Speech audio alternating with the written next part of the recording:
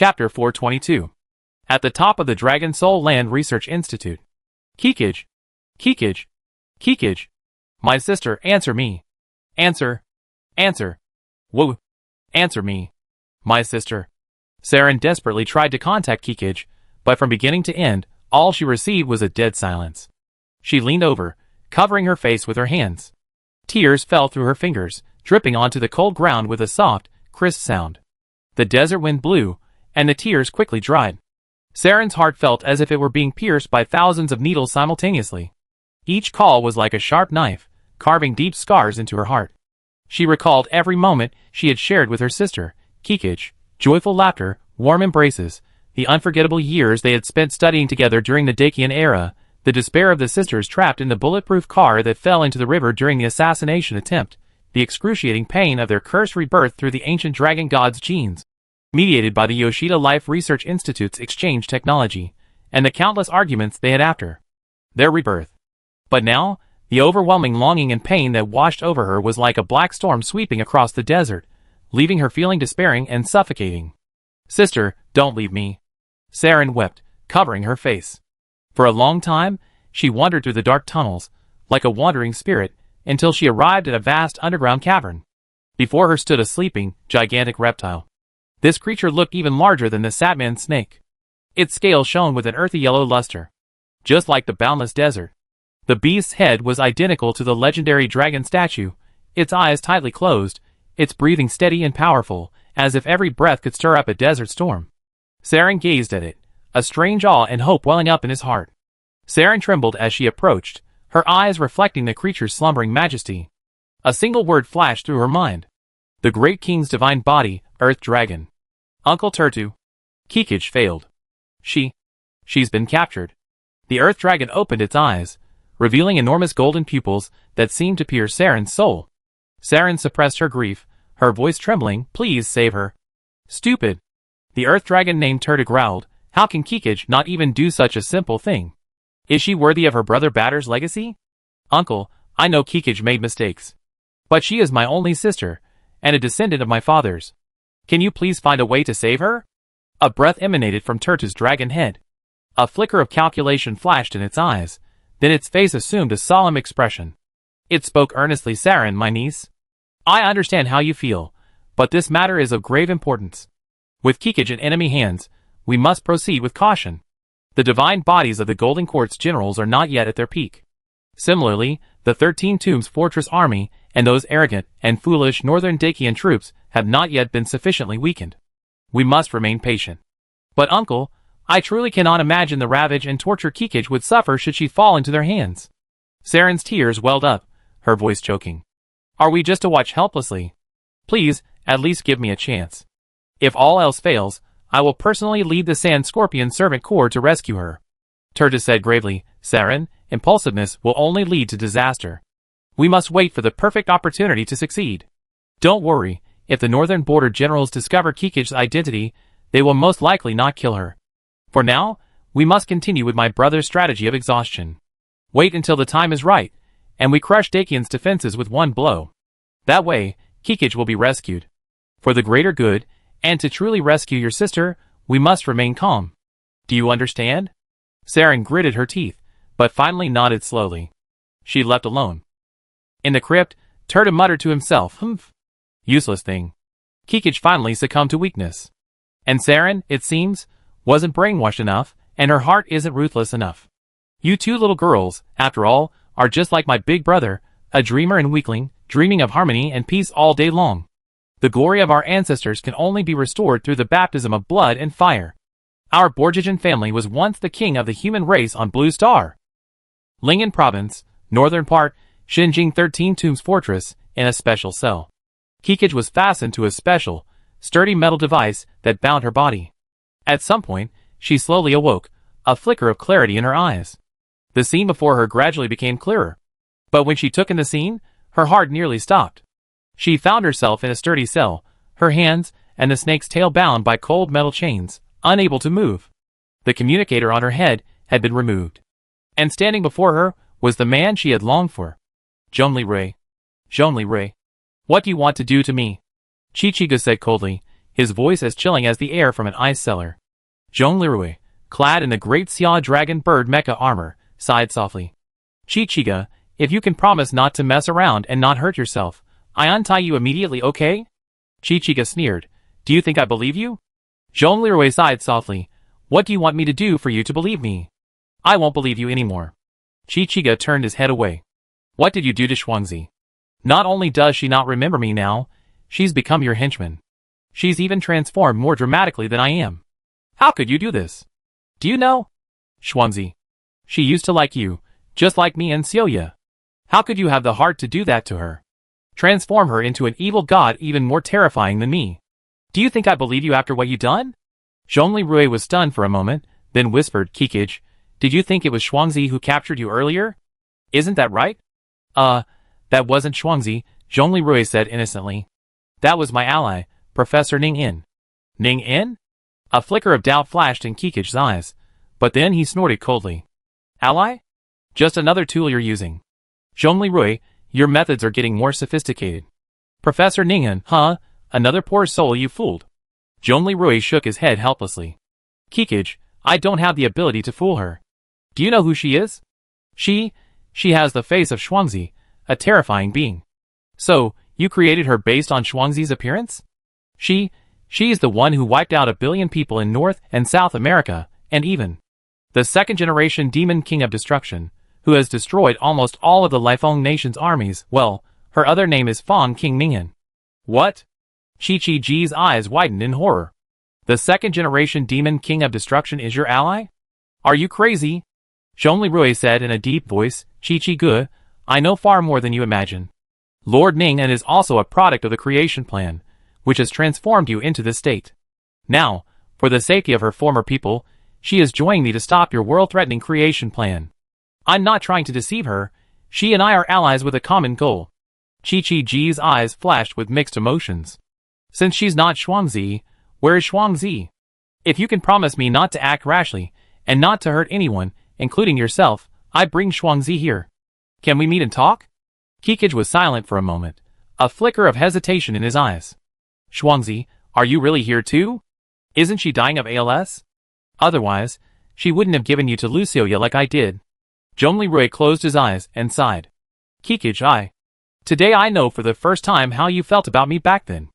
I can only say, I'm flattered and grateful for your kindness.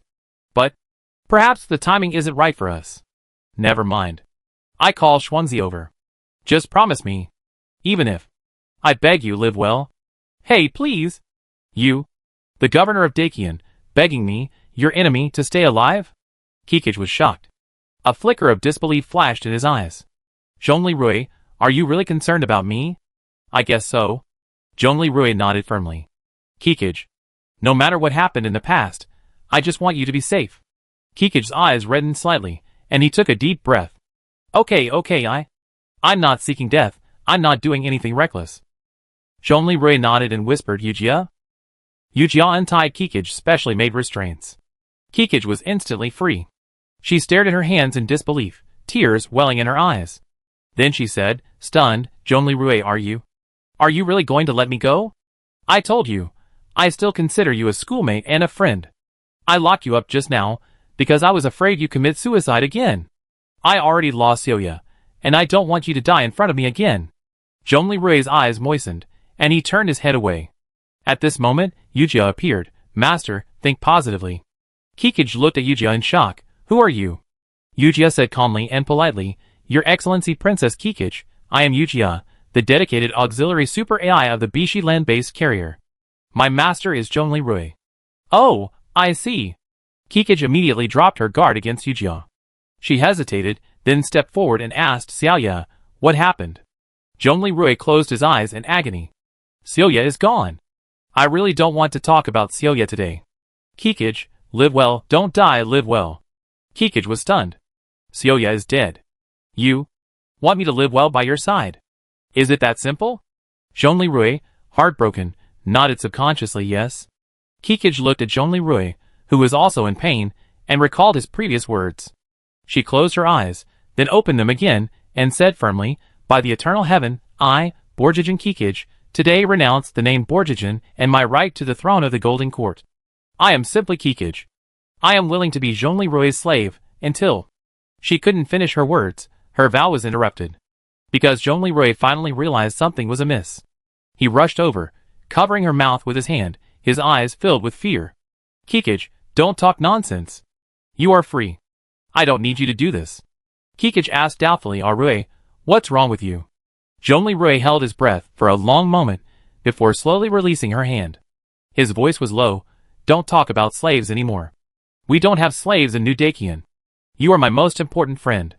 Well, I hope we can get along like we did when we first started college.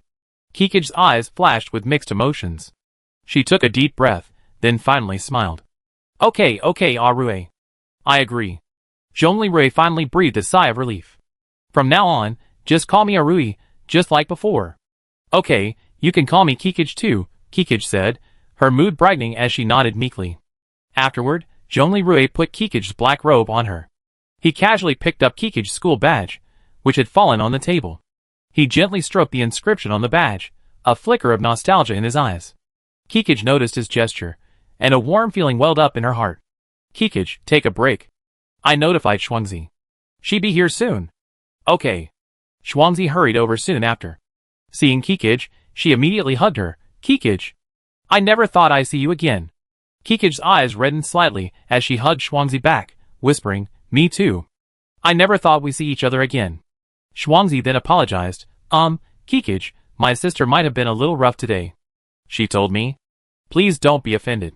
Kikij's expression became strange. Your sister? Could it be? Ning Yan, the second-generation demon king who destroyed the world, is your sister?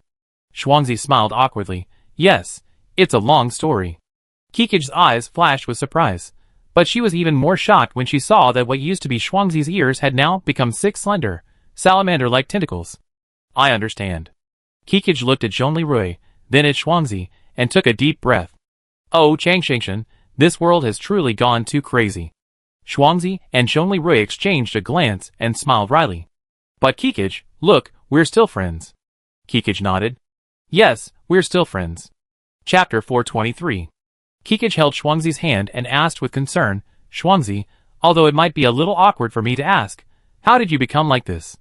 Shuangzi answered Kikij's question with a generous heart. She briefly recounted her experiences after returning to China, including how her father, desperately trying to save her, used salamander genes and biofusion nanobots to transform her into her current form, and how this led to her encounters with a series of monsters at the Research Institute, including Ning'an. Kikij covered his mouth. So, that's how the second-generation demon lord Ning'an came to be? Shuangzi, you and your sister, it's been really hard. It's all in the past, Shuangzi smiled. Now, I'm living a happy life in Ling'an province. My sister Ning'an and I are teachers at Awakener University. Because of her immense knowledge, she became a professor. I, on the other hand, was just an assistant. Now, I'm under the protection of our wise and powerful governor Rui. Hee. Awakener University. What is that? Kikij asked in confusion. Oh, it's the industrial university we used to attend. For some reason, the name was changed. Well, why the name change? Let me explain. Zhong Lirui took over and began to explain. Zhong Lirui detailed the entire process of reopening the Awakened University during the reconstruction period. Initially, the focus was on accommodating the awakened citizens rescued from the supply base and helping them recover. Subsequently, the school gradually resumed courses related to post-apocalyptic reconstruction. Then, research and study on the relationship between the awakened and ordinary people began. Recently, hybrid new humans, like bat people, have also enrolled at the university to study agriculture, botany, and pharmacy. Furthermore, cultural programs such as Ning'an's Human History and the Jingyi Taoist School have been reopened. This series of initiatives constitutes a complete and rich reconstruction process. Zhong Lirui continued, today, schools are not only temples of learning, but also symbols of rebuilding hope.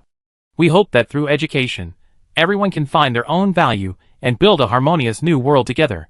The more Kikij listened, the more eager he became. Shuangzi, I envy you so much. Your current situation is what my sister and I have always dreamed of. She always wanted to go back to university and become a teacher. Really? You and your sister are noble princesses. How could you possibly have such thoughts? Shuangzi was very puzzled. Kikij's eyes dimmed for a moment, and she sighed, Actually, my sister and I deeply resent our royal status. To us, it's like a shackle, a constraint, a heavy burden. It prevents us from living the life we long for. It's precisely because we're princesses and heirs that we were ambushed and murdered by dissidents upon our return. Father. Just like your father, he used a portion of the ancient dragon god's flesh and blood genes sealed in the royal tombs, combined with the technology of your Yoshida Life Research Institute, to resurrect my sister and me, but it also reduced us to the half-human, half-ghost form we are today. If not for that, he might not have suffered from overwork and passed away so early. Zhongli raised an eyebrow, pondering. Kikij and Saren were assassinated by domestic political dissidents after returning to their country? To save their daughters, their father used a similar method to Professor Yoshida's rescue of Yoshida Shoko, fusing a portion of the ancient dragon god's genes to prolong the lives of the two sisters. This combination of time-transcending technology and ancient mysterious power saved their lives, but also made them bear an unspeakable burden. I see. Kikij, you and your sister haven't had it easy. Kikij, think positively. Since the world has given you and your sister a second chance, then you should live well. Kikij nodded. She glanced at Zhongli, then at Yoshida Shoko, now under Zhongli protection, and felt a surge of envy. She secretly clenched her fists, as if making up her mind. Rui, I want to discuss something important with you, Kikij said sternly. What is it? You're right. I want to live well.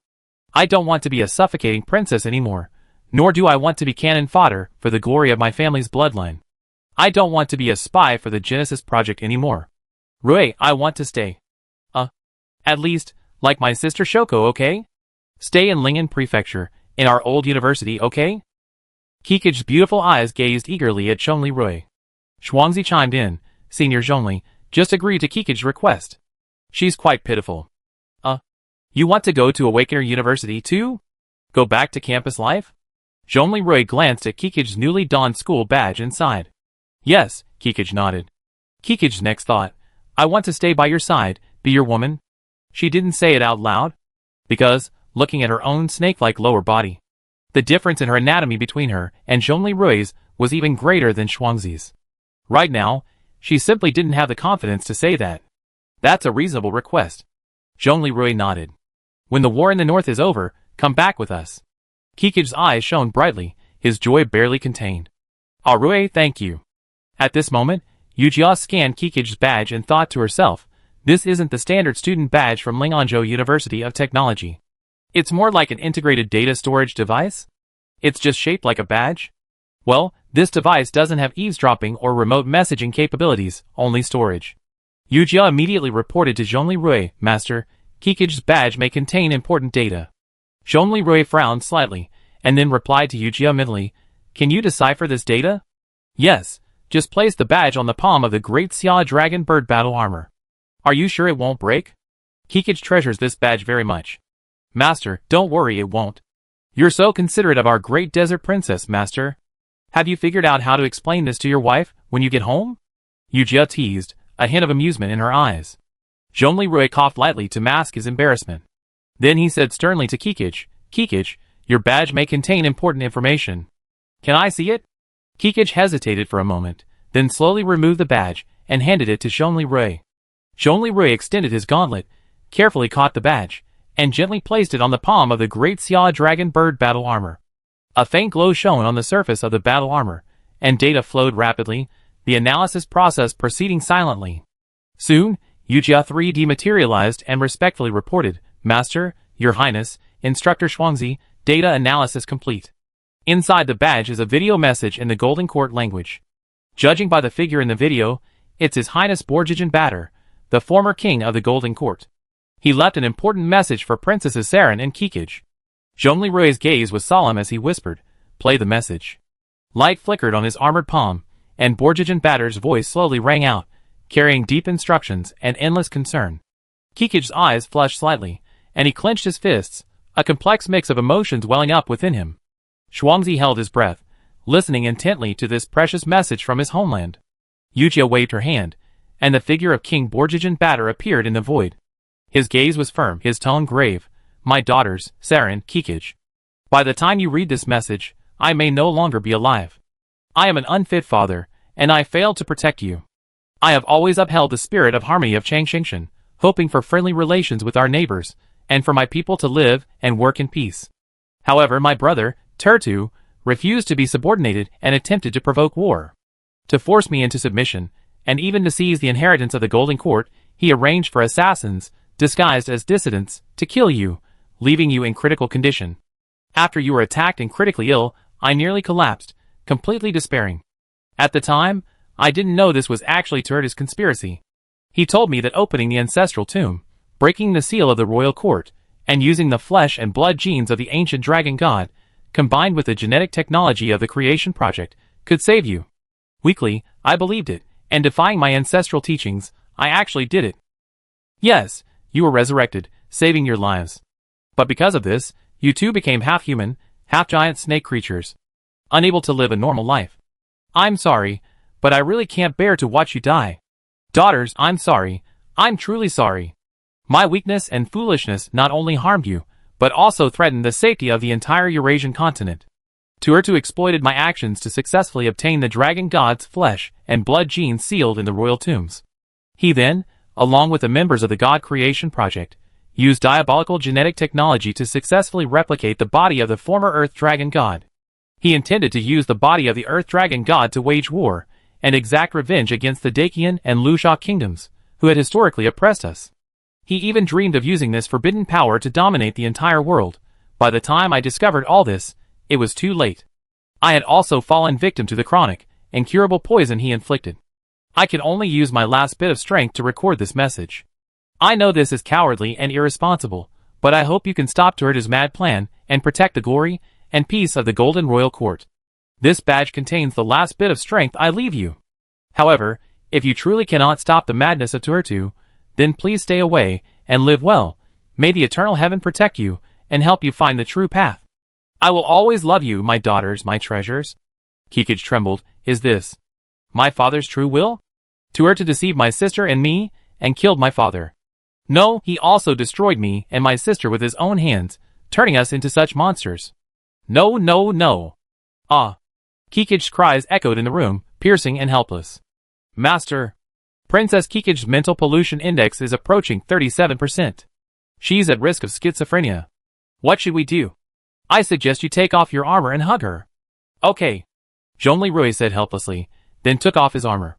He stepped forward, reached out, and gently embraced the sobbing Kikij, gently stroking her hair. Then, the moment Zhongli Rui embraced Kikij, Kikij suddenly hugged him, her sobs intensifying. Ah, this? Zhongli Rui was stunned. Master, Princess Kikij's mental pollution level continues to decrease.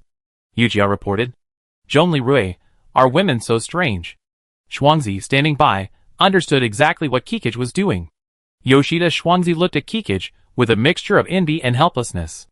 Kikij, if you had been as brave as you are now, it might have been a different story. But back then, I was dying and didn't want to burden him. And you, like the princess in Roman Holiday, were destined to have no future with him. Alas, what happened back then? Shuangzi shook her head sadly. She muttered quietly to herself, Yujia overhearing. Analyzing. Analysis completed.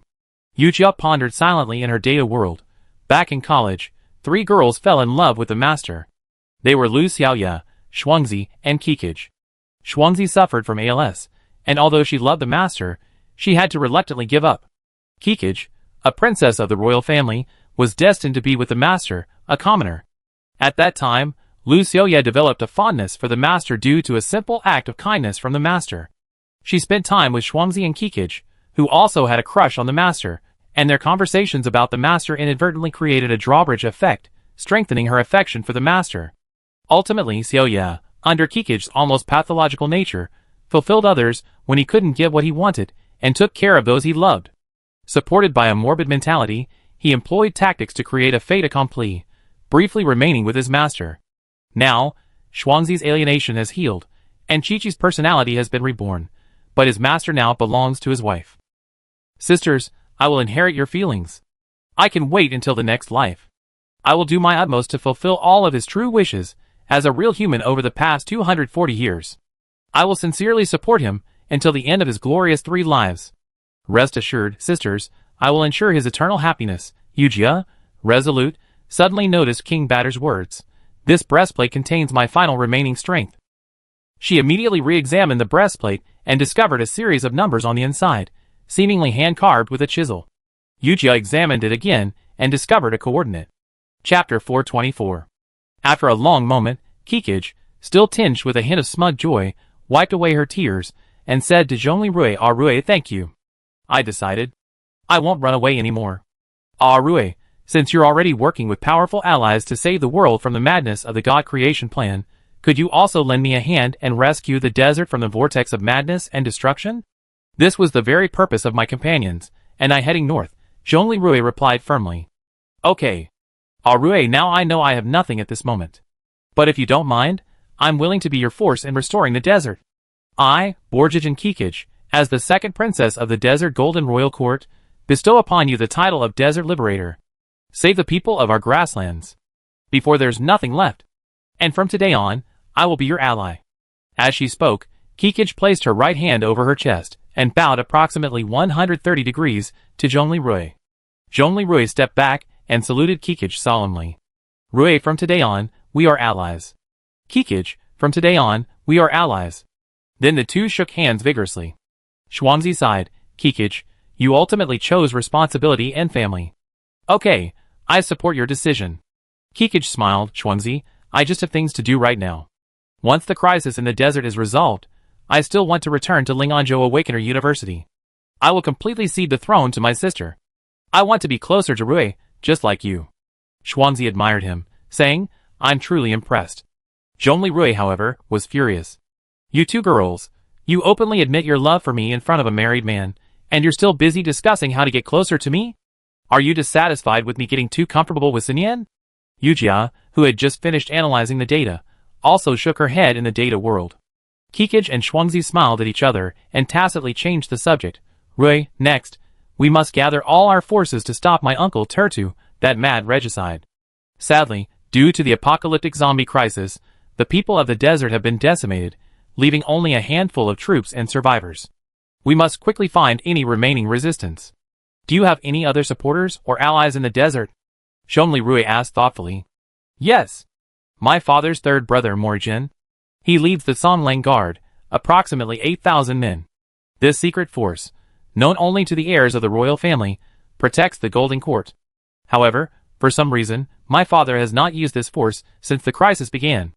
Uncle Morijin is loyal and reliable, and perhaps he could be a great help to us. Where are the Songlang Guard? Zhongli Rui inquired. I'm not entirely sure about that. However, I do know that Uncle Morijin's fiefdom is near Sanshanda. At this moment, Yujia suddenly reappeared in a 3D holographic form and asked solemnly, Your Excellency Princess Kikij, are you referring to the Songlang Guard? Yujia waved her finger, and a map appeared in the air, marking a hidden location southeast of Sanshanda. That's exactly it. Kikij exclaimed in surprise, but then asked in confusion, Yujia? How did you find the coordinates of the Songlang Guard? Yujia said calmly, Princess Kikij, I just scanned your university badge again and found that, in addition to the internal memory chip, there's a row of hand-engraved numbers on the back. Upon inspection, I discovered these are longitude and latitude coordinates. Huh? Kikij examined the badge again in surprise, and indeed, she found a row of tiny numbers. She suddenly realized, so my father not only left me a message revealing the truth, but also a last hurdle of strength. Yujia said calmly, Really? This last hurdle of strength seems to be crumbling. Kikij was startled. Yujia, what do you mean? Yujia pointed to the red dot on the map and zoomed in. I previously scanned the Songlang Guard's base using satellites. Currently, there are approximately 700 surviving humans. There are approximately 900 horses near the base. Furthermore, the remains of a death worm were discovered 15 kilometers northwest of the Songlang Guard base. It's speculated that this was the work of the Songlang Guard. However, if we consider that Songlang Guard's former strength of 8,000, only 1 in 10 remains. Kikij's face was grim.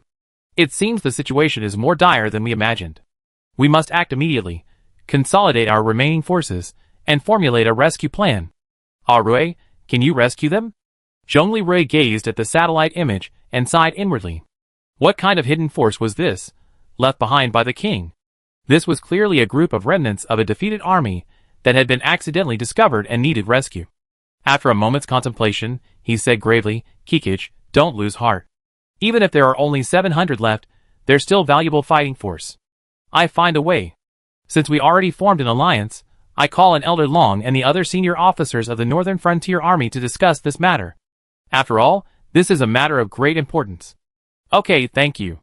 When Zhongli Rui, accompanied by the black-robed Kikij, convened a meeting with the officers of the Linganzhou Army, Long Zhanya's Northern Frontier Army, and Yelena's Magic City Army, everyone was stunned. Not long ago, Kikij, the Serpentine woman, had been a spy captured by Zhongli Rui. Now, she not only represented the remaining orthodoxy of the Golden Court, but had also allied herself with them. She had become a key figure in the Golden Court's fiefdom of Sayanchanda, possessing the secrets of the Songlong Guard. Long Zhanya was the first to react. After calmly assessing the situation, he secretly sent a text message to Zhongli Rui. Zhongli, while you may have acted a bit rashly, we unexpectedly gained legitimacy. Our coalition forces are now attacking the desert, no longer as invaders, but as allies helping to suppress the rebellion and rescue the survivors, liberators. It's quite good to have the support of the righteous cause to send troops. Zhongli Rui smiled slightly and replied, Master Long, with Kikij joining us, our actions will not only be legal, but will also win the hearts of the people. Long Zhanya replied, consult me in advance next time. But you did a great job this time. Zhongli Rui and Long Zhanya exchanged a glance, a tacit understanding forming. Long Zhanya immediately stepped forward and solemnly saluted Kikij. Princess Kikij, welcome to our alliance. Thank you, Princess Kikij, for your understanding of justice.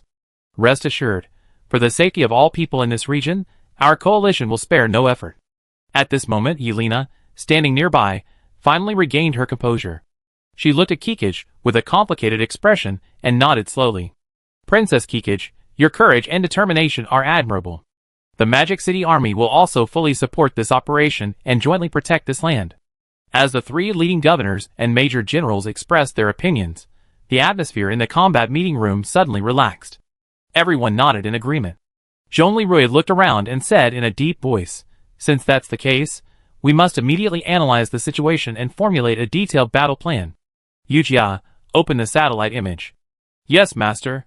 The giant screen displayed the detailed topography of the Sangshan fiefdom. After briefly reviewing the current situation, everyone was shocked by the severity of the situation. Of the 8,000 ancient elite cavalry secret guards, only 700 remain? Lu Shi shook his head. That's truly tragic. Shichigo said in a low voice, the situation could be even worse. There are actually far more than the 8,000 secret guards stationed here, because their families are likely in the area. Di Xinyan was stunned, then said solemnly, so, there were once approximately 20,000 to 30,000 troops, and their families here, and now only 700 remain? Shichigo nodded helplessly. Exactly. We must act quickly, otherwise these last sparks of fire in the desert will be extinguished. A moment of silence followed. Long Zhanyi took a deep breath and said firmly, no matter how difficult it is, we must not give up. Deploy rescue efforts immediately to ensure every life is protected. Zhongli Rui and Yelena also nodded in agreement.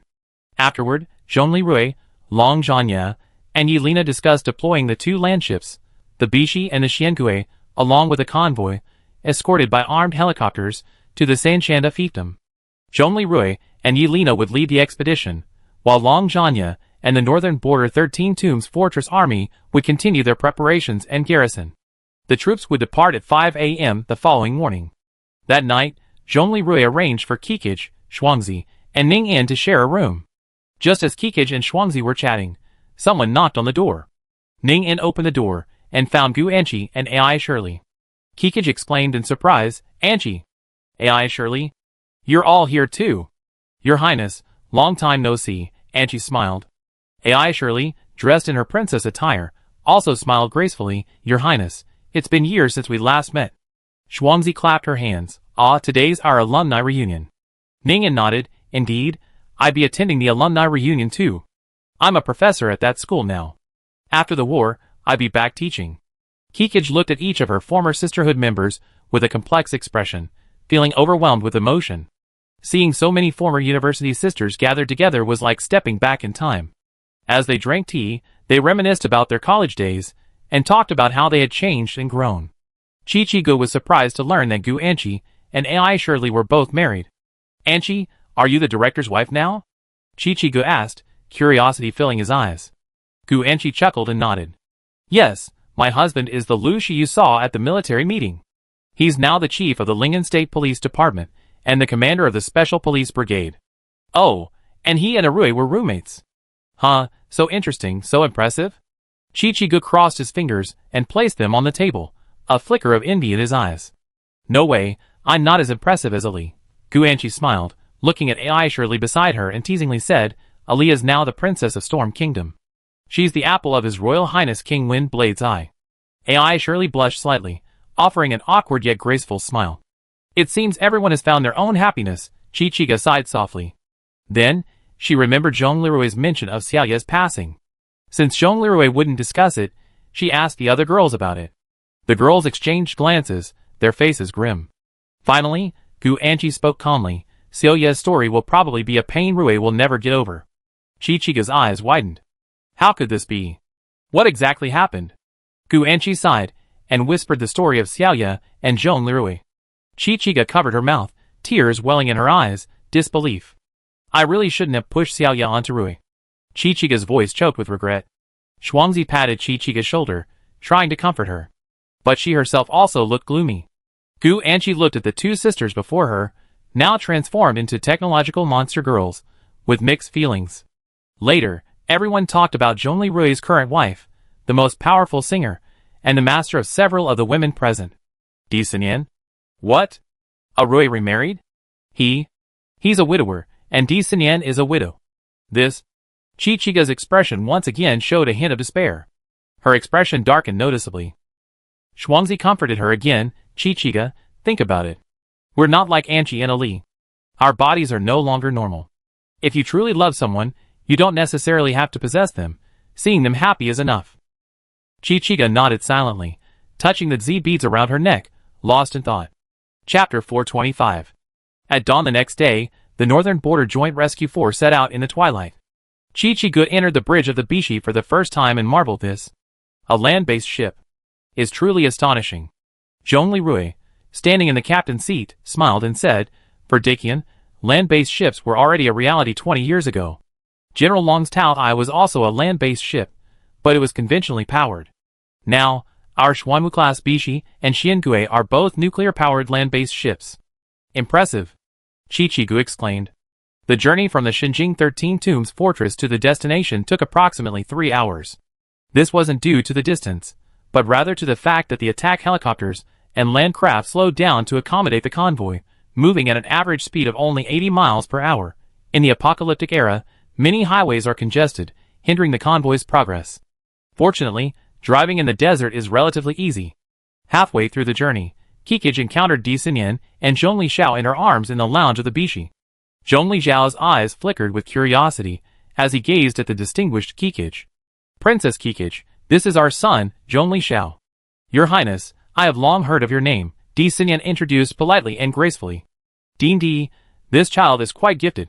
Kikij smiled, squatting down, her gaze softly meeting Zhongli Xiao's. I heard Shuangzi say he's only a few months old, but he already has the intelligence of an 8-year-old, and can even communicate telepathically. Yes, Your Highness, Di Sinyan readily admitted. Looking at Di Sinyan, who was of excellent temperament, elegant and graceful, Chi-Chi secretly sighed in his heart that this was Zhong Lirui's lover, who was indeed extraordinary. Kikij's heart stirred. She looked at Zhongli Xiao, then, after a moment's reflection, made a decision. She said to Di Sinyan, Sister Sinyan, when I saw Xiao, I felt a strong connection. Meeting in life is fate. I'm thinking of adopting Xiao as my adopted son. What do you think, sister? Di Sinyan was slightly taken aback, a flicker of shock crossing her face. Your Highness, you are a member of the royal family. This is too much. Kikij smiled. Don't worry, sister. I truly love Xiao, and am willing to treat her with sincerity. This is a rare and precious connection.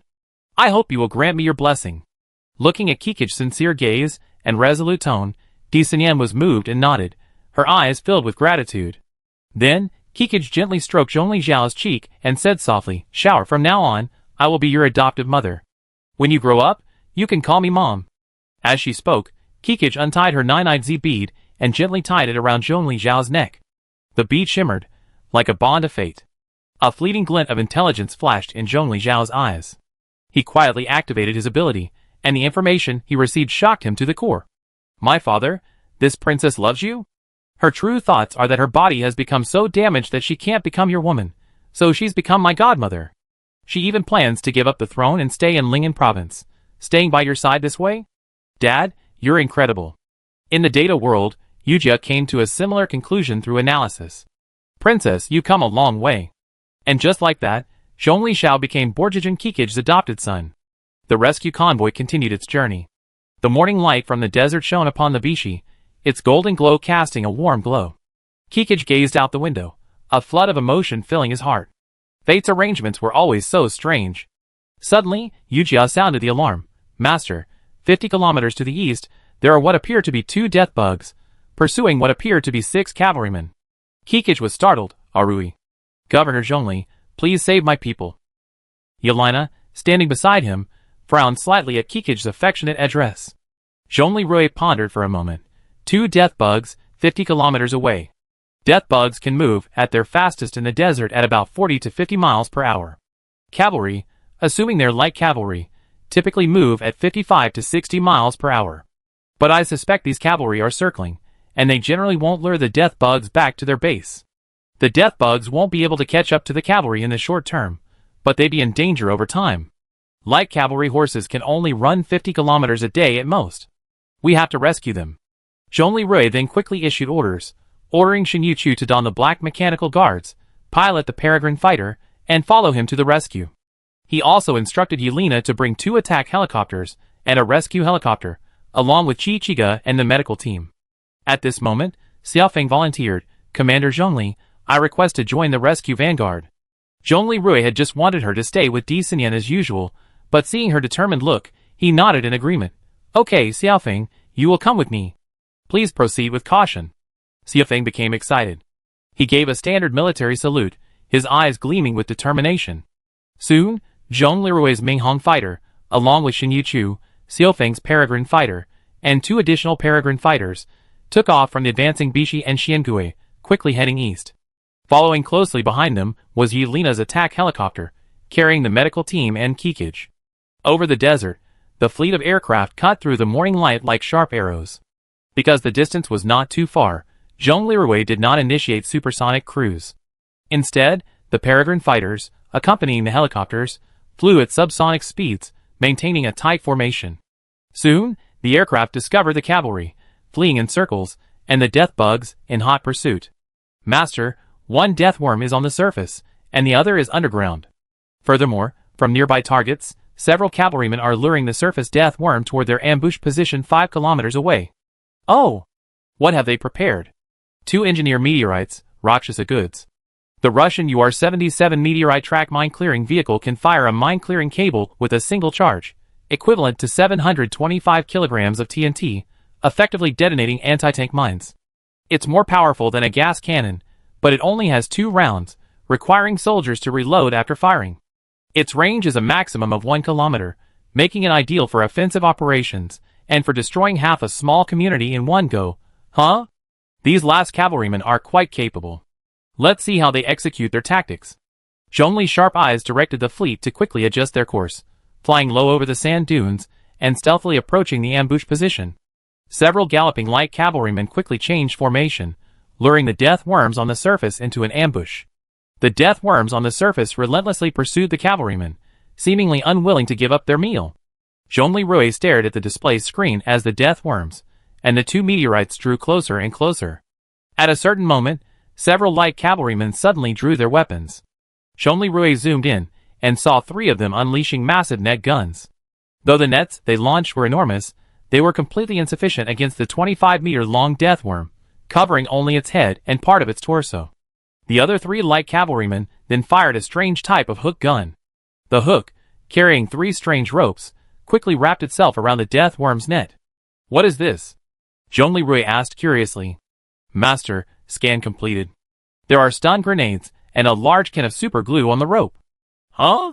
Just as Zhongli Rui reacted, the 3 strange explosive cords attached to the death worm instantly detonated.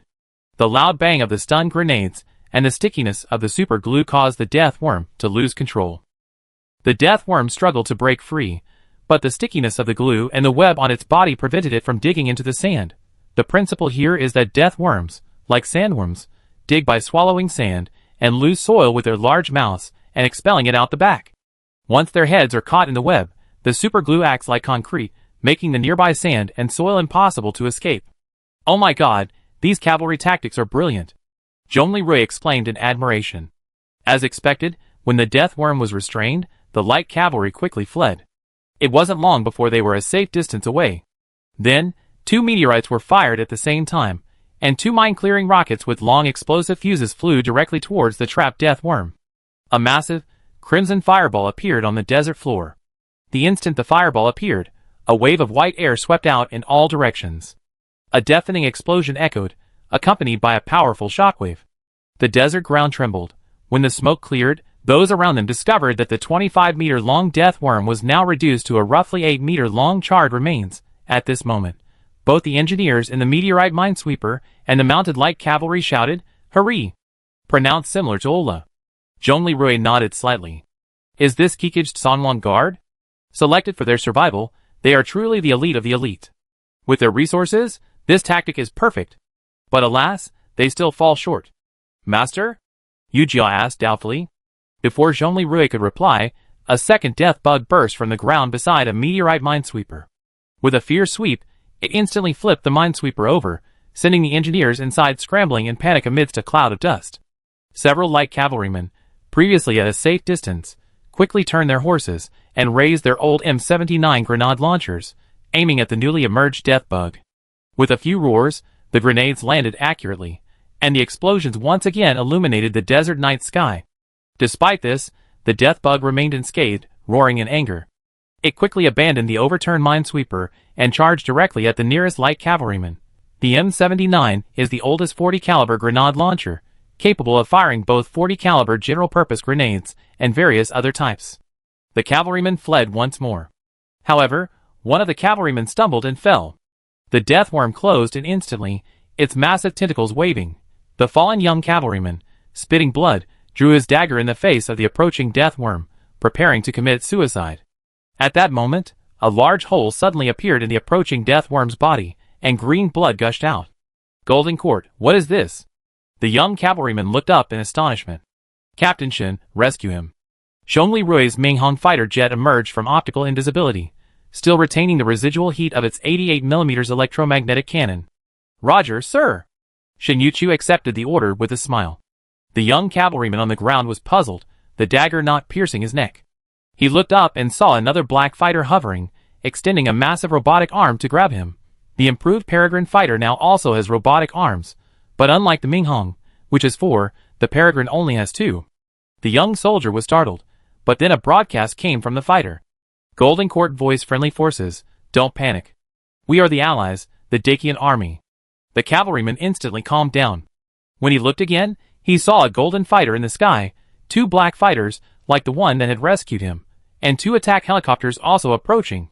Golden Court voice, Chang Shengshan, Father Morijin in the sky, it seems I won't die today. The young cavalryman sighed. Beneath her helmet, the face of a young desert girl appeared. She had distinctive cheekbones, like wind-polished granite, firm yet soft. Aruna looked at the death worm surrounded by the fighters, and a glimmer of hope surged in her heart. Chapter 426. When Yelena arrived with her helicopter gunships, she saw only a single, severely injured death bug on the ground. She was immediately disheartened. Arue, you already defeated them. What's left for us? Hey Yelena, this death bug isn't dead yet. Come, our heroic governor of the Magic City, it's time to hunt. Hearing Zhongli half-joking words, Yelena chuckled, a flicker of fighting spirit in her eyes. Miao Dao 2, follow me. Fire a salvo of 6 rounds with your S13DF. Remember, aim for the wounded area. Yelena said coldly, gazing down at the severely injured death bug below. Miao Dao 1, Miao Dao 2, copycat, Yelena's wingman replied. The next moment, 2 Type 21 helicopter gunships simultaneously launched a total of 12 S13DF thermobaric bombs, accurately hitting the death bug's wounds. A dazzling burst of fire erupted, and the insect's body finally disintegrated in a violent explosion. This is the first time my Magic City army has killed a quasi-disaster level monster all on their own. Yelena gazed at the smoke-filled battlefield, a surge of pride welling up in her heart. Zhongli nodded in approval. Not bad. It seems the S13DF strategy against large monsters is effective. With this level of damage, it won't just cause minor damage to a Shadowman.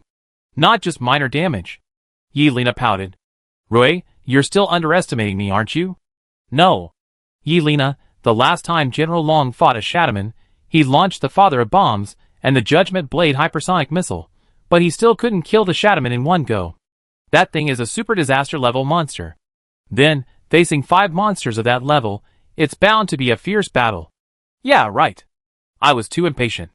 Well, this proves my aviation unit is useful. Zhongli Rui nodded. Judging by the results of this battle, 2 heavy attack helicopters were able to kill a near-catastrophic monster with thermobaric bombs. This really gave the troops more confidence. At this moment, the cavalry still on the ground and the soldiers emerging from the meteorite minesweepers saw the remains of the death worms and cheered, "Hurrah!" The soldiers' morale was greatly boosted. After the battle, Shinichi piloted the fighter jet and carefully lowered the rescued female cavalrymen to the ground below. From behind, the medical support helicopter quickly arrived. Di Xinyan, Gu Anqi, Wen Yingying, and other medical staff quickly ran over with a stretcher. Shichiga also disembarked with him. Kikich's eyes flashed with worry. He slithered towards the female cavalryman and whispered in the Golden Court language, "Don't be afraid. They're Dakian soldiers, friends." Aruna turned to look at Kikich, and seeing her snake-like form from the waist down, she screamed, "Monster!" Ignoring the fractures and excruciating pain, she drew her pistol from her right thigh and attempted to fire. But Di Xinyan, a new human, was quick-witted and, with incredible speed, snatched Aruna's pistol from her. "You're injured. Don't move. And this is your Princess Kikich. Are you planning a rebellion?" Aruna froze, a flicker of confusion in her eyes. Di Xinyan then realized she wasn't sure if the female cavalryman could understand Dakian language, so she cast a pleading glance at Shinjuchu, who was nearby, clad in black mechanical armor. Shinjuchu understood and repeated Di Xinyan's words in the Golden Court language. You said she's Princess Kikich?" Aruna stared at Kikich in disbelief as she spoke in Dakian language, her confusion gradually turning to shock. Di Xinyan and Shinjuchu smiled wryly. So this girl knew Dakian language. Kikich flipped down the hood of his black robe, revealing his face. With a resolute expression, he said, "Young warrior, I am Princess Borjigin Kikich, daughter of Borjigin Batter, and the second princess of the Golden Court." Aruna, trembling all over, tears welling in her eyes, whispered, "Your Highness, please forgive my rudeness. It's really you. You're not dead, how wonderful. I'm Aruna. I was there, secretly protecting you, during your time as an exchange student. Ever since I heard of your assassination while I was at the Secret Service Security Bureau, I've been devastated. At that time, I blamed myself so much that I requested a transfer to the most dangerous area. I never imagined you'd still be alive." Di Xinyan was even more speechless. This female cavalryman was actually a schoolmate of Arui's. Kikich gently patted Aruna's shoulder and said softly, "I sense your loyalty. Now, let us face the future together." Aruna nodded tearfully, her guilt finally easing. Seeing this, the surrounding soldiers also saluted Kikich. Afterward, Kikich gestured for Aruna to lie on a stretcher for treatment. With Xiaofeng's help, Di Xinyan quickly diagnosed her. 3 fractured ribs, a fractured left scapula, stomach injuries, and hemoptysis. Fortunately, you were wearing armor. Di Xinyan examined Aruna's armor closely. It was crafted from a single piece of giant sand scorpion shell. Its surface was covered in fine lines and shimmered with a faint blue sheen. Clearly, it had been specially treated to minimize damage. Aruna smiled weakly. "This was left by my father. I didn't expect it would save my life in a critical moment." Kikich's eyes softened as he nodded, then asked, "Where is your lord, Uncle Morijin? I need to contact him. My father, Batter, directed me here." Aruna was stunned, her expression darkening. After a moment, she finally managed to hold back her tears and choked out, "Father. He died in battle 3 months ago. Now, I am the lord of the remaining 700 Songlong guards." A flicker of determination flashed in Aruna's eyes as she spoke. She took a deep breath and continued, "Your Highness, although father is gone, we will remain steadfast in our duty to protect the Golden Court. I swear my loyalty to you once again. Regardless of life or death, I will never betray my father's legacy." Ahem. Ahem. Kikich quickly supported Aruna. "I believe in you, my warrior woman. Now, lie down and receive treatment. This is an order." Aruna obediently laid down, the light in her eyes undimmed. Quickly, guided by Aruna and several Songlang guards, who had orchestrated the ambush. Zhongli Rui's rescue team located the Songlang Guard camp in a secluded river valley nearby. With the assistance of Aruna, who had just performed emergency medical treatment, Zhongli Rui and his team quickly assessed the status of the remaining Songlang guards. Currently, only 200 regular Songlang guards remained, including Aruna herself.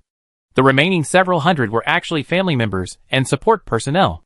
Furthermore, among the support personnel, engineers were also considered combat troops. Aruna, everyone, I'm sorry I'm late. Kikij shook Aruna's calloused hand, tears welling in his eyes. Your Highness, please don't say that. Serving the Golden Court with loyalty is the duty of the Songlang Guards, our mission, and our honor. No matter how difficult the road ahead, we will defend it to the death. Your arrival gives us even greater confidence. By the way, before my father died, he gave me the key to the saint's tomb. He said it contained secrets accessible only to the royal family. Princess Kikij, this is probably the fate arranged by Chang Shangshan. Ahem, you're here. As she spoke, Aruna took off an ancient, disc-shaped bronze key from her neck. It was engraved with the totem of the Earth Dragon. Kikij took the key, his eyes solemn. He then asked Aruna, Aruna, where is the saint's tomb? Aruna, Your Highness, it's not far from our camp, on the foothills beside the river valley. I take you there, cough cough cough. Kikij said anxiously, no. Aruna, you're injured. Zhongli Rui thought for a moment, then quietly consulted Disanyan Yelena and Shin Yuchu. He then said to Kikij, Your Highness, time is running out. The Songlang Guard's position is not safe. We must hurry to help them break camp and relocate. We must also quickly uncover the secret of the saint's tomb. Kikij looked worried. But Aruna is injured. Zhongli Rui snapped his fingers. Number 12. A nearby black-clad mechanical dark guard armor, previously invisible to the naked eye, quickly appeared, its head-mounted display flashing red. Black-clad mechanical guard number 12, attached to a stretcher, lifted Aruna steadily. Disanyan and Gu Anchi shared a tacit smile, while Kikij wore a look of relief. Yelena chuckled, times have changed, haha. Aruna, in awe, wondered if Princess Kikij's allies possessed such astonishing technological prowess. Zhongli Rui directed everyone to swift action. At the base, Aruna gave the order to break camp, and the Songlang Guards and the remaining family members quickly and orderly began dismantling their tents and packing their supplies. At this time, the transport convoy and the landship also arrived. Zhongli Rui left Yelena and Shin Yuchu to oversee the evacuation, while he led Kikij, Disanyan, Lu Shi, Gu Anchi, Ameo and his wife, and Aruna, who was on a stretcher, to the saint's tomb. The group passed through dense forests, the sound of the river echoing in their ears. Soon, they arrived at the secluded foothills where the saint's tomb lay. The totem of the Earth Dragon on the ancient stone door perfectly matched the pattern on the key.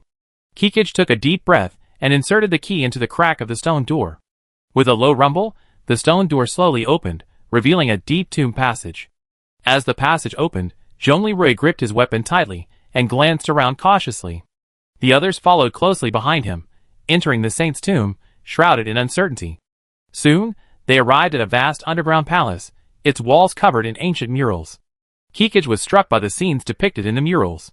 Is this the story of our ancestors, the Saintess, and the Earth Dragon, fighting against the horde of death worms? Kikij muttered to himself. Aruna whispered, Princess Kikij, this is a secret known only to the royal family. Zhongli Rui glanced at the mural and said solemnly, Yujia, analyze the mural's contents based on the historical and cultural data of the Golden Court. Yes. Analysis completed. Yujia then began to recount the legendary story on the mural. This is a dark history, not found in official history. In ancient times, before the Golden Court unified the desert, an unprecedented disaster struck. One day, tomb robbers accidentally opened a sealed ancient crypt. What awaited them was not gold and silver treasures, but countless 25-meter-long deathworms, devouring all life, leaving devastation wherever they went.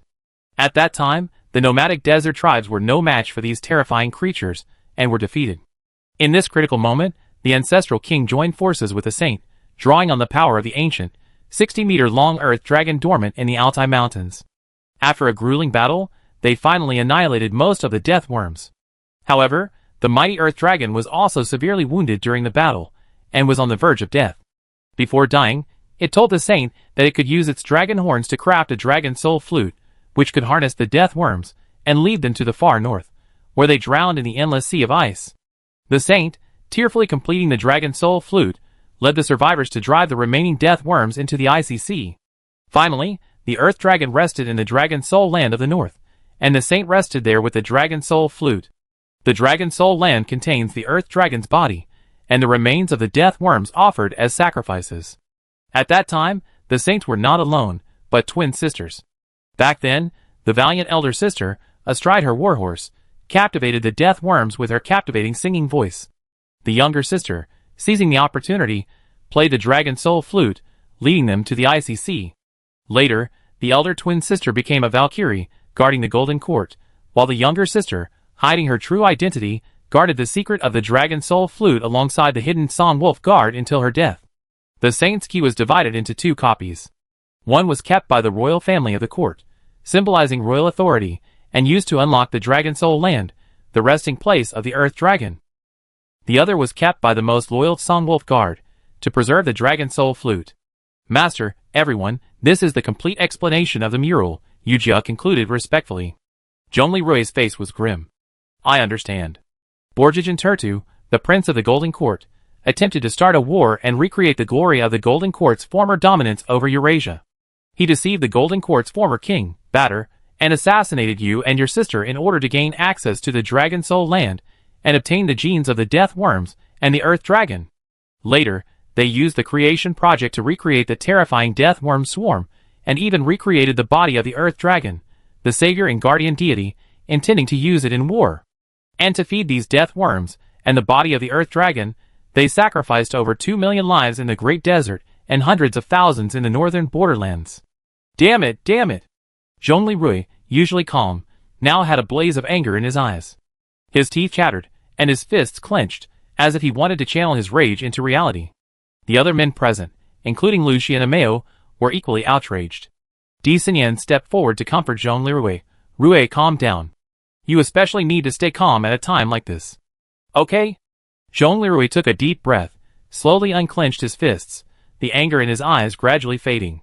He said in a deep voice, you're right. Chapter 427.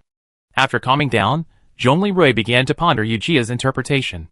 In ancient times, after the Earth Dragon God's heroic death, 2 saints used their singing and the Dragon Soul Flute to lure the remaining death worms into the endless icy sea, where they drowned. He suddenly realized that this was a super-magnified version of the mechanism used by C3 guides to direct the zombie hordes. His plan was to rescue the Songlong guards, and then head north again. When the maximum number of death worms returned to their nest, he would use a tactical nuclear strike to wipe them out. However, he was troubled.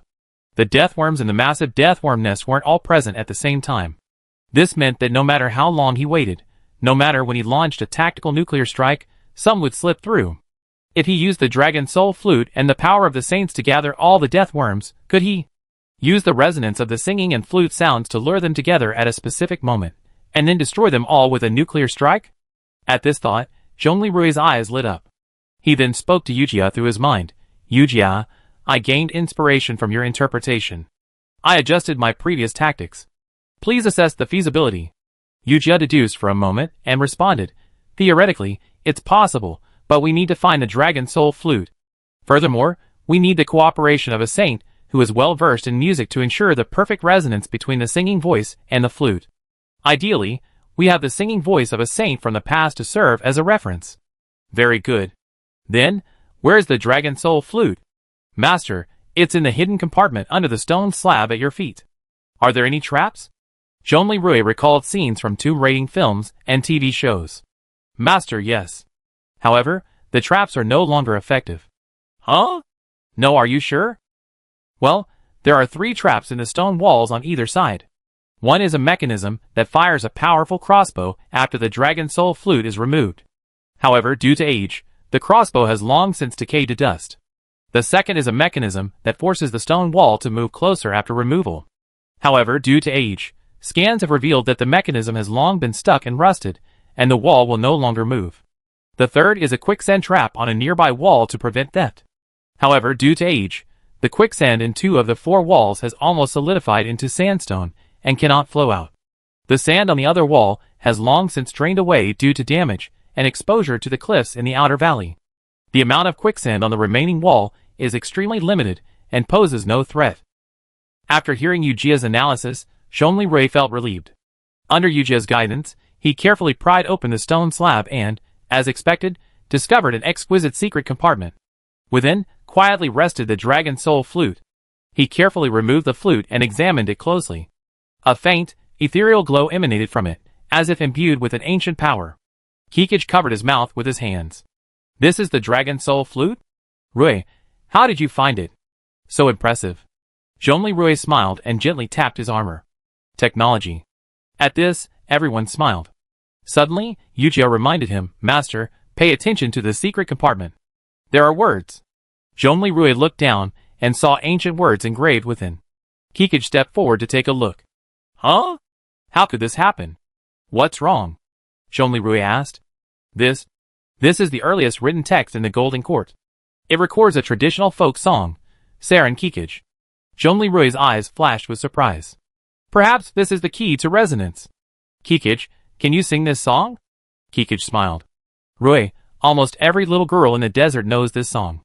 Kikich hummed softly, her voice melodious, as if blending in with the desert wind. At this moment, Di Xinyan also hummed the same melody. Kikich was shocked. Huh? Dean Di, how come you know this song? Di Xinyan smiled and said, when I was studying pharmacy at the medical university, I went to the northern border to research medicinal herbs like Artemisia frigida, licorice, astragalus, ephedra, and Cistanche deserticula. During that time, I heard little nomadic girls singing the Dacian dialect version of this song, and I learned it myself. Zhongli Rui looked at Kikich, holding the Dragon Soul flute, and Di Xinyan, who had just finished humming the folk song Sarin Kikich. He felt a sense of trance. Suddenly, a vision of ancient times emerged before his eyes. Two saints, one singing, the other playing the flute.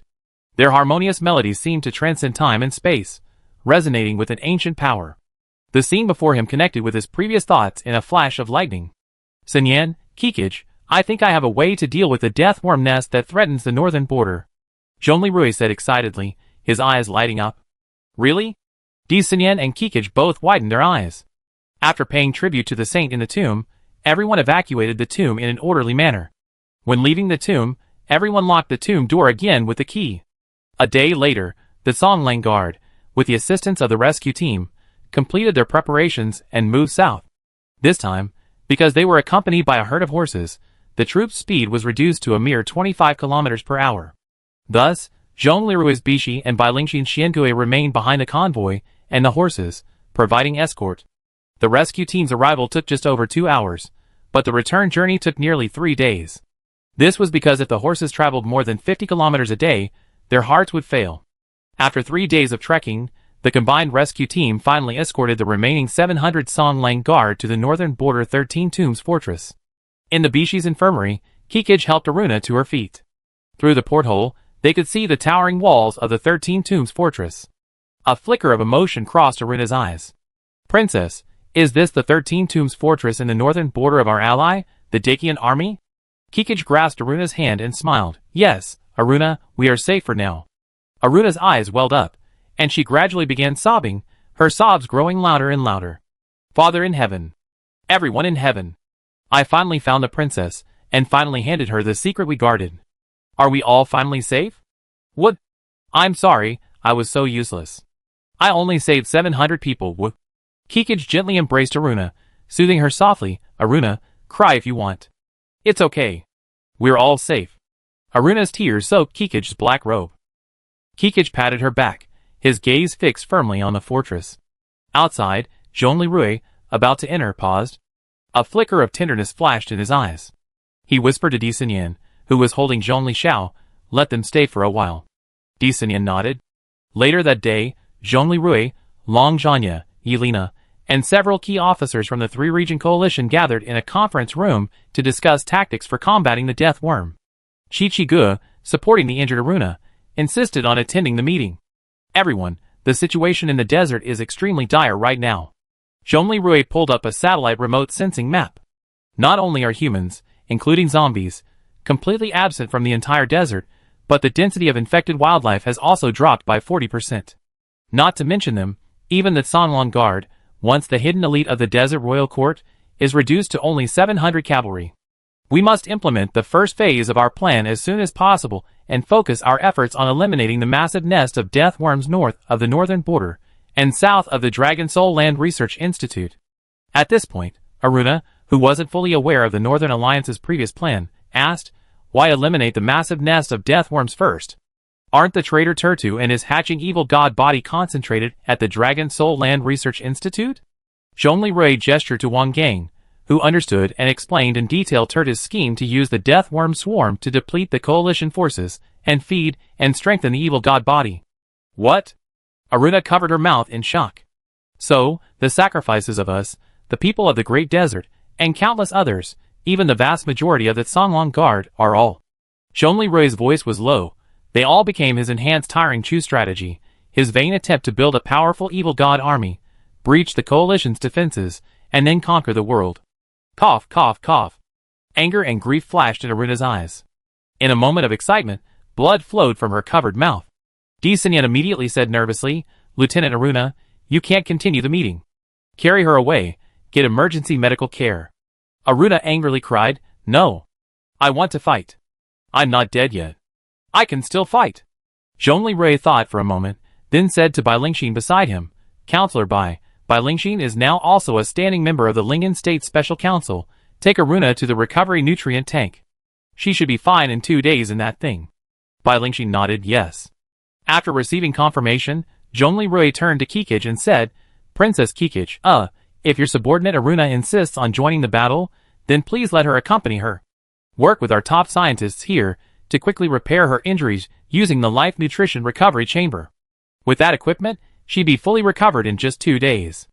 Upon hearing this, Kikij immediately addressed Aruna. "Aruna, just follow General Zhongli's instructions. I know how you feel. You want to fight, you want revenge. If you want to join the fight, then be obedient and go to the recovery chamber to quickly recover your strength."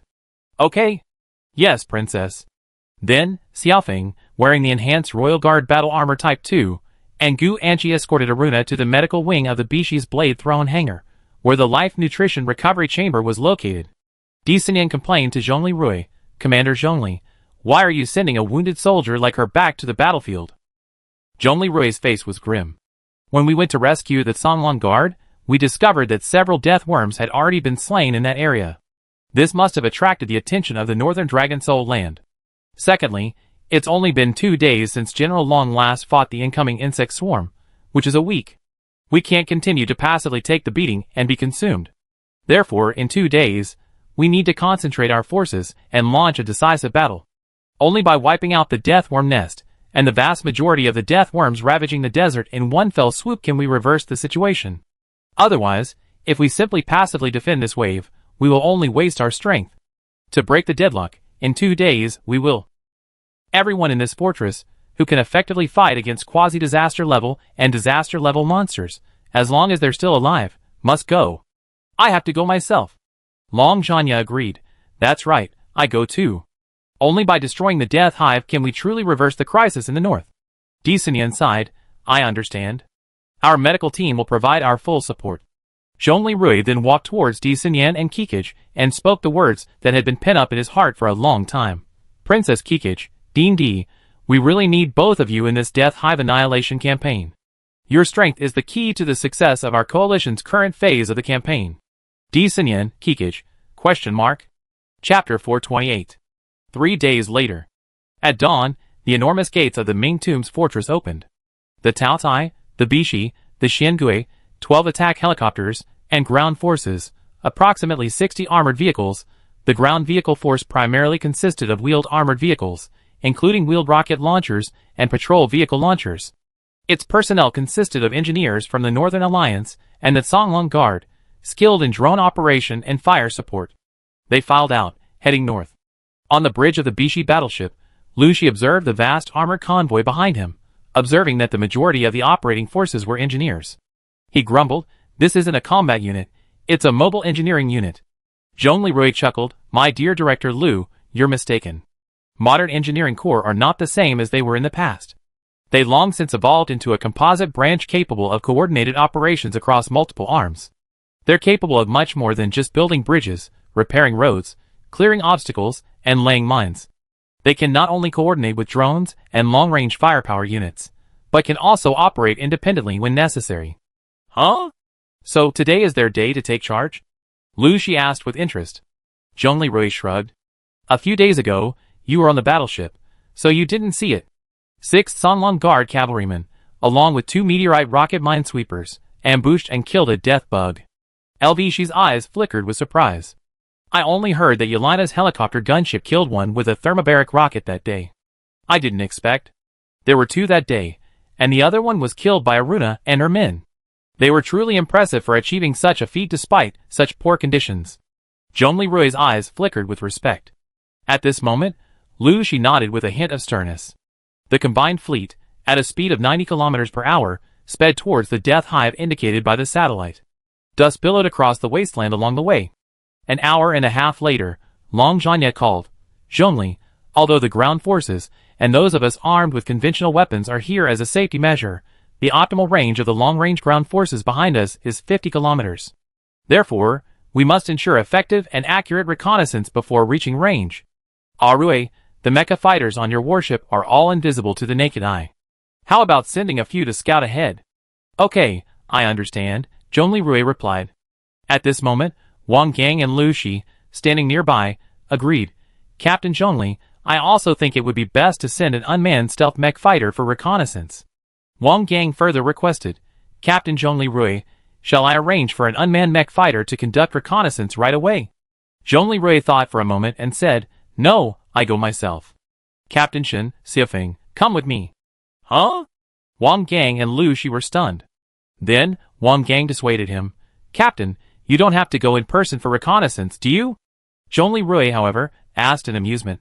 Captain Wang Gang, when you were a sniper, did you need to observe the actual situation in person before sniping the target? Wang Gang was stunned, then nodded. Indeed, but you're the commander, so you can't act rashly. This time, will the tactical nuclear strike be carried out by my mech fighter?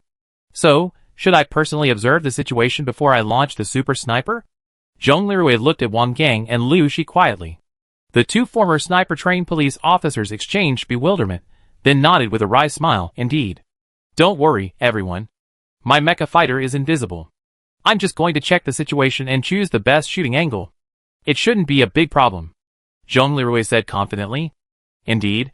Wang Gang and Lu Shi, remembering the powerful combat capability of the Minghong mecha fighter, no longer objected and nodded in agreement. Soon, Zhongli Rui's Minghong mecha fighter, along with Xiafeng and Shin Youchu's Peregrine Falcon modified mecha fighters, took off from the Bishi, quickly switching to invisible mode. According to satellite positioning guidance, the 3 mecha fighters quickly flew over 50 kilometers and arrived within visual range of the death insect nest. Seen from the air, the main cavern of the death worm nest resembled a karst tianking found in Yunnan and Guizhou. Its opening, approximately 50 meters in diameter, could be seen from afar. Occasionally, gigantic insects, over 20 meters long, slithered in and out. The ground surrounding the main opening was dotted with densely packed small wormholes, like countless eyes peering from the darkness. What was striking was that both the main entrance and the smaller wormholes were covered in a thick layer of shattered white matter. This whitish substance covered an area within a 1-mile radius of the death worm nest, just as 3 mecha fighters hovered, and Zhongli Rui was wondering what those objects on the surface were. A death worm poked its massive maw out of the small opening and spewed out this white substance. The white substances fell outside the opening, making a crashing sound as they hit the ground. What are those? Just as Zhongli Rui was mumbling to himself, Shin Youchu's trembling voice rang out, Zhongli. Commander. Those are skeletons. The skeletons of living creatures. And there are also, in the air, before Shin Youchu could finish his words, Xiaofeng interrupted, Dad, among those skeletons, there are also human skeletons. Zhongli Rui's pupils trembled, and a chill he had never felt before ran down his spine. Skeletons of all kinds of creatures. Of all kinds of animals, and of course, humans too. Their remains piled up layer by layer, forming this 1-mile-wide death zone.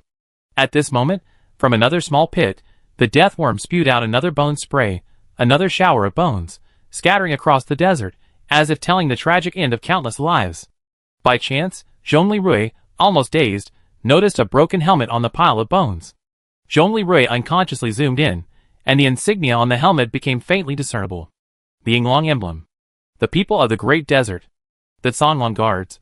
The inhabitants of the northern border, and the soldiers of the border army. Their remains were all here. Even more terrifying, if the pit had just been bone spewing, meaning the death worms had been devouring life not long ago. These bones might have been ejected only recently. The scene before him was like a doomsday scene. Strewn on the ground were the remains of over 3 million victims. No, 3 million were just the human number. If other creatures were included, the total would likely have already exceeded 10 million. Zhongli Rui, in the Minghong Mecha Fighter, the Great Xia Dragon Bird Battle Armor, roared softly, his voice filled with endless grief, indignation, and despair. Yu Jia panicked and calculated. Master's mental pollution level has exceeded 45%, and he's facing schizophrenia. Captain Shin Youchu's mental pollution level has exceeded 30%, and he's at risk of schizophrenia. Xiaofeng's mental pollution level is 5%, and he's in a state of anxiety. Master, requesting to return. You can't watch any longer. Yu Jia shouted to Zhongli Rui. But Zhongli Rui just gasped for air, unresponsive. Captain Shin, how are you? Shin Youchu swallowed hard. I'm fine. Yu Jia immediately conveyed her request to Shin Youchu and Xiaofeng, who were still relatively responsive. You too, Master is frightened and traumatized. He can't continue. I'm initiating the emergency return procedure. Please, escort and protect Master. Okay. Shin Youchu managed to reply, breathing heavily. Xiaofeng's voice was deep. I will do my best to protect Dad. Yu Jia, let's go back. Let's go back to Mom. Mom singing and embrace can save Dad. Soon, 3 mecha fighters streaked through the sky, fleeing this land of death at top speed. The desert behind them seemed to weep silently, every grain of sand bearing the wails of countless lives. From time to time, the bone showers of this land of death continued, scattering bones like rain, as if tracing the land's sorrow. On the way back, Yu Jia hurriedly connected with Di Xinyan, anxiously saying, Sister Xinyan. Quick! Request medical support. Our master is on the verge of a mental breakdown, and Captain Shin is also severely traumatized. Ling Anzhou, backstage. EW. Qin Xiaoyao, who was monitoring the Great Xia Dragon Bird Battle Armor's every move, covered his mouth and retched. Aisha, standing beside him, quickly comforted him. Damn it! This scene is even more exaggerated than the footage from the Ontario Hive. Asia sighed.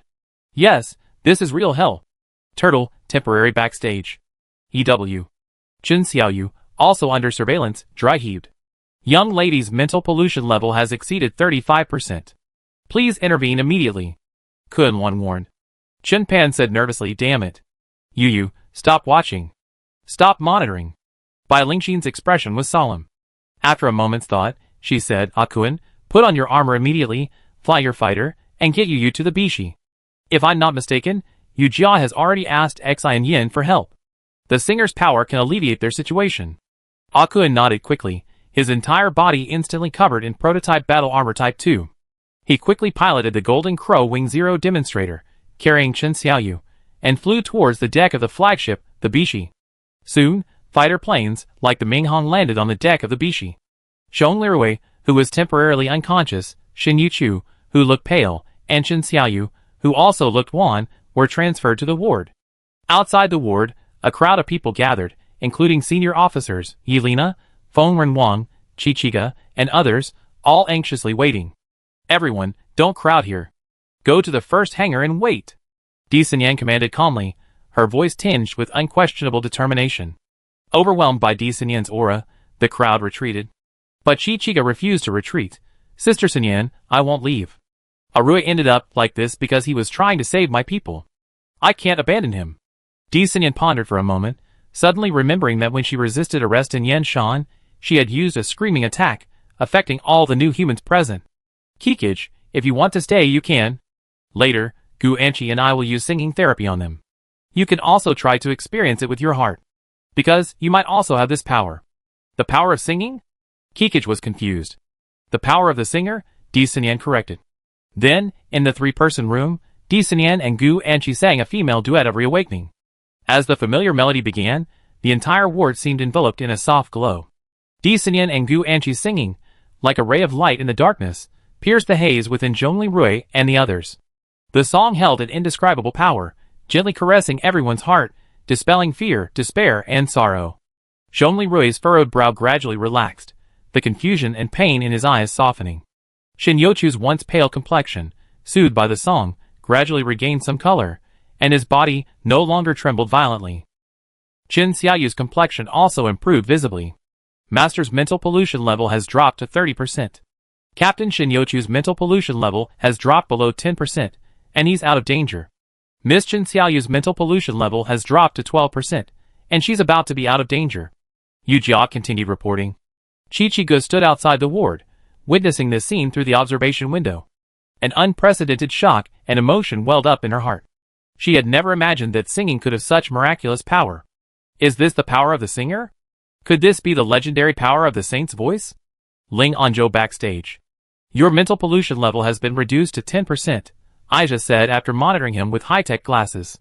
Congratulations, Xiaoyao. You're lucky to have such a strong sister-in-law. Qin Xiaoyao sighed. Just now, even the song he listened to remotely had healed Qin Xiaoyao. While Shin Youchu and Qin Xiaoyu had largely recovered, Zhong Lirui remained dazed. Seeing that Zhong Lirui hadn't fully recovered, Qiqiga could no longer contain himself. He rushed into the ward, grabbed Zhong Lirui's hand, and tears streamed down his face. Rui, it's all my fault. It's all my fault. I shouldn't have dragged you into this dispute, shouldn't have caused you so much pain. Rui, I don't want anything anymore. Please get better, Wu. No. Qiqiga, you're the victim. You're not at fault. It's my fault. I was so useless, I acted too late. The people of the desert, the people of the northern border, have all been reduced to bones. This kind of slaughter. When we left, it was still going on. In other words, not long ago, these lives were still alive. It's all my fault. I'm useless. I'm some hero, some governor, some general, some bachelor. I'm too weak. I'm useless. Master's mental pollution level has risen to 39% again. Yujia 3D appeared. Master, no. Please calm down. Please, if your soul is split and destroyed, what's the point of everything I've done? Please don't split. Yujia's voice was also tinged with tears. The sensitive Kikij was stunned. Seeing Yujia's expression, his heart tightened. Could it be that this AI, at this moment? Di Xinyan stepped forward, sighed softly, and took Zhongli Rui's face in her hands. Rui, look at me! Xinyan? Chapter 429. Ah Rui, look at me, listen to me now. Xinyan, I'm too weak, I'm too weak. What? I can't save them, I can't save them. Zhongli Rui's tears welled up. That's right, you are weak, very weak. Di Xinyan suddenly said seriously. As soon as these words were spoken, the surrounding women gasped in shock. Huh? They were all shocked. Why would Di Xinyan say this when Zhongli Rui was so vulnerable? Rui, every human in this room is weak. Di Xinyan's gaze was firm as she continued. We humans, since our ancient evolution, have never been a physically powerful race. But it is precisely this very weakness that has taught us unity, wisdom, and courage. We defeat powerful enemies with wisdom, face adversity with courage, and create miracles with unity. You are a good person, a very good person. You always give your all, striving to lead us towards light. But Rui, today, I want to teach you something. This world is always full of imperfections, many things we are powerless to change. Now you and I are new humans. I am a singer, or some kind of the most powerful singer. We can indeed awaken our fellow zombies to humanity, but we cannot reverse all tragedies. We are weak, we have many flaws. We cannot reverse all tragedies? Zhongli Rui stared at Di Xinyan in amazement, a flicker of confusion in his eyes. Yes, Rui. Let me give you a simple example. Do you remember when you woke up in the hospital ward and killed the third zombie, Wuna, to save Enqi and me? Back then, we didn't know the power of the singer, and becoming a zombie meant no solution and death. What did I teach you then? You told me to strike with the most force possible, to let her rest in peace as quickly as possible. Yes, Rui, you were right to do that back then. Because in such a desperate situation, we can only choose the most helpless way to do the right thing. That's reality, cruel and true. Are people really so powerless? Zhongli Rui clenched his fists, tears glistening in his eyes. Are we just going to accept it? Have you forgotten? Although you can't change many tragedies, you already changed the futures of many people. Just like in this room?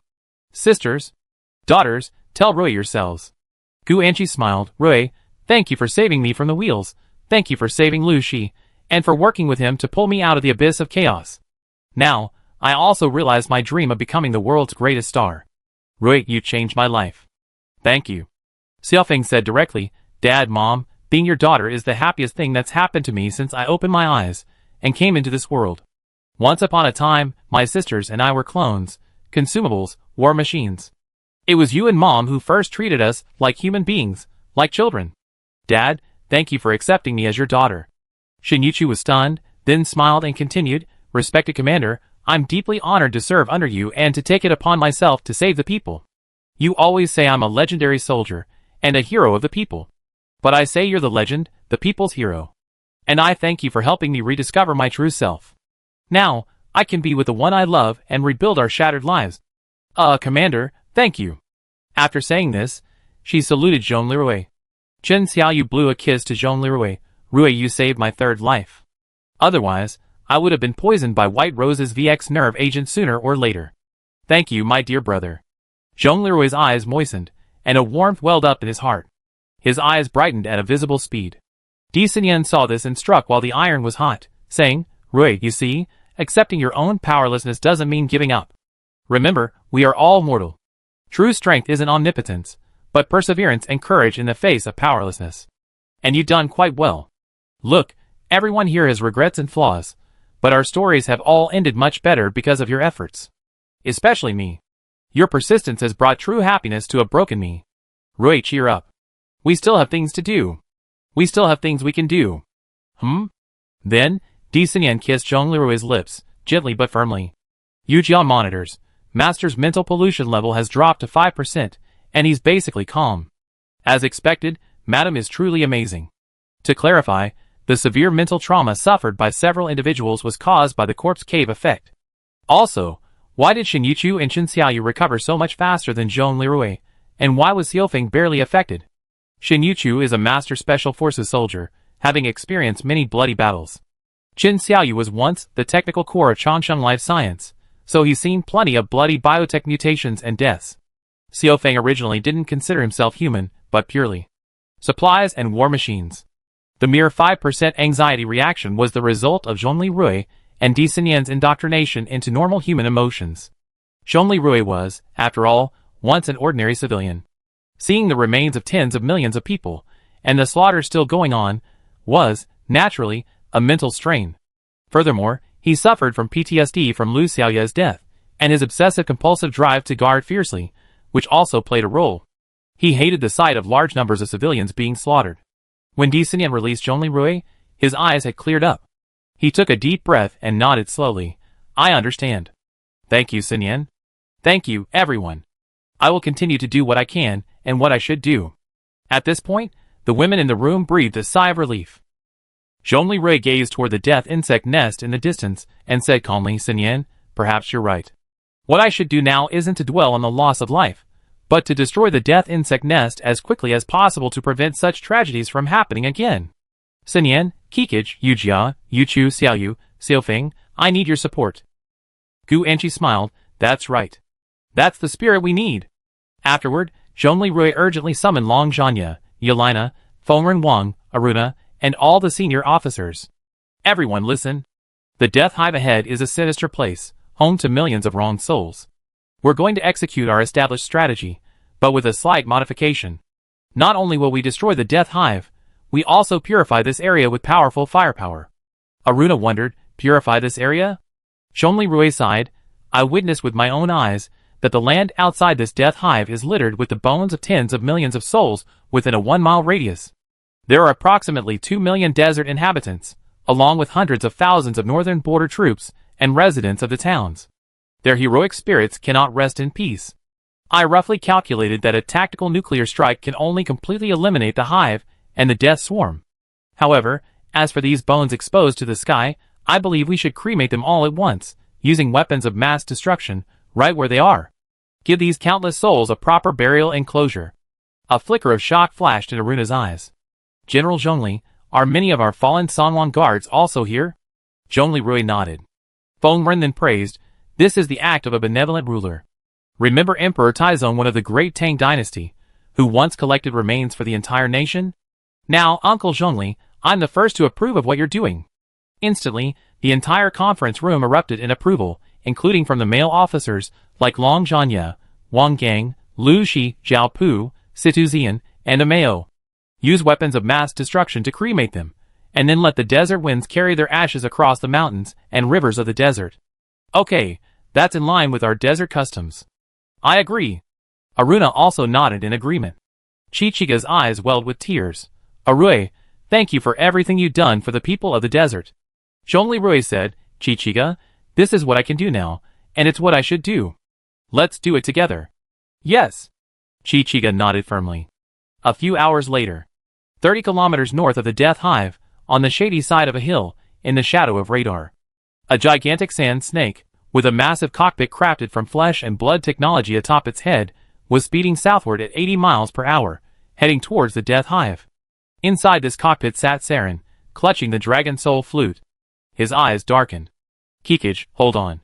As long as Uncle Turch's strategy is realized, as long as my father's legacy is fulfilled, the day we break through the Dakian fortress's defenses, I be the first to rescue you. I promise. She tightened her grip on the Dragon Soul flute. On the hillside surrounding the advancing sand snake, countless enormous 1.8-meter long sand scorpions formed a protective core. The entire monster army marched southward. At one point, Saren heard a melody of folk songs and flute music. The melodious folk song Saren Kikij seemed to possess a magical power, wafting far into the distance, with immense penetrating force. Guided by the music, the death worms were approaching from all directions. Seeing something amiss, Saren halted her army. She witnessed the death worms passing by her army, gathering at an even faster pace toward the death worm nest. Saren wondered, what's going on? This is the sound of the Dragon Soul flute. She followed the sound and discovered that it originated from the southern region of the death worm nest. What puzzled her was that the intensity of the music was far superior to what she experienced using the Dragon Soul flute. Saren immediately communicated with the massive shaman snake beneath him, Uncle Superu. Someone is using the Dragon Soul flute to summon the death worms. What? Superu, in his shaman snake form, exclaimed in shock. Princess, isn't the Dragon Soul flute in your possession? Aren't we here today to give the death worms our regular instructions? Besides us, who else has this ability? Saren pondered for a moment, his eyes cold. Let's go and see. Yes, Princess. Chapter 430. A little over 10 minutes later, Saren and his monster army arrived at the northern side of the open valley, north of the Death Hive. When Superu, in his shaman snake form, carrying Saren and leading his monster army, appeared at the low valley entrance, they were instantly detected by the radars of the Taotai, Bishi, and Xiangwei almost simultaneously. Master, this is bad. We spotted a large number of enemy forces. We spotted a super catastrophic monster, a shaman snake, and 600 of the giant sand scorpion servants we encountered earlier in the forest. We spotted a half-snake female, seated in a cockpit made of flesh and blood technology within the shaman snake's head. Yujia urgently reported to Zhonglirui. Zhonglirui, piloting a Minghong fighter jet and on standby at an aerial firing position, was shocked. What's going on? How come we only discovered such a massive monster army when we were within 5 kilometers of visual range?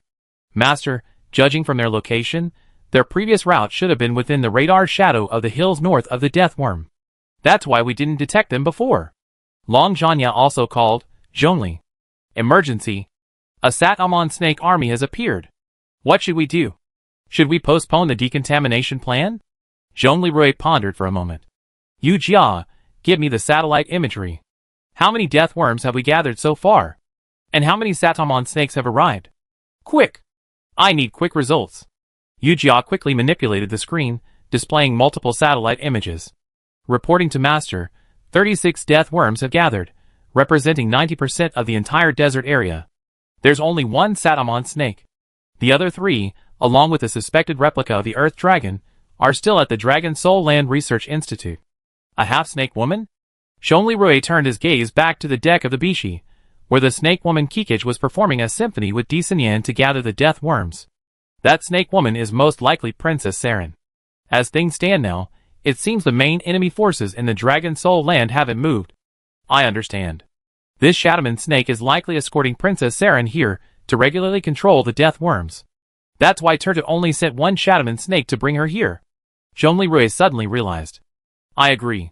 If the entire Dragon Soul Land were out in force, there wouldn't be just this one.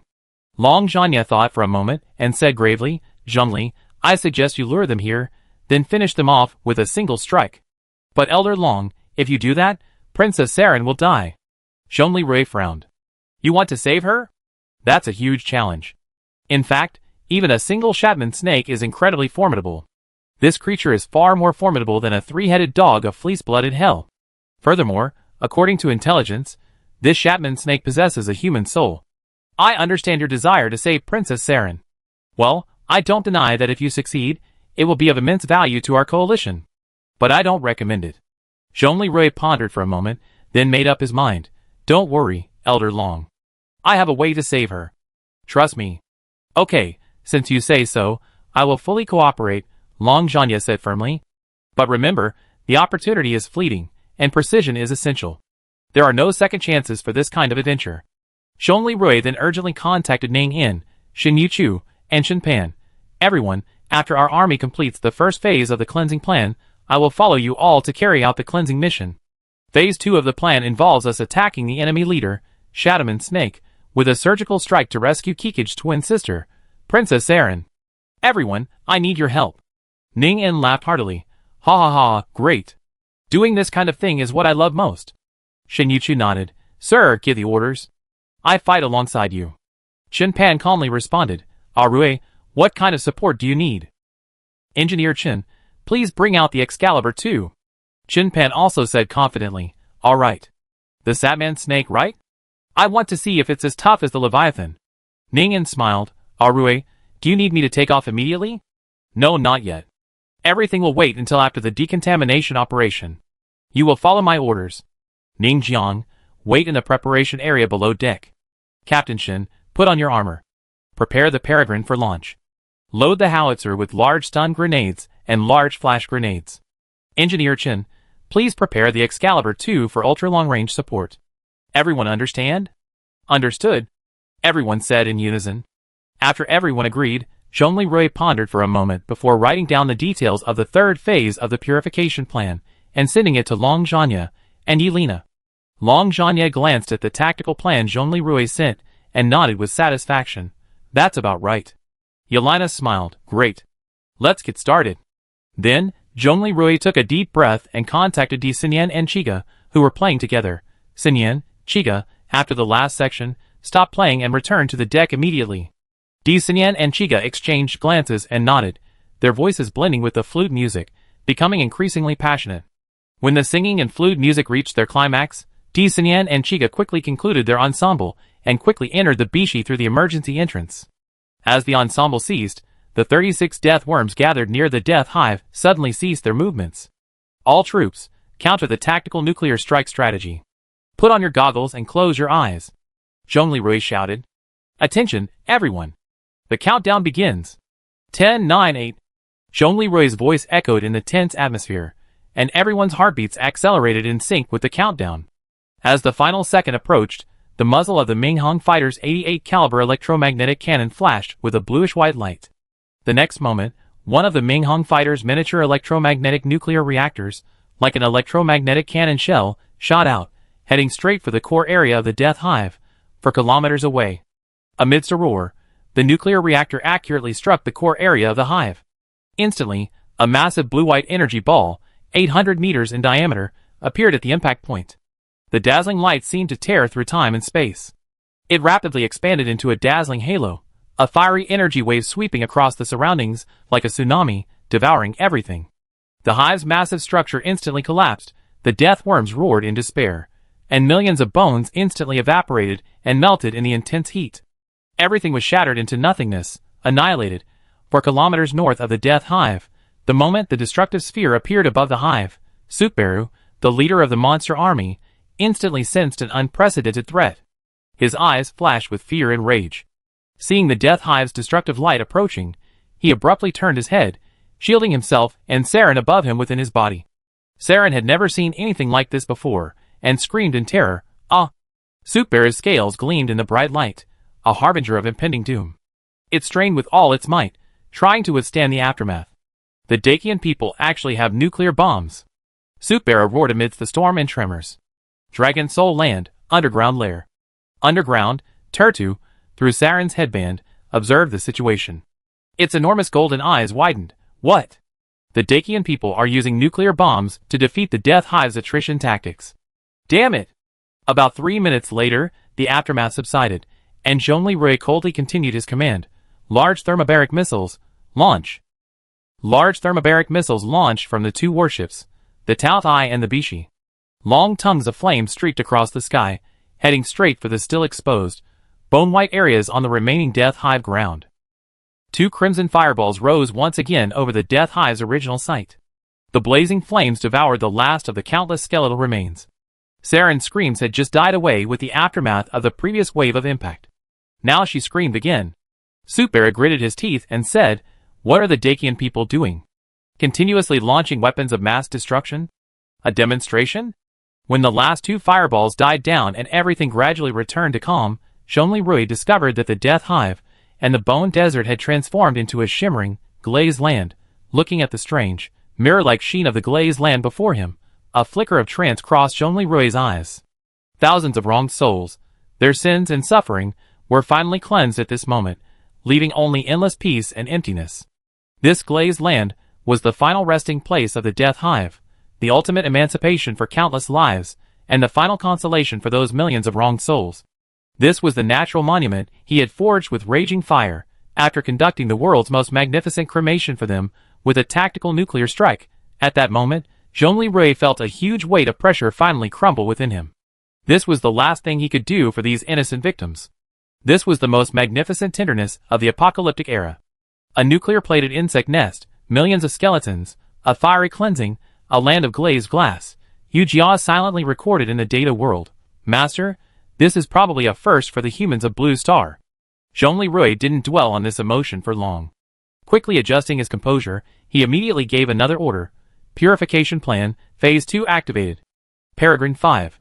Dispatch. Ningchan, get on deck. Excalibur 2, launch, long-range sniper support. Ning-In/Shin-Yu-Chu/Chen-Pan, understood. Ning-In quickly ran onto the deck, mobilizing her flesh armor to cover her entire body. Before she could even conjure wings and take flight, a large golden mechanical arm had already grabbed her and swiftly lifted her into the air. The puzzled second-generation Demon King turned to see it was Zhongli Rui's Minghong fighter. "Rui, you like to hold me in your hand so much?" Zhongli Rui replied calmly, "We charge at subsonic speed, faster than you." Ning-In smiled, "That makes sense." Then, Zhongli Rui secured Ning-In beneath the aircraft's belly with 4 manipulators. He and the Peregrine Falcon 5 quickly entered stealth mode. The two aircraft vanished from view, then, at a subsonic speed of 350 miles per hour, hurtled toward the Shadowman Serpent, 8 kilometers away. Long Zhanya, standing on the bridge, declared emphatically, "All troops, prepare to engage the Legion. Prepare fire support." Aboard the Bishi, Yelena and the pilots ran towards their respective attack helicopters.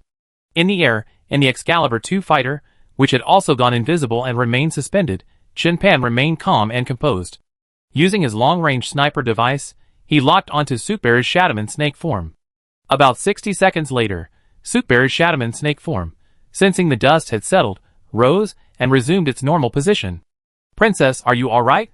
Suitbearer asked Saren with concern. Saren's face paled. "I am fine." Suddenly, Suitbearer's eyes widened, and he gritted his teeth. "Oh no! Dakian just used the fake Dragon Soul flute to manipulate and gather almost all the death worms. And then, they're going to capture them all. Now, Regent Turta's grand strategy has been completely interrupted. Damn it! Damn it! Dakian, this is terrifying."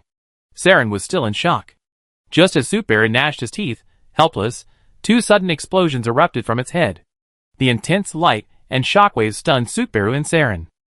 In Suitbearer's huge, shocked eyes, Shin-Yu-Chu's Peregrine Falcon 5 fighter appeared. The 2 explosions were the large stun grenade and flashbang launched by Shin-Yu-Chu. "Not good," Suitbearer roared. With a thought, the flesh cockpit on his head formed a cheek pouch, enveloping Saren in an attempt to protect her. The next moment, Zhongli Rui's Minghong fighter appeared, unleashing 6 missiles accompanied by large laser sentry drones. 2 drones attacked Suitbearer's eyes, while the 4th began to precisely sever the base of the flesh technology cheek pouch.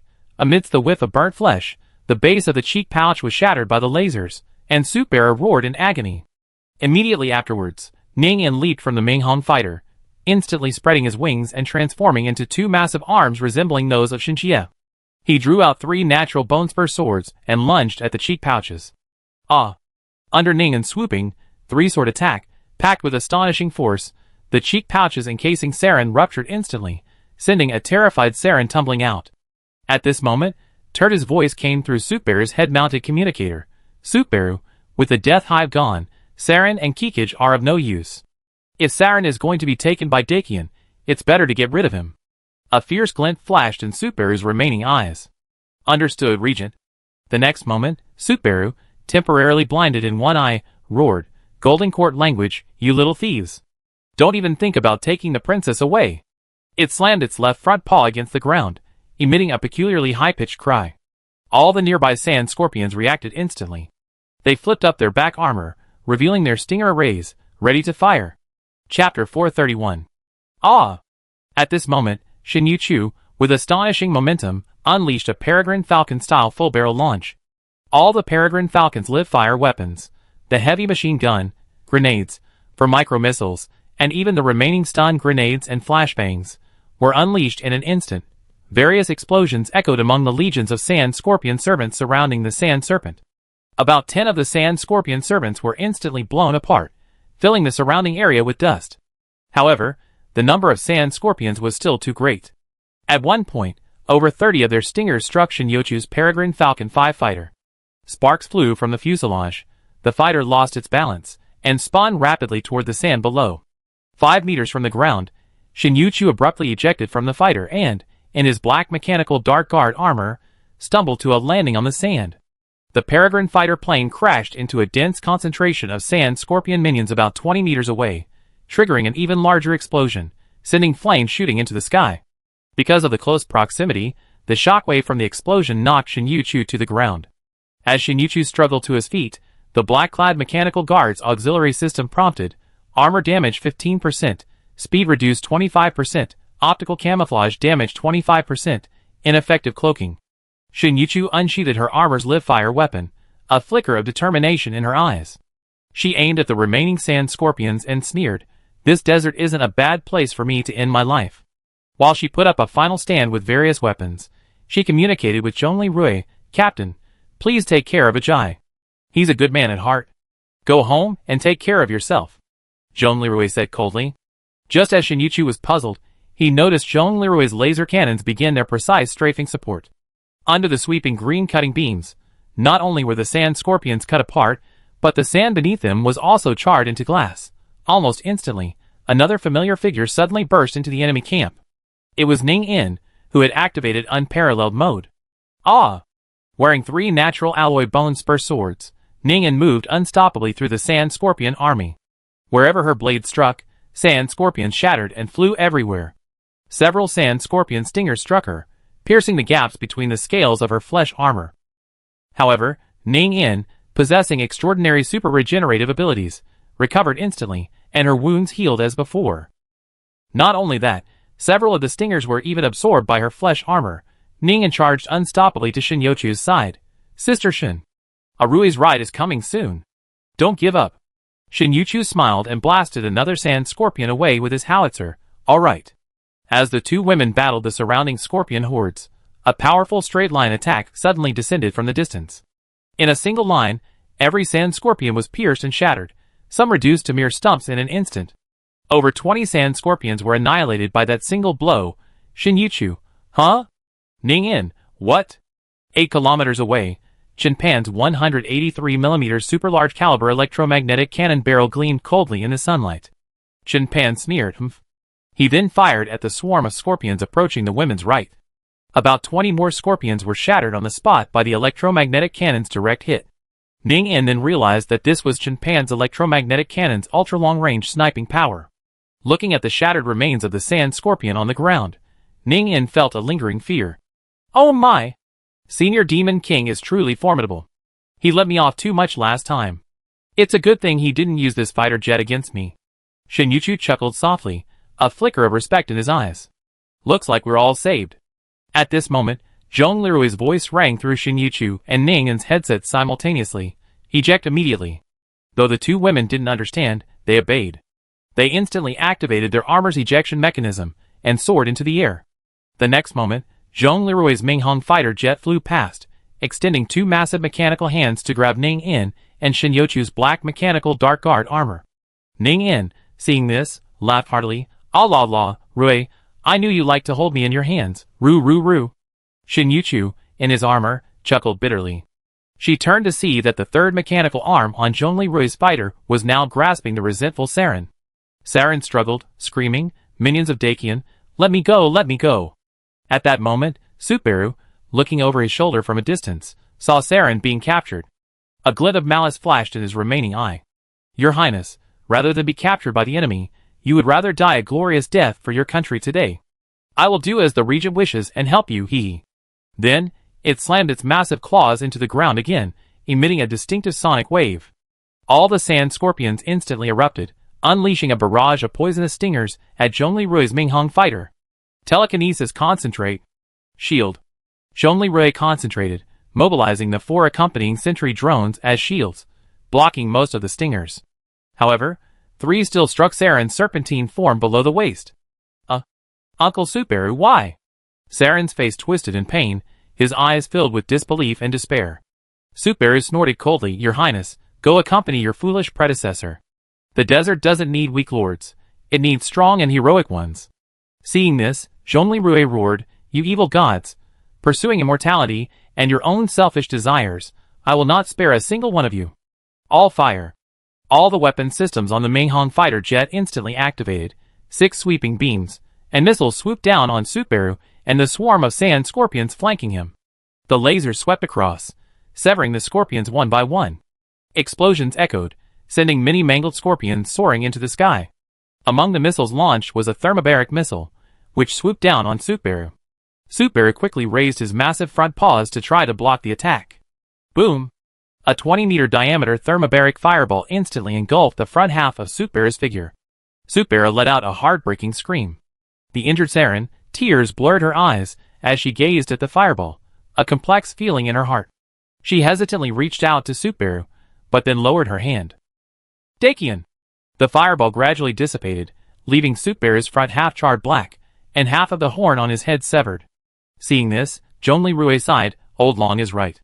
A Shadowman serpent-level divine body is difficult to defeat, even with the firepower of the Minghong fighter, unless a nuclear strike is used. Let's retreat." In fact, if Zhongli Rui's mechanical arm hadn't been holding the 3 girls, the 88 caliber electromagnetic main gun would still be a threat to the Shadowman serpent. But in his current state, he couldn't use it. The next moment, Zhongli Rui piloted the Minghong fighter to quickly retreat. The remaining 300 or so sand scorpions launched their stingers in an attempt to intercept.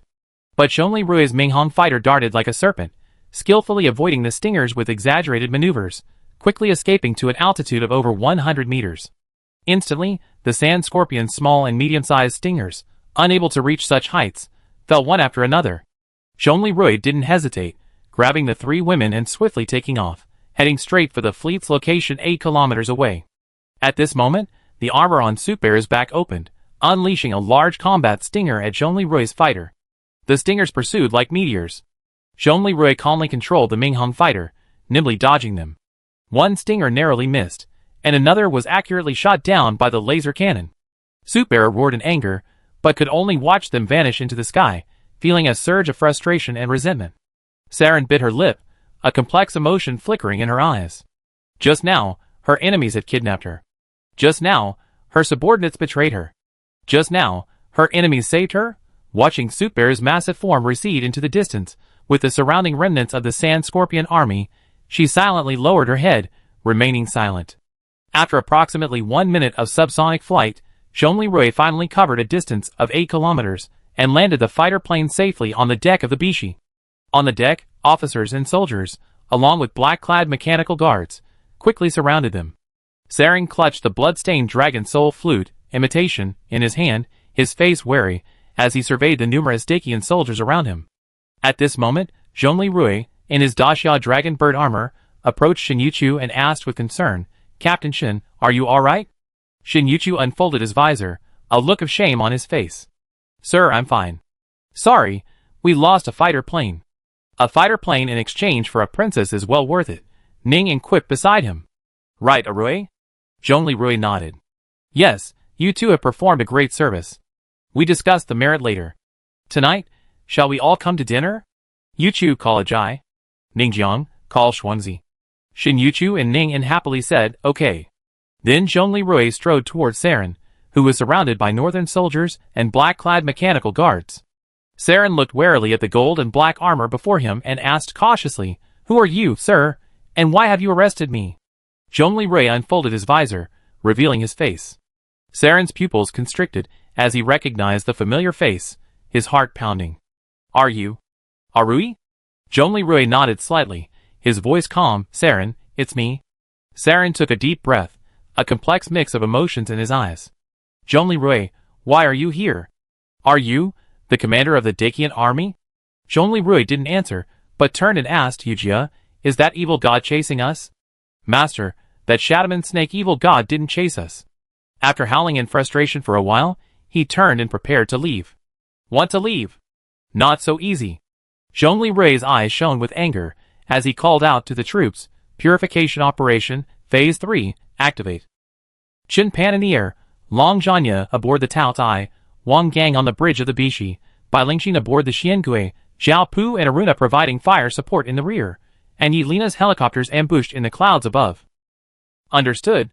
Saren watched in horror as the massive electromagnetic cannon on the Bishi swung its sights, aiming in the direction of Subaru and the Sand Scorpion Corps. "Zhongli Rui, what are you doing?" Zhongli Rui said coldly, "This world doesn't need these people who create false gods without regard for the lives of ordinary people. This time, I'm going to finish him off once and for all." Chapter 432. Then, the 300 caliber electromagnetic main guns of the Bishi and Xiangui, along with Qin Pan's 183 caliber electromagnetic cannon in the air, opened fire simultaneously. Electromagnetic shells traveling at Mach 8.8 pierced the night sky, striking their targets directly. Subaru's left front leg, and both hind legs, were instantly pierced and severed. "Caw!" Subaru let out a deafening scream, his massive body collapsing to the ground with a thud. His cries could be heard even by the fleet 8 kilometers away. Saren covered his mouth. "You want to exterminate us completely, pulverize us to ashes?" Saren's response was Zhongli Rui's cold gaze, and the tail flames of a large thermobaric missile suddenly soared from the rear of the warship. Saren looked up and saw that all 3 warships had launched missiles. Following the 3 large thermobaric missiles were countless rockets, smaller missiles, and loitering drones. And then, there were Yelena's helicopter gunships, firing rockets from the clouds. This dazzling hail of missiles was aimed squarely at Subaru and the Sand Scorpion Regiment, 8 kilometers away. "This, Uncle Subaru." Saren watched helplessly as flames rose from the mouth of the northern valley. A mushroom cloud rose once again. This one, second only to the size of the previous nuclear attack on the Death Hive. "I won't accept this." Subaru let out a final, brief wail amid the flames. But the wail was quickly drowned out by the roar of the explosion. His massive, 60-meter-long body, the Shadowman snake evil god, disintegrated in the intense heat and shockwave. The Sand Scorpion army beside it was simultaneously reduced to ashes. Witnessing Subaru's tragic death, Saren's eyes widened as he stepped forward and angrily scolded Zhongli Rui. "Zhongli Rui, when 2 armies clash, killing is the only way to end the conflict. Why are you so cruel?" Zhongli Rui was just about to explain the situation to Saren politely, when the horrifying image of the Death Hive flashed back to him, and his eyes suddenly blazed with rage. He swiftly charged forward, clamping his right arm of the great Xia dragon bird armor around Saren's neck. "I'm cruel? Saren, you actually said I'm cruel? Since you done it, are you still afraid of what others say? Death and bloodshed are indeed inevitable in war. But, the indiscriminate use of nuclear weapons as a show of force, followed by the brutal slaughter of the enemy, as you did before, are acts of atrocities devoid of honor." Saren's breath was labored, but his eyes remained resolute. "I will not betray my beliefs, and appease your cruelty and brutality just because I'm your captive. I am a member of the Golden Court. I have my pride and my honor." At this moment, Zhongli Rui noticed Saren holding the Dragon Soul flute, imitation, which was almost identical to the one Kikich had held earlier, and his eyes widened. He suddenly understood, a soprano-like shriek music, a flute sound. It had been Saren's imitation Dragon Soul flute that had been controlling the swarms of death insects that plagued the desert. Incomparably raging rage surged within Zhongli Rui. Barely suppressing his rage, he asked in a low voice, "Saren, tell me, were you the one using the Dragon Soul flute to guide these death insects to nest in this area?" "So what?" Saren didn't hide anything. Zhongli Rui's voice grew even colder. If it's you who's controlling the insect swarms to nest here, then it's also you who's regularly directing the death insects northward to feed these evil gods, and who's also controlling the waves of attacking death insects that march southward to invade the northern borders of Dakian. Yes. How could you do this? How could you do this? Zhongli Rui's body trembled within his great Xia dragon bird armor, even his voice trembling with emotion. This is war. I am a member of the royal family. I must carry out my father's will and the strategy of my uncle, the regent Tertu. This is my duty, my honor. Saren looked fearlessly at Zhongli Rui, her voice firm. Even in the face of death, I will not retreat. I am a princess of the Golden Court, and I am also a warrior fighting for my country. Moreover, using death worms instead of troops to confront the great Qian army means that the people and soldiers won't have to die. This technological innovation will benefit everyone. You? Zhongli Rui's grip loosened slightly. What a good thing for everyone.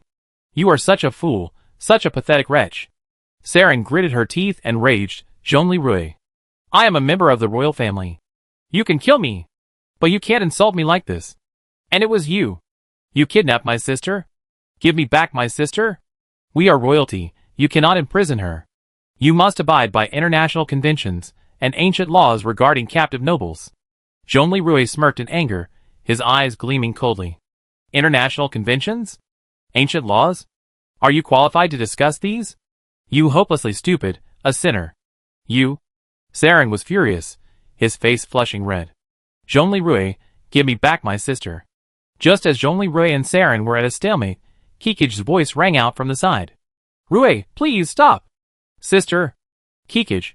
Saren turned around, seeing the unharmed Kikij, tears welling in her eyes. Are you okay? Did he mistreat you? Zhongli Rui, he's a warmonger with no regard for honor, slaughtering his enemies. Zhongli Rui's rage was about to break through, and he increased the force in his hands again. Saren breathed heavily. Ugh! Kikij was shocked. Rui, please don't. Saren said with difficulty. Kikij, we must uphold the dignity of the royal family. Even if we die, we must not bow to evil. Kikij rushed over, grasped Zhongli Rui's hand, and begged tearfully, Rui, please, don't kill my sister. She didn't know the truth, she was used. She's innocent. She's not innocent. Zhongli Rui roared. The truth is, she was used. She controlled the death swarm, and killed almost all of her own people. She killed hundreds of thousands of Dakian soldiers and civilians in the northern border. She was used. She killed 3 million people. This? Kikij. Chigo was speechless. Rui, so I'm guilty too. You're different from her. Zhongli Rui's anger subsided slightly, his voice low. You were deceived too, but because you're kind and soft-hearted, you couldn't bring yourself to do what you did. So, Terta threw you behind the northern border, under the guise of a spy scout. In reality, it was to gather intelligence, and secondly, to send you to your death. But even so, you couldn't bring yourself to hurt anyone. It breaks my heart just to see you. But look at your stubborn sister. She's now become the third-generation demon king, destroying the world. The conspiracy was indeed Tertu's, but it was your sister who carried it out. Chi Ji's words suddenly caught in her throat. Her eyes dimmed, and she fell silent. Saren's eyes were horrified. What? Zhongli Rui, you actually said I was the demon king? You're slandering me. How could I have killed 3 million people? How could I have destroyed the world? This is impossible. You lied to me, you lied to me. Off to the side, Ning Yin, understanding the situation, shook his head. Such an unpopular track, and I actually have a junior. But this little third-generation demon king girl is truly pathetic. Shinichu opened his visor and sighed, alas. What a sin. Zhongli Rui looked at Saren coldly, his tone firm. You don't believe me? Well, I show you what's real. He coldly ordered the surrounding military police, as well as the black-clad mechanical guards, take her to the conference room. Put on a pair of C2 grade heavy-duty handcuffs. 2 black-clad mechanical guards stepped forward and placed enormous handcuffs on Saren. Saren struggled in vain, her eyes a mixture of fear and resentment. Go! Zhongli Rui shouted again, finally releasing Saren's throat. He turned and led the troops towards the Bishi conference room. In the conference room, Di Sanyan and Gu Anqi removed the thorns from Saren's body and applied medicine. To their amazement, Saren's wounds healed surprisingly quickly, at a speed comparable to that of Shinjia and Murong Changfeng. This dragon god gene has such strong vitality, Gu Anqi exclaimed. Di Sanyan, seeing her husband's sullen expression, stepped forward to comfort him. Rui, don't get too excited. Anger is harmful to your health. I know you're angry for the innocent people who died. But I seen that Saren isn't a cold-hearted person. You have to let her know the truth. Zhongli Rui shook his head and sighed, his eyes filled with sorrow. The truth? Even if she knew it now, wouldn't it be too late? The people she wanted to protect were killed by her without her knowledge. What good is a delayed truth? Upon hearing this, Saren, standing nearby, angrily shouted, Zhongli Rui, I say it again. I won't let you slander me again. You keep telling me the truth, but I want to see what the truth is. All right. Zhongli Rui stepped forward and reached for Saren's black robe. Saren was shocked. What are you doing? Zhongli Rui glared at her, then plucked the same industrial university badge from her robe. What are you doing with this? Saren looked confused. This isn't the standard badge you and Kikij used at the University of Technology. It's a relic left to you and your sister by your father, Borjajan Batter. Zhongli Rui said sternly. It contains a message from him. Saren was stunned. What? Zhongli Rui ignored her surprise and called out, Yujia, read the data and play it for Princess Saren. Yujia materialized, yes, master. Then Yujia read the data, and the image of Borjajan Batter reappeared before the twin princesses.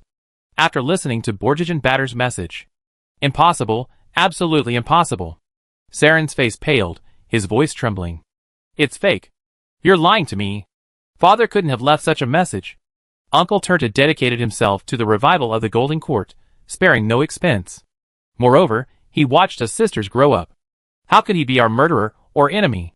How could he be a traitor who killed the king and usurped the throne? How could he be colluding with the creation project? All of this is fake. Kikij's eyes flashed with complex emotions, and she whispered, Sister, this is all true. Father not only left a message of the truth, but also engraved the secret coordinates of the Songlong Guard and the secret of the saint's tomb on his badge. It was from the saint's tomb that I retrieved the dragon soul flute used by the saint. Impossible. Saren roared. That dragon soul flute of yours is fake. The one I have, the one Uncle Turta gave me, is the real one. According to legend, only the heir to the royal bloodline can wield the dragon soul flute. You mean this? Zhongli Rui took out the dragon soul flute from Saren's body, examined it carefully, and sneered. Well, if you could say it's the real dragon soul flute, it could be. However, it's actually a modern replica made from materials from the body of a genetically engineered earth dragon. In other words, it's not the dragon soul flute used by the ancient saint, but a tool Turta uses to control you. Impossible. Saren remained unconvinced. Zhongli Rui then said to Kikij, Kikij, give me your dragon soul flute. Kikij handed over the dragon soul flute. Look carefully. First, the workmanship and color of your sister's dragon soul flute indicate it's a relic of great antiquity. The flute in your hand, on the other hand, looks brand new. Second, Zhongli Rui activated a close-up zoom lens, revealing the detailed grain patterns on both flutes, then projecting a holographic image into the air. The material of the dragon soul flute is essentially the horn of the earth dragon. According to historical legends, the earth dragon was already an elderly dragon when it fought alongside the ancestors of the royal court and the saint sisters against the death hive. So, you see, the grain patterns on Kikij's dragon soul flute are so dense. This suggests that dragon horns, like tree rings, have memories. And look at yours. How many marks are there? Furthermore, the gaps between the rings are incredibly wide. This clearly indicates that this earth dragon's body was catalyzed by the Changsheng group's biological growth accelerating nanobots. You're talking nonsense. Saren was still protesting, but her confidence was clearly weakening. Kikij's voice trembled with tears. Sister, what Arui said is true. The death bug swarm ravaged the desert, and our people were slaughtered and decimated. You know, I found that Songlong Guard left to me by my father. But of the once 8,000 elite soldiers, with nearly 30,000 dependents, only 700 remained when I found them, and only 200 regular troops remained. Uncle Morijin, the desert's best marksman and former archery champion, who taught us horseback riding and archery when we were young. He died in battle 3 months ago. I only found his daughter, Aruna, who secretly protected us both in college. Aruna is now in the army. What? Could all of this be true? Saren exclaimed in horror. Suddenly, she remembered something and panicked, calling to Zhongli Rui and Kikij. Zhong Rui, Kikij, we must act quickly. If this is the case, I've been completely fooled by that evil thief, Tuertu. We must quickly contact everyone in the desert, and have them evacuate. It's too late, Zhongli said bitterly before Saren could finish. How could this be? Saren's pupils trembled, and she looked helplessly at Kikij. Kikij covered her mouth, tears streaming down her face. It's too late, sister. 2.6 million people in the desert, and 500,000 soldiers and civilians in the north, have all fallen victim to the death worm tide. The area around the death worm's nest, a mile in radius, was covered in a thick mass of bones. Ah! Saren opened her mouth, but words faltered. She stared blankly at Zhongli. Then, Rui, why did you use a nuclear bomb there? To protect the north, and the nearly 200,000 people still surviving in Lusha, to permanently eliminate the deadly insect swarm that shouldn't exist, and to cremate the remains of the victims once and for all. I used a nuclear strike to give them a final dose of dignity. Zhongli practically growled these words. He stared into Saren's eyes, tears streaming down his cheeks. This is the only thing I can do for them now. A deathly silence fell in the conference room. Saren clutched her chin with her handcuffed hands and let out a shrill scream. Yujia urgently monitored. Master, Princess Saren's mental pollution level has crossed the threshold at 55%, 59%, 65%. She's experiencing schizophrenia. Suddenly, Saren's eyes turned white, and she collapsed. Sister! Kikij screamed. Chapter 433. Dragon Soul Land Research Institute, Crypt. Damn it! Turta slammed the ground with his front paws, sending dust flying. He had learned everything about what was happening in the Death Hive through the communication devices on Subaru and Saren. Now, his plan to deplete Dakian's northern border defenses and gradually strengthen 5 super disaster level monsters, using divine bodies for himself and his trusted consciousnesses, had been shattered by the mushroom cloud rising from the Death Hive. Furthermore, the messenger corps that regularly issued orders to the Hive was completely wiped out. Saren was captured, and Subaru, the only fully formed divine body, was killed. This was truly a devastating loss. A flicker of resentment flashed in Turta's eyes. He took a deep breath and quickly composed himself. At some point, his gaze turned west.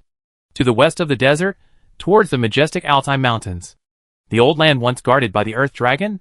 Previously, the death worms had never set foot in that area, unable to dig through the mountainous terrain. Perhaps there are still remnants of the mountain people there. Turta muttered softly to himself, his golden pupils narrowing slightly, as a flash of thought and calculation flashed through his mind. Uatulaga. From the other side of the crypt approached a sturdy, half-demon scorpion. This half-demon scorpion stood nearly 2 meters tall. His upper body was that of a massive human. His lower body resembled that of a sand scorpion. His entire length was approximately 2 meters. Uatulaga bowed 130 degrees to Turta and said, Your Highness, the Regent, you summon me. Turta nodded. My warrior, take half of the entire army's sand scorpion regiment and head for the Altai Mountains. Sand scorpions can climb mountains regardless of terrain. Hunting time has arrived. It's time to drag those moles out of their burrows. Yes. A cold glint flashed in Uatulaga's eyes. He saluted again and exited the crypt. As he emerged from the crypt, he picked up a strange horn made of sand scorpion shells hanging from his waist. Woo-woo-woo. From the mountains near the Dragon Soul Land Research Institute, nearly 10,000 giant sand scorpions swarmed. They surged out like a tide, quickly forming an army. Following Uatulaga's horn, they gathered before him in a mighty procession, resembling a vast army of sand scorpions, gleaming coldly in the setting sun. Uatulaga nodded slightly and began to move, leading the sand scorpion army before him. 10,000 giant sand scorpions raced through the desert at a speed of 50 miles per hour, raising clouds of dust like a giant golden dragon, winding its way toward the Altai Mountains. Turta whispered in the crypt, Go, early cannon fodder. Either bring back the blood food, or don't come back at all, and don't waste your stored food. Aboard the Bishi, Zhongli was meeting with Long Zhanya, Yelena, Feng Renwang, and Aruna, discussing the new situation following the purification operation. The women, including Bai Lingxin, Di Xinyan, and Chichiga, were in the ward, monitoring Saren's condition. In the Bishi ward, Saren lay on 2 beds joined together. Her snake-like body, from the waist down, was much longer than a normal person's, her face pale, her eyes closed. Beside the bed, the faint sound of medical equipment dripped, and the air was thick with the smell of disinfectant. At this moment, she was still unconscious, but from time to time, her body twitched and trembled, as if she was sleeping in an endless nightmare and couldn't extricate herself. Outside the ward, Kikij anxiously asked the attending physician, Di Xinyan, and the urgently dispatched by Lingxin and Chen Xiaoyu. Sister Xinyan, how is my sister? Di Xinyan sighed softly. The situation is not optimistic.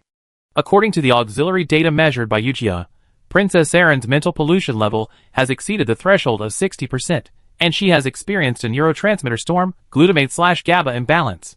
We have used strong tranquilizers, but because half-snakes like you have a fast metabolism, the effect is limited. We must find a solution quickly, otherwise her mental state may collapse completely. Ah! This? Sister Xinyan, aren't you the most powerful singer? Can you use your abilities to save my sister? At this time, Bai Lingxin intervened, saying, Princess Kikij, Princess Eren's current condition means the singer's power is of limited effect. Why? Kikij panicked. But then, her tone softened, and she pleaded softly, I'm sorry, I'm so anxious. Please, save her no matter what. She's my only sister.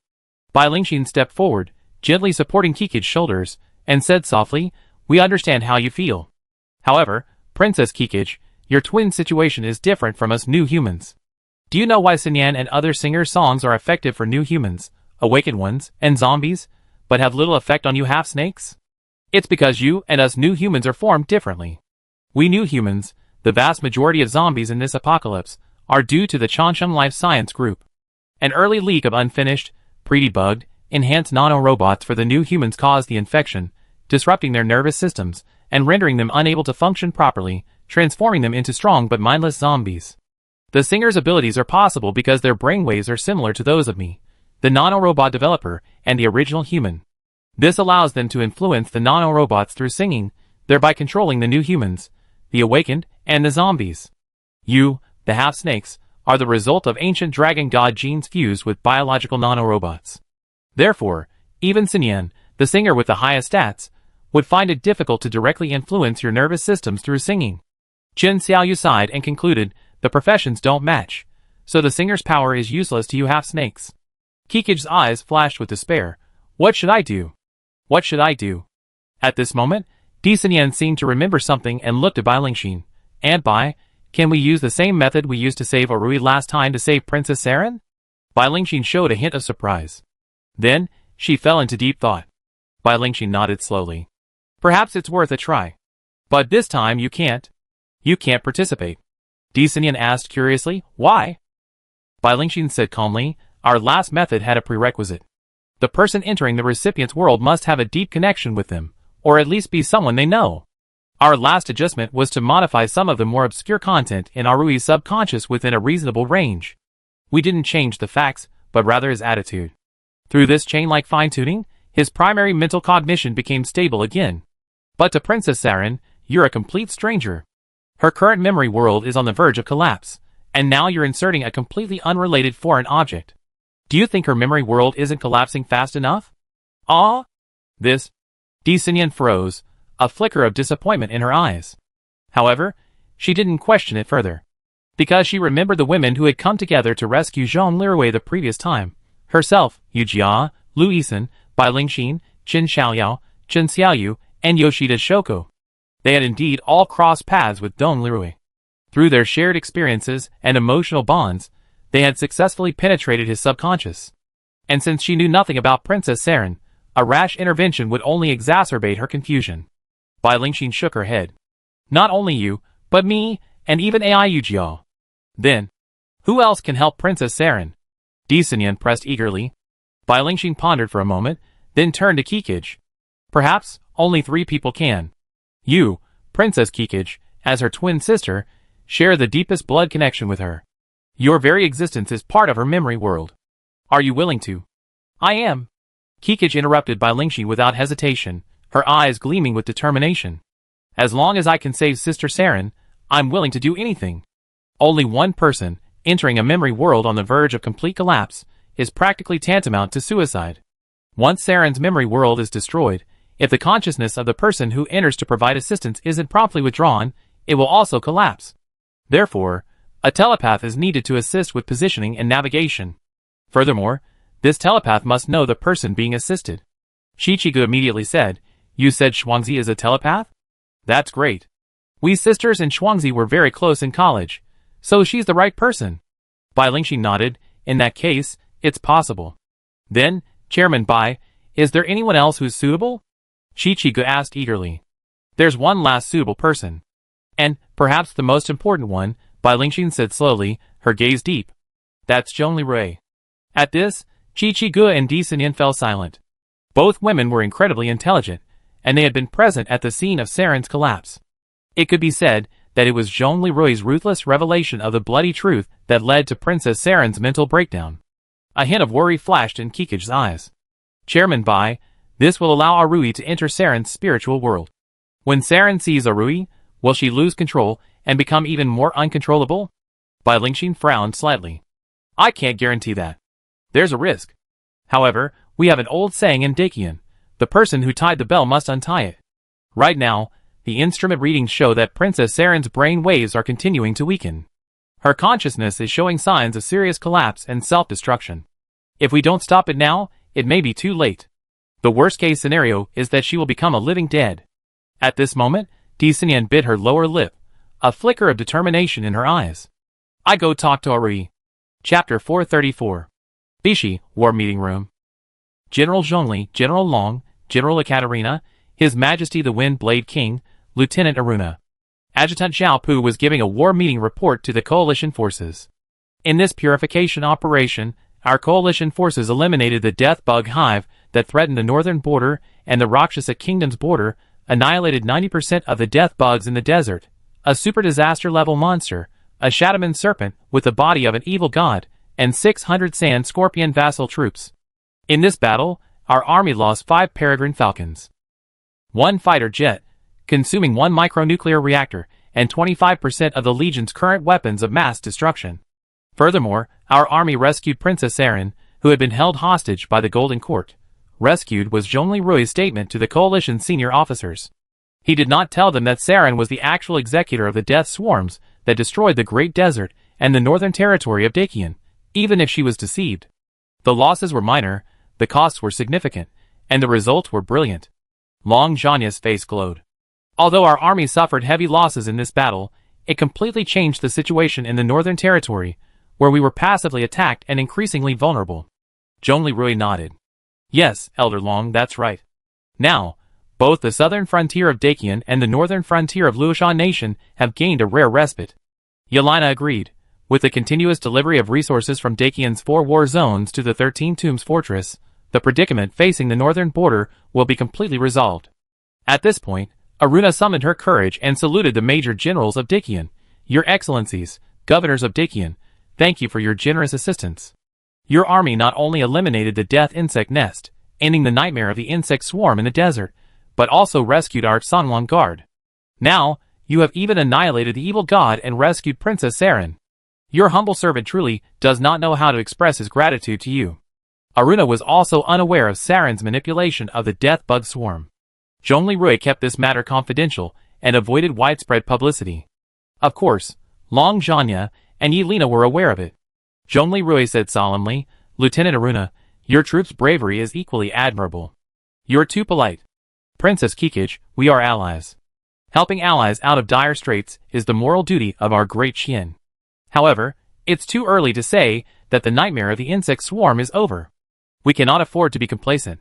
Although the death bug nest has been destroyed, for death bugs remain in the desert.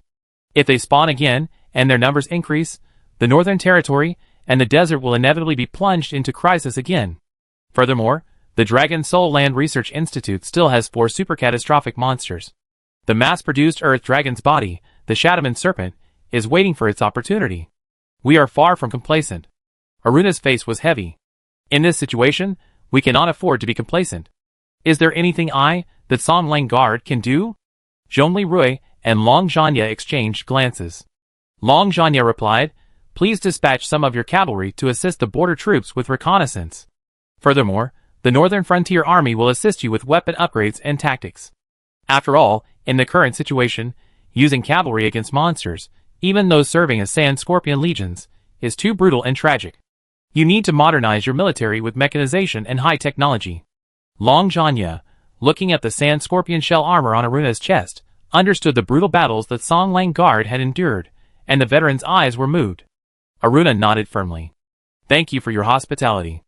My Songlang Guard will live up to your trust and provide our full cooperation.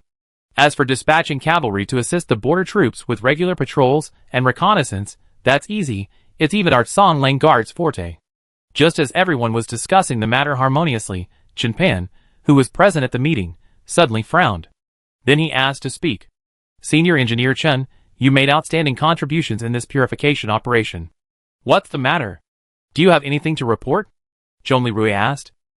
Commander Zhongli, emergency situation. Kuan Lu detected through satellite monitoring that a few hours ago, a force of approximately 10,000 sand scorpions appeared in the mountains near the Dragon Soul land and marched in a mighty force westward toward the Altai Mountains. Satellite data indicates their speed is approximately 50 kilometers per hour. Kuan Lu calculates that this force will reach the Altai Mountains in approximately 25 hours. The faces of the officers present suddenly changed, a mixture of shock and confusion. Xiao Pu analyzed, the Altai Mountains are located on the western border of the Golden Royal Court, bordering Dacian. Since ancient times, that region has been bitterly cold and sparsely populated. Why would the Sand Scorpion Legion send such a large force there? Zhongli Rui pondered for a moment. Satellite remote sensing images. Kuan Lu retrieved the satellite remote sensing images, which clearly displayed the Sand Scorpion's trajectory. He compared them with a map showing traces of human activity in the Altai Mountains. Commander Zhongli, according to satellite data, there are no signs of large-scale human activity in that area. Perhaps none at all, Kuan Lu replied coldly. Zhongli Rui pondered further. No, continue scanning. Are there any cultivated terraces in the mountains? Are there any large crops growing there? Analyzing. Analysis completed. Indeed, we discovered entire terraces planted with corn and potatoes in the mountains. Yi Lina asked curiously, huh? There are grain fields here, but no humans, not even visible on satellite scans? What's going on? Could it be that the inhabitants of this area aren't humans, but rather dwarven beings living underground? At this point, Aruna interjected quietly, could it be the ancient Dragon Guardians? Everyone exclaimed in amazement, Dragon Guardians? What are those? Aruna sighed, the Dragon Guardians are not known to public history. This is similar to how our Songlang Guard's existence remains hidden. The Dragon Guardians guard the former abode of the Earth Dragon. In fact, the Earth Dragon's abode is located in a massive cavern beneath the Altai Mountains. The Dragon Guardians also live underground. They carved into the mountain and lived underground. In ancient times, they accompanied the last Earth Dragon until his death in battle. Even after his death, the Dragon Guardians continued to guard his abode. It is said that there are currently approximately 8,000 Dragon Guardians. Zhongli Rui was stunned. Living underground? In that case, it's normal for satellites to miss them. Humans are small, unlike catastrophic monsters, which can be detected even underground. Then he realized something. Oh no! Turtu and the other artificial evil gods from the Dragon Soul Land Research Institute must have known about the destruction of the Death Worm Nest. They dispatched the Sand Scorpion Corps to attack the Dragon Guard clan's underground city to prey on them. From an alternative strategy perspective, this is a perfectly natural thing, Kunlun replied coldly, without any emotion. Furthermore, judging by the Songlang Guard's battles against the Sand Scorpion Corps and the Death Worm, and the current intentions of the artificial evil gods, their goals are twofold. The first is that if the Sand Scorpion Corps succeeds, they can capture thousands of Dragon Guardians, regardless of life or death, and use them as blood food to replenish their sustenance, since the death worms will no longer be available as a substitute for their own death rations. The second is that if the Sand Scorpion Corps is defeated and annihilated by the Dragon Guardians, that would also be a good thing. This would significantly reduce food and protein consumption in the Dragon Soul land, allowing resources to be concentrated on the mass-produced, super disaster level monster, the Sandman Snake, which could truly change the tide of battle. The third is simply an intermediate form between the first and second objectives. No matter how many of these Sand Scorpion Corps' primary products die, as long as they can capture as many humans as possible. Everyone's expressions were grim. Lu Shi frowned and asked, are they sure they're human souls? Is this a disgusting strategy only humans could devise? Kuan Lu replied coldly, Director Lu, humans came up with similar strategies thousands of years ago. Back then, in the land of Dacian, long ago, during the 16 Kingdoms period, the Jia people took advantage of the situation and invaded the Central Plains, implementing the two-legged sheep tactic. Do you need me to elaborate? The prototype is the Jia people's two-legged sheep tactic during the 16 Kingdoms, and 5 barbarians' invasion of China during the Eastern Jin dynasty, that incredibly dark period in history. Elvishi looked nauseous. That's not necessary. I know this history. After Zhongli Rui had a quiet conversation with Long Zhanya and Yelena, they decided to dispatch a rapid reaction force for support. This operation is extremely difficult. Wang Gang, after listening to Zhongli Rui's instructions, said, this operation is unlike any other. Previous victories were largely secured by the powerful firepower of the Xuanwu class and Taotia class land-based warships. This time, heading into the mountains, not only are the land-based warships unable to reach them, but even the relatively powerful ground-armored vehicles are unable to reach them, leaving us with only long-range fire support. Furthermore, because the Dragon Guardians live in caves and underground cities, thermobaric bombs are prohibited. Otherwise, the soldiers and civilians underground would suffocate to death. Zhongli Rui sighed. Not only that, a nuclear strike wouldn't work either, because the Scorpions would be very close to the Dragon Guardians. Lu Shi rested his chin on his hand. Then we have to resort to brute force. Here's what I suggest. I take 5 of the savage armored vehicles our special police were equipped with. Each weighs 400 kilograms. These are equivalent to a 12.7 mm heavy machine gun, a 7.62 mm heavy machine gun, and 4 dual-purpose missile batteries. Furthermore, their titanium alloy shells are not vulnerable to small-caliber stingers like these. With just one, we have the firepower of 4 Special Forces soldiers. Wang Gang smiled wryly. These things aren't very fast. Their maximum land speed is only 25 yards. And they run out of battery after 2 hours of combat. Lu Shi shrugged. After 2 hours, remove the machine gun and continue the fight. I've seen it, and its weapons are modular and can be quickly disassembled. They're better than the Special Forces and SWAT soldiers using body armor to withstand the stings of sand scorpions, right? Wang Gang nodded. That's right. Sure. This is a rescue and defense operation, a bit like paratrooper warfare, so these things are worth a try. Shinjuchu pondered for a moment and suggested, Governors, I suggest that Governor Catherine, another heavy transport helicopter, disassemble several 107 mm rocket launchers, transport them by heavy transport helicopter, and have the Special Forces take them to the front lines? The aircraft has a 15-ton payload. Well, I suggest taking 2 107 mm rocket launchers, each weighing no more than 600 kilograms. How about using the remaining payload for ammunition? Wang Gang was stunned, then praised, good idea. The 107 mm rocket launcher is a family heirloom of our army. I can reassemble it with my eyes closed. One can lay down a company-level firepower. Zhongli Rui nodded slightly. This way, the assault force would have heavy firepower support, in addition to their own small air force.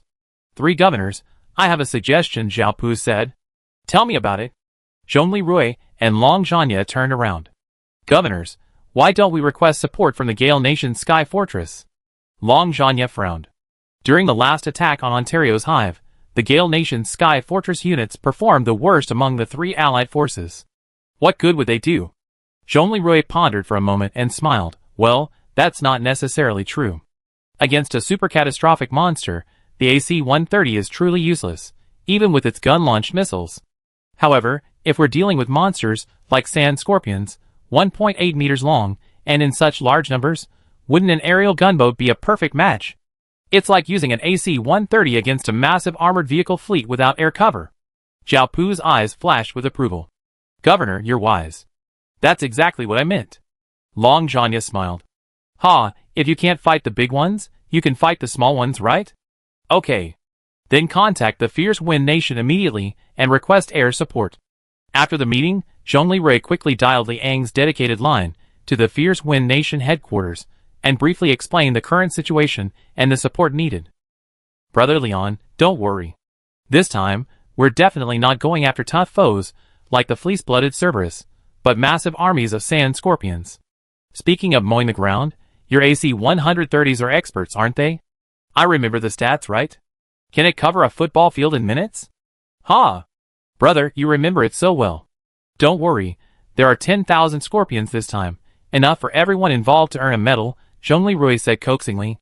At this point, Leon's deputy, Chris, quietly suggested, Governor, this battle is a great opportunity to safeguard our Gale Nation's influence. Besides, fighting a sea of scorpions is much easier than taking on those catastrophic monsters. Speaking of which, our American military is so impressive. We wiped out a 10,000-strong scorpion army. This way, we can put a dent in those vodka-drinking Rakshasas. Thomas was a little worried. Can these scorpions fire from a distance? Will that affect our aircraft? Zhongli responded confidently. Major Thomas, don't worry. I personally fought those large mountain bugs. The Cantonese people used to jokingly call them mountain bugs. If you fly above 100 meters, those bugs are out of reach. Only those catastrophic level monsters, with their massive stingers, can threaten high-altitude aircraft. Colonel Thomas immediately smiled. Huh? That's all they can do? That's easy. We can figure out how to roast those scorpions at 2,000 meters. Zhongli and Leon quickly finalized the details of the support plan.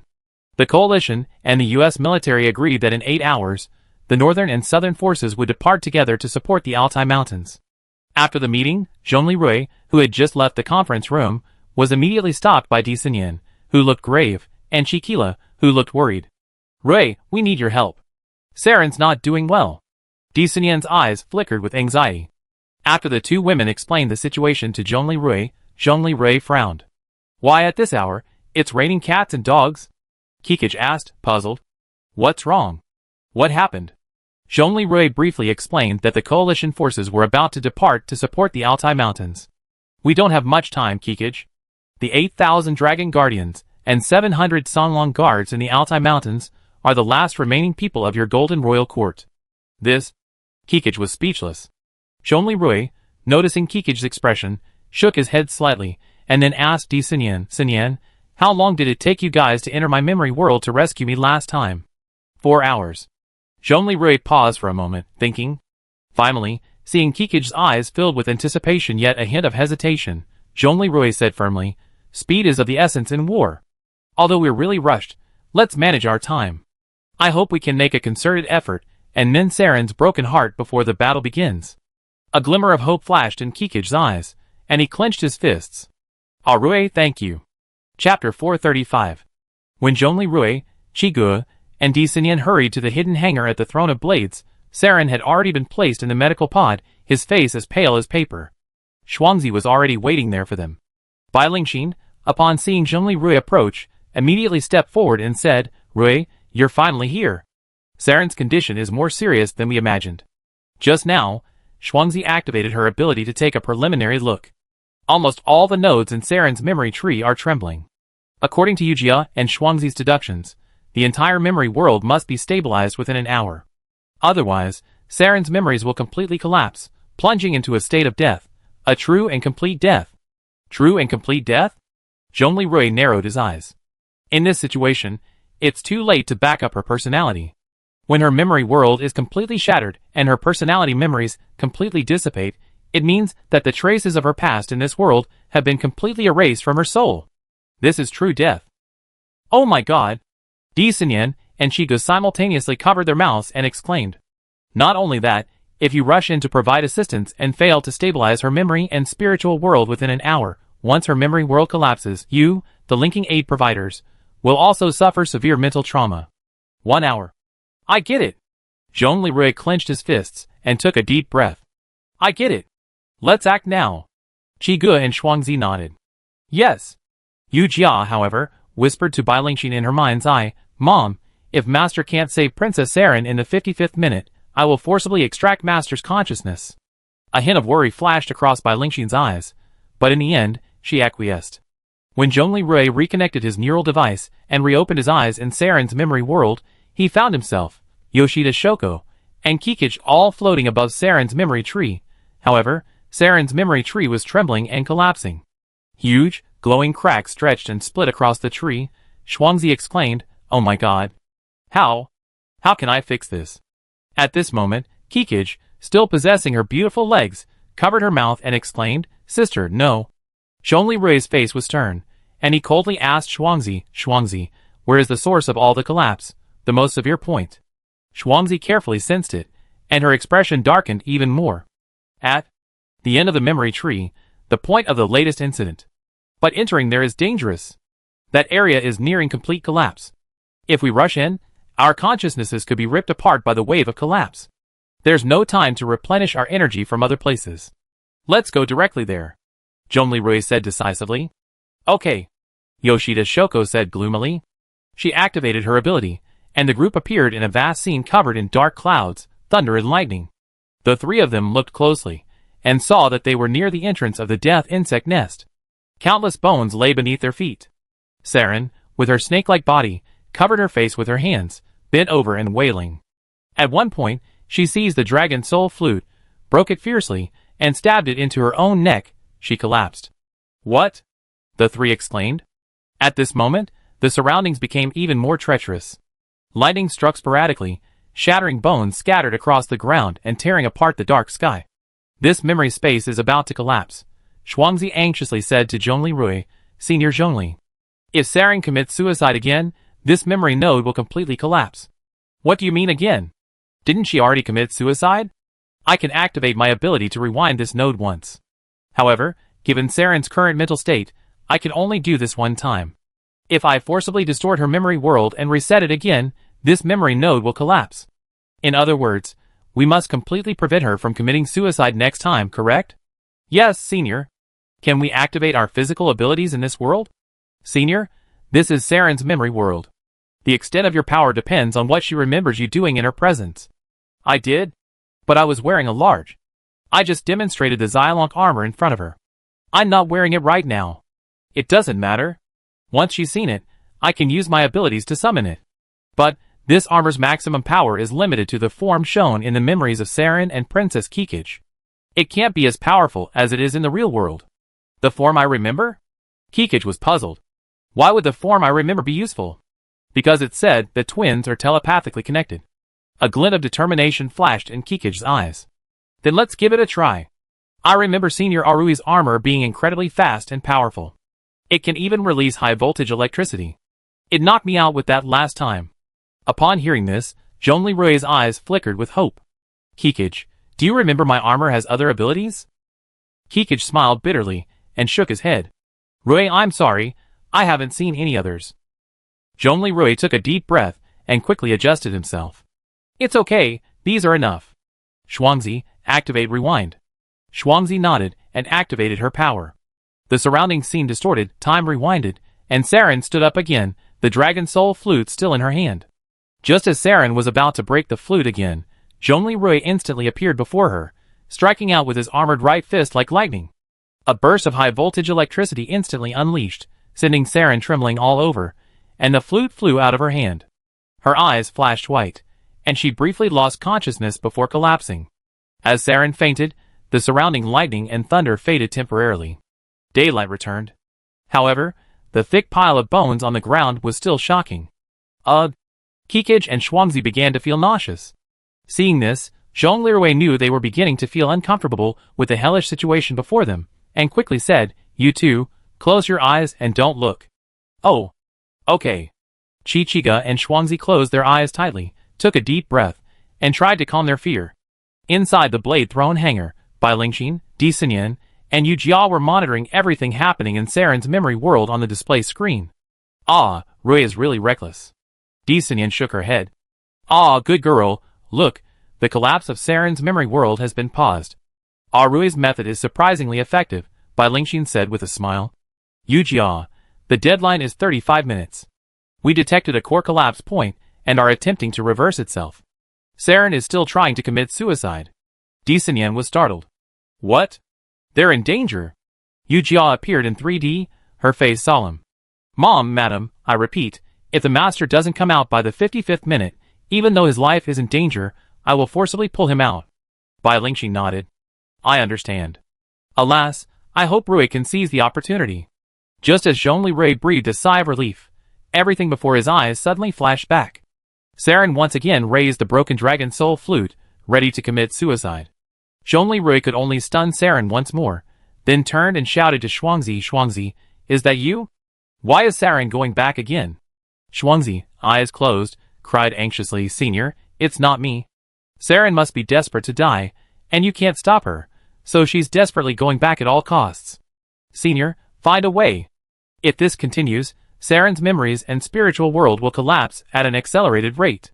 Kikij was almost crying in desperation. "Arui, please, anything you can do. Please save my sister." "I'm trying." Zhongli Rui quickly pondered a solution. Sure enough, as Zhongli Rui pondered, Saren's memory world twisted and reversed again. She was about to commit suicide again. Zhongli mind raced, and something suddenly occurred to him. He gritted his teeth, steeling his resolve. He shouted, Chi-Chi-Gu, are you willing to do anything to save your sister? Yes. As long as she's alive, anything's fine. Please. Zhongli charged again, accelerating at Saren. He snatched the Dragon Soul flute from her hand and tossed it aside. Rui, shocking her won't work. Chi-Chi-Gu hesitated, reaching out his hand. Ah! Saren screamed in agony. This time, Zhongli didn't electrocute Saren. Instead, he violently dislocated both of her arms, completely dislocating them.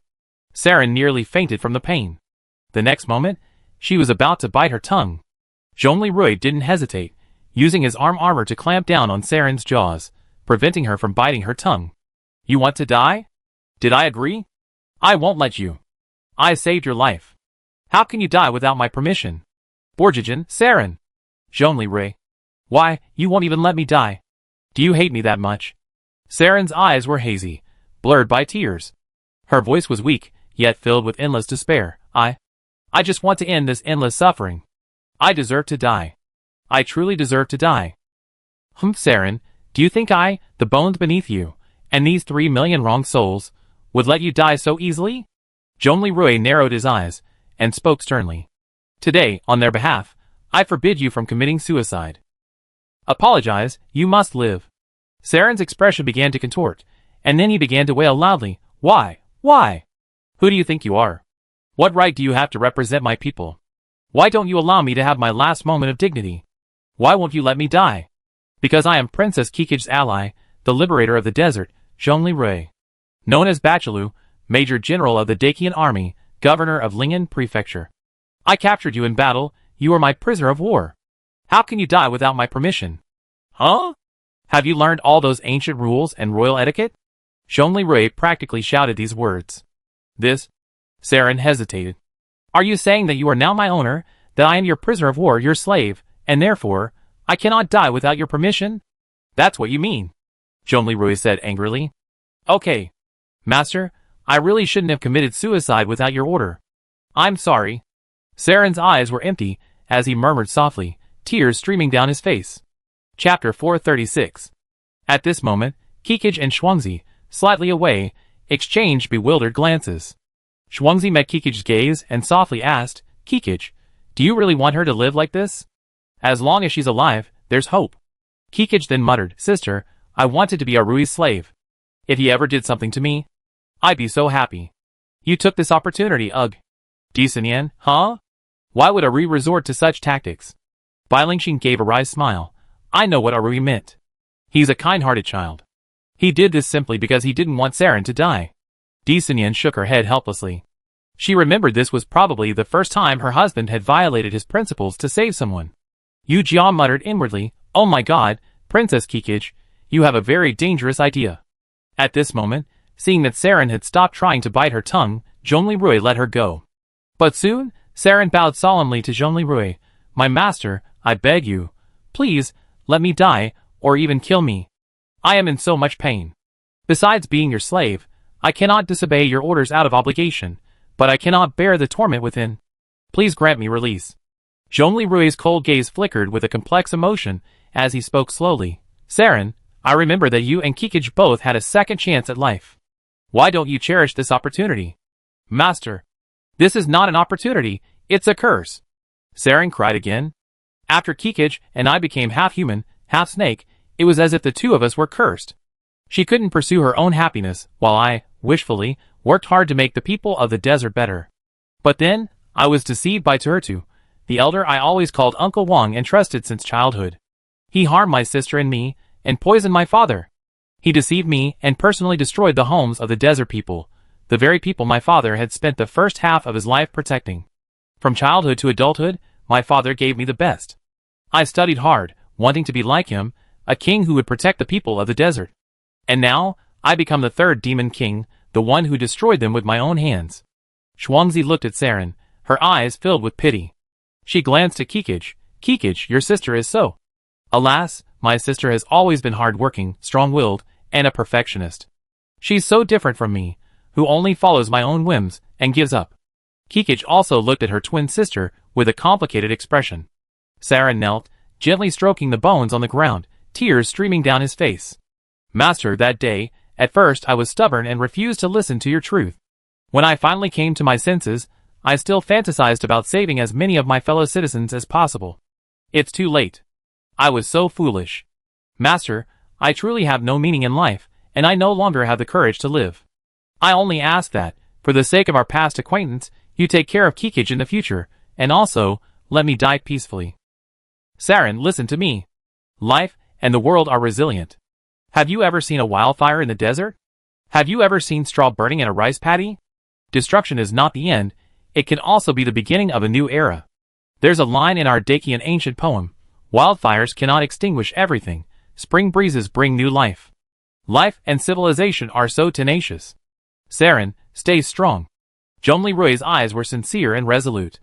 Master, you are truly wise and an excellent leader. Saren bowed respectfully again. If I had met you sooner and learned from you, perhaps I wouldn't be in this situation today. But as you said, it's too late now.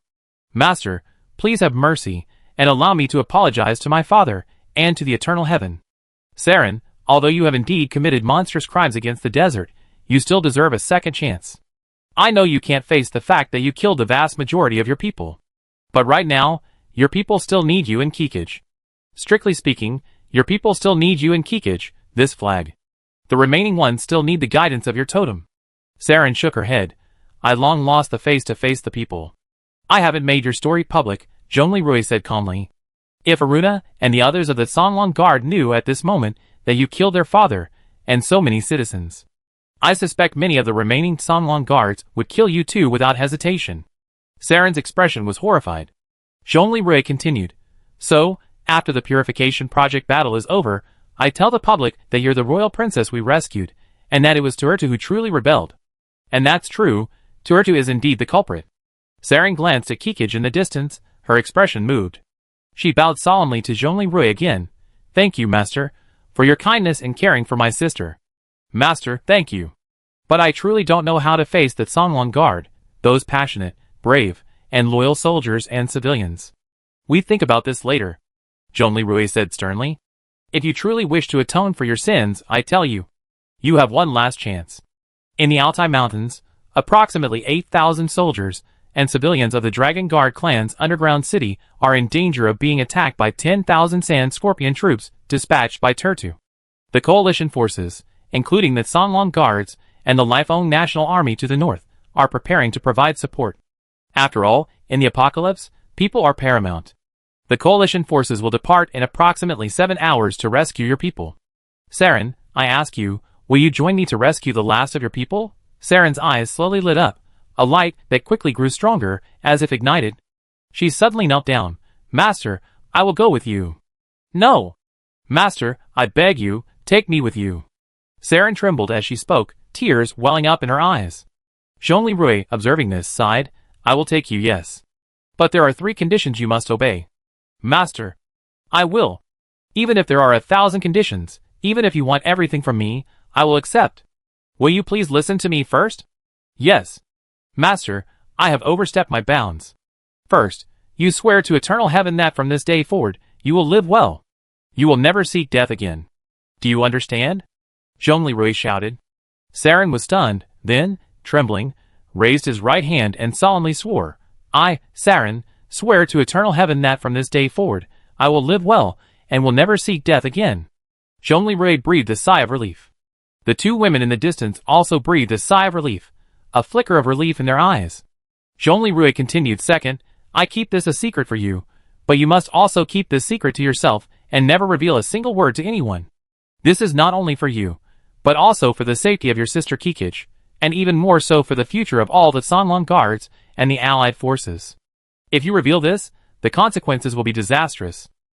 Saren nodded tearfully. Master, I keep this in mind, and won't dare reveal a single word. Zhongli Rui nodded slightly, his tone softening. Third, as always, your life is mine. I know you're desperate to atone for your sins, but you must remember that only by staying alive can you truly live. So follow my orders, don't act rashly, and don't commit suicide.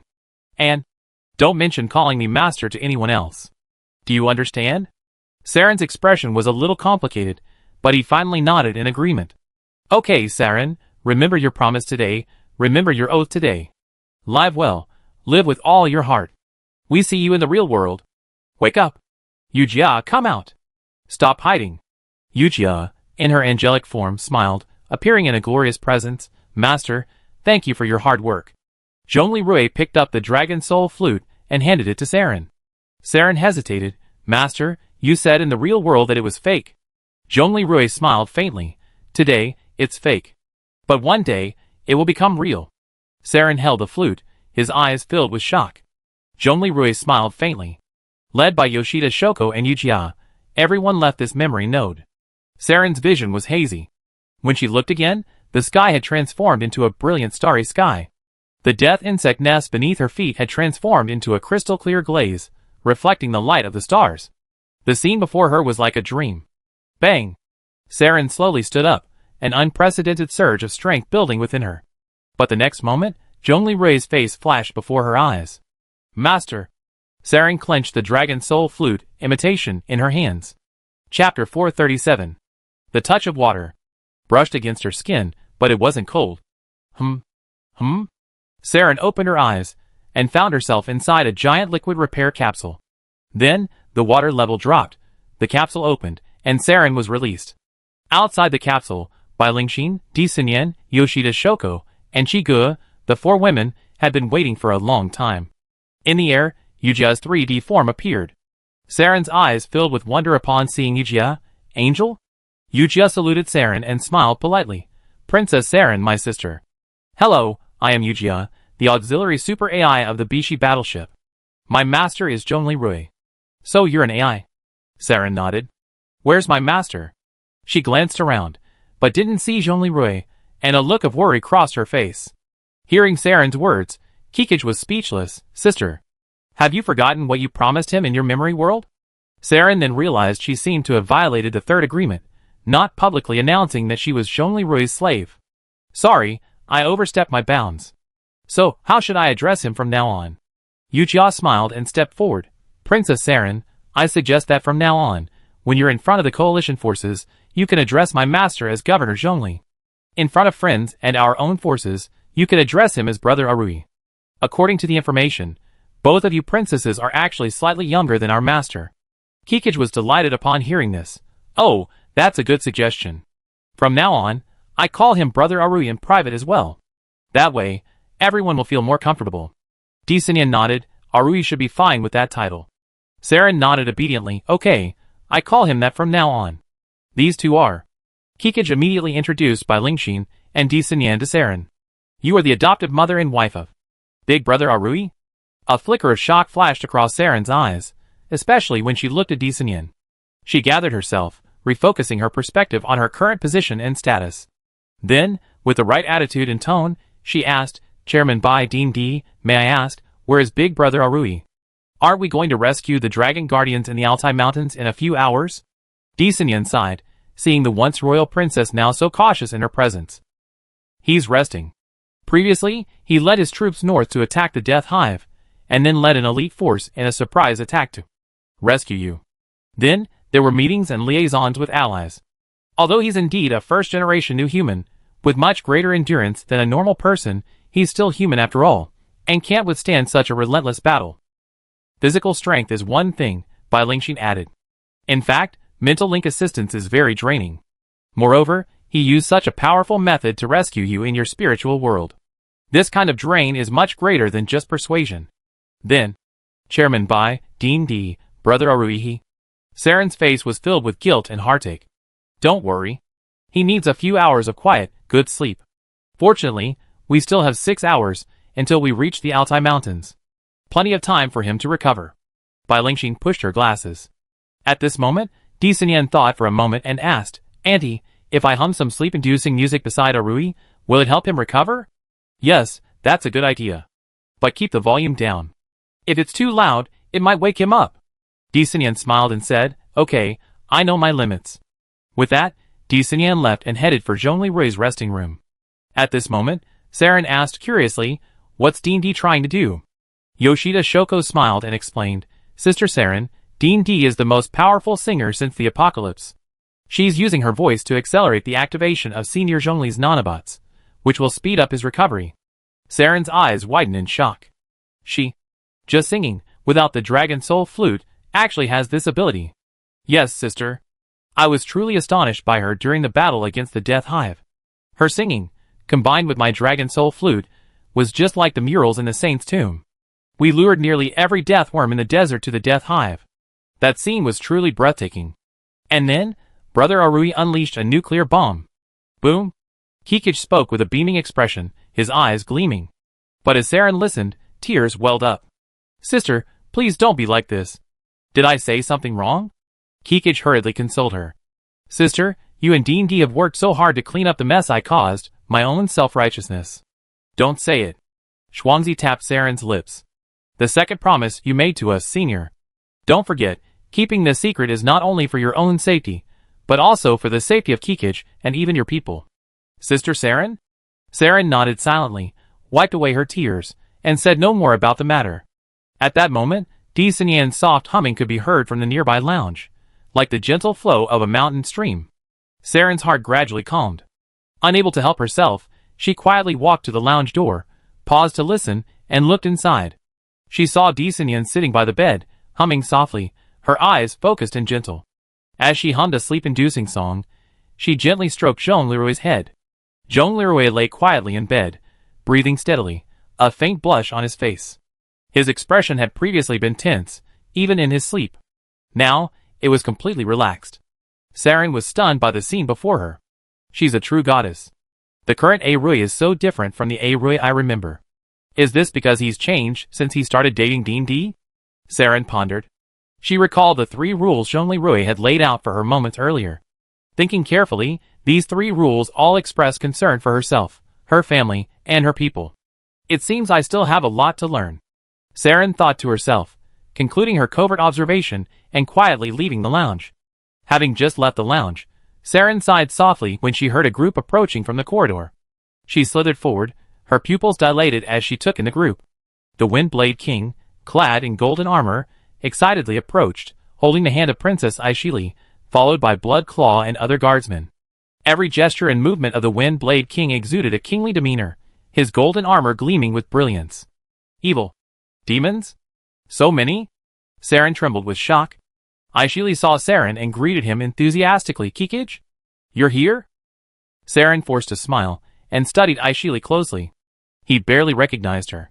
She was also Lu Xiaoya's best friend, whom he had met once before, back in their days, at Industrial University. However, he had only met her once, and Kikich, on the other hand, was more familiar with her. Seeing Kikich didn't respond, Aishili turned to King Fengren and began to introduce him. Your Highness, this is Princess Kikich, a member of the royal family of Dakian's northern neighboring kingdom, and my former college friend. Princess Kikich, this is my husband, King of the Storm Kingdom of the Batman Kingdom, King Fengren, whom I told you about last time. Saren's heart sank. With the cultivation of a former royal, he quickly analyzed the situation. The so-called demon before him was the King of the Storm Kingdom Aishili had mentioned, clearly not the mysterious evil being rumored. Secondly, Aishili has a close relationship with Kikich, and this time she introduced herself as her husband. This proves that Kikich is also aware of the existence of the Batman and has calmly accepted it. Therefore, the presence of the Windblade King and his guards here could only mean one thing. They are also part of the coalition that Zhong Leroy mentioned earlier. Currently, this coalition comprises the Dakian Army, the Lifeng National Army, and the remnants of the Golden Royal Court, the Songlong Guard. The remaining force must be the Windblade King's Storm Kingdom Army. Thinking of this, Saren immediately displayed her royal manners, smiling and saluting the Windblade King. I long heard of your name, Your Highness. However, Princess Aishili, I'm not Kikich, I'm her twin sister, Saren. She has spoken to me about you, and His Highness the Windblade King. I'm honored to meet you today. A flicker of surprise flashed across King Fengren's eyes, and then he smiled and replied, So it's Princess Saren. It was a misunderstanding, and my apologies. It seems you're alright now. We received word earlier that Uncle Zhongli said you were recently rescued from the rebels at the Golden Court, and you're recovering from injuries. I didn't expect you to recover so quickly. Aishili also smiled gracefully. So, your sister Saren. Congratulations on your recovery. Listening to Fengren and Aishili's words, Saren felt a surge of emotion. Her master, Zhong Leroy, had truly lived up to his words, and not spread the news of her being deceived into destroying the desert. Instead, he had truly appeared before the coalition forces as the rescue princess. He truly was. Unconsciously, Saren blushed again. Sister Saren, what's wrong with you? Saren, alert to her changing expression, quickly composed herself, saying softly, I just remembered Governor Zhongli's heroic presence when he rescued me. Piloting an incredibly powerful golden mecha, he destroyed the death insect hive with a single strike, and rescued me from the midst of a vast enemy. At that moment, his figure was like a god of war descending, radiant and brilliant.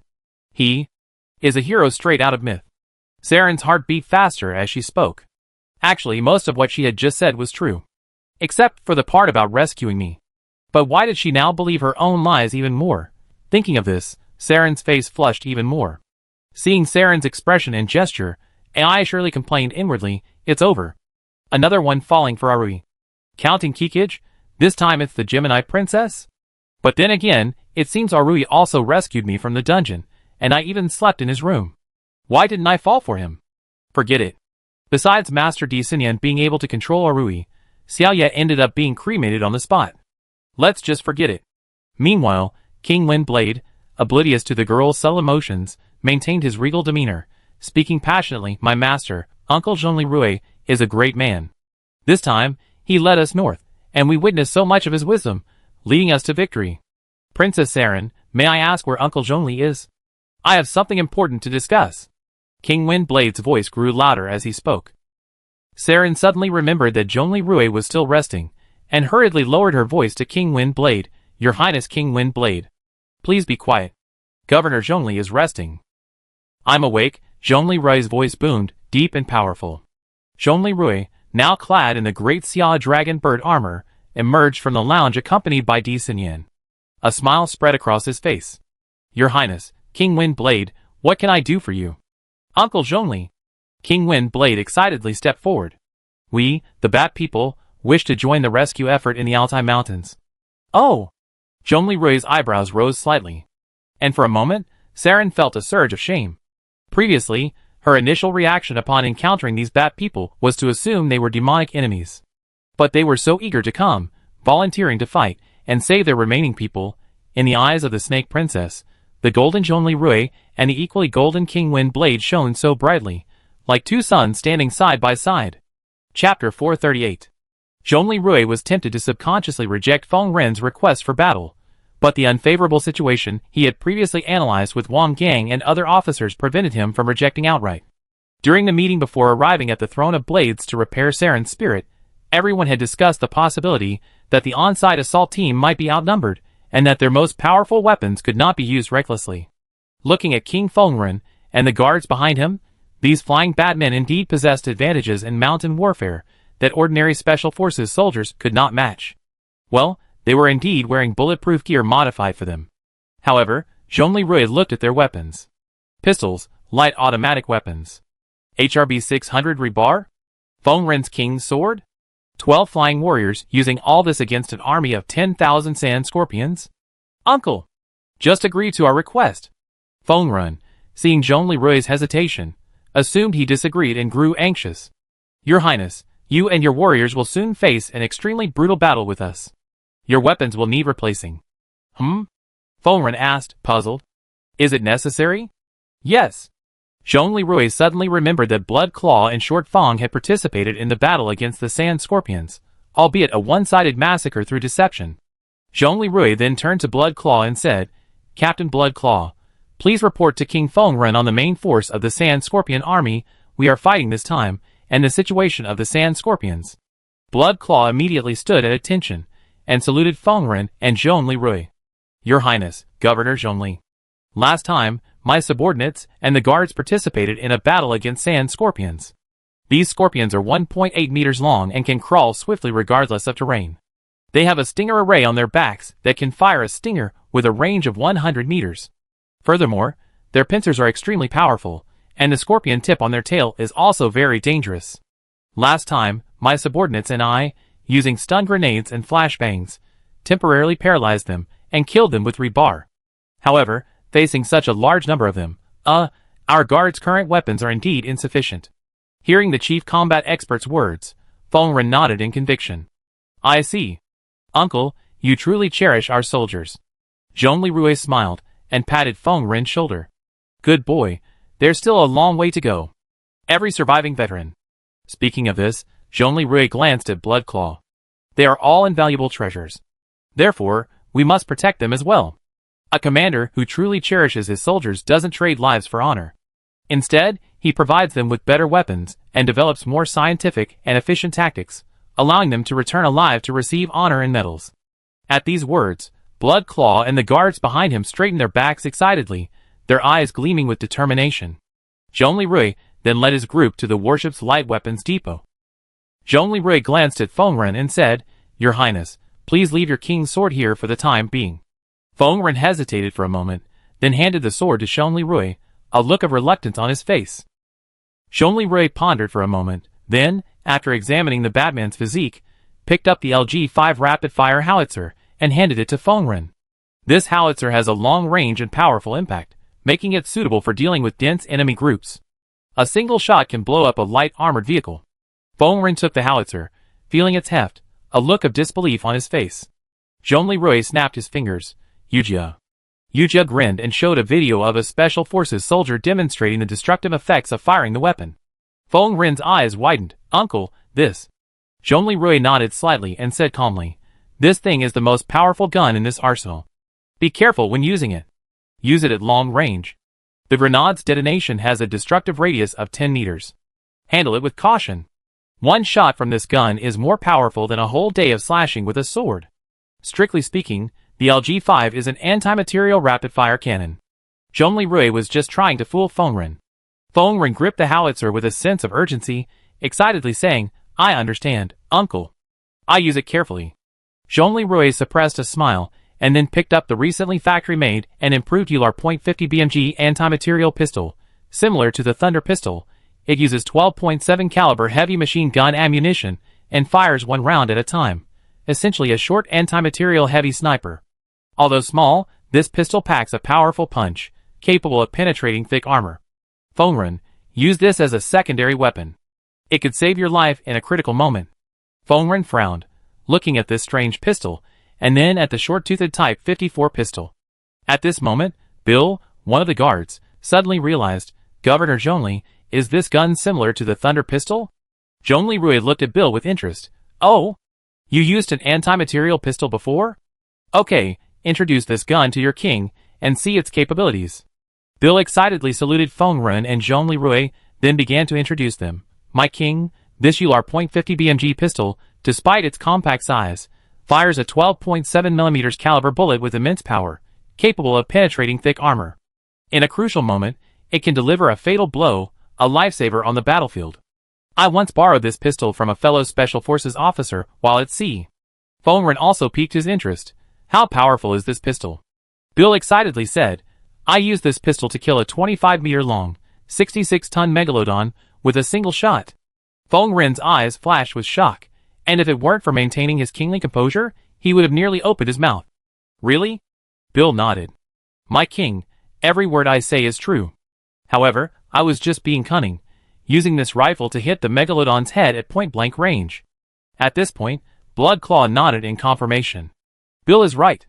The megalodon's skull was incredibly tough, yet the ULR.50 BMG was able to penetrate it with a single shot, proving that this rifle can also penetrate ordinary military vehicles.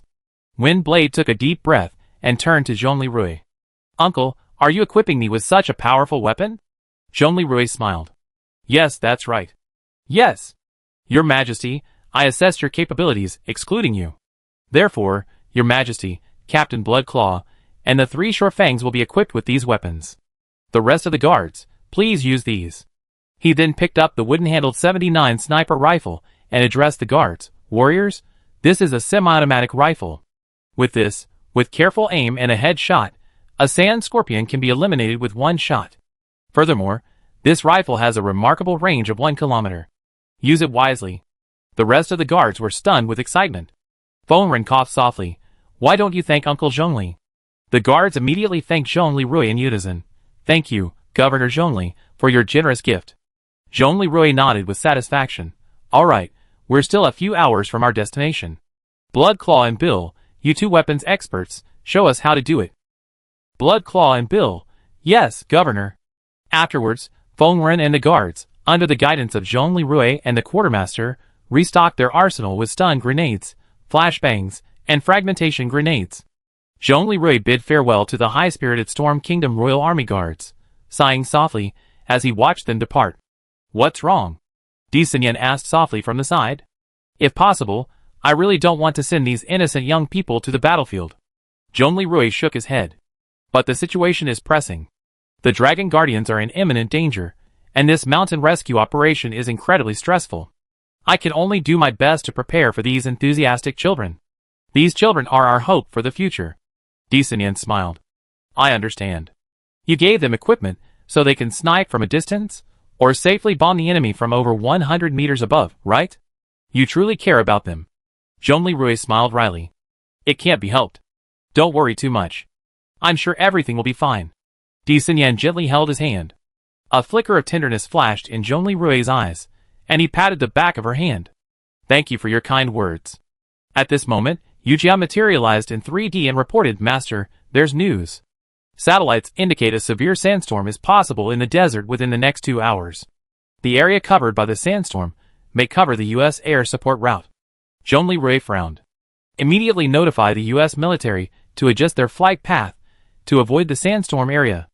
Also, contact General Long immediately. We may be in serious trouble. Saren, standing nearby, was startled and instinctively asked, Master. Brother Rui, are we encountering any problems with our plan to rescue the Dragon Guardians? Zhong Li turned to look at Saren. Saren, startled, quickly said, I'm sorry, I overstepped my bounds. Don't be like that, Saren. Just speak naturally and kindly, Zhong Li said gently. Okay, Saren said cautiously. Zhong Li's brow remained gloomy. This time, rescuing the Dragon Guardians in the Altai Mountains will be far more difficult than rescuing you last time. Saren clearly heard Zhong Li's rescue you, realizing he'd been hiding the fact that she'd been captured. Her heartbeat quickened again. But remembering the Dragon Guardian's imminent danger, she immediately asked seriously, why is that? Brother Rui, I remember your warships have incredible firepower, and you can even launch nuclear missiles. Can't you handle the Sand Scorpion Legion with that? I know the Sand Scorpions are tough, but their range is only 100 meters. Alas, when the Sand Scorpions engage the Dragon Guardians, will they use thermobaric and nuclear bombs? Saren was stunned. Not only that, the Altai Mountains range in altitude from 1,000 to 4,500 meters. Our powerful land-based warships can only provide long-range fire support from the foothills, and not all weapons can do that. Zhong Li took a deep breath and continued, the complex mountain terrain not only limits the number of troops and equipment that can quickly reach the Dragon Guardian settlements, but also restricts our firepower. This battle will not be easy. Saren's eyes flashed with worry, and he asked softly, how should we respond? Leave the fighting to us, Zhong Li said calmly. Then, is there anything I can do? Saren asked anxiously. Zhong Li glanced at Di Xinyan. Di Xinyan smiled and nodded. Saren, we do need your help in this rescue operation. And it's something only you and Kikich can do. Saren's eyes lit up. Dean D, tell me. Whatever you need us to do, I do it, even if it means saving my people. Di Xinyan smiled and called Gu Anqi. Anqi, is the royal robe prepared by our internet celebrity for our Gemini princess ready? Gu Anqi's voice came over the communicator. Hey! Of course I am. Leave this to the professional expert, Mushroom Kun. It's definitely the right thing to do, huh? Saren, question mark. Chapter 439. This. Is this dress proper? Can I wear this, Angie? In the room, Saren looked at the twin saints' battle robe in front of him, flustered. Bare shoulders? Low cut? High slit hem? Ethnic style turquoise jeweled straps in the middle of the snake-like belly? An exaggeratedly long cape at the back? No, the cape bore the insignia of the Golden Court. This is quite proper. The hairstyle is a retro Argali horn, and the jewelry is fine, provided by the Northern Army. Angie smiled, of course. Look, your sister is dressed quite well. Sister, is there anything wrong? I think this outfit is quite nice, haha. Kikich had already put on the battle robe quite naturally, and was posing in front of the mirror. She gazed at her battle robe with delight, muttering quietly to herself, if, on the summit of the Altai Mountains, under the setting sun, a Rui, returning victorious, suddenly pushed me down while I was wearing this robe, I'd be willing to die. Chi-Chi-Gu didn't know that Gu Anchi was also a new human, and that her whispers were no different from normal conversation in her presence. Gu Anchi simply shook her head without commenting. She had long known that Chi-Chi-Gu had harbored feelings for Zhongli Rui during their college years. Their separation, then, was even more tragic than the scene in Roman Holiday. Zhongli Rui hadn't yet grasped Chi-Chi-Ji's feelings, and Chi-Chi-Gu, without revealing her feelings, had hurriedly returned home at the call of the royal family. Now, unexpectedly, Kikich has become the godmother of Arui's son. Although Master's words were selfish back then. Well, Master didn't know Arui liked him then. But Master was right. Choosing Lu Shi is much better than choosing Arui. There are so many girls interested in Arui now. Luckily, I cut my losses back then. Our Shizi is still safe and sound. Gu Anchi chuckled self-deprecatingly. Very early in the series, Gu Anchi also harbored feelings for Zhongli Rui because of his life-saving grace. See Extra 1. The car accident. However, in Chapter 13, with Lu Xiaoya's return, Di Xinyan, unaware of Zhongli Rui's true feelings at the time, played a rash matchmaker, setting him up with Lu Xiaoya and dissuading Gu Anchi from the relationship. Of course, Gu Anchi also harbored feelings for Lu Shi. Just as Saren was resisting, Chi-Chi-Gu whispered in her ear, almost seductively, "Sister, put it on. Brother Rui will like it." Hee hee. Saren shuddered, then stopped resisting and immediately began to change. Gu Anchi, angry. TSK, damn the suspension bridge effect. Even that Sister X rice bowl is here. She cursed inwardly. When Saren hesitantly put on the saint's robe, Kikich smiled and said, "Sister, you look so good in it. Look, you have more than me, why are you hiding it?" Saren was embarrassed and annoyed. "Sister, we're going to save our people." "I know. Sister, we're going to join the people in the Great War soon. I'm so happy to see you like this. It's been ages since we've been together, laughing and joking. Do you know how long we've been arguing since we became snake women? Now, sister, you're back." As she spoke, Kikich maintained a smile, but tears welled up in her eyes. Saren looked at her sister with a complicated expression. The next moment, Kikich suddenly embraced her. "Sister, you're alive. We sisters are together again. It's so wonderful. Woo. Sister. Yes, I'm back." Saren closed her eyes, silently weeping, and embraced Kikich. Beside her, Gu Anchi smiled, tears sparkling as she too shed. After a moment, Kikich wiped away her tears, her expression suddenly becoming solemn and serious. "Sister, let's try playing together." Saren nodded. The twin princesses took out their respective dragon soul flutes and began to play. Kikich's aura suddenly changed. She flung her cloak into the air, her eyes suddenly gleaming with brilliance, as if she had returned to the moment when she and Di Xinyan played together, attracting all the death bugs in the desert. Saren was involuntarily overwhelmed by Kikich's aura, and then she recalled the past when she had killed 3 million soldiers and civilians, the countless bones. Her breathing involuntarily quickened, the sound of her flute became disordered, her face paled, and cold sweat broke out on her forehead. "Stop!" Gu Anchi, noticing something was amiss, quickly called a halt to the ensemble. Saren's hands drooped limply, sweat dripping onto the floor. "Sister, what's wrong with you?" Kikich slithered forward, asking with concern. I can't do it, Kikich's expression showed understanding, and she winked at Gu Anchi. Gu Anchi left the room, leaving her sister alone. "Sister, are you still concerned about that? How could I not care? I'm a sinner, my identity is fake, my flute is fake. Saren's tears welled up again, tears dripping onto the floor. "Sister, I know it's impossible for me to persuade you to let go. My past is already like this. But we still have a future." "What is the future?" "The future is when we save the rest of our people. Then, you realize your dream, leading them from a tiny spark to the light of the kingdom. As for me, I return to my beloved school, happily teach, and raise Arui's son with him.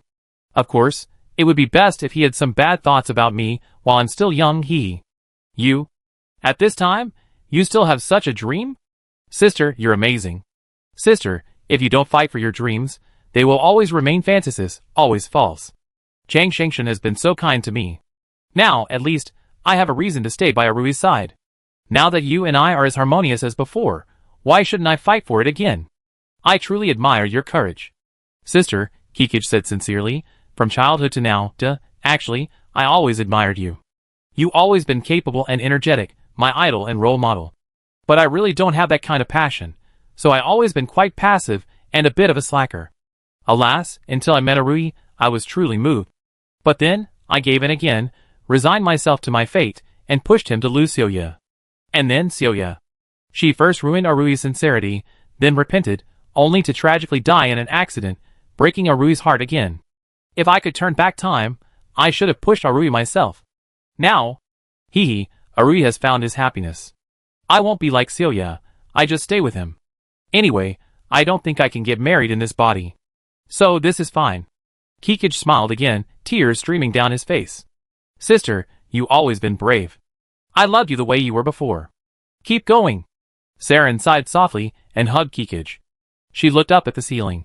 If you don't fight for your dreams, they always be illusions, always fake. Saren hugged Kikij while clenching the Dragon Soul flute imitation in her right hand. On the bridge of the Bishi, Zhongli Rui was on an urgent call with Long Zhanya, Yelena, Bai Lingxin, and Chen Pan. Everyone, the situation is dire. We're facing many restrictions during this Altai Mountain rescue operation. Moreover, due to the sandstorm disrupting flight routes, it's very likely that the US AC-130 support will be delayed. Alas, last time we dealt with that Shadowman snake, my Air Force used up almost all of its thermobaric bombs. Now, all we have left on our 12 aircraft are high-explosive rockets, and each aircraft only has 6. Yelena shook her head. The Magic City Air Force can only provide limited help. We should try to rely on ourselves. If I had known why. This isn't the first time that Feng Guolao has failed at a crucial moment. Long Zhanya said disdainfully, the last decisive battle at the Ontario Hive took place on their soil. But their air fortress not only arrived last, but was also the least effective on the battlefield. Zhongli Rui nodded. We must be prepared for the US military to fail to arrive in time. Chen Pan thought for a moment and spoke. Governors, my Changsheng group still has spare fighter jets. In a major battle, the Excalibur II and the Jinwuzi Zero demonstrator can be deployed together to provide air support. Bai Lingxi nodded. Yes, the Excalibur II can provide beyond visual range long-range aerial artillery support. And while the Jinwuzi Zero demonstrator can't launch tactical nuclear strikes like the Minghong fighter, nor can it fire electromagnetic cannons, the Jinwuzi I-2 still has its original capabilities, and can help clear out ground troops. Zhongli Rui pondered for a moment, and asked worriedly, the Golden Crow Wing Zero. I remember the laser launcher wasn't very powerful, right? Don't worry, Governor Zhongli, Chen Xiaoyu said with a smile. I was right to come along this time. I urgently replaced the module, and now the Golden Crow Wing Zero can be considered the Golden Crow Wing 2. However, Governor Zhongli, after I replenish the micro-engine you used, the Bishi and Xiangui will be out of power for now. Please refrain from launching tactical nuclear strikes for now, okay? We're in the mountains here, and I didn't intend to fight like this anyway. Zhongli Rui sighed. Okay, thank you everyone. After the coordination was concluded, Xiao Pu advised Long Zhanya, General Long, this rescue operation may require support from the 13 Tombs Fortress Airdrop Force, the Air Transport Force, and the third phase. After all, they won't be needed in the future decisive battle against the Dragon Soul Land. Now is the time to deploy our forces. Long Zhanya's face darkened at the mention of third phase. Xiao Pu, you are the last survivor of the second phase. Do you understand what you're saying? Xiao Pu nodded. General, don't worry. I go with them. And I believe that with you and Governor Zhongli in charge, we can all return alive. Watching Xiao Pu's confident expression on the screen, Long Zhanya felt a pang of bitterness. Previously, during the battles in the northern border, the first phase, after successfully rescuing border outposts several times, was annihilated in a sudden attack by death worms. The second phase, while relocating a border village inland and escorting residents, encountered a massive attack by a combined sand scorpion and death worm horde. Finally, when the Taotai and the rescue team arrived, Xiao Pu was the only one left alive in the second phase. At the time, Long Zhanya, unable to bear the thought of this special unit suffering such devastating losses, halted the unit, revoked its designation, disbanded it, and reorganized it into the Fleet Army. Even so, during the previous battle against the Shadowman Serpent, several of the elite third phase suffered casualties. One perished, while 3 were resurrected and transformed into awakened, continuing their service. Assemble the third phase, and prepare for a powerful airborne assault, Long Zhanya finally ordered. Xiao Pu smiled and accepted the order. Yes, General. Rest assured. We will not disappoint you or Governor Zhongli. I want you to return safely. Yes, sir. Thank you, sir. Xiao Pu turned and left, initiating the Special Command Program. Then, he headed for the Special Equipment Room. In the special preparation room, a strangely shaped, full-face helmet lay quietly on a metal table, emitting a faint blue glow. Next to it was a complete set of power armor that looked somewhat like the black-clad mechanical secret guards, but with a simpler and lighter construction. The helmet and armor were emblazoned with the Dakian Inglong symbol. Dakian 13 Tombs Fortress Army, Inglong Wings 2nd Batch, Number 108, Zhao Pu. Zhao Pu stroked his helmet, muttering to himself, "Brothers, I'm heading out again." On the special program interface, confirmations began to appear one by one. 36 in total. Among them, Zhao Pu's serial number was prominently displayed, Captain. Codename, Tiangang Number 1. Chapter 440. A few hours later, the combined fleet arrived at the foot of the Altai Mountains, the closest point to the Dragon Guardians, as seen on the satellite. At that moment, the sky was still shrouded in the dim pre-sunrise light, the mountains' outlines looming, and the air was filled with the lingering chill of the mountains. Satellite maps showed that the Altai Mountains ranged in width from 80 to 150 kilometers. The Dragon Guardians lived in the central plateau area of the mountains, approximately 70 kilometers from the base. According to the coordinated data from Kunluo and Yujia, the Dragon Guardians in the mountainous area had not yet engaged the enemy. Satellite monitoring data indicated that the 10,000-strong army of sand scorpions would reach the base of the mountains within 10 hours, and, in about 2 hours, attack the mountainous area, disregarding the terrain. The massive sandstorm area on the map blocked the US AC-130's flight path. Even if the US military took a detour, it would take approximately 18 hours to reach the battlefield. Gazing at the towering Altai Mountains, Zhongli Rui exhaled. Theoretically, we only have 12 hours left. We can only get here, Wang Gang said helplessly. Besides, sir, the battleship only has conventional ammunition from the 191mm rocket launcher to support you. Furthermore, because it's an upward-firing system, even the main electromagnetic cannon can't fire from all angles. In most cases, you have to rely on the ship's aircraft and yourselves. Zhongli Rui smiled generously. Watch the battleship, support us, and wait for us to return. Wang Gang, yes, sir. Zhongli boy. At this moment, Long Zhanya arrived with a message. He told them about the airborne troops coming to support them.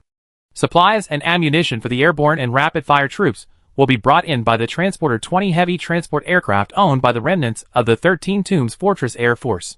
However, I'm still concerned about supply issues during the intense fighting. It's okay, Elder Long Engineer Chen Gao and I are flying nuclear-powered aircraft, and our lasers don't require ammunition. Take it easy. Be careful of overheating lasers if used for extended periods. Thank you for your concern. At this moment, Chen Xiaoyu called. Ah Rui. Zhongli Rui, upon seeing Chen Xiaoyu, noticed her haggard appearance and was immediately shocked. Sister Xiaoyu. What's wrong with you? Nothing, I just worked 6 extra hours on the battleship. Hee hee. What are you busy with? Why are you working so hard? I seen Captain Shen's combat records. The Peregrines are still quite capable, but once they run out of ammunition, they're doomed. I urgently adjusted the equipment of all the Peregrines, dismantling the old laser cannons from the Golden Crow Wing Zero demonstrator and installing one on each Peregrine. This way, even after the Peregrines run out of ammunition, they can still fire 20 times each. Eliminating 1 or 2 scorpions at a time shouldn't be a problem. However, even so, there's still a significant firepower shortfall. Kun Lu and I have calculated that your current force, after exhausting its ammunition reserves, can only eliminate approximately 6,000. And that 6,000 figure takes into account the automatic weapons of the cursed airborne troops supporting you, including those airdropped and airlifted ammunition. And that's still an ideal scenario. Once engaged, ammunition utilization will drop even further. Sister. I understand, Sister Xiaoyu. Thank you for your concern.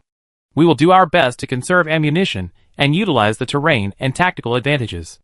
Rui, to be honest, as a technical advisor, I'm not entirely convinced you're going with everyone else on this rescue mission. Ahem. Sister, take it easy. Right now, can you just call me Xiaoyu? Chen Xiaoyu suddenly became excited. Zhongli Rui couldn't bear to see her like that, and whispered, Xiaoyu, be careful. Don't worry. I'm worried. I know you're such a kind person. You won't abandon your companions, you won't abandon your people. My simulations show that in the middle to late stages of the battle, you overuse your mechs, until your laser cannons overload and overheat. You could be in danger. You're married, you're my sister, you have children, it doesn't matter. I don't want you to die. I don't want you to die. If you land in the Scorpion Sea, they won't care if you're a corpse or not, they tear you apart. As Chen Xiaoyu spoke, her eyes welled up and her voice choked. Zhong Lirui clenched his fists and said firmly, Xiaoyu, I understand your concerns, but this is my responsibility. I will protect myself and will never let you down. You, wait for me on the turtle. Chen Xiaoyu took a deep breath and tried to calm herself. Okay, I wait for you on the turtle. But remember, come back alive. Zhong Lirui nodded, his eyes determined. I will. After the call ended, Chen Xiaoyu whispered, if you die, I secretly saved your sample when I treated you last time at Throne of Blades. I'm an expert in cloning and I bear you a child. Humph. Yu Jia immediately jumped out of the interface in front of Chen Xiaoyu in shock. Sister, how could you do this? Chen Xiaoyu glared at Yu Jia. Jia glanced at him and snorted coldly. Why? Can I? I just want him to come back alive. If he dies, I create a son who's almost identical to him, train him well, and continue his career. Is there anything wrong with that? Also, don't think I don't know your little tricks. You're regularly backing up Arui's soul, waiting for him to die naturally, so that you can marry him in the data world. I said, I agree. So, don't interfere in my affairs. I'm telling you, there are no sperm banks in the world now, and I don't care about any man other than Arui. Don't worry, I won't destroy his family. If necessary, I won't even let my sister-in-law Sinyan and my sister Xiaoyao know about this. Just think of it as parthenogenesis. Yu Jia shook her head helplessly, then compromised gently, saying, Don't worry, sister. I will use all my strength to bring him back safely. Chen Xiaoyu's eyes moistened slightly as she whispered, Okay, I believe you. As long as you can bring Rui back safely, I won't resort to that extreme backup plan. I know you're also a wonderful daughter. Sister, this time, I can only do so much to support you. Truly, resources are limited in this apocalyptic world, and this time in such a desolate place. I really can't do anything. Yu Jia nodded. Sister, we will do our best. You must also take care of yourself, and wait for our return. In the data world, Yu Jia sighed softly. In this apocalyptic world, the souls of all kinds are torn and twisted. From a selfish perspective, that's understandable. But my master, you are motivated by kindness and compassion. And even more than that, you scarred yourself. I will protect you, so precious to me. I won't let you die until your wish is fulfilled, and you die a natural death. At the foot of the mountain, the rescue fleet's fast aerial formation, under the command of Zhong Lirui, quickly took off. The majestic Altai Mountains took in the panoramic view. Soon, Zhong Lirui led the flight team to the area suspected of housing the Dragon Guardians. Precisely where he had earlier discovered large fields of human crops on the plateau. Upon approach, Zhong Lirui discovered that the crops had already been harvested. A mountain dweller, dressed in simple attire, was bundling hay. Zhong Lirui noticed that the man's movements were skillful, his gaze resolute. However, his attire was quite distinctive. His upper body was covered in a sleeveless half-length armor made from sand scorpion shells, gleaming with a faint blue sheen. Zhong Lirui quickly approached, detached from his Minghong fighter, and landed his armor before the man. Yu Jia, turn on simultaneous interpretation, Golden Court language. Yes, master. The male mountaineer looked up and spotted Zhong Lirui in golden armor. He immediately, alertly, pulled his Mosin Nagin, a 7.62 caliber, a World War II vintage rifle now used for hunting in many nomadic areas, from the haystack. With a clatter, he loaded the rifle and aimed at Zhong Lirui. Intruder, who are you? Golden Court language. Simultaneous interpretation. Golden Court language. Hello, I am a member of the Golden Court royal family, Borjigen. An ally of Princesses Saren, Borjigen, and Kikij, and the current governor of Daqianlingen province, Major General Zhong Lirui. Your area is about to be invaded by a massive monster army. I want to see your lord. A hint of surprise flashed in the dark-skinned mountaineer eyes, and he raised the muzzle of his rifle 3 inches toward the sky, no longer aiming. Daqian language. Are you serious? So the Dragon Guardians here speak Daqian language. Zhong Lirui thought, no need for translation now. Time is running out. Is that sand scorpion skin you're wearing? Zhong Lirui stared at the mountain man, his voice firm. A vast army of sand scorpions is heading this way. They arrive in about 12 hours. As your allies, our forces are here to protect you at the request of the 2 princesses. A flash of shock flashed in the mountain man's eyes. He quickly lowered his gun, unloaded the bullet, and slung it over his shoulder. He asked nervously, Your Excellency, Governor Zhongli, may I ask where the 2 princesses are? Zhongli turned and pointed at the heavy transport helicopter hovering in the distance. The two princesses are on board. The mountain man nodded and bowed 130 degrees to Zhongli. Your Excellency, Governor Zhongli, I will notify the Great Elder immediately. The large, hard plateau ahead can serve as a landing spot for the helicopter. Zhongli nodded. Then, the mountaineer took up the horn at his waist and blew a deep, powerful blast. The blast echoed through the valley. Soon, men and women dressed in similar mountaineer attire began to gather from all over the plateau. A few of them carried World War II-era Mosin Nagants, and occasionally even older, split-center double-shot hunting rifles. Their faces held a tense and determined expression. But overall, those carrying weapons were in the minority. Among the mountaineers, the hunters and guards shared one common trait. They all wore armor made of sand scorpion hide. Zhongli then called for the Rapid Response Support Force to land. Princesses Borjigin Saren and Borjigin Kikij, clad in twin battle robes, slowly stepped off the helicopter, their expressions resolute. Their appearance sparked a flicker of surprise in the eyes of the gathered mountaineers. Upon seeing the snake-like lower halves of the women, the villagers actually knelt and began to kowtow. The rescue team was stunned. Zhongli whispered to Saren and Kikij, "Is your royal family's influence so great among the Dragon Guardians?" Kikij was bewildered. I don't know. I haven't heard of it. Saren, familiar with the royal family's history, also looked puzzled. That shouldn't be the case. Our royal family hasn't visited the Dragon Guardians' borderlands in years. They always been in an autonomous zone.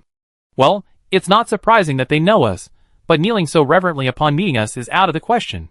Furthermore, their kneeling wasn't a gesture of respect to royalty, but rather a gesture to a deity or a priest. Ning Yin, draped in his hema pure, smiled faintly. I saw that these people seemed to be kneeling before your serpentine form. Huh? Saren and Kikij were stunned. My fellow tribesmen, why have you come? A tender female voice echoed from the crowd. A seemingly young girl, dressed in elder attire and holding a sacrificial staff, emerged slowly, like a snake. However, her figure seemed much smaller than Saren and Kikij. Saren and Kikij were stunned upon seeing the girl. This girl, dressed in the attire of a great elder, possessed a serpentine body similar to theirs. Chapter 441. Saren, well-versed in the interests of the royal family, was the first to recover her composure and politely stepped forward, asking, "May you be blessed. I am Borjigin Saren, the legitimate first-in-line heir to the Golden Court. May I ask who you are, sir of the same clan?" The Lolita Snake Woman Great Elder also gracefully returned the greeting. "In heaven above, may you be blessed, Honorable Princess Saren. I am the 15th Dragon Guardian Elder, Altai Shikima, a descendant of the Earth Dragon's bloodline." Descendant of the Earth Dragon's bloodline. Kikij's eyes widened at this. "Elder Shikima, how did you give birth?" Ahem. Saren coughed tactfully, then smiled at Shikima. "Great Elder, please excuse me. This is my twin sister, Princess Kikij. She has a rather straightforward personality." Shikima smiled gracefully, covering her mouth. "I am a woman from the desert. I have a very straightforward personality. Frankness is a natural quality, and that's fine." Princess Kikij's question isn't a big deal. Each generation of our great elders lives approximately 2 to 3 times longer than a normal human. However, throughout our lives, we will choose 1 or 2 compatible and bravest Baturas within our clan as our mates. Then, just like normal humans, we marry and have children. However, male descendants of my dragon god bloodline will look just like normal humans, only with a longer lifespan. Females will inherit our half-ancient dragon form. As soon as these words were spoken, everyone around them, from Bai Lingxin, Chen Pan, Ning Yin, and Zhongli, experts in cutting-edge technology, Zhongli is now considered an expert, to soldiers like Situzian, Shin Yuchu, Shin Jie, Lu Shi, and Ameo, to medical staff like Di Sinyan, Gu Enchi, and Wen Yingying, all expressed shock. Saren was also shocked by what Shikima said. Although she was skeptical, she smiled politely and said, "I see. Thank you, Great Elder, for clarifying my doubts." Shikima smiled and asked, "Your Excellency Princess Saren, you're too polite. Let's get back to the previous question. Just now, your distinguished ally, the governor of the southern Dakian, His Excellency Zhongli, said that the Sand Scorpion army is about to arrive? So, you are bringing your army to rescue us?" Saren nodded and turned to Zhongli. "Yes. This is Kikij and my most distinguished ally, the liberator of the desert, the god of war of Dakian, the governor of Lingyan Prefecture, and major general of the Dakian army." Zhongli, His Excellency Baijilu. He will explain to you the extremely critical situation. Upon hearing this, God of War, Liberator of the Desert, Zhongli, Baijilu. Kikij's eyes gleamed brightly at the words. Several pieces of information raced through her mind. Bearers of the dragon god's bloodline can mate with normal humans and have children. They will choose the most courageous Baijilu who shares their soulmates as their mate. Zhongli is the liberator of the desert, the god of war, Baijilu. Yes, I had bestowed upon him the titles of Desert Liberator and Baijilu, and now my sister had bestowed upon him the title of God of War. At that moment, Kikij's eyes flashed with astonishing aura, and she gazed at Zhongli like a beast spotting its prey, filled with savagery and possessiveness. The lowly-looking Shikima, on the other hand, looked at Saren with interest, then at Zhongli, her lips curling slightly in a slightly mocking smile. Princess, if you, like your uncle, Lord Turtu, wanted to reclaim the autonomy of our Altai Dragon Guardian clan, as he did a few years ago, please go back.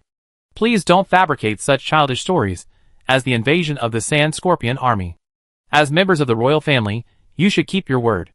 Years ago, when I was still a child, Turtu, in order to secure the mineral resources of the Altai region and the secrets guarded by our Dragon Guardian clan, tried to trick us into abandoning our homeland, which we had guarded for centuries, and moving to the desolate Gobi Altai Mountains in the south to live a hard life. We had a bitter argument then. Today, if it weren't for the fact that you two princesses share the same bloodline with me, we would have expelled you. Saren's expression grieved. So, Turtu had long coveted the Dragon Guardian's territories, mineral resources, and the secrets they guarded? Zhongli, upon seeing this, immediately telepathically communicated with Bai Lingxin and Shinpan. Aunt, uncle, this situation is complicated. If Saren and Kikij didn't share Dragon God bloodlines, and if Saren didn't possess some diplomatic skills, we might have ended up in a fight if we hadn't been so reckless. Indeed, my hunch is that the Dragon Guardians likely guard ancient stories about the Earth Dragon. The current descendants of the Dragon God's bloodline are not much larger than humans. At least the upper body. However, the Earth Dragon's body is 100 meters long. Given Lord Ningan's condition, I suspect the former Earth Dragon's body may have mastered flesh and blood technology unavailable to human civilization. Because Lord Ningan was a fin whale in his first life, a 40-meter-tall monster in his second, then a biological supercomputer, and only in his third life did he transform himself into a humanoid, evolving biochemical matrix. Based on Shikima's feedback, it's possible that an ancient, lost civilization possessed this technology. Bai Lingxin analyzed. I agree. However, I think we should prioritize reaching a consensus right now. Otherwise, if 10,000 sand scorpions descend and we fail to hold our ground, not only will we not understand the secrets here, but we also destroy the last large population center in the desert, further destabilizing our overall situation on the northern front. I suggest addressing this matter first, Chunpan, Chunjinquan added. Zhongli nodded slightly. I understand. Thank you both for your advice. When Zhongli returned his attention, Saren was desperately trying to persuade Shikima to believe his story. Great Elder, I'm telling the truth. The desert has suffered a catastrophe. Most of its inhabitants have perished. Now, a massive army of sand scorpions is approaching. Please believe us. We truly are here to help and protect you. Saren's voice tinged with despair in the face of Shikima's disdain. She seemed to see herself in Shikima a moment ago. Back then, she, too, was trapped in an information cocoon, unable to communicate the truth, lost in her own familiar perceptions. Only now did she understand the true pain Zhongli had felt when he scolded her. She took a deep breath and continued her plea. Please give us a chance to face this crisis together, or everything will be destroyed. Shikima snorted coldly. Beautiful Princess Saren, you have such a brilliant imagination. You should be a novelist or a wandering bard across the desert. Turtu rebelled and murdered the king? The death worms reappeared in the desert? All the desert's inhabitants perished? What are you talking about? How can I believe it? Kikij felt a surge of indignation at seeing her sister being so harassed. She stepped forward and said in a deep voice, Great Elder Shikima, what we said is true. As a result, Kikij, in her excitement, dropped the dragon soul flute from her waist. Shikima's gaze fixed on the dragon soul flute, a strange glint in her eyes. A moment later, her expression changed drastically, becoming even more hostile. You? The royal family. You actually robbed the saint's tomb. Damn it, damn it, damn it. Guards. The dragon guardians quickly surrounded them, weapons drawn, and the atmosphere suddenly became tense. Saren frantically explained, It's a misunderstanding. It's a misunderstanding. Great Elder Shikima, please hear me out. At this point, Zhongli couldn't bear to listen any longer. Great Elder Shikima, will you listen to me? Shikima glanced at him coldly and nodded reluctantly. Speak. Dakian people, what exactly are you trying to do by interfering in the affairs of our golden royal court? Zhongli took a deep breath and said solemnly, Great Elder, just as secretive as the dragon guards are the Sanhuang guards. Am I correct? Shikima's expression changed slightly. Foreigner, continue. The desert is on the verge of destruction. Even the Sanhuang guards, the unparalleled hidden power of the royal court, are nearing destruction. Our Dakian army, entrusted by Princess Kikij, rescued the Sanhuang guards in time. We used an ancient token to enter the saint's tomb and retrieve the dragon soul flute. Following the example of the ancient saints, we gathered nearly all the death bugs in the desert and then exterminated them. The Princess Kikij before you is one of the new generation of heroes saving the desert. Shikima's expression was momentarily astonished. Then, her brow furrowed, her gaze flickering between Kikij and Zhongli. At this moment, Kikij realized what was happening, his face beaming with joy. And this, the god of war Zhongli, General Baijilu, is also a hero of the desert? I used the dragon soul flute to gather the death worms, and he unleashed a nuclear bomb, sending all those death worms plaguing the desert back to hell. Shikima was silent for a moment, a complex look flashing in her eyes, as she signaled the surrounding guards to halt. At this moment, Zhongli had another idea and said to Kikij, Kikij, you are the true inheritor of the dragon soul flute. Come, prove it to them. Elder Shikima shares your bloodline. She know it the moment she hears it. Upon hearing this, Kikij excitedly exclaimed, Great, my Baijilu. Then, Kikij gracefully picked up the dragon soul flute and snaked her way to the center of the crowd. Her eyes suddenly shifted, becoming imposing and heroic. With a wave of her delicate hand, her cloak rippled behind her. Kikij, her red lips parted, and the melodious flute began. The sound resonated like a dragon's roar, causing Elder Shikima's body to tremble slightly, a flicker of disbelief in her eyes. As the notes flowed, the air around them seemed to freeze. Unconsciously, many mountain dwellers and guards involuntarily knelt on the ground, their eyes filled with awe and reverence.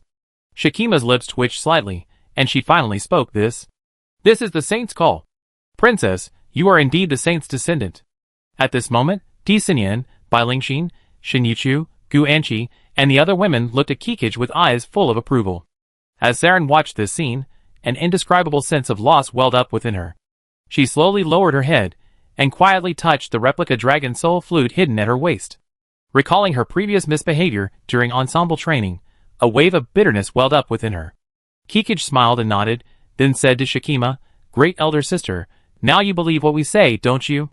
My best allies, and I are truly here to save you. You must listen carefully to us, and don't disbelieve us. Otherwise, your people will be fed to the scorpions, and you will become an eternal sinner, a fate filled with regret. Saren's eyes welled up at the words eternal sinner, and she nearly lost her composure. Then, a cold hand pressed against her exposed shoulder, startling her. Saren looked up, and was met with Zhongli deep eyes, radiating determination and comfort. He showed no further emotion, merely a slight shake of his head, indicating that she should not dwell on it. An indescribable power surged within her. Saren performed a baffling unique skill, miraculously causing her tears to flow back into her nose. Then, she smiled brightly and lovingly at Zhongli. Di Xinyan frowned slightly, remaining silent. Even then, Shikima finally began to realize that what Saren said might be true. She sighed, Actually, our clan has always defended the sacred lands of the high mountains, and we fought sporadic sand scorpions time and again. You mean the sand scorpion army? Those desert cavalrymen might be afraid of them, but our mountain hunters and warriors are not. 3 months ago, we achieved a glorious victory. We ambushed and annihilated a swarm of 30 sand scorpions, losing only 2 of our own warriors. You see, all warriors who have experienced battles with sand scorpions peel off their carapaces and use them as armor. It's a testament to their bravery. Zhongli shook his head slightly. Great Elder Shikima, how many hunters or guards here, like the ones I just encountered, armed with rifles or shotguns, do you have? Governor Zhongli, Shikima pondered for a moment, then slowly replied, about 200 hunters and guards equipped with modern rifles and shotguns. Around 300 hunters equipped with bows and crossbows. Zhongli covered his forehead in silence. Shikima asked curiously, General Zhongli, you've been talking about a massive attack by the Sand Scorpion army. How many are there? 10,000. Zhongli Rui's voice was as cold as the mountain wind, and Shakima's face instantly turned pale. All the surrounding villagers and guards, their faces once hardened by the mountain wind, now wore a look of disbelief and horror. The scene was deathly silent. Impossible, absolutely impossible. How could there be so many? Shakima shuddered, her previous arrogance and grace completely gone. Zhongli Rui didn't waste any words. With a snap of his fingers, Yujia immediately called up a 3D holographic image. It was a live aerial feed captured by a nearby pterodactyl high-altitude reconnaissance aircraft, which had been monitoring the movements of the sand scorpions. A dense swarm of sand scorpions surged like a tide, covering the entire desert. Their carapaces gleamed with a terrifying light in the sunlight. Their target was clear. Westward, to the Altai Mountains, the sacred ground of the Dragon Guardians. Clang! Shakima dropped the Elder's scepter in her hand with a resounding sound. 10,000? What should we do? What should we do? General Zhongli, save us! Save us! We're not an army, we're just good citizens of the autonomous region living in a mountain dungeon. Brother God of War, help me. I'm only 14. Shakima, completely disregarding her image, slithered over and hugged Zhongli Rui's armored thigh, her voice almost tinged with tears. Watching the previously pretentious little lowly now exposed. Everyone, Just then, the melodious sound of a horn echoed from the distance, accompanied by the sentry's cry, enemy attack. Demons, number 12. Altitude 200? Everyone, prepare for battle. Chapter 442. Shakima clung to Zhongli Rui's thighs, her eyes watering as she finally burst into tears. The last judgment has arrived. A swarm of 10,000 sand scorpions. Now the demons. It's over. Eternal heaven above, earth dragon ancestor below, please save us, your pious people. Shakima wept and began to kneel in prayer. Some of her guards followed suit, but many of the mountain folk fled in terror. The scene was momentarily in chaos. Faced with the chaotic situation before the battle, Zhongli Rui could no longer contain himself. He activated his propaganda device and roared with a lion's roar. Everyone, stop where you are. Stop! Shakima and the kneeling guards froze in shock, their sobs and footsteps pausing abruptly. Zhongli Rui stepped forward and said patiently, Elder Shakima. Brother Zhongli Rui, I won't be so pretentious anymore. Just call me Sister Shakima. Woo! Sister Shakima, don't cry.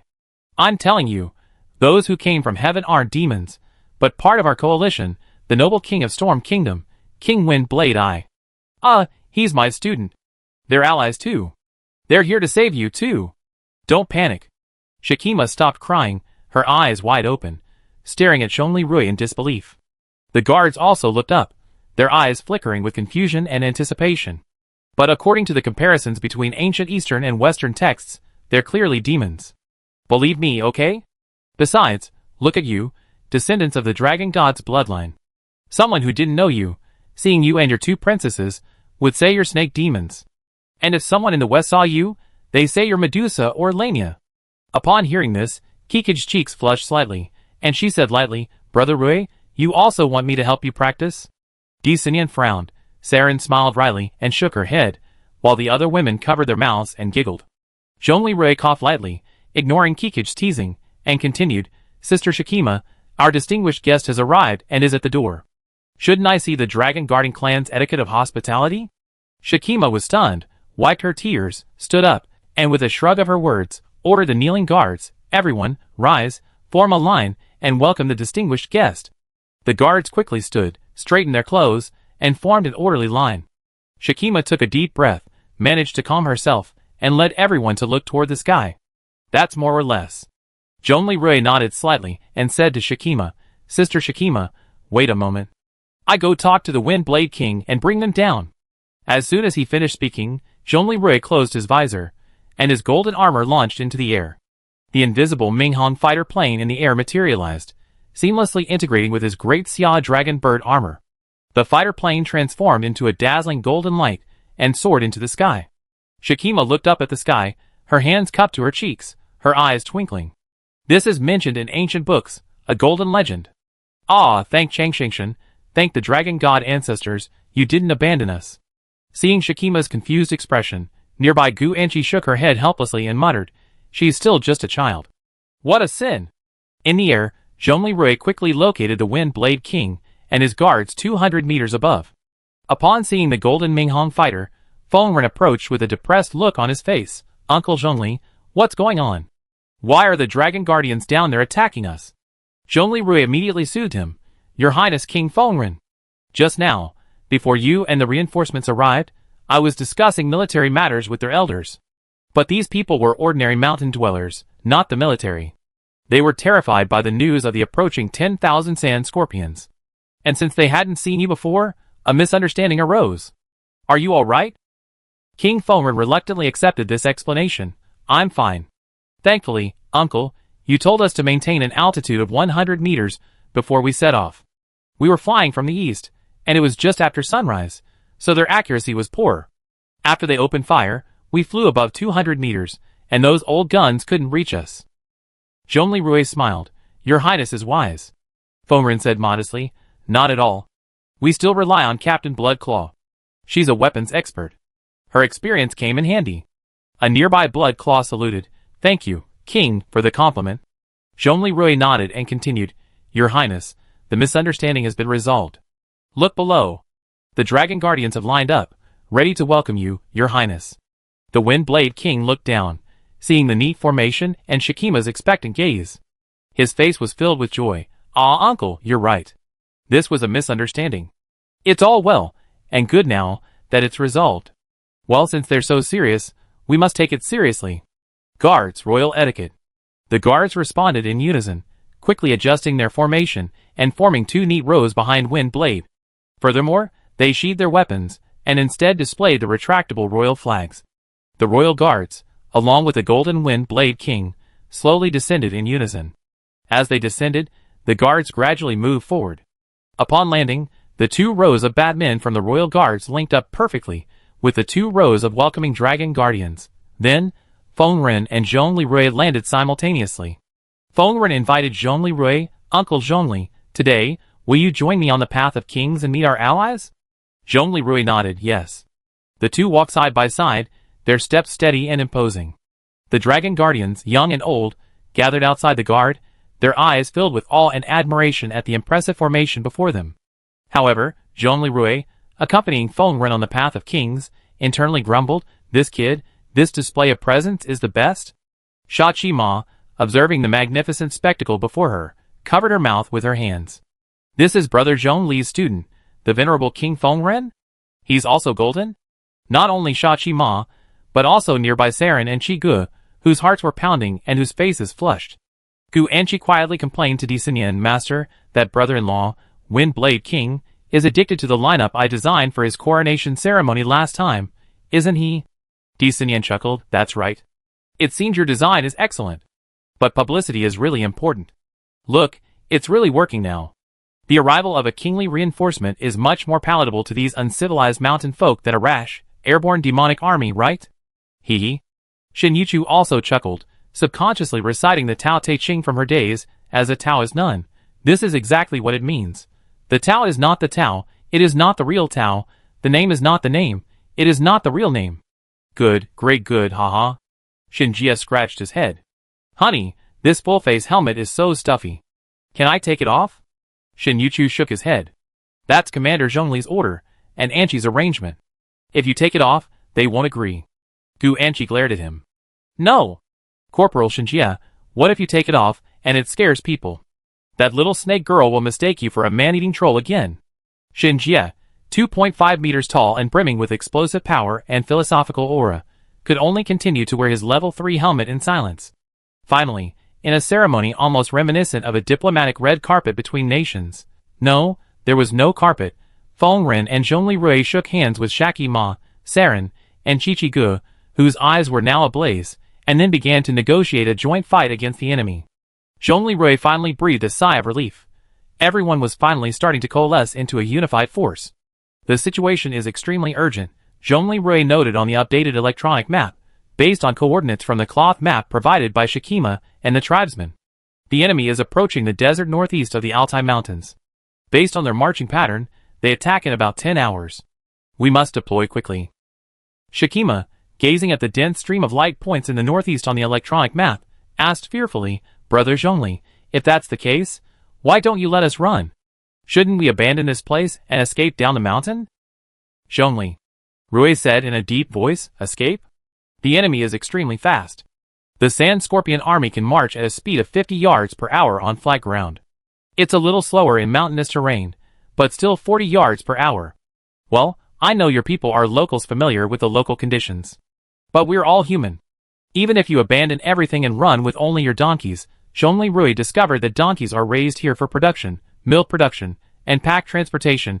Your maximum speed will be 5 yards per hour. By then, 8,000 soldiers and civilians, plus our 300 elite reinforcements, will be quickly overtaken by the enemy. Do you want to see how the cake on flat ground is eaten by the army ants?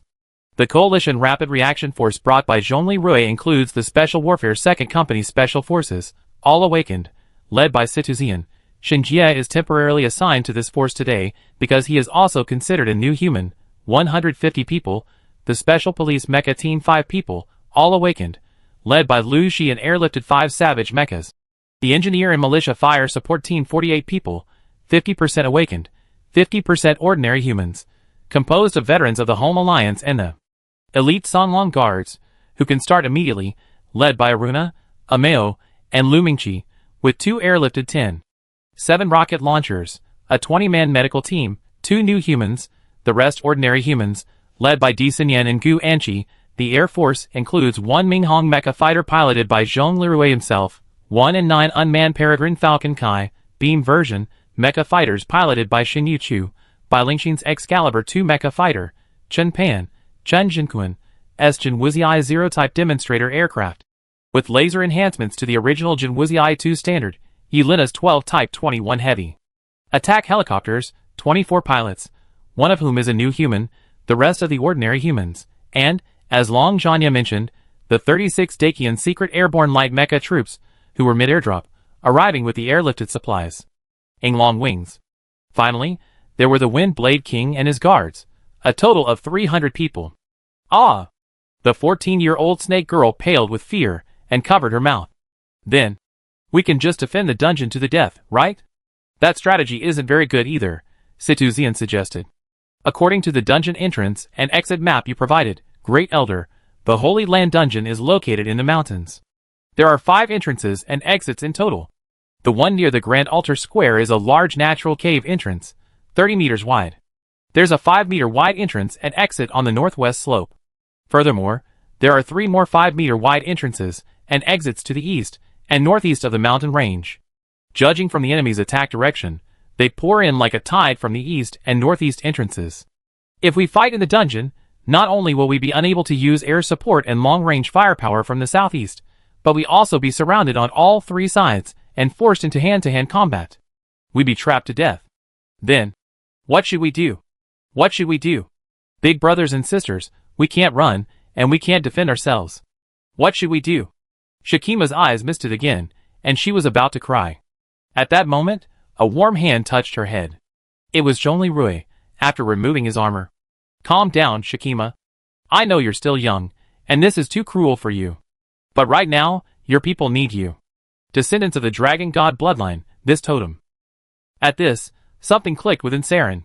She stepped forward and addressed Shakima. Shakima, Governor Zhongli is right. The 3 of us are more than just descendants of the Dragon God bloodline. You are the people's great elder, and Kikij and I are their royal family. As this catastrophe approaches, we must stand firm. So the people won't panic. We have 10 hours left, and we can make many preparations. Seal off the exits, reinforce fortifications, and prepare to coordinate supplies. Furthermore, hunters and guards with hunting rifles can stay away and support the coalition forces from behind. At that moment, Saren's eyes gleamed with determination, as if she had regained some of her former self. Shakima stared at Saren in amazement, and after a long pause, she regained some of her former composure. She bowed solemnly to Saren. Princess Saren, please forgive my earlier disrespect. Thank you for your guidance. You're right. The 3 of us must step up and not act rashly. Seeing her sister not only regain some of her composure, but also become friendly with Shakima, Kikij was delighted. Yes. You're right. Then, she snaked forward, extending her hand, and, like a cheerleader giving a pep rally before a drill, she said, "Come on. The three of us sisters will unite to protect the people." Saren and Shakima's lips curved mysteriously, and the three girls, Shakima barely counted, clasped their hands tightly in a gesture of encouragement. Fongren smiled from the side. "Well, junior sister, you're quite perceptive." Fongren assumed Saren was Zhongli Rui's new royal student, and unknowingly treated her as his junior sister. Zhongli Rui observed the renewed light in Saren's eyes, nodded slightly, and smiled. He whispered to Disanya beside him, "Wife, now I know how it feels for you to be a master and see your disciples grow." Disanya was surprised to see Zhongli Rui's clear and warm eyes at this moment, then smiled with satisfaction. "Oh, my dear, you're very perceptive. Now you're also an excellent mentor." "Hey, we're a mentor couple," Zhongli Rui said with a smile. Smooth talk. The coalition then formulated a battle plan. Of the 5 entrances and exits to the dungeon, only 2 would remain. The first, the massive exit at the main altar entrance, would serve as the primary battleground. The second, a hidden trail in the back of the mountain, would be used only for emergency evacuations. Shakima, Saren, and Kikij mobilized the mountain dwellers to use the remaining hours to urgently construct 2 protective walls made of sand, gravel, and sacks at the altar entrance. Zhongli Rui and the others calculated that the remaining time allowed them to build only this much, building a brick concrete, reinforced concrete retaining wall in 10 hours. That was impossible. Furthermore, 2 wooden, 2-story towers were constructed within the caverns behind the altar to house the Special Forces snipers and the hunter sharpshooters. Once these towers were completed, 36 Long-Wing light mechas, airdropped in later, and 5 savage mechas from the Special Police would serve as the vanguard, guarding the fortifications and the retaining walls, forming the first line of defense. The Special Forces soldiers would man the second line of defense, 20 meters behind. 2 sandbag fortifications were constructed, the first 1.8 meters high, the second 2.5 meters. All other exits were sealed with the original dragon-breaking stone design. The Air Force, including Wind Blade's guards, who normally hid in heavy helicopters and flew out of them during combat, hovered above the altar entrance, on standby. A militia long-range firepower, 107mm rocket launcher, strike team was deployed on a peak 3 kilometers northwest of the Holy Land. Once their rockets were fired, they would immediately retreat through a secret passage accessible only to ordinary people and return to the underground city, replacing the Special Forces soldiers as infantry backup. Zhongli Rui also requested that the medical personnel in the rear be on standby. 6 hours later, the fortifications were completed, and the 13 Tombs Fortress Army's transporter 20 large transport aircraft arrived above the Holy Land. Airdropped ammunition and supplies, along with 36 Long-Wing light mechas, landed in the square at the altar entrance.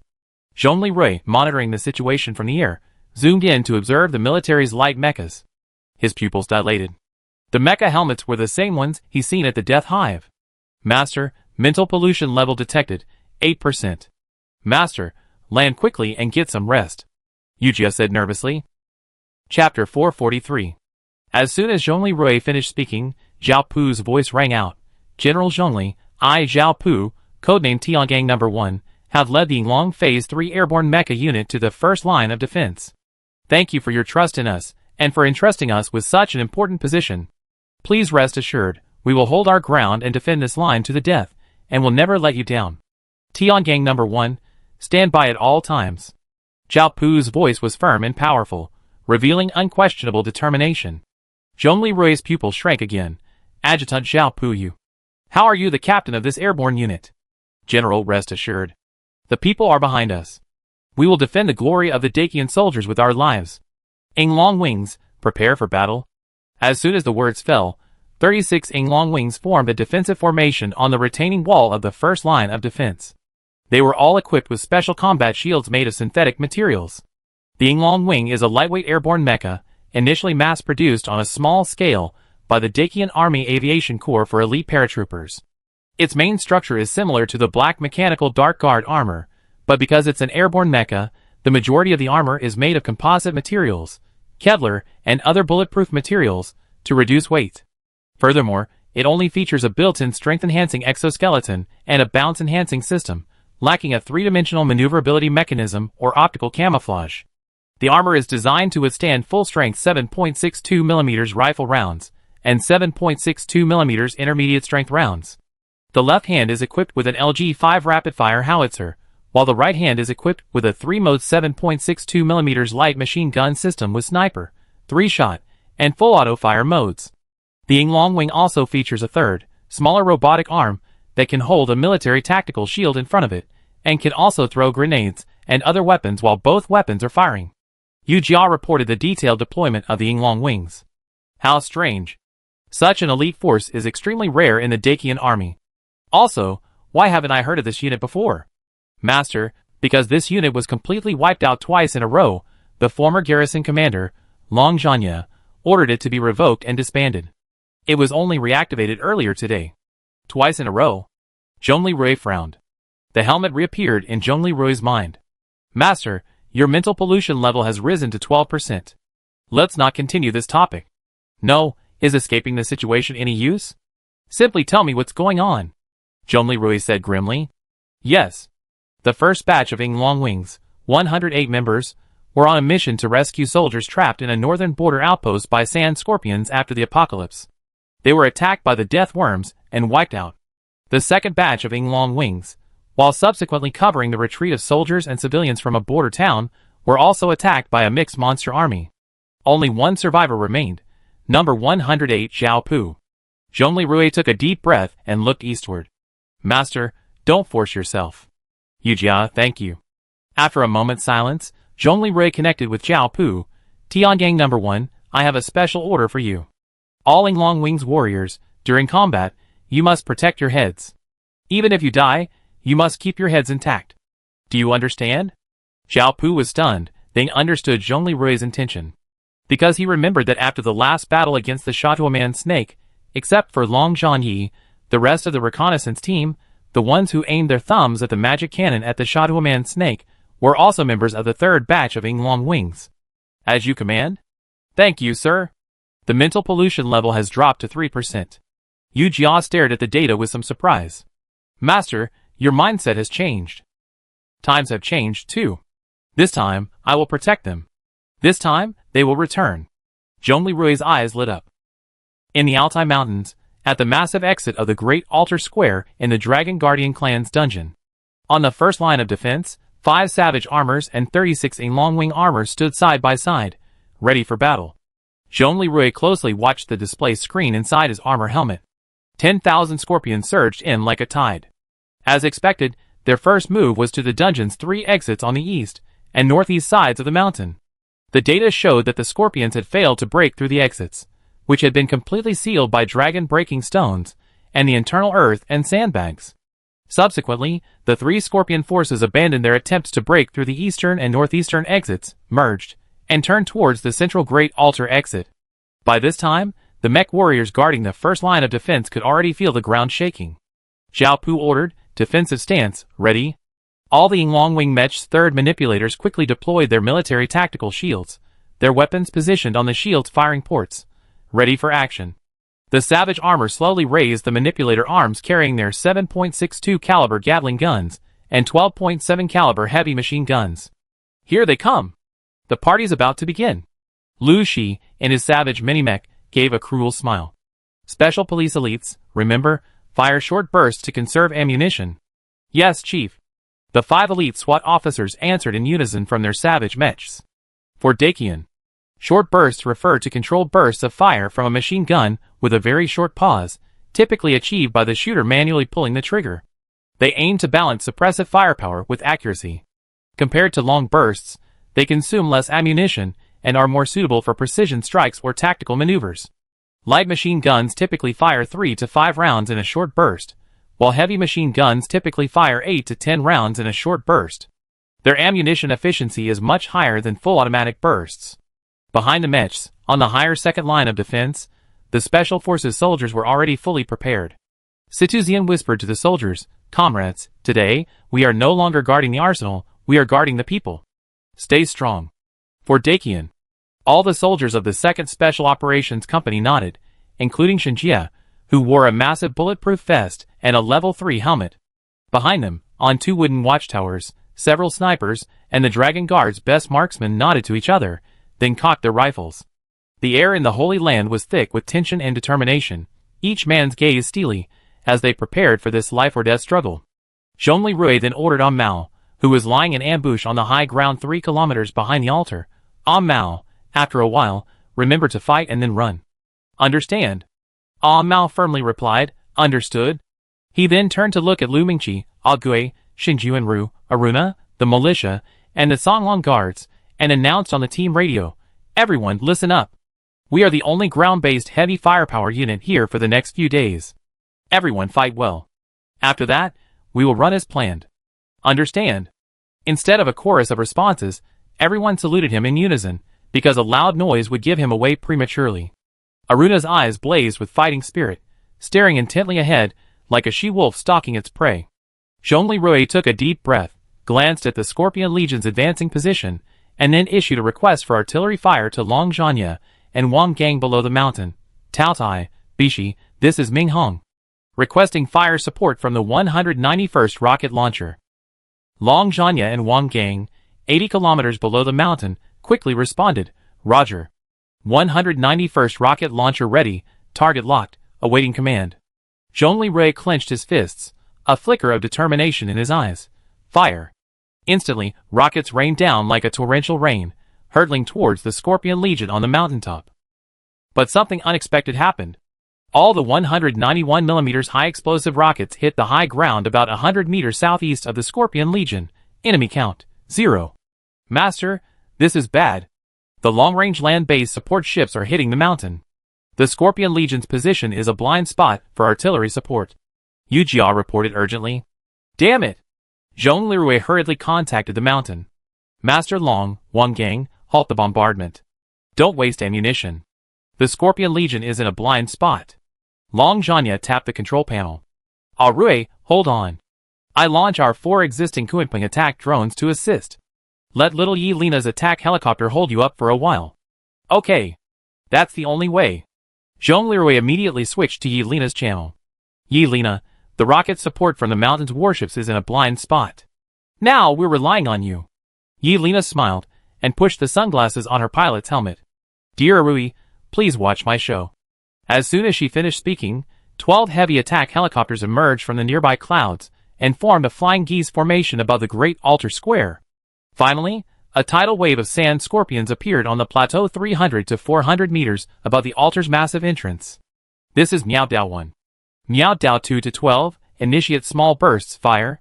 As the order was given, the 12 heavy attack helicopters opened fire almost simultaneously, rhythmically, and precisely slamming into the surging scorpion swarm. Explosions echoed one after another. In an instant, sand, rocks, and shell fragments flew everywhere, shattering many scorpions. Some farther away were blown upside down, causing a brief chaos in the charging scorpion formation. Turtu, in the underground caverns of the Dragon Soul land, watched the battlefield footage transmitted through the special sensors on Huatuliga's head. His brow furrowed. Oh! The Dacian army is actually defending those old-fashioned, pretentious fools of the Dragon Soul Holy Land? Interesting, interesting. Turtu sneered, a sinister glint in his eyes. Huatuliga, charge. Show those Dacian army what despair is. Huatuliga, yes, master. Hidden in the shadows, Huatuliga unsheathed his insect flute, and an eerie sound rang out. The sand scorpions quickly regrouped and surged forward like a black tide. Yi Lena frowned. These damn sand scorpions, don't they have any concept of fear or retreat? They can even regroup. 5 minutes later, the heavy attack helicopter's honeycomb weapons were depleted. Yu Jia counted 512 sand scorpions killed or wounded, and the follow-up troops are still pouring in. From the cockpit, Yi Lena decisively ordered, switch to machine guns, heavy machine guns. 12 heavy attack helicopters rapidly switched their weapon systems, unleashing a barrage of fire like a torrential downpour. The scorching streams of machine guns ripped through the air, and the flames of the heavy machine guns enveloped the scorpion swarm. Each round precisely struck the sand scorpion's carapace, piercing through, exploding, and burning. Countless scorpions were shattered into wreckage in midair. But the sound of the insect whistles grew increasingly shrill, and the scorpion surged forward like a raging tide. 3 minutes later, even with the switch to short bursts of fire, all the attack helicopters had exhausted their ammunition. Yu Jia reported to Zhongli Rui, 1,003 sand scorpions killed or wounded, and the follow-up troops are still pouring in like a tide. Seeing the ammunition magazines empty, Yi Lena's forehead was covered in cold sweat. She said helplessly to Zhongli Rui, I'm sorry, I'm out of ammunition. Zhong Li said gravely, "Thank you for your hard work. Return. Remember to gain altitude, then fly 2 kilometers north, and then circle back to the landship base." Chapter 444. Yelena nodded. "Arui, good luck to you. When we win, we drink together." Zhong Li's lips curled slightly as he watched the helicopter formation climb higher. The helicopter formation quickly gained altitude and sped northward. He took a deep breath and contacted King Fengren. "Your Highness, King Fengren, please maintain an altitude of over 110 meters when fighting over the scorpions. Please attract the attention of the scorpions on the ground, facilitating the firepower of Sergeant Ameo and his men." At this moment, Fengren and his guards flew out of the helicopter. Fengren soared into the air, with 12 guards fanning out behind him. "Okay, Uncle Zhongli," Fengren maintained a confident smile. "Warriors, for Stormwind Nation, for honor, kill." With that, he drew his brand new LG-5 rapid-fire howitzer and opened fire on the scorpions on the ground. The grenade whistled through the air, landing precisely in the center of the scorpion swarm, killing one and sending 2 sprawling. The guards beside Fengren raised their 79mm sniper rifles and fired at the heads and backs of the scorpions below. The crisp crackle of the sniper rifles echoed across the mountainous sky. Soon, Fengren and his 12 guards, operating from what was considered a low altitude, had inflicted casualties on over 100 of the sand scorpions on the ground.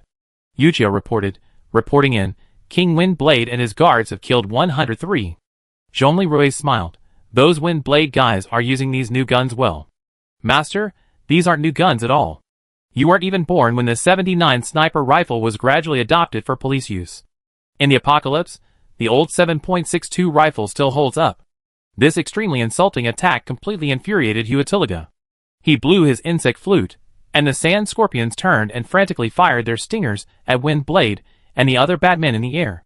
However, these stingers fell in midair, more than 10 meters away from Windblade and the guards, failing to even reach the hems of their clothing. The Windblade King sneered, "That's all? Little reptiles."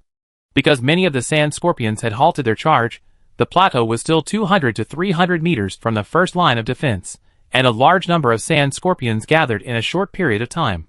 Turtu, gazing at the battlefield, suddenly realized something and shouted at Huatiliga, "Idiot! Disperse the servants!"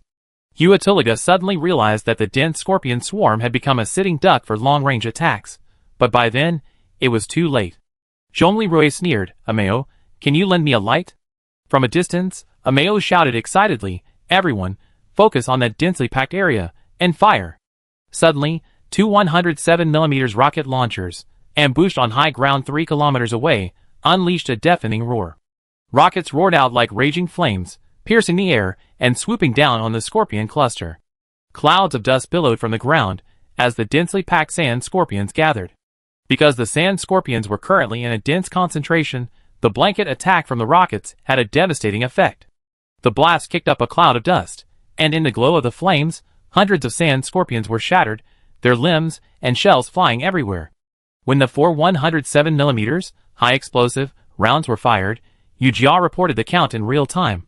Report, Militia Fire Strike Team, 1024 eliminated. Total eliminated so far, 2,134. Zhong Li exclaimed in surprise.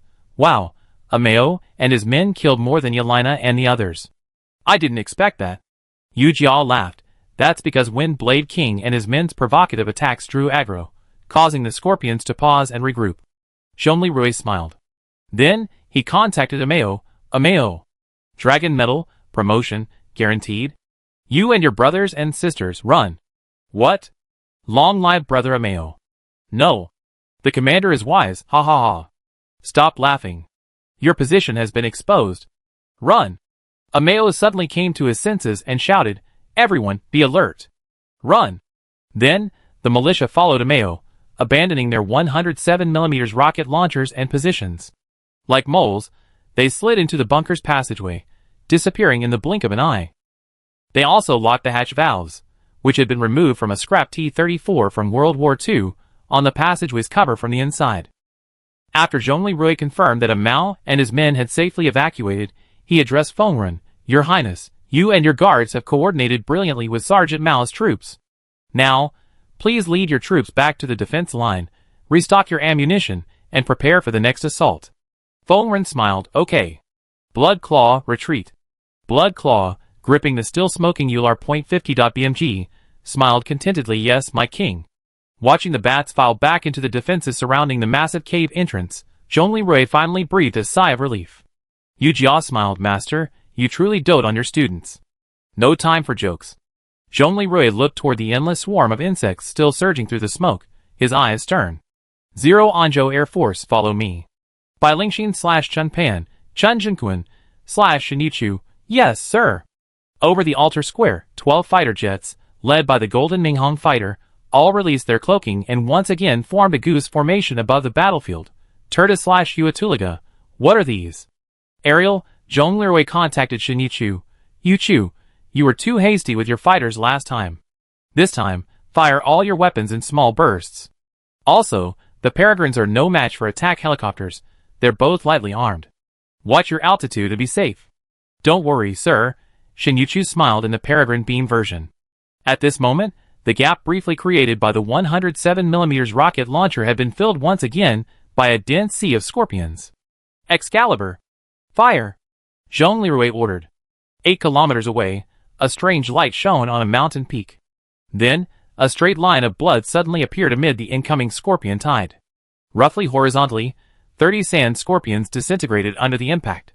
That was the 183 caliber electromagnetic cannon of the Excalibur II, piloted by Bai Lingxin, unleashing its might. At this moment, Ning Yin, clad in Shima Pure, stood by inside the second line of defense, exclaiming in astonishment, "Oh my god!" And Bai uses that cannon machine even more powerfully than the first generation. Huatuliga narrowed his eyes in the shadows. Human, I want to see how many more cards you have up your sleeve. Behind him, on the hillside, thousands of sand scorpions continued to roll in like a tide. The vanguard of the sand scorpions approached within 150 meters of the altar's exit defenses. Zhong Leroy ordered, Peregrine Fleet, open fire. 10 Peregrine beam fighters swooped down, firing rhythmic bursts of light machine guns, grenades, and micro-missiles. Precise bursts suppressed the sand scorpions' attack. The glow of their tracer rounds streaked like meteors in the evening sky, their trajectories interweaving into a dazzling curtain of light. Swarm after scorpion fell like harvested wheat, and the explosions of grenades occasionally carved out brief gaps in the insect swarm. But the sand scorpions ignored the mounting losses, scrambling forward one after another through the blasted gaps, their shells rubbing against each other with a chilling rustling sound. With their reckless charge, the scorpion tide inched closer and closer to the altar's exit defenses, closing in on 200 meters, Yu Jia announced. It shows that all Peregrine Falcon's live ammunition has been depleted. 870 have been eliminated, bringing the total to 3,004. Commander, live ammunition has been depleted. Our Peregrine Falcon fleet is initiating laser burst fire, Shinyichu reported. Zhong Leroy murmured bitterly, after all, the Peregrine is only a light vertical takeoff and landing fighter, its firepower inferior to that of a heavy attack helicopter. Never mind, this record is already quite good. Pay attention to the laser cannon's overheating and power issues. Your Peregrines use batteries, unlike my fighters which use reactors. After firing 20 rounds, return home and withdraw. Zhong Leroy quickly replied, and contacted Bai Lingxin, Director Bai, fire another round. Roger, sir. The scorpion wave was blasted with blood again. Bai Lingxin accurately struck the incoming swarm of sand scorpions again. The Peregrine's laser beams streaked through the scorpion swarm with deadly rays. After completing 10 rounds of artillery fire, after firing 5 rounds, Bai Lingxin switched to the flight magazine for a 183mm electromagnetic cannon shell. Bai Lingxin contacted Zhong Leroy with regret, next time, we need to increase the magazine and power. Roy, sorry, we're out of Excalibur ammunition. Zhong Leroy sent a telepathic call, Auntie, you worked hard. Go back to the turtle and rest. Bai Lingxin replied warmly, Rui, thank you for your kindness. However, Akuan, referring to Chenpan, whose original name is Chenqinkuan, is still here, and I can't leave this scabbard with you. Zhong Leroy's heart trembled slightly. Mom. Thank you. Good girl, when we return to Lingzhou, let's have afternoon tea together. Bai Lingxin smiled warmly from within the mecha. That's the first time he's called me Mom. After the call ended, Bai Lingxin's eyes welled up. Yu Jia, take good care of your lover in the afterlife, our beloved son Arui. This is for the hope of a new world of human civilization, and for the dawn of the cyber ascension world you long for. Do you understand? Mom, I get it, Yu Jia replied softly. You were quite impressive just now. You destroyed 303 scorpions with one plane, an average of over 30 per shot. Now a total of 3,307. Next time, we have to consider dual cores for the Excalibur II, and increase its ammunition bay. At its current level, it can only provide fire support against Leviathan and the Saturn Snake. Bai Lingxin said, transforming the Excalibur II into surfer mode and sprinting stealthily towards the altar. Above the altar square, the peregrine falcons arrayed in formation continuously strafed and seared the scorpion swarm with laser cannons. Each laser shot could singe and sever one or two giant scorpions. Suddenly, the square began to smell like burnt, roasted insects. Huichiliga roared, "Humans are nothing but rats. Rats! Do you dare to come down and fight us head-on?" But soon, the peregrine falcons, which could only fire 20 times, were forced to halt their attacks due to low batteries and overheated barrels. They retreated in an orderly manner towards the landships docked below the mountain. Yujia continued, a total of 3,557 destroyed. Shin Yuchu looked at the still motionless Zhong Lirui and Chen Pan's planes, then thought of Ajay, who was currently on the second line of defense. She contacted Zhong Lirui. "Sir, the fighter unit's batteries are low and their gun barrels are overheating. We must return. I'm requesting a stealth airborne drop and returning to the defense line." "Sir, I must be with Shinjie." "You want to be a scabbard too?" Shin Yichu smiled. "Sir, I volunteer." "Okay, in a moment, you guys on the front line will really start a head-on confrontation." "Be careful," Zhong Lirui said in a low voice. "Thank you, sir." Shin Yichu piloted the stealth peregrine falcon, approaching 20 meters above the altar. She activated the black mechanical dark guard armor, separated the fighters, and using the armor's three-dimensional maneuvering device, she swung on steel cables and quickly entered the second line of defense. When she landed and decloaked, the nearby villagers and Shikima, who were preparing to provide support, were startled. Shin Yichu quickly opened his visor, and the surrounding guards lowered their rifles. Shikima covered her mouth as she gazed at the ghostly Shin Yichu, whispering, "This is... Sister Shin, are you human or a ghost?" Shin Yichu smiled and said, "Elder sister, this is visual invisibility technology, the cutting edge of industry and technology." Shikima nodded repeatedly, her eyes gleaming with wonder and admiration. Soon, Shin Yichu joined the second front. On the radar screen, frequenting attack drones entered the visible battlefield area from a distance. Long Zhanya, aboard the Taotai, declared, "Large cluster bombs, launch." Frequenting drones hovered steadily in the sky, their belly hatches opening. For unpowered, gliding cluster bombs swooped down, like falling stars, landing precisely on the densely packed scorpion swarm. Hundreds of bullet-shaped secondary munitions exploded amidst the howling wind. The explosions and shockwaves shattered a vast swarm of scorpions, leaving a scene of flying flesh and blood, and churning scorched earth. Yujia's announcement scrolled. A total of 4,257 eliminated. The scorpion's onslaught left a large empty space, creating a brief vacuum. The scorpion's attack slowed slightly, but more scorpions surged from all directions to fill the gap. Zhong Lirui was startled. The cluster bomb's effect on the scorpions was far less than he had expected. However, he quickly understood what was happening. When Long Weili used cluster bombs against zombies, zombies were unarmored and slow. Scorpions, on the other hand, were high-speed creatures with carapaces as strong as cowhide. Their claws and tails were even harder than those of king crabs. Shockwaves and fragments alone were far from enough to inflict damage. A single cluster bomb wasn't necessarily more powerful than a grenade or howitzer. So the lethality was unsatisfactory, but that was unavoidable. Zhongli, our remaining troops at the foot of the mountain can only do so much.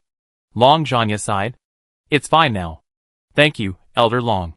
Watching the next moment, another wave of scorpions approached. Zhong Lirui clenched his fists, his gaze blazing. He took a deep breath and used his inner telepathic connection to contact Chen Pan. "Uncle, it's our turn." Chen Pan was stunned for a moment, then said with emotion, "Yes, the time for atonement has come. Rui, let's switch cooldown tactics. I go first." As soon as Chen Pan finished speaking, 6 bright green laser beams from the Golden Crow Wing Zero demonstrator aircraft pierced the scorpion swarm like sharp swords. "Turdu, what?" Huichiliga, who had just joined the front team in the charge, stopped abruptly. He stared wide-eyed as the green laser beams ripped across the battlefield, scorpions being instantly severed, leaving charred marks on the ground. "Humans!" Yujia's announcement scrolled. A total of 4,517 destroyed. About 300 scorpions were cut, and burned by the zero-type demonstrator. Chen Pan stared at the control panel and simultaneously called Zhong Lirui, not through encrypted telepathy 18, 19, 20. Rui, I'm cooling down now, you take over. But the next moment, a laser cannon on one side of the Golden Crow Wing Zero-type demonstrator exploded due to overheating and overload. The fuselage shook violently, and its course instantly shifted. The Golden Crow Wing Zero-type demonstrator began to crash into the nearby mountains, inside the rotating turtle monitoring room / Zero Anzhou monitoring room. Chen Xiaoyu / Chen Xiaoyao, Dad. No. This? A first-generation Demon King Senior? Ning Yin, behind the second line of defense, looked at the sparks on the fighter plane with confusion and hesitation. Kun Lu, the added laser cannon circuitry on the test and verification aircraft doesn't conform to the original design, causing an energy overload. Zhong Lirui's pupil shrank slightly. Engineer Chen eject. I'm here to save you. Don't come. The Scorpion wave is coming. Fire, fire. Rui for humanity, fire. Chen Pan, Chen Zhenkuan, roared at the top of his lungs. Rui, you fire, I save you. Bai Lingxin's voice rang out. In the air nearby, Excalibur 2, transformed into a surfer, suddenly uncloaked and extended its robotic arms from the air. Kun! Shut down the reactor, eject the reactor and yourself. Pull the safety pins for all live ammunition. Okay. Chen Pan shut down the microreactor and activated the ejection module. The next moment, his prototype Battle Armor 2 ejected from the Golden Crow Wing Zero verification aircraft. At the same time, the robotic arms of Excalibur 2, in its surfer form, swooped down and precisely grasped Chen Pan's battle armor and the deactivated microreactor module. The uncontrolled spinning Golden Crow Wing Zero demonstrator crashed into the lower half of a nearby mountain, where it connected to the plaza. The remaining live ammunition inside exploded violently, sending flames soaring into the sky and sending rubble and heat waves sweeping across the surrounding area, engulfing 20 nearby sand scorpions and sending the nearby Huatulaga flying. Master, a total of 4,537 destroyed. Chen Pan and the reactor are both fine. Mother has successfully recovered them. Zhong Lirui closed his eyes, then suddenly opened them, facing the oncoming insect swarm. Telekinesis, focus. All aircraft, fire. Attack. Near the Minghong fighter, the 6 accompanying Sentry laser drones once again fired high-powered pulse laser cannons at the scorpion swarm, emitting a series of bright green sweeping beams laced with the aura of death. Chapter 445. Above the altar, Zhong Lirui concentrated, rotating control of 6 Sentry drones, sweeping and scorching the scorpion swarm with pulse lasers. Overheat. Overheat. Overheat. Overheat. Overheat. Come back. Switch to 4 through 6. Zhong Lirui persevered desperately, his kill tally soaring. A total of 4,937 eliminated. 4 and 5 overheat. 6 overheat. Before Yujia could continue, the barrel of Sentry drone number 6 unleashed a small explosion. Zhong Lirui's eyes gleamed brightly. With a burst of acceleration, he extended his robotic arm, grabbed the damaged, sparking Sentry drone, and hurled it towards the scorpion swarm. With a resounding bang, the Sentry drone exploded among the scorpion swarm. In a strangely colored fireball, 5 scorpions were cooked. Ha ha ha. Zhong Lirui panted heavily in his mecha fighter. The intense combat and prolonged concentration of his telekinesis made him feel as if his brain was about to burst through his temples. But he had no time to rest now. Scorpions were pouring towards the altar from all directions, dense as a black tide. Master, your mental pollution has reached 26%. The fighter Sentry drones are overheating. Please temporarily suspend operations for 20 minutes. No, I can't stop. Zhong Lirui gritted his teeth, cold sweat dripping from his forehead. He knew that once the fighters entered their cooldown period, the soldiers at the entrance would engage the sea of scorpions below. Their defenses were improvised fortifications constructed from sand, gravel, and sacks. They only had 5 savages, and the remaining in long wings. Their armor was only slightly better than that of ordinary special forces soldiers. Just a few more hits. I can't retreat. I can't retreat. Zhong Lirui raised his mechanical arm, wielding the 88 caliber electromagnetic main cannon. He pointed toward the densest area of the scorpion swarm, took a deep breath, and pulled the trigger. The electromagnetic main cannon emitted a low hum, and a beam of azure light pierced the air, instantly disintegrating 10 scorpions. Furthermore, the residual force of the electromagnetic shells tore a deep gully into the ground. Alert! Master! The main cannon is overheating, please stop. Zhongli Rui ignored him, his gaze fixed on the depths of the scorpion swarm, attempting to fire again. Rui! Stop! You are the commander, and the hope of the people of Zero State. Stop, stop! Zhongli Rui's hands trembled slightly from the excessive force, his teeth nearly gnashing, his eyes bloodshot. Baseline record, mimicry, D Xinyan at 96% singer power. Activate. Zhongli Rui, question mark. A voice resembling D Xinyan's could be heard from within the armor. Song, Dream Paradise. Zhongli Rui's ears rang with the lifelike voice of D Xinyan. Yu Jia attempted to mimic D Xinyan's voice and brainwaves to soothe his frantic nerves. The song was gentle yet resolute, seeping into his consciousness like a spring breeze. Zhongli Rui's breathing gradually evened out, his tense nerves relaxing under the familiar, gentle melody. But he suddenly complained, Yu Jia, you're you, she's her. Do you like me? I like you. Use your own unique voice and face me sincerely. Yu Jia regained her own voice and continued, Master, war isn't a one-man show. You must trust your companions, just as you trust me. And I trust you just as much. Because, as a human, you never let me down. In my eyes, you're the most dazzling human. Arui, Master. Calm down. From an objective strategic perspective, you're the only remaining mass-destructive combat force. After a 30-minute cooldown, you'll be able to fight again. Please hover in the air and rest. Please, my dear. Zhongli Rui slowly closed his eyes, took a deep breath, and finally loosened his tense fingers. By this point, Zhongli Rui had personally killed 515 scorpions, while the coalition had killed 4,952. Orders, ground forces, all troops, prepare for engagement. Everyone, I need a 30-minute cooldown before I can resume. Please hold on. Lu Shi smiled generously. Rui, you really don't trust us. If you kill all the scorpions, how will we get our medals? Xiao Pu's eyes flickered with warmth. Sir, thank you for your care. But we will take care of ourselves. Situ. Ziyan, sir, don't worry about us. We tasted death before. It's nothing special. We love fighting. When Situ Ziyan's troops were found by Zhongli Rui and his men, they were all zombies. They were the first group of awakened ones transformed back into existence by D Xinyan Singer's power. Therefore, Situ Ziyan said they had tasted death before. Zhongli Rui, Captain Situ, orders, even if you die, protect your heads. Yes, sir. Then all the Special Forces members closed their Level 3 helmets' visors.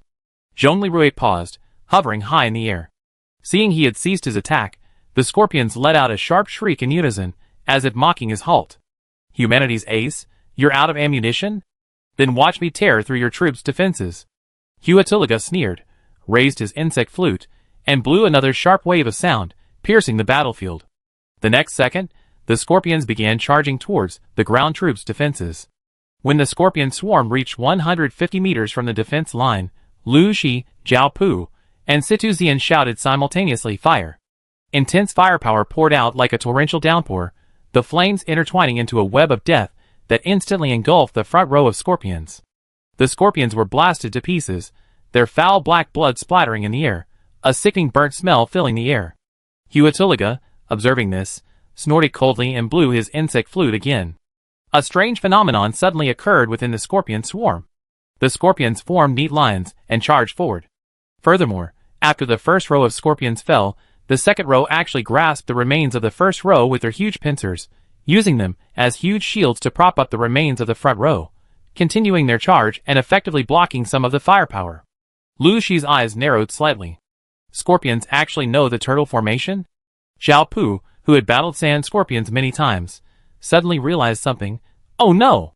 The sand scorpions are forcing their way to within 100 meters. He immediately ordered Ing Long Wing, howitzers, small bursts of fire. As Zhao Pu's command was issued, the Ing Long Wing's howitzers opened fire. However, as the number of scorpions dead at the front increased, the piled corpses formed a strange barrier. Even more terrifying, Hua. Seeing this, Tulaga blew the insect flute to command the sand scorpions, who then began using dung beetle tactics to push the strange barrier of flesh and blood forward. Master, we killed 6,234 so far, but the ground sand scorpions are using dung beetle tactics. Now the ground troops' killing efficiency has dropped significantly. This is bad? The strange barrier has broken through 90 meters beyond the defense line. Damn it! The insect swarm has a barrier, and it can even move forward like a giant tactical shield. Prepare to fire. Shonli panicked. Master, don't be impulsive. The next second, the sound of insect whistles rang out again. Behind the scorpion's wall, countless scorpion back armor opened, revealing hidden stinger launchers. Dense swarms of stingers rained down, like a torrential rain, directly attacking the soldiers on the defensive line. Xiao Pu, activate one device. Tactical shield, anti-air defense. The Yinglong warriors' third mechanical arms immediately raised their tactical shields at a 45-degree angle, forming a dense defensive network. The stingers collided with the tactical shields and exploded, and the venom on the stingers began to corrode the shields and armor. Soon, one by one, the Yinglong warriors, their tactical shields corroded, and their armor corroded, began to fall heavily. The troops suffered casualties, and the defensive line began to waver. The savage's titanium alloy armor was completely impervious to the venom, but soon, embarrassingly, the savage armor began to run out of ammunition. Fire support the front line, Situzian shouted. The Special Forces soldiers angled their automatic rifles and used their attached grenade launchers to launch precise strikes at the command scorpions behind the swarm. Each grenade traced a precise parabola, and the sound of explosions echoed in the background. The scorpions behind the retaining wall were instantly overturned. Situzian seized the opportunity and ordered several Special Forces soldiers to raise their RPGs and aim at the Scorpion Corps retaining wall. Boom! Several RPG rounds accurately hit the center of the corpse wall. After a massive explosion, the Scorpion retaining wall did not completely collapse. At this moment, the mountain dwellers of the Dragon Guarding clan, under the command of Saren, Kikij, and Shikima, suddenly pushed a quaint device that looked like a trebuchet to a point 15 meters behind the second line of defense. Nearby, Xinjie, who was enjoying himself with his anti-material pistol, looked at this guy with his jaw nearly dropping. Hey, twin princesses, little snake girl, this is modern warfare. What are you doing with catapults? Shakima glared at Xinjie and said, what do you know? This is our Dragon Guardian's ancestral weapon for breaking formations. The Huihui cannon. Nearby, Shin Yuchu, whose armor had long since run out of ammunition, and was now engaged in bursts of fire with a Type 10 sniper rifle, suddenly remembered something and muttered, the Huihui cannon. It said that nearly 800 years ago, the monarch of the Golden Court used it to tear open the walls of the Southern Dynasty's most powerful fortress city. Are you, the Dragon Guardian, planning a siege strategy? As soon as she finished speaking, Shinyuchu saw Shakima directing the crowd to place a millstone weighing approximately 150 kilograms into the Huihui cannon's firing slot. The mountain dweller stared at the millstone with a look of pain on his face, asking, this is my family's ancestral millstone, used specifically to grind safflower oil. Great Elder, can you please not use it as a cannonball? Shakima shook her scepter to the ground. You're foolish. The millstone is gone. We make it again someday. These noble warriors are risking their lives to protect us. Look, many of them have already sacrificed their lives for us, and you're so reluctant to part with a millstone? The mountain dweller lowered his head in shame and quietly stepped aside. Shakima turned, her eyes determined, and waved her hand. Fire! The Huihui cannon, pulled by several strong men, roared to life. The heavy millstone arced through the air, crashing like a meteor into the remaining wall of scorpion corpses. With a loud bang, a section of the wall of corpses collapsed. Furthermore, the millstone continued to roll forward, crushing several scorpions until it finally pinned one. The scorpion wasn't completely dead, but it was still struggling, pinned down by the millstone. At this moment, the Special Forces cheered. Hovering in the air, Zhongli smiled. Now I believe it. These hunters and mountain folk probably ambushed us like this, using their hunting rifles to kill 30 scorpions. Xinjie lifted his level 3 helmet, his mouth wide open. This thing can really break down defenses? His loud voice caught Shakima's attention. Shakima looked at Xinjie in confusion, noticing his strange, half-normal face. Her eyes misted, and she trembled with fear. Guard! Protect me and Princess Saren Kikij. There's an ogre! Xinjie looked aggrieved. Huh? An ogre? Me? Shinyuchu looked at Xinjie with a mixture of anger and amusement. I told you not to show your face, but you didn't listen. Now you're in trouble. She hurried forward to comfort Shakima. The little girl, still trembling, pointed at Xinjie and said, his face, it's terrifying. Xinjie held his forehead with his hand. Chapter 446. Shakima, barely regaining her composure, exchanged glances with Saren, Kikij, and continued, prepare the oil drums. Several sturdy mountain guards arrived, wheeling 50 kilograms oil drums. Shin-Yuchu quietly asked Saren, "Princess, what are you doing? Are you going to use fire? But this is the entrance to the dungeon. If you use fire, our soldiers guarding the entrance will be suffocated." Saren smiled mysteriously and whispered, "Captain Shin, we only fire, not ignite. This will actually be of even greater help to your frontline soldiers. Sister Shikima told us how they killed those 30 sand scorpions last time. Only fire, not ignite?" Shin-Yuchu frowned, pondering for a moment, then suddenly looked out at the square. Actually, though it's called a square, it's not completely flat. From the entrance outward, the square slopes about 20 degrees, a gentle incline. Moreover, much of the ground was rocky. Shin-Yuchu suddenly realized something and exclaimed in amazement, "What a great plan! Indeed, not starting a fire would be even more effective. Who came up with that? He's an absolute genius." At this moment, Shikima revealed a look of immense satisfaction. Saren and Chiga exchanged a smile. Shinjia, donning his mask again, was completely bewildered. What the heck is going on? Then, the mountain guards loaded the safflower oil barrels onto the Huiwi cannons. The sharpshooter on the tower assessed the distance and gestured. Shikima immediately ordered fire. With that command, the barrels roared through the air, landing precisely on the rocky ground at the top of the square slope. 20 meters after the broken wall of corpses, the oil drum exploded on the ground, instantly spilling safflower oil across a vast expanse of rocky ground, creating a radial oily patch roughly 100 square meters in size. At this point, Zhao Pu, already severely injured and near death, wondered, "What is this for?" Then, something strange happened. The scorpions charging from behind stepped onto the oily patch. As their sharp legs made contact with the oil on the 20-degree slope, they immediately slipped and lost control, losing their balance and falling headfirst into the air. That wasn't all, as the scorpions were charging, creating a chain reaction. The scorpions in the rear fell, tumbling, and crashing into each other like dominoes. The scene was absurd for a moment. Sakuma's eyes blazed with fire as he saw this. "Fellows of the Dragon Guarding clan, oil these reptiles. Come, oil them. The mountain dwellers, oh!" A burst of cheers. Then, as the soldiers on the defense line fought bloody battles, huge oil drums rose into the air. 120 meters beyond the defense line, the oily belt of the sesame oil field was growing ever larger. The bigger. Countless scorpions slipped and spun, some even falling and spinning in circles. Huatulaga, "Ah, I look so good." Zhonglirui, still cooling down in midair, 5 minutes left, said, "Ah, there's even this kind of trick." Disanyan, in the back, "Hee, the 3 dragon girls trick really works." On one line of defense, Lu Shi, who had switched to burst fire to conserve ammunition, said, "Ah, what genius came up with this? Give me a medal. Give me a medal." Situzian, this. A sesame oil field?" The special forces on the second line of defense shouted, "Awesome." The remaining 17 intact members of the Yinglong Wings responded, "Excellent." Xiao Pu, his armor 45% damaged and stabbed in the neck, lay dying, "Excellent. Excellent, the wisdom of the people, hee. We should be able to win." He remained standing, but, amid the fierce battle, no one noticed as he slowly died within his armor. By this point, over half of the Yinglong Wings had been killed or wounded.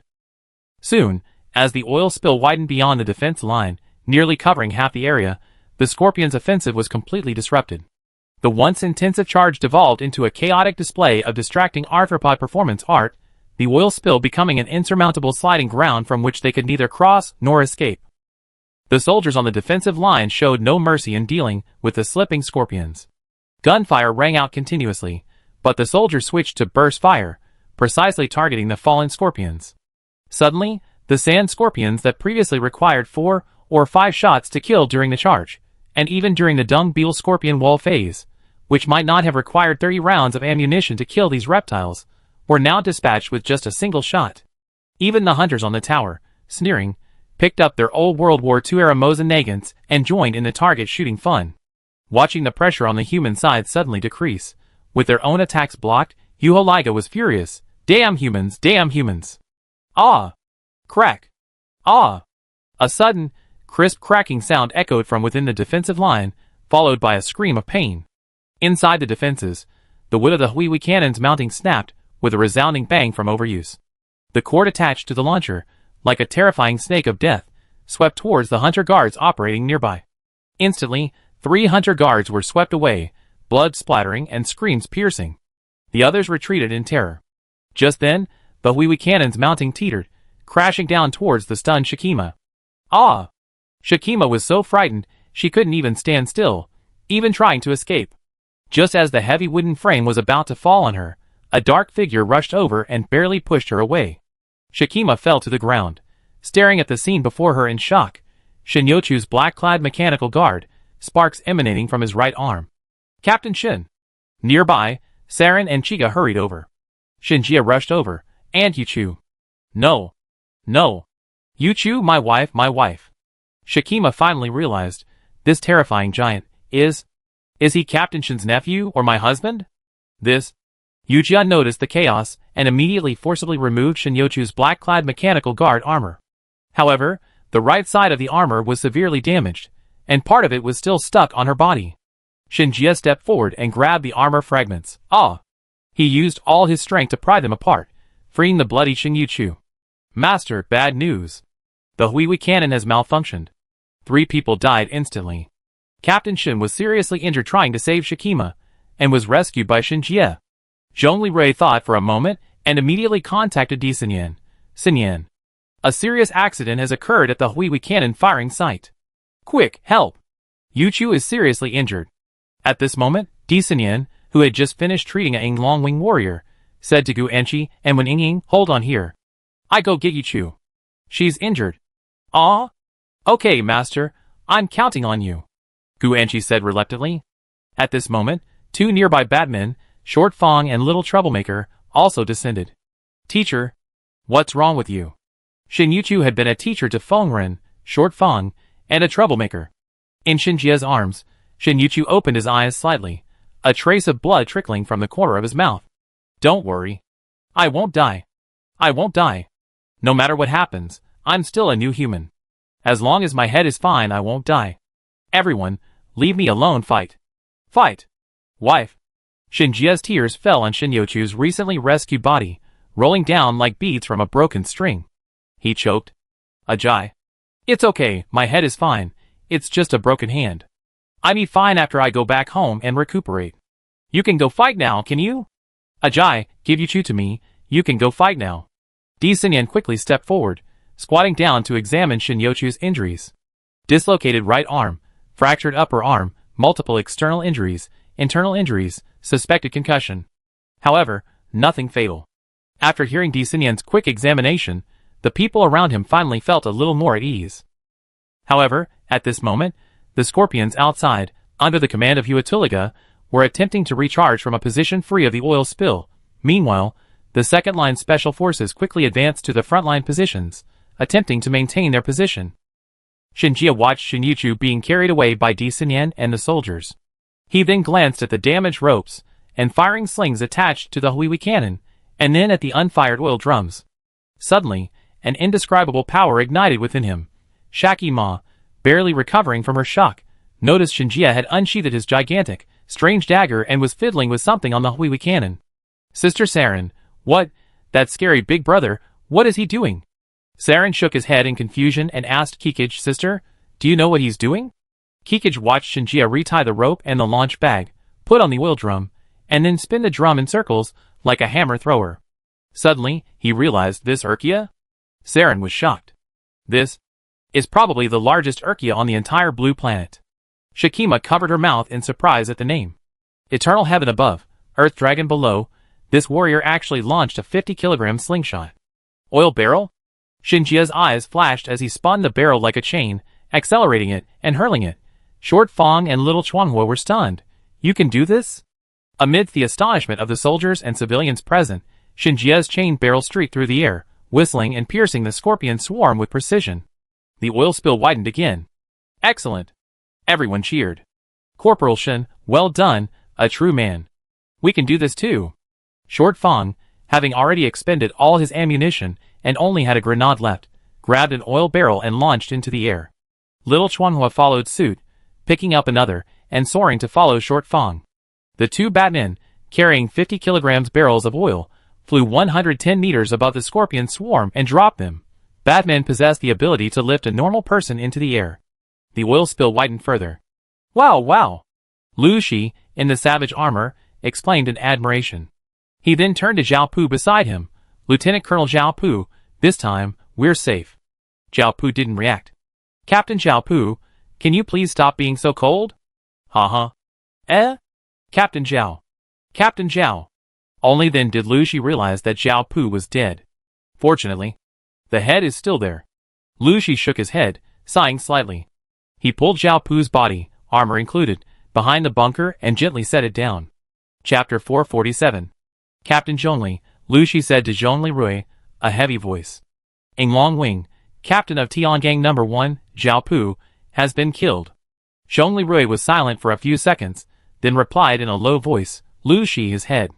Don't worry, his head is fine. As long as we win, he and most of his team will survive. What do you mean by most? 3 Ing Longwing members' helmets have been corroded and penetrated. We are, after all, on the front lines. Just now, 41 of us, 36 Ing Longwings and 5 savages, were subjected to a barrage of scorpion stings, and only 3 of them had their heads damaged. Thank goodness. Their armor isn't made of titanium, like ours. Order. Zhong Lirui, after calming himself down a bit, ordered the Ing Longwing soldiers, now, you're on a new mission. Urgently transport all fallen comrades to the second line of defense. The first line of defense will be transferred to Special Operations Company 2.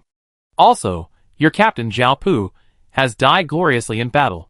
From now on, until the end of the battle, you will be under the temporary command of Director Lu. The remaining 17 soldiers of Ing Longwing responded in unison, yes.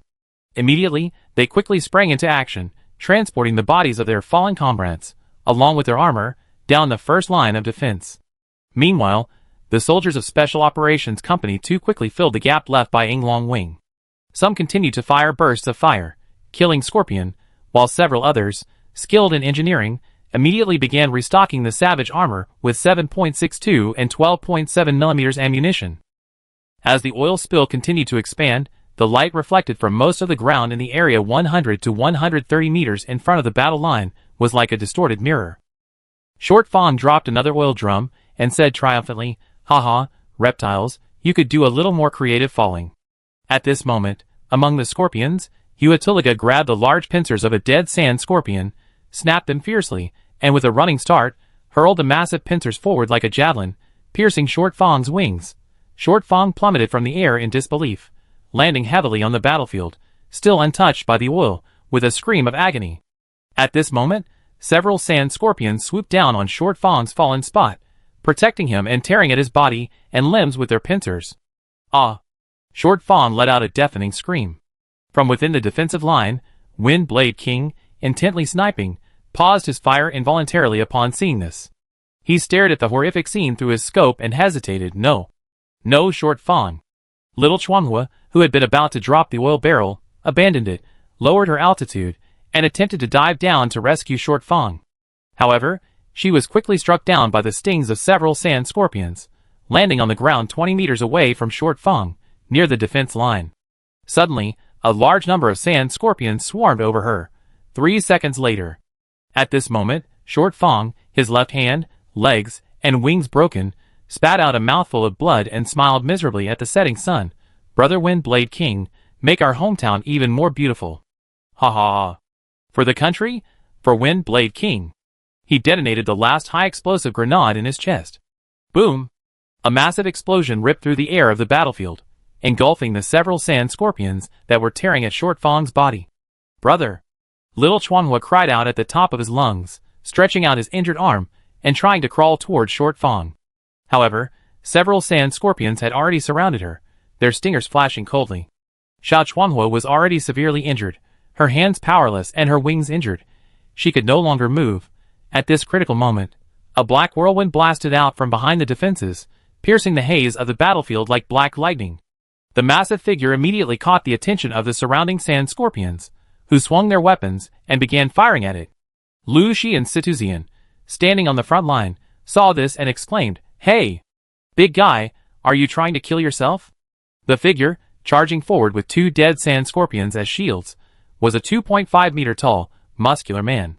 Shinjia roared furiously as he rushed over to Xiao Chuanghua, shouting, "Girl, open your mouth and close your eyes." Xiao Chuanghua instinctively obeyed. Shinjie then. With incredible speed, he removed the fuses of a large flashbang and 2 anti-tank grenades strapped to his chest and flung them at the surrounding sand scorpions. After a brief initial explosion, a 15-meter diameter area in the center of the battlefield suddenly lit up like daylight. It was already dusk. Then, just like when Kikich had been captured, the sand scorpions all lay on their backs twitching. Shinjie took advantage of the sand scorpions' blinding and paralysis to quickly pick up Xiao Chuanghua and rush back toward the defense line. "Sister, hold on to me," Shinjie shouted. "Brother Jie." "Okay." Xiao Chuanghua's voice trembled with tears in his eyes. Shinjie had barely run 10 meters when 2 anti-tank grenades exploded. Approximately 15 sand scorpions were blasted to pieces. But the next second, Shinjie suddenly felt a sharp pain in his buttocks. His butt had been stung by a sand scorpion's sting. Ah! Damn, it hurt so much. He half knelt on the ground in agony, holding Xiao Chuanghua tightly. "Sister, I'm sorry, I'm stung in the butt. I can't run, we might die together." Xiao Chuanghua forced a smile, barely stroking half of Shinjie's handsome face with his injured hand before kissing him. "Brother Jie, I'm sorry. I know you're married, but please remember me. I'm Xiao Chuanghua, and this is the last trouble I ever caused in my life." Before Xiao Chuanghua could finish her words, Shinjie suddenly pulled her into his arms. More stings, densely packed, pelted the heavy body armor on Shinjie's back. Just as Shinjie closed his eyes, awaiting his death, something suddenly shot down from the sky. "Yu Jia, in the fighter plane," shouted Master, "stop!" With another flash of blinding light, the entire battlefield was once again illuminated as bright as day. The approximately 50 sand scorpions surrounding Shinjie and Xiao Chuanghua fell into chaos again, twitching and falling to the ground. Shinjie turned his head in confusion and spotted a golden figure. It was Zhongli Rui in his great Xia dragon bird armor, Situzian/Lu Shi, Commander. "No!" Saren/Kikich, "Brother Rui, no! No!" Fengren, "Teacher, no!" Backstage, Turtle/Zero Anzhou. Qin Xiaoyao/Qin Xiaoyu/Bai Lingxin/Qin Jinkun. "Ah! Rui, such a good guy." The next second, the great Xia dragon bird's weapon ports extended. Automatic large-caliber machine guns, electromagnetic machine guns, automatic howitzers, a chest-mounted blinding laser array, a pulse laser cannon rising from its back, and a single, small thermobaric missile, with a coverage area of 15 meters, the size of a room. All missiles fired. A dazzling array of attacks descended upon the sprawling sand scorpions. Explosions, ripping sounds, a fusion of light and heat, and 10 sand scorpions were annihilated. "Ningchan! Attack! It's up to you!" Zhongli Rui roared furiously. "Thank you for your trust." Ning swooped down low.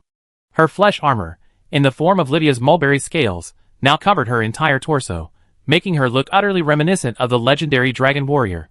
Dragon King Dharmakaya. Shaki Ma, in the distance, covered her mouth. Ning flew over to Shinjie and Xiao Chuanghua, conjuring 2 giant hands, with 2 tons of force to separate them. Then, using his hammer technique, he flung Shinjie back into the defensive line. Flying Shinjie was speechless. "Professor Ning, why?" Ning taunted. "You have super regeneration, so you won't die this way. Besides, your wife's just been injured, and you're cheating on me right in the middle of the battle. You expect me to give you a gentle kiss, and then gently carry you back, right?" Shinjie was thrown heavily back into the defensive line, landing on a haystack. Half of his body slumped. His body was wedged inside, and there were thorns sticking out of his buttocks. "Situzian, Chief Lu, is he still alive?" "Lu," she said calmly, "he's definitely alive. He was able to regenerate his limbs last time he lost them, so he can't die this way. However, if Captain Shen finds out about this infidelity, I think he'd be dead." "Situzian, Then, Ning picked up the little troublemaker and launched himself out like a cannonball, speeding back into the defense line at a breakneck 300 miles per hour. "Ah, Rui, we got it!" Zhongli Rui, standing still, smiled. "Okay." The next second, a swarm of sand scorpions swarmed from all directions, attempting to overwhelm Zhongli Rui's armor, when he suddenly vanished from the spot. "Huatuliga, huh? What?" But not long after, the Minghong fighters and sentry drones in the sky deployed again. Huatuliga's face shifted, as if he was still hesitating whether to continue the attack with the last 1,600 sand scorpions. But then, he seemed to sense something. Not good. Huatuliga shuddered, then blew his insect flute. At that moment, the sand scorpions, still on the hillside and already on the plateau, stopped, turned, and began to retreat like a tide. Zhongli Rui, now invisible, said, "Yujia, you're playing tactical too? I remember the cooldown still had a few minutes left." "Master, we won." "Huh? Why?" "General Zhongli. Air support is arriving soon." "To your east." Governor Liang's radio voice boomed. Two AC-130s gracefully flew into the battlefield airspace. The invisible Zhongli Rui gazed bitterly at the devastated main battlefield of Altar Square and the two AC-130s attacking in the distance. He sighed deeply and muttered to himself, "Fierce wind people, true love is late." "Governor Liang, thank you for the air support." On the hillside in front of Altar Square, two AC-130s unleashed their firepower. The roaring 125mm howitzers, modified from Liu Sha, who had eventually equipped the Lifeng people with munition feeders, believing the AC-130s would be mere targets in a war between major powers, and 30mm chain guns woven a dense web of fire across the hillside, blasting the sand scorpions to smithereens, the artillery fire illuminating half the sky. Inside the AC-130's cabin, the Gale Nation Air Force cheered and opened fire, while some soldiers complained about being too few to fight. All these messages were intercepted by Yu Jia and relayed to Zhongli Rui. "Forget it, Yu Jia. This is the truest form of humanity," a weary Zhongli Rui said calmly. "Master, that's right. After all, not every human is as compassionate and selfless as you. I'm not completely selfless either. Helping the people of the desert is also motivated by self-preservation." Zhongli Rui sighed slightly. "I'm human too." "Hee, master, at least you're much better than them." "And you're much better." Yu Jia smiled. "Master, the 1,600 retreating scorpions are about to be wiped out by the AC-130. However, a special unit has been discovered, following a different route from the main scorpion group. While the scorpion group retreats eastward, they're retreating northeastward alone. Furthermore, a communicator similar to the one found on Chi Chi and Princess Erin has been discovered on this unit. It's speculated that this is the elite unit that has been using strange methods to control the Sand Scorpion Legion, executing all sorts of bizarre tactical maneuvers throughout this battle. "Master, we suggest capturing him." "All right," Zhongli Rui nodded, his armor ejected into the air, merging with the Minghong fighter. "Let's go!" "But master, do you want to ask Professor Ning in for help? Is it necessary?" "Master, are you going to capture it directly with your mech fighter? Are you planning to study the fragments? Just now, in order to save your little apprentice and your men, your armor's only weapons were the laser cannon and the electromagnetic assassination blade. No, there's another thing, even more powerful than the electromagnetic assassination blade. Even Professor Ning In is afraid of that thing." Zhongli Rui smiled wickedly. Yu Jia was silent for a moment, then smiled wryly. "Master, you truly have the romanticism of an engineering expert. Yes, if you can capture the enemy's state, it's truly invincible against light units." Zhongli Rui, piloting the Minghong fighter, quickly locked onto the traces of that unique unit in a visually invisible, silent mode. On the hillside, Huatiliga was constantly moving, hiding in the craters and bushes, trying to escape the battle zone as quickly as possible. "My lord, I am incompetent," Huatiliga called Turtu as he retreated. "Never mind. At least, this battle revealed the true strength of the Dacian and Lifeng coalition forces. This battle proved they no longer have nuclear weapons. They fought so hard, they needed the help of AC-130s from the Lifeng people to barely win. This shows their supplies have been pushed to the limit. Moreover, this battle consumed a completely redundant force. It's okay, no regrets. Those aerial fortresses built by the Lifeng people to bully the guerrillas during security operations are no match for the Earth Dragon's divine body. I saw the video of the destruction of the Ontario Hive. Forget the Earth Dragon's divine body, or even a powerful unit like the Shadowman Serpent. The AC-130 would be ineffective against even the inferior fleece-blooded hellhounds produced by the Lifeng people. "Master, I will return as soon as possible. Accept your punishment. Your performance in this battle has impressed me. You remind me of the legendary Grand Marshal Subutai from the glorious days. I simply told you to either plunder or consume. Yet, you orchestrated such brilliant tactical displays with such a mediocre army. You deserve praise. The royal court needs generals like you. Return. Join me in preparing for the final battle against these old humans." Thank you, Your Majesty. I return as soon as possible." "Zizizizi. Your Majesty?" Huatiliga realized with alarm that the radio communication had been interrupted. "You can't go anywhere. Zhongli Rui's icy voice echoed from behind him. Don't even think about contacting anyone. In the data world, Yu Jia, who had disconnected Huatuliga's communication device, said coldly, mimicking Zhongli Rui's authentic tone. Chapter 448. Golden Court, who are you? Huatuliga shouted. I'm the governor of Ling'an Prefecture in Dakian, Major General of the Dakian Army, God of War of the Altai Mountains, Liberator of the Desert, Zhongli Rui. Bajulu. The commander of the coalition forces you fought against before. I'm guessing you're the general, who led an army of 10,000 sand scorpions in an attempt to destroy the sacred land of the Altai Dragon Guardians. Yujia's real-time simultaneous translation. You are the ace pilot of that golden mecha fighter? Huatuliga pondered for a moment, and said in Dakian dialect, if I'm not mistaken, you are the one who used tactical nuclear bombs to wipe out all the death bugs in the desert in the Death Hive, attacked and killed Snake Commander Superu, and abducted Princess Saren, right? Zhongli Rui was stunned.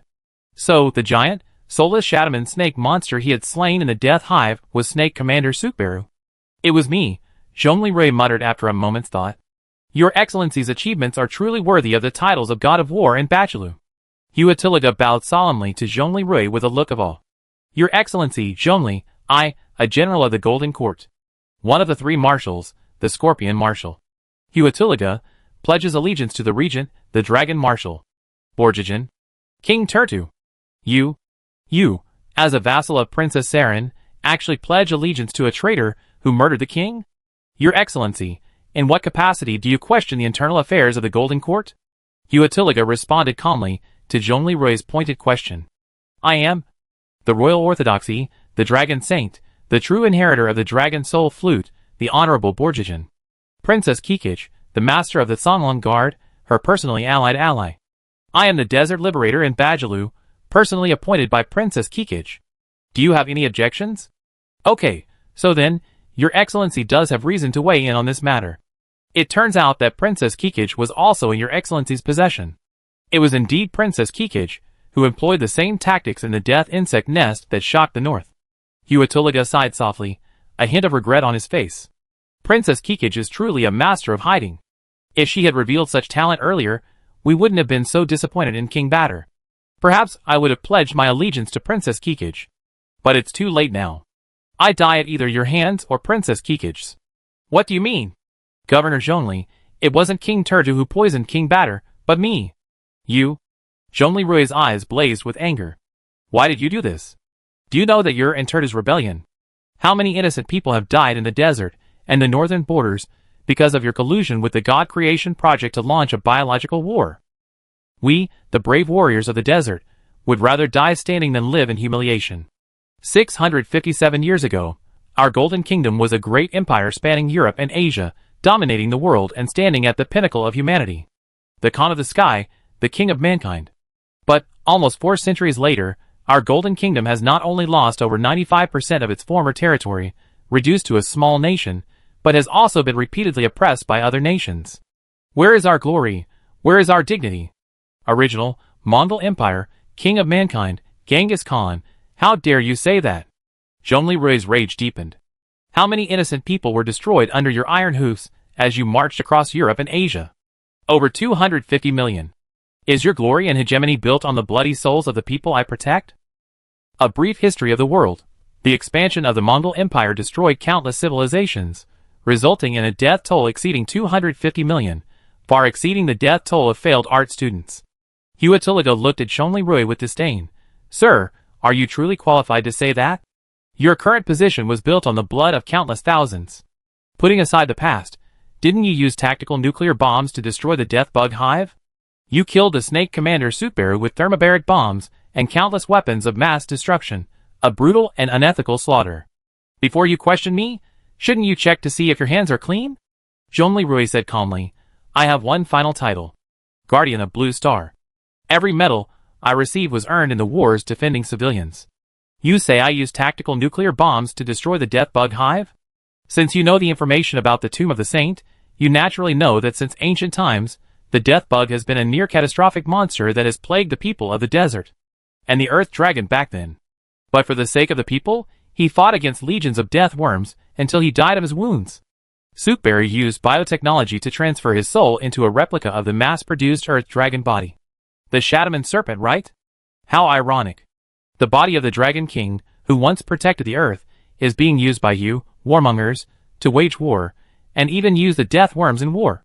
You are committing blasphemy. Just for this, Huatulga, tell me, should Supera die? Your Excellency is truly sharp-tongued. Even if what you say is true, are you doing justice to the people of the desert by dropping a nuclear bomb on the desert ground? Over 99% of the desert's inhabitants, and hundreds of thousands of people in the northern border, have been devoured by the death worms. Zhongli Rui roared. The bones surrounding the death worm nest are several layers deep, a mile in radius. I am the protector of the people, and I can only cremate them all in one go, giving them a final dose of dignity. Now, the nest and the bones have all turned to glass. Huatulga stared at Zhongli Rui in shock. I'm terrified. I always thought benevolent rulers were cowardly and incompetent. I never imagined that a benevolent ruler like you could accomplish such an earth-shattering feat. I admire you deeply. But, sir, I swore allegiance to King Turtu. I will uphold that oath. Come on, since you are the closest ally of Saren and Princess Kikij, and the protector of the people. Our paths diverge, and we must fight to the death. Huatulga smiled with relief, posing a decisive battle with Zhongli Rui. Zhongli Rui sighed, and unsheathed his pulse laser cannon. Fight! Huatulga roared, opening the armor on the front and lower scorpion back, revealing an array of spikes, ready to fire. As a result, Zhongli Rui fired a pulse laser cannon. The power had been deliberately reduced, as he intended to capture him alive and extract information. Ah! Huatulga screamed, his spiked flesh and blood mechanisms charred and rendered inoperable. At this moment, Zhongli Rui restored the pulse laser cannon's normal power and, with one shot, burned through the massive stinger on the scorpion's tail behind Huatulga. Yu Jia smiled in the data world. To kill a scorpion, you must first remove the stinger. That's the correct approach. Huatulga steadied himself, maintaining his smile. Excellent, very ruthless, like a true bachelor. Then, enduring the pain, he accelerated to maximum speed, swung his two massive pincers, and charged at Zhongli Rui. Zhongli Rui fired again, reducing Huatulga's left pincer to ash. But the Scorpion General continued his charge, swinging his remaining right pincer at Zhongli Rui's armor. Master, the force of the pliers might scratch your armor, Yu Jia kindly warned. He doesn't stand a chance. Zhongli Rui retracted the pulse laser cannon, extended his right armored hand, and activated the large or medium-sized shears, aligning the jaws with Huatulga's. You're brave. Huatulga continued his attack. The next moment, crack! Huatulga's only remaining right plier broke. Ah! How could this be? Huatulga watched in agony, shocked by the shears on Zhongli Rui's armor. You lose. Surrender? Zhongli Rui shouted. Ha ha ha, ha ha, liberator of the desert, Lord Zhongli, the god of war, this was a good fight. I salute you. But surrender is impossible. The desert only has warriors who die in battle, not prisoners of shame. King Turtu, I have done my best. May our ancestors bless you to achieve your great cause. For glory, for King Turtu. After saying this, Huatulga nodded to Zhongli Rui again, then used his long tail, now devoid of its stinger, to twist the neck of his human head fiercely. Zhongli Rui, shock. He's such a warmonger. Master, I have a suggestion. I know this may be hard for you to accept. You find it cruel and cold-blooded. But Master, I suggest you behead Huatulga and record some of the video footage and report it to Princess Saren Kikij, as well as Elder Shikima. Zhongli Rui frowned, his expression extremely grim. Master, I'm sorry, I shut up now. No. Yu Jia, go on. Yu Jia continued first, Master, we did win, but our army suffered heavy casualties. Lieutenant Colonel Zhao Pu and 18 Ning Longwing warriors died, as did 3 Dragon Guardian civilians. This victory is truly a glory earned with their lives and blood. But the U.S. military's last-minute attempt to grab credit will diminish the merit of the coalition forces fighting bloody battles on the mountain, and it will chill the hearts of those fighting there. Second, Master, under such heavy pressure, the desert soldiers and civilians need a totem and a reason to fight. Third, Princess Saren Kikij, as the last ruler of these people, also needs to establish an image. Therefore, whether to consolidate the fair credit deserved by those who fought so hard, to quickly appease the soldiers and civilians, or to preserve Princess Saren Kikij's image, you need to prove it with victory and tangible results. Truly tangible results? The head of Huatulga, the enemy leader who led the invading monster army? As the commander-in-chief of the coalition forces, I will do this. Will you show us the image of yourself slaying the enemy chieftain? Yes, master, and this is of profound significance to the two princesses. You personally slew the murderer of Princess Saren and Princess Chiga's father. You brought justice to them both. I know it's bloody and brutal. Master, think about it. From a rational perspective, there's no difference between executing and beheading a guilty person. This guy deserved his punishment, didn't he? Most importantly, master, I know you wanted to capture him alive. However, this warmongerer committed suicide, so it doesn't count as your own action. Zhongli Rui sighed softly and closed his eyes. I understand. Actually, at this point, it doesn't matter whether I did it myself or not. Never mind. After completing the execution, Zhongli Rui briefly glanced at Huatiliga's corpse and removed the insect flute from its remains. Under the blood-red setting sun, the smoke from the mountaintop plateau gradually dissipated. On the altar square defense line, the waiting soldiers and civilians finally saw the golden figure. Clad in the golden armor of the great Xia dragon bird, Zhongli Rui once again appeared before the soldiers and civilians. Carrying Huatiliga's head, he slowly walked towards Saren, Kikij, Shikima, Fengren Wang, Disinian, and officers including Lu Shi, Situzian, and Ameo. Saren watched in horror, reacting incredibly quickly and covering Shikima's eyes. Kikij's face paled as he asked, Brother Rui, why did you bring this back? Disinian stepped forward and demanded sternly, Rui, who did you kill? How did you? This is the head of Scorpion Commander Huatiliga, who, under the orders of the rebel Turtu, led an army of 10,000 sand scorpion monsters in an attempt to rob and exterminate the people of the Dragon Guardian clan. Zhongli Rui simultaneously activated his propaganda equipment and the 3D projection system on the Minghong fighter. Thousands of soldiers and civilians on the defense line watched portions of Zhongli Rui's conversation with Huatiliga and the details of the battle. Brave soldiers and civilians, we have defeated an army of 10,000 monsters, we have slain the enemy chief, we have preserved the heritage of the Holy Land, and we will become a legend in poetry. I, Zhongli Rui, salute you. Brave soldiers and civilians, we have triumphed. For a moment, the scene fell silent. Ning'an was the first to react. Rui, you killed the enemy chief? Then, the nearest soldiers and civilians erupted in earth-shaking cheers. Great. Shakima's hand, gripping the scepter, trembled with excitement. We won. We can all survive. Woo. She burst into tears of joy. Behind Lu Shi, the third-generation Yinglong soldiers, half of whom had been killed or wounded, cheered briefly before each of them wept. They sobbed softly as they gazed at the bodies of their fallen comrades, neatly laid out behind the defense line. Their bodies. Lu Shi, stripping off his savage armor, embraced a Yinglong soldier. Good boy, we won. You're all great. This victory, your contributions are immortal. Director Lu. Captain Zhao. It's okay. We revive them later, okay? Yes. The soldier nodded, wiping away tears. Soon, the news spread throughout the Holy Land. Continuous cheers mingled with sobs. At this moment, Xinjia, having been pulled from the haystack, lay on a stretcher. Beside him, despite his injuries, stood Xiao Chuanghua, guarding him. Xiao Chuanghua's eyes shone with tears. Brother Short Teeth. We won. Xinjia sighed, patting Xiao Chuanghua's hand with his large hand. Xiao Chuanghua, your brother is a hero. He will live in our hearts. Yes. Xiao Chuanghua nodded obediently. Ning'an shook his head and grumbled, you big fool, still flirting? Your wife's still lying there. Be careful, this won't end well. While most people cheered, Saren and Chiga, cradling the bloody head, howled towards the setting sun. Father, did you see that? Our honorable ally, the god of war, General Zhongli Rui, has killed the enemy who poisoned you. He has avenged you and upheld justice. Father, we will continue to avenge you. For the people of the desert, the Holy Land, and the North, for justice and peace, we will pursue the traitor Turtu and demand justice. Princess Saren's voice trembled. Zhongli Rui stood silently by, watching the soldiers and civilians in tears of joy, and the twin princesses shedding tears of revenge. A complex wave of emotions welled up in his heart. Ah Rui. Disinian was now standing beside Zhongli Rui. You wouldn't have done something like this before. I know. Sinyan, this goes against my principles. But do you remember the Lingzhou trial? Disinian was stunned, then nodded in understanding. Oh, I see what you mean. For the culprit, execution and beheading are just different forms of justice. This guy is just one of the participants.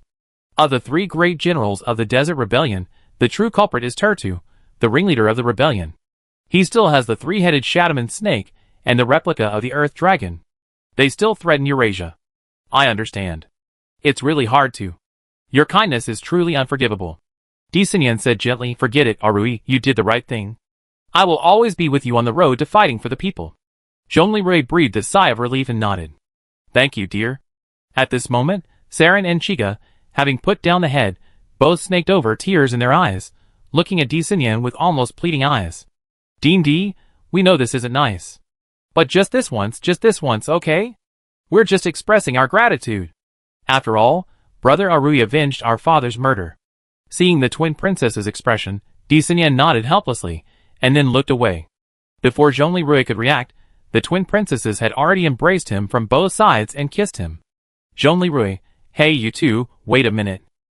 From a distance, Ningyan saw this, glanced at Xinjie again, and said with a smile, TSK, Rui is much more capable than you. He can even handle this. Well, we won, whatever. Chapter 449. After finally breaking free from the two women, Zhonglirui said sternly, Saren, Kikich, my battle with the warriors is over. Yours isn't.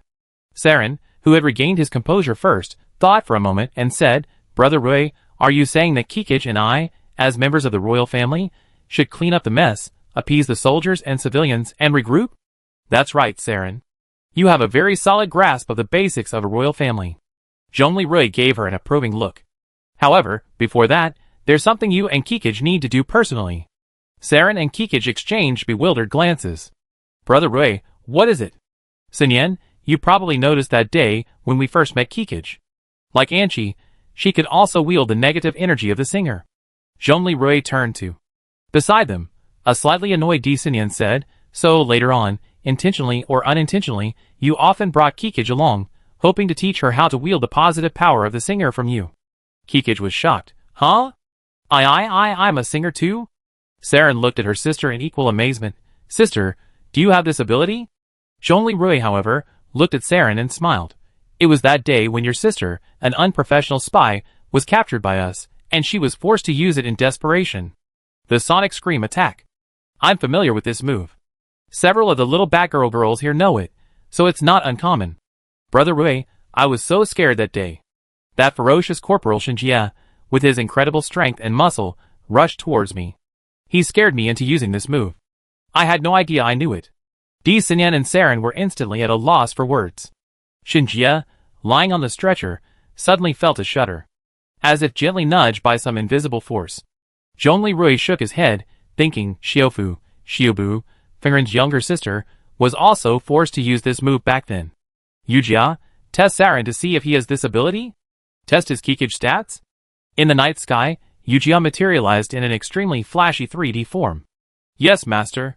According to measurements, Princess Saren also possesses the power of the singer, but for some reason, the value is currently very low, with a compatibility of only 72%, which is only partially effective. Princess Kikich's compatibility is 88%, allowing her to display the power of the singer live. Only Sinyan, the top singer with a normal compatibility of 98%, can exert her power even through a remote connection.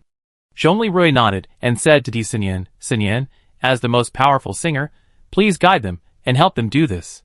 That's what they should do. Just like what I just did. Sinyan was stunned for a moment, then a mysterious smile curved her lips. Yes, everyone has their own duties. I understand what you mean. Since you say so, it's my duty. Then, Sinyan looked at Saren and Chiga as if they were students. Chiga, your stats are already qualified. As long as you perform consistently, there's no problem. Chiga said happily, really? That's great. At this moment, Saren's eyes dimmed again. Saren, look up. I know everything about you.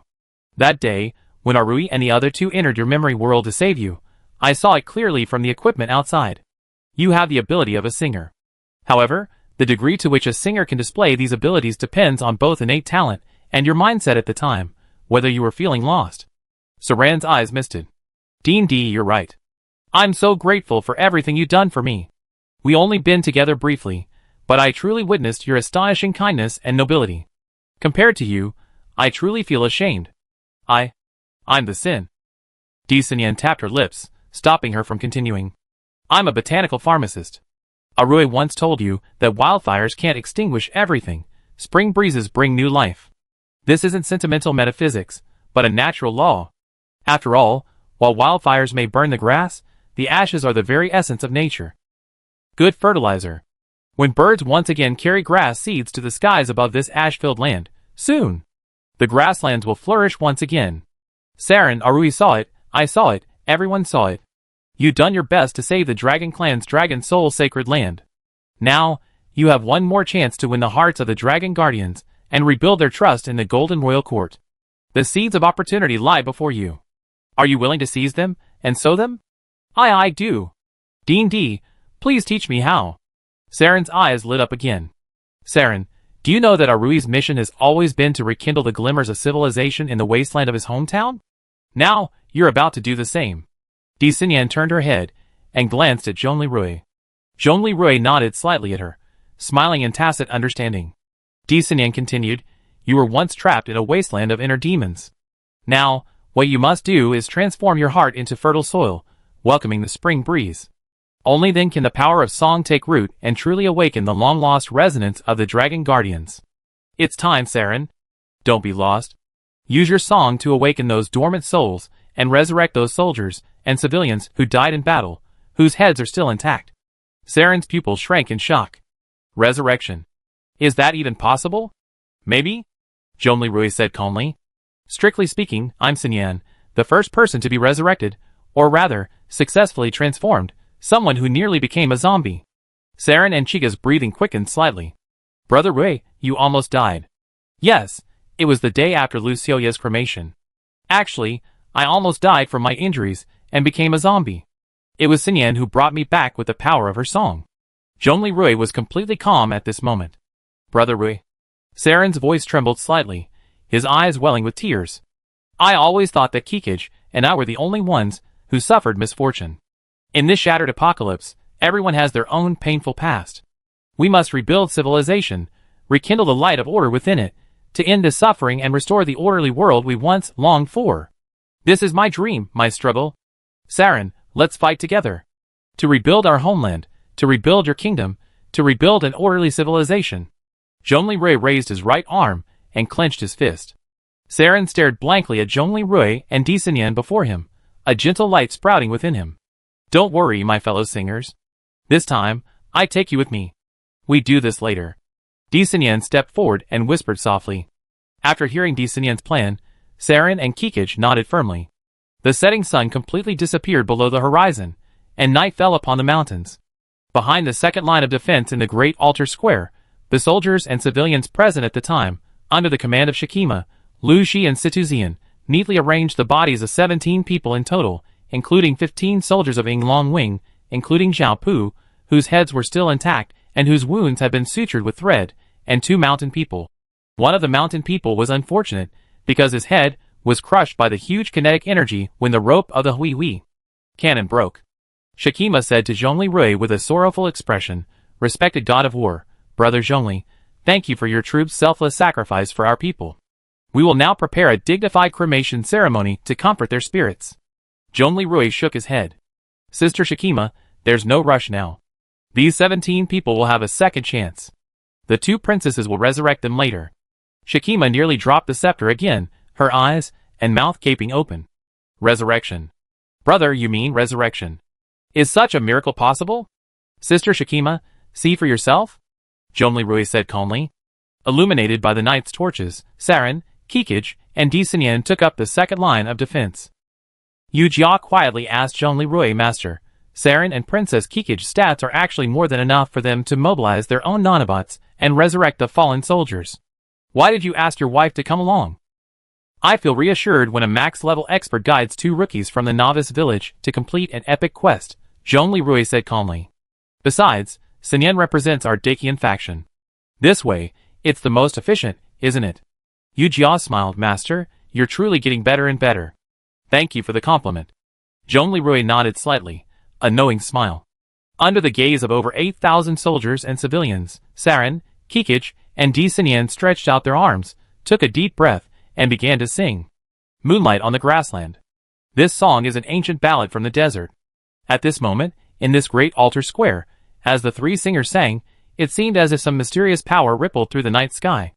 The soldiers and civilians watched with bated breath, their eyes filled with both anticipation and disbelief. As the song played, 1, 2, soldiers and mountain dwellers regained their breath, their faces beginning to turn red.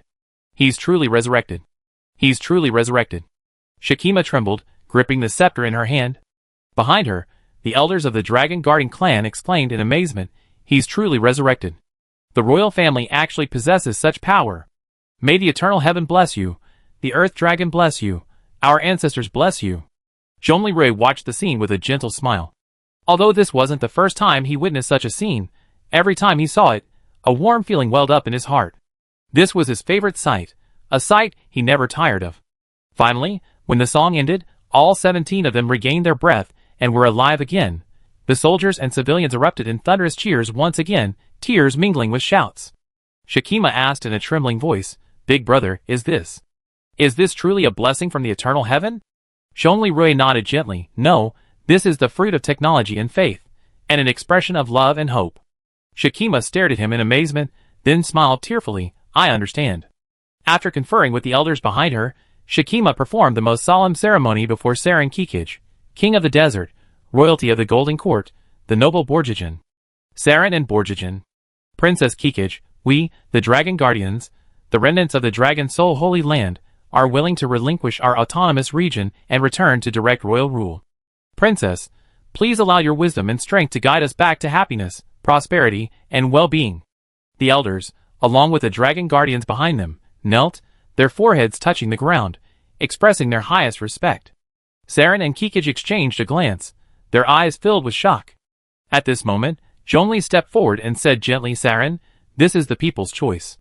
It's trust, and it's also a responsibility. Today, the people have placed their trust in you. I hope you will live up to this heavy trust. I believe you will become a great monarch and lead us to an even more glorious future. Zhongli voice was gentle yet firm, his eyes filled with a glimmer of trust and expectation. Governor Zhongli, I understand. Saren tried his best to suppress his overwhelming excitement and solemnly accepted the heavy trust. Great Elder Shakima, Governor Zhongli, and the people present here, I will do my utmost to contribute my entire strength, even my life, to the well-being of the people of the desert. May the eternal heaven bless us on our journey forward. Fengren, watching the ceremony nearby, nodded with satisfaction, a flicker of approval in his eyes. This is the greatest imperial master, my uncle, the god of war Zhongli. Chapter 450. 2 hours later, the last awakened one, due to the lengthy post-battle cleanup, some individuals failed to transform into ordinary new humans, but ultimately became awakened ones, awoke. The group collected the remains of 3 soldiers whose heads had been damaged, the remains of a mountaineer who had died while operating a Huihui cannon, and the barely recovered remains of Short Tooth's body. In the altar square, where the blood had still not dried, the people lit a bonfire. Shaki Ma looked at Zhongli. Brother Zhongli, even the miracles of science aren't omnipotent. This miracle of resurrection requires a prerequisite. The head can't be damaged, Zhongli said dejectedly. Beside him, Di Xinyan, Saren, Chichigu, the 2 couples of Lu Shi and Ameo, and the other soldiers on board, all silently watched the dancing flames illuminate the weary, heavy faces. The square was completely silent, with only the crackling of burning firewood echoing through the night. Zhongli took a deep breath and spoke slowly. They protected us with their lives and reminded us. This war is far from over. His voice was low and firm, as if he were swearing a silent oath to the fallen. Tears welled in Shakima's eyes, as she nodded gently, and everyone else clenched their fists. The soldiers doffed their hats and bowed their heads solemnly, while the mountain folk bowed in turn, all observing a moment of silence for those who would never return. Little Chuanhua watched the remains of her brother's body crumble to ash in the raging flames. She simply stood there in stunned silence, tears streaming down her face. Fengren and the guard solemnly performed a heart-to-heart salute before the fire. Xinjia had recovered enough to walk. The stab wound in his butt wasn't a big deal. The numerous stab wounds in his back were all on his large body armor, and with his super regeneration, that wasn't a problem at all.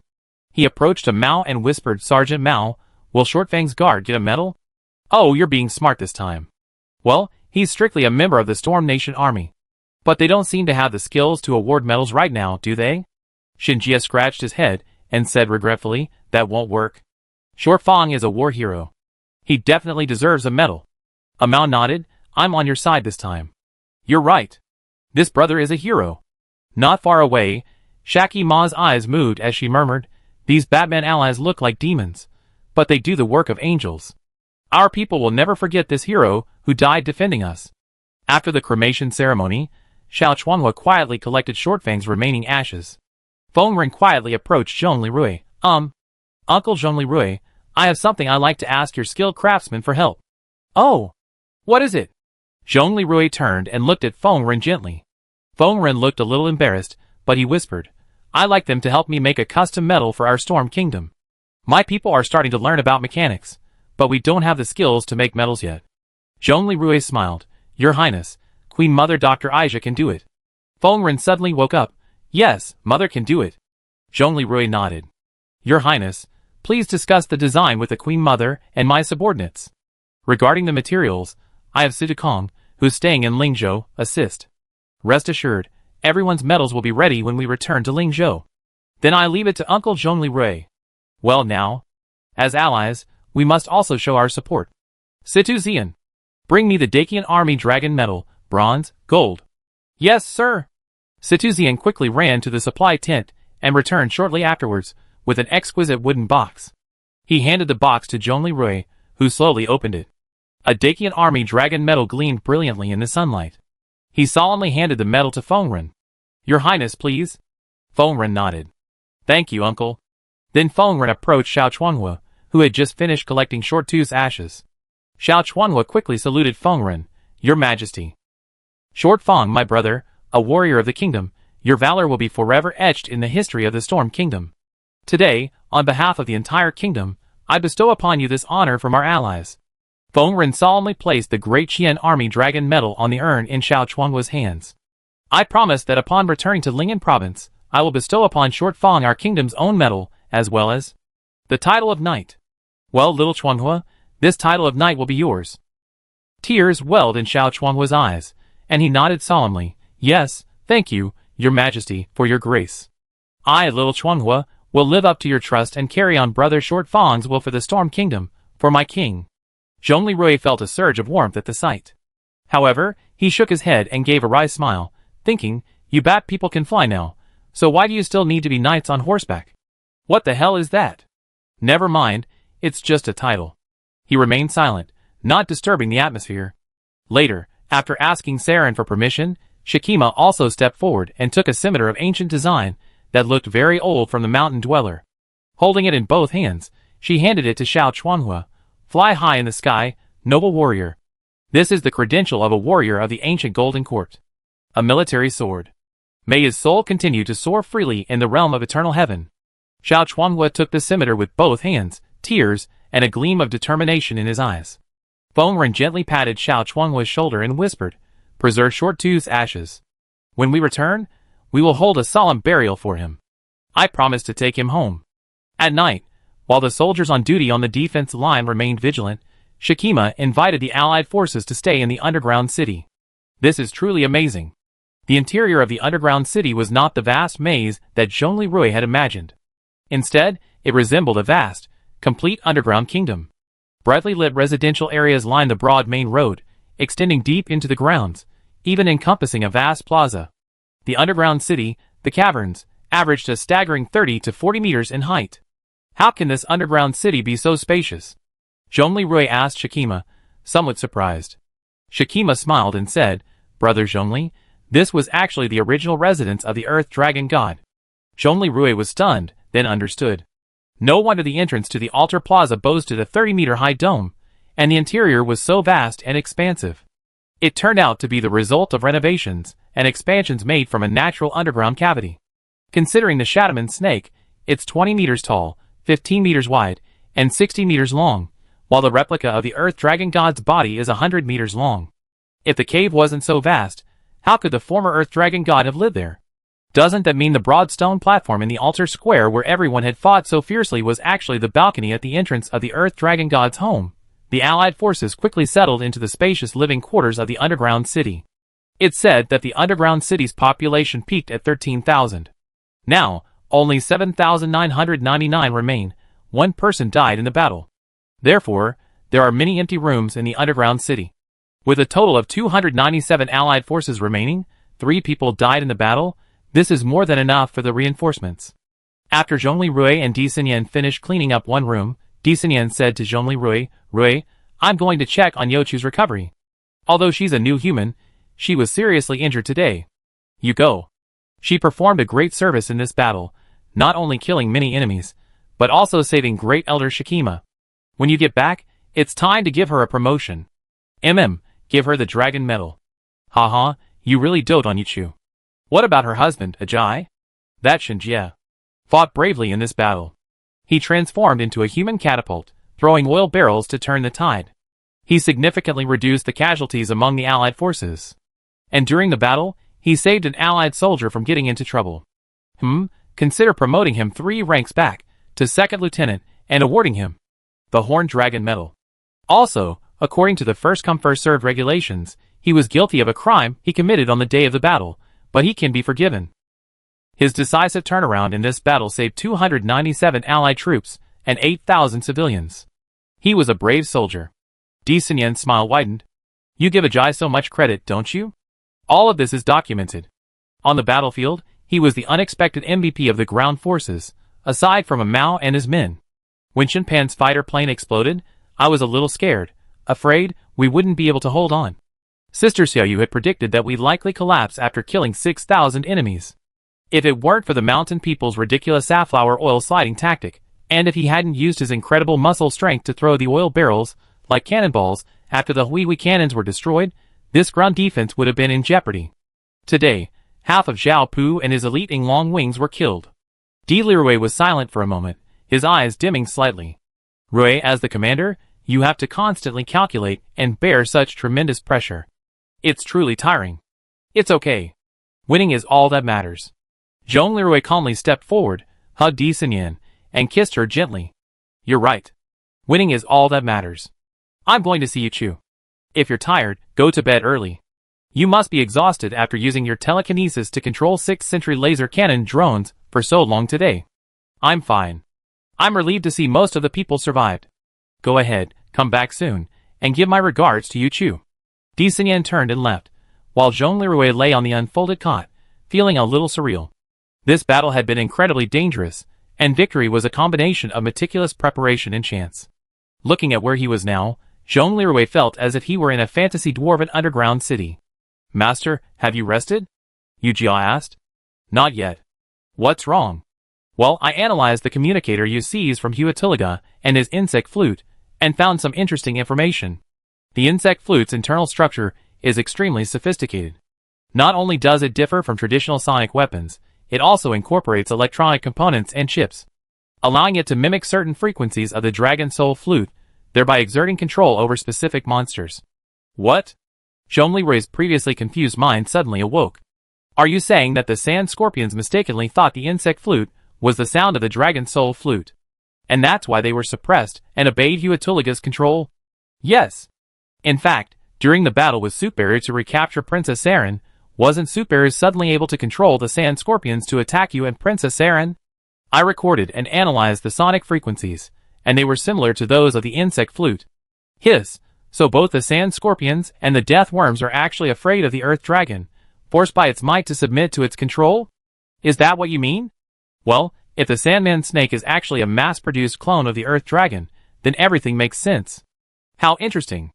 I wonder where the earth dragon and the death worm, things not mentioned in history books, came from. Hee, master, precisely because we don't know, it's called lost history. Indeed. So in fact, this means that Saren and Kikij, by controlling the insect flute, also have the ability to control or suppress the Sand Scorpion Legion? A very reasonable inference. Also, master, although we have won this battle, the crisis we face later has not been resolved. How do you mean? Could it be that Turtu will lead 3 Sandman snakes to attack the Holy Land, or the Mingtomb's fortress right now? That's unlikely. However, Turtu didn't send all of his sand scorpions this time. Huatiliga's call records show that he only led half of the Sand Scorpion Legion to plunder here, a street corner in the dungeon. Shikima bowed solemnly to Saren, then approached and said, Princess Saren, since I sworn allegiance to you, there are some things I must report to you alone. Well, I believe that Governor Zhongli, the allied forces, and even King Fengren and his men are men of justice. However, there are some things that are best shared with you in private. Saren was stunned, then, after checking to see that no one was around, she whispered to Shakima, "Great Elder Shakima, there's no one here. You can speak to me." Princess Saren, deep within the Dragon Soul Holy Land, lies the Earth Dragon's library. Within, the secret of the Dragon Soul Flute's power to overpower all insects is recorded. I suggest that you take advantage of the night, while the Allied forces are resting from fatigue, and quietly go with me to the library to learn this secret, which only you can hold. I understand. Princess Saren nodded slowly, a firm look in her eyes. But Shakima, we must proceed with caution. The two snake women were unaware that their conversation was being heard clearly by a man lurking on the nearby rooftop where Zhongli Rui was, activating his invisible black mechanical armor, which was empty. Yujia, oh, two little girls, wanting to play a secret game? But Princess Saren had only taken 2 steps when she stopped.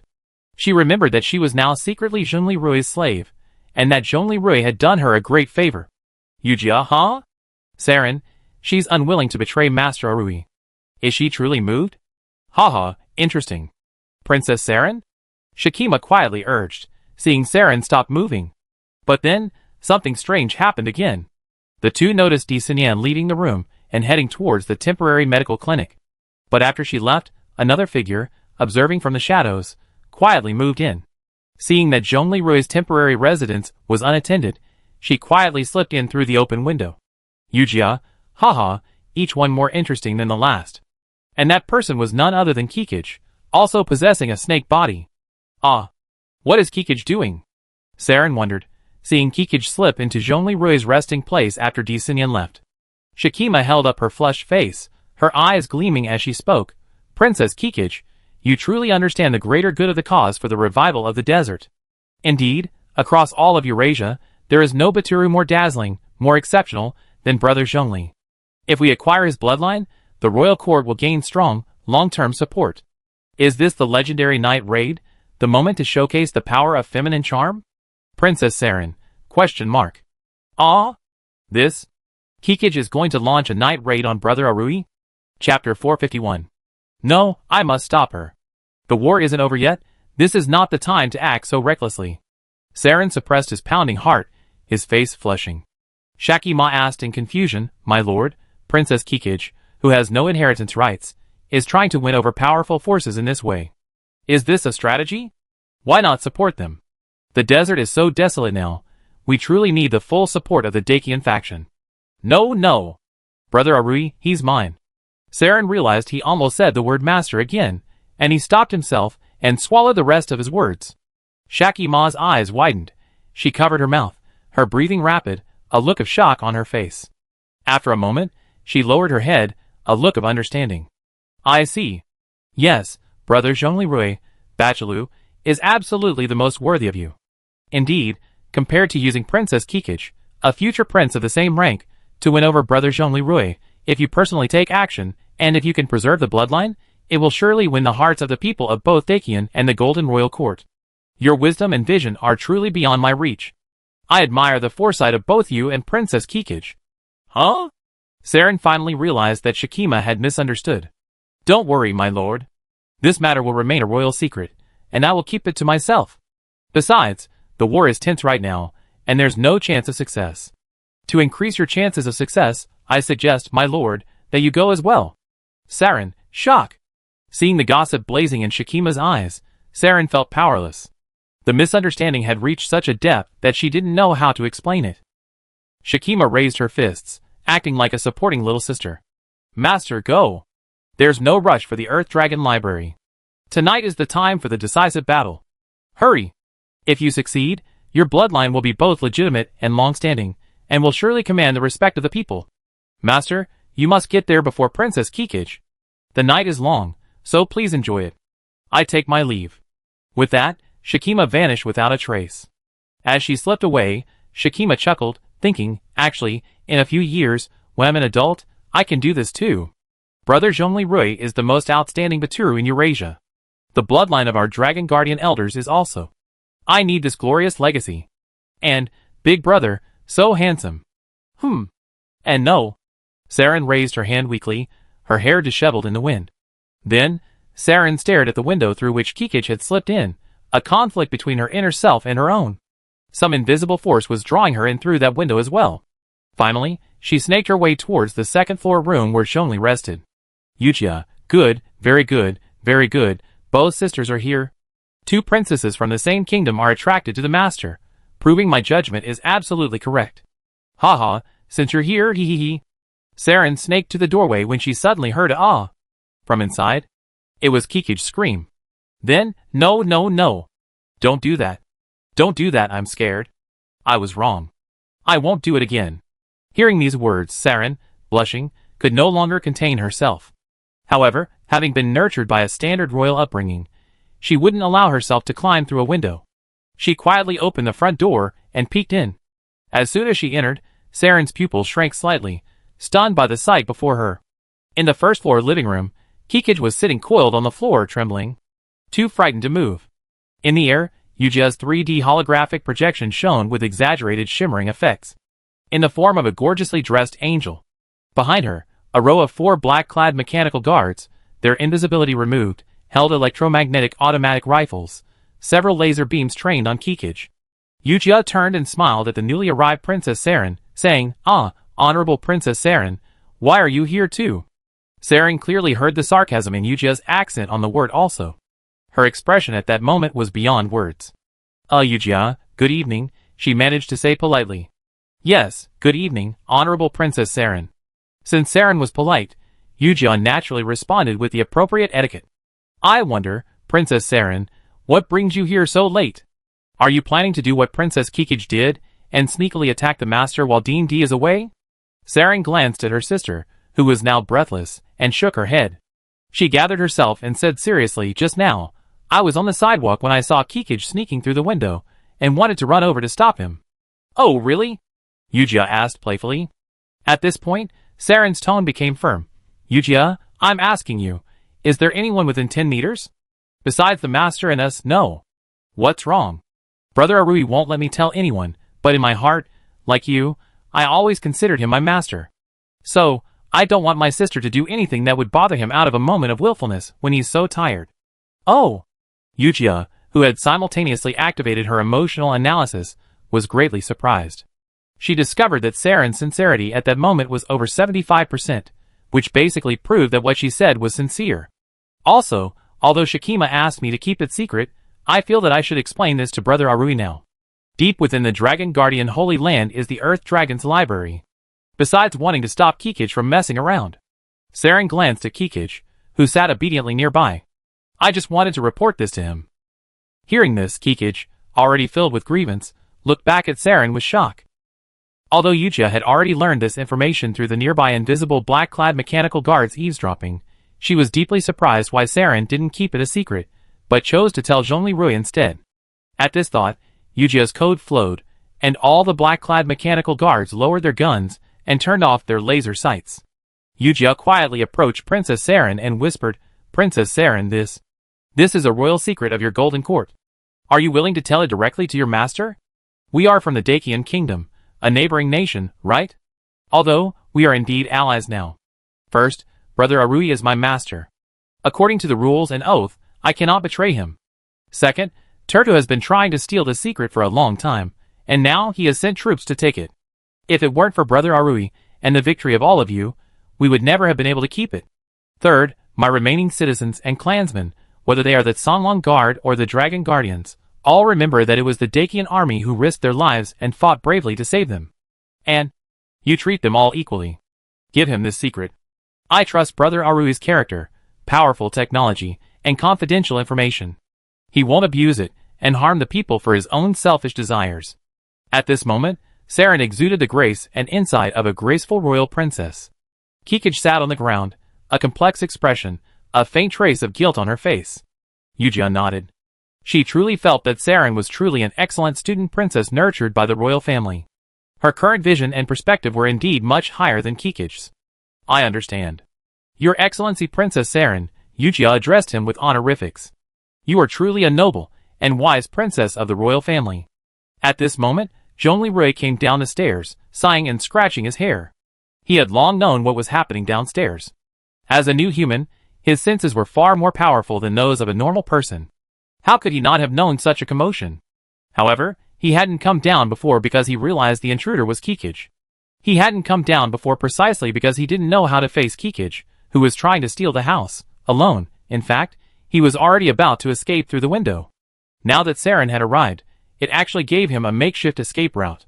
Seeing Zhongli Rui coming down, Kikij acted like a schoolboy caught doing something wrong. He. Brother Rui, get up. The ground's cold, Zhongli Rui said simply. Ah. Yes, okay, thank you. Kikij stood up. Chi-Chi-gu, well, let me tell you something. Actually, I always been protected by 4 black-clad mechanical guards. Also, my every move is monitored by 2 trusted teams I arranged. Except for Xi and Yin and I's private space. Zhongli Rui said somewhat awkwardly, so Chi-Chi-gu, don't do this next time. Otherwise, not only will there be Yujia, but there will be 2 groups of people, more than 4 people, watching what's happening right now. Isn't that a bit embarrassing? 2 groups. Group A, Ling Anzhou, Chen Xiaoyao, and Dr. Aisha. Group B, Xian Guihao, Chen Xiaoyu and Bai Lingxin, and sometimes Chen Jinkuan. These 2 groups are not only monitoring, but also serve as Zhongli Rui's real-time technology and tactical strategy advisors. After all, these 5 people are basically the ceiling of Blue Star technology. What? 2 groups watching? Ah. Chi-Chi-G's face flushed red like an apple, steam billowing from his head. Unable to contain himself any longer, he covered his face with his hands. Seeing this, Saren was at a loss for words, yet also felt a surge of relief. For a moment, he had indeed entertained the same thought as Kikij, but when the door opened, he had backed off. As a result, his words and actions had unexpectedly saved face, and given Zhongli Rui and Kikij a way out. Ling Anzhou, Chen Xiaoyao shook his head and said, Great. Kikij has finally revealed her true colors. I knew she had no good intentions when she agreed to become Xiao's, Zhongli Xiao, godmother. She's trying to poach someone. Aisha, holding a cup of honeysuckle tea, said sarcastically, If I hadn't gotten married, I wouldn't have this trouble. Xiaoyao, stopped laughing at Kikij. You're not even as brave as her. Chen Xiaoyao felt a pang of sadness. Then what should we do? Ari can only have one wife. Aisha pondered. This? Actually, as long as it's done, isn't it all? Chen Xiaoyao, shock. Chen Xiaoyao instantly brainstormed. She clenched her fists and whispered, If this is the case, Sister Sunyan, Sister Lu Yisan, me, Sister Chen Xiaoyu, Kikij, Yoshida Soko. It seems like there won't be enough spots left. Anyway, that half-breed Rakshasa Ekaterina who's always trying to drug people, no way. When Zhongli Rui first arrived in the Magic City, Yelena had tried to drug Zhongli Rui to control him, hoping he'd save her zombie sister Anna and her father, Senior Engineer Ivan, who was a zombie wandering around the factory. They were caught. In front of Chi-Chiga, who was covering his face, and Saren, who wore an awkward yet elegant smile, Zhongli Rui quickly merged with the Great Xia Dragon Bird battle armor and tapped on the armor. Ahem, Sister Chen Xiaoyu, Sister Chen Xiaoyao, Aunt Bai Lingxin, Senior Engineer Chen Pan. No, if you haven't been injured for long, forget it. Dr. Aisha, it's time for research. Everyone, come online. Then, for black-clad mechanical guards projected 3D holographic images of Chen Xiaoyu, Chen Xiaoyao, Bai Lingxin, and Aisha, for leading scientists. Bai Lingxin smiled and said, Arue, thank you for your concern. Your uncle is indeed injured, and I let him rest. It doesn't matter if I'm here. Aunt, thank you for your hard work. Saren and Kikij were stunned. So what Zhongli Rui said about so many people watching him was true. Kikij whispered to Saren, Sister, Arue, can you really handle so many people watching him all the time? Saren smiled bitterly. He's such an incredibly open-minded person. But aren't all monarchs like that? Even father was the center of attention back then. Kikij, perplexed, said, Yes, he's doing this to prove he's worthy. Sister clenched her fists again, her previous discouragement instantly vanishing. I won't give up. Chapter 452. Afterwards, Zhongli Rui, accompanied by 4 black-clad mechanical guards, as well as the scientific experts from the earlier 3D holographic projections, and the 2 princesses, Saren and Kikij, approached Shikima. Shikima looked puzzled, thinking, Huh? Brother Zhongli, is it over so quickly? When Zhongli Rui explained his purpose and requested that Shikima lead the remote scientific expedition with Saren and Kikij present, and with himself and other top Dakian scientists, Shikima's face darkened slightly. But then, as if something suddenly dawned on her, she once again looked at Saren with admiration. The perceptive Saren naturally noticed the sudden change in Shikima's expression. Just as she was feeling a bit puzzled, Shikima solemnly saluted Zhongli Rui and the others, then said readily, "Since it's the Lord's order, I will fully cooperate. Although this is a secret that my Dragon Guardian clan has guarded for generations. Were it not for the valiant brother Zhongli and his bravery in protecting us, not only would the secret of the Holy Land be lost, but even our very lives would be in jeopardy. Okay, I lead you there." And so, led by the Dragon Guardian priests, Shikima led the group to the Earth Dragon Library, deep within the dungeon. On the way, Shikima whispered to Saren, "My lord, I understand your intentions. Your strategy is far superior to my previous ones."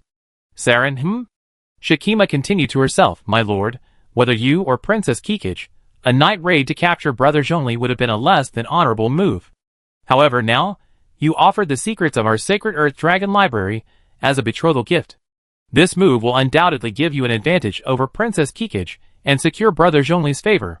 Currently, our great desert Golden Royal Court has fallen so far into decline that we have almost no leverage left.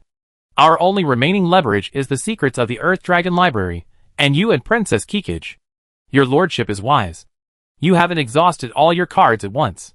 This is truly a far-sighted move. I deeply admire you." Saren, Did I really think that? How could I not know?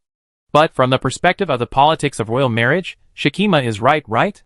It seems I did just that. Shikima was thinking, this betrothal gift is not only for the master, but also for me.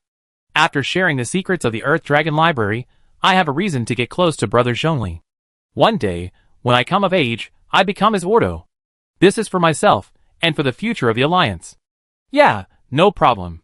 The group reached the deepest part of the dungeon, where a gate, completely different from the dungeon's ancient style, appeared before them, imbued with an uncharted technological feel. Bilingxin, 3D image, activated the scan. Is this gate's technology at the near-future level? The Earth Dragon died thousands of years ago. It seems this is a relic of a prehistoric civilization? Qin Xiuyu, 3D image very likely. We study it thoroughly after we get inside. Speaking of the near-future level, our Changsheng group and the God Creation Project have already reached that level of technology, so it's not a big deal. Qin Xiaoyao, 3D image, chuckles, "Sister, you're not being modest at all." Asia, 3D image, I think everyone here has the capacity for modesty. Bilingxin, 3D image, okay, then, let's, the scientific experts on Blue Planet, who are currently closest to the near-future level, take a look at the weight of this prehistoric civilization. The female scientists, 3D images, okay. Shikima then used the heritage relic to open the door to the Earth Dragon Library. The library lit up, as bright as day. Several spherical drones flew over and addressed Shikima, saying, "Golden Court speech, welcome to Xiao Huang, the 15th generation bloodline inheritor." Zhongli Rui was stunned and asked Yujia, "Are you sure you translated it correctly?" Xiao Huang's 15th generation bloodline inheritor. What the hell is Xiao Huang? Yujia confidently replied, "Master, I'm sure it's translated correctly." As the group advanced, a massive mural appeared before them. It was a majestic, full-length portrait of the Earth Dragon in his old age.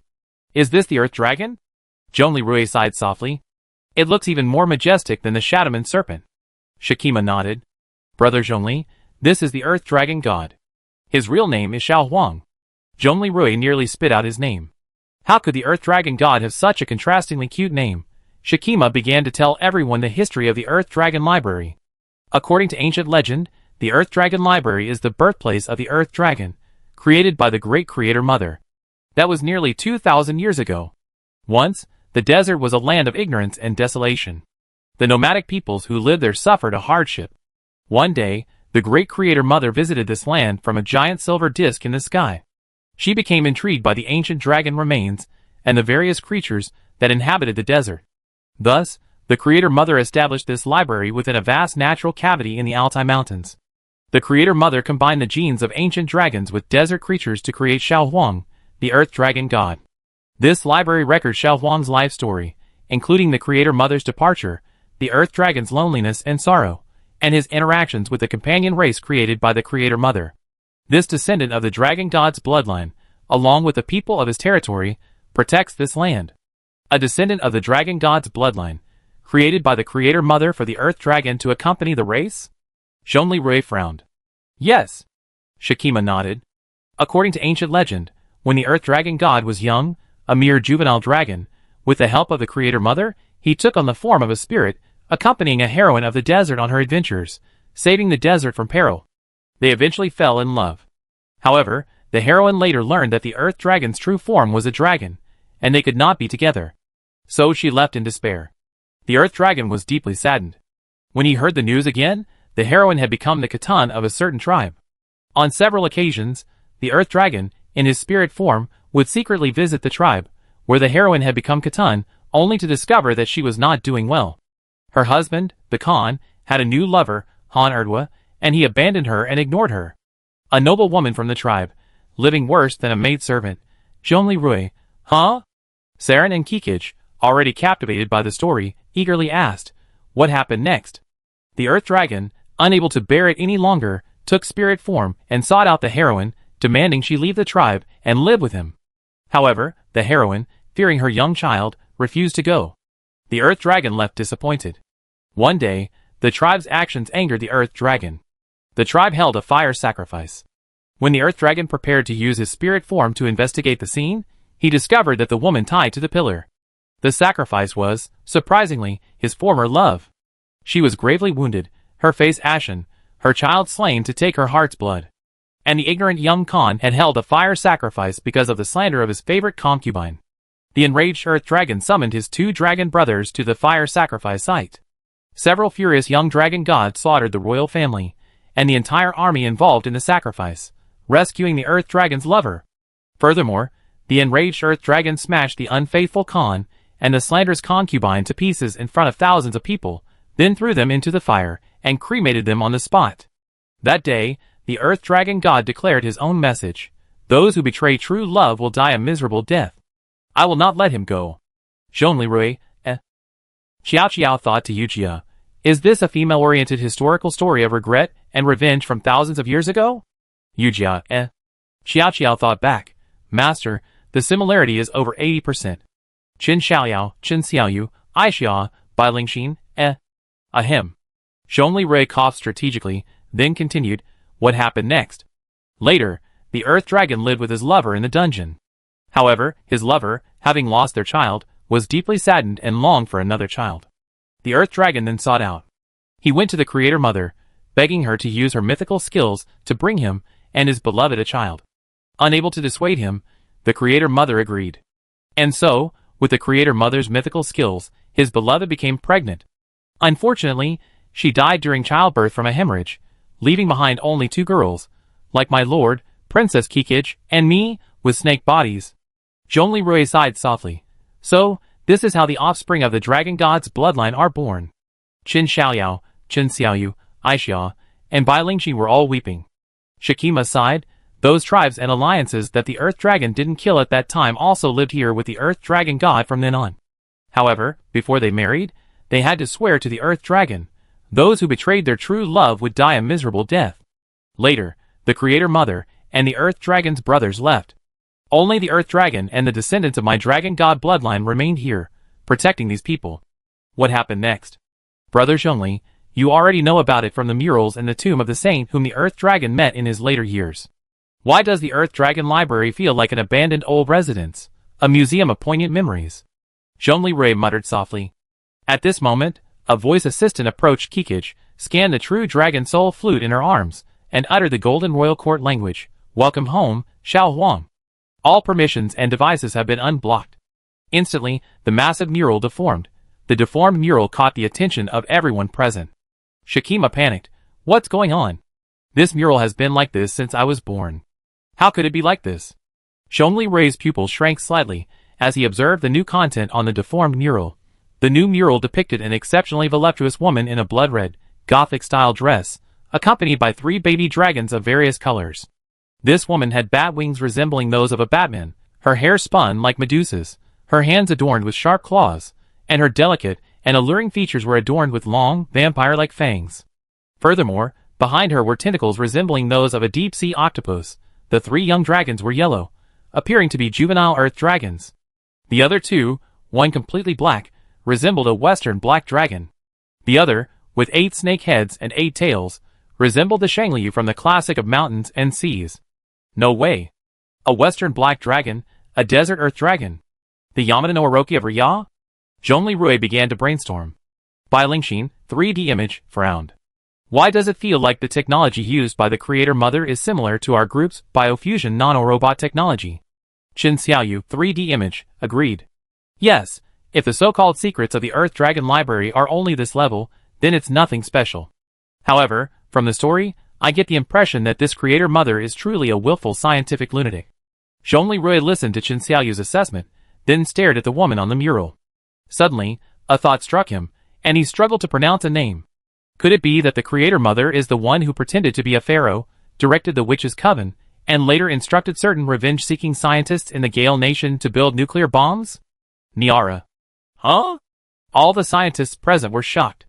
Saren, Kikij, and Shikima? Niara? Who is she? Chapter 453. She.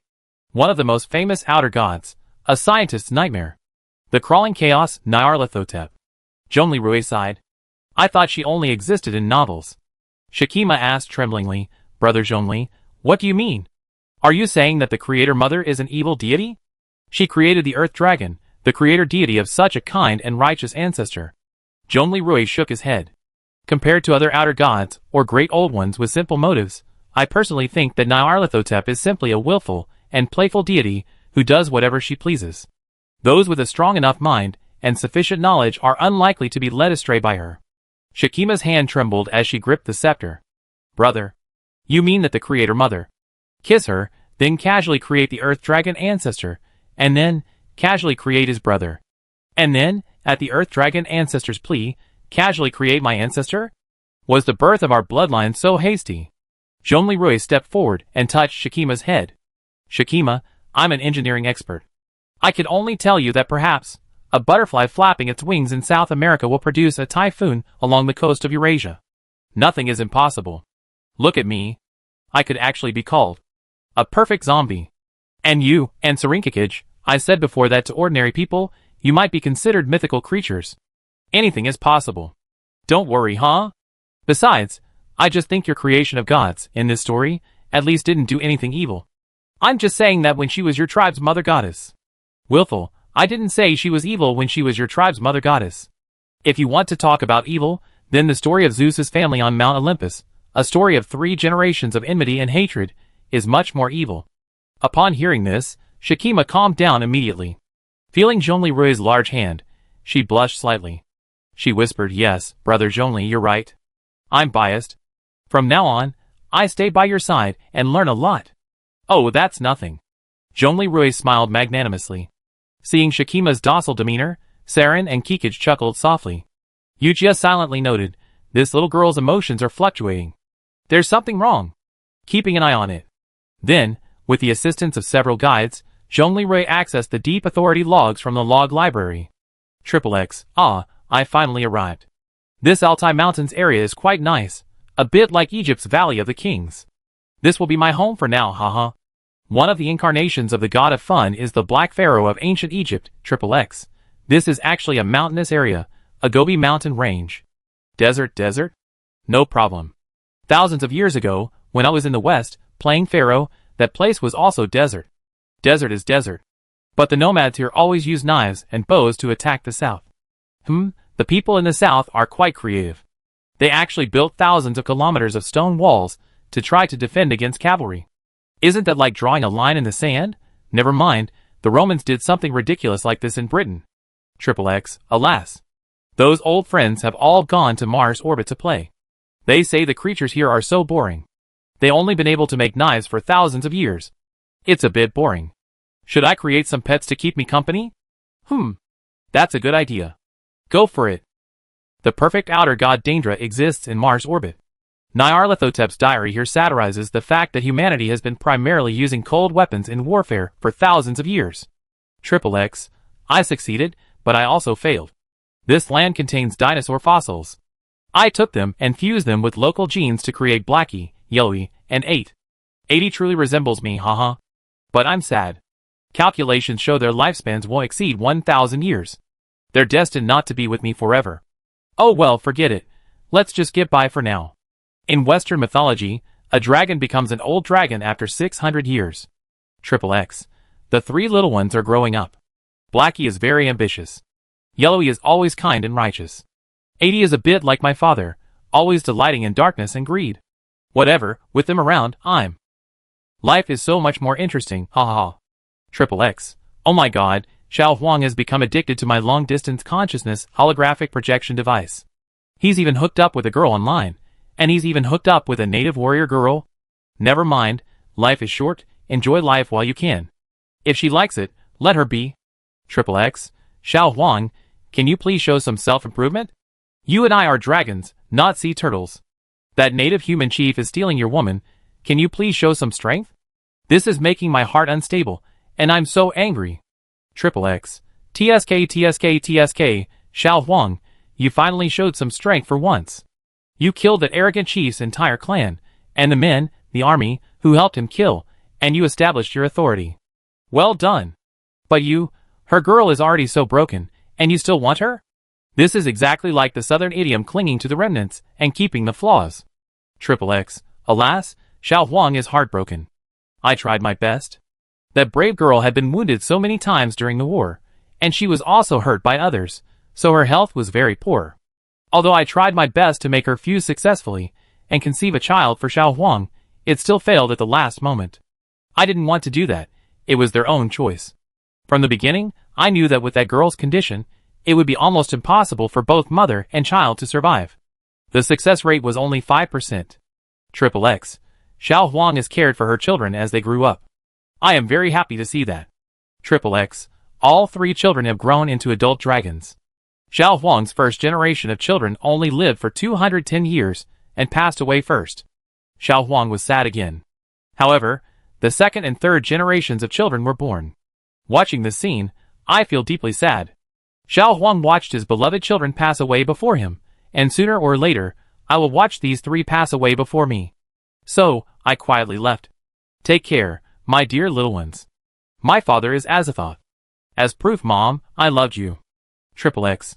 It's been a long time since I've been here. All 3 children are gone. Heichan was attacked by some blonde-haired hero in the western region. I was upset and furious, so I used my spaceship to unleash lightning on his castle. The lightning lasted for 2 days, scorching his entire territory. Not a single one escaped. In the end, I was reprimanded by my brother, the Yellow King. He told me not to interfere so directly here. I won't care, Hachi-chan. Was killed by a low-level god from the M78 Nebula, the one who cried. A sea king who always cries for his mother. I fought their father god, the one who betrayed his sister, for a long time. But forget it, if I keep fighting, that little island will be deserted. After all, humans are Xiao Huang's dearest treasure. However, I seem to have damaged their popular mind concentration Magatama energy device. These lesser gods had no choice but to flee back to the M78 Nebula in disgrace aboard their Takamagara star destroyer. I heard they built some kind of plasma spark tower later. I check it out later. Little Yellow passed away heroically, dying on the land it loved, like a truly benevolent and righteous guardian. It was already 1,000 years old, half its teeth missing, yet it was still willing to fight for the land of its beloved descendants, even taking on those primordial poisons of the abyss, the death worms. Well, life is short, but it ultimately blossomed brilliantly.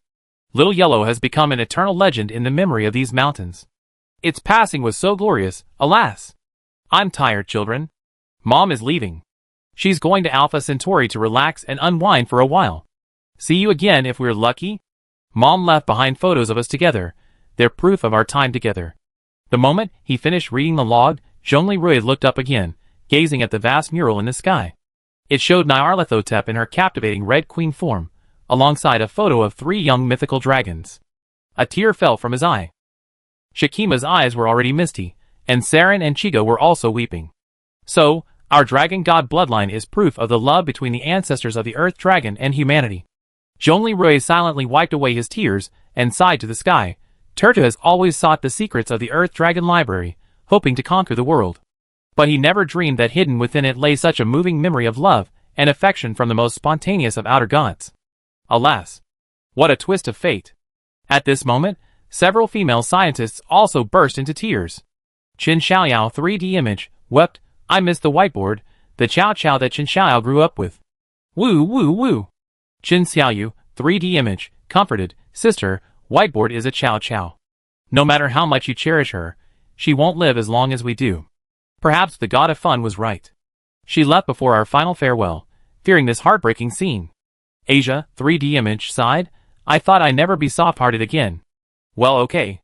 Bai Lingxin, 3D image, sighed slightly. Today I've seen another hidden side of this world. After reading the log, the scientists began carefully scanning the entire library for technology. But they were soon disappointed.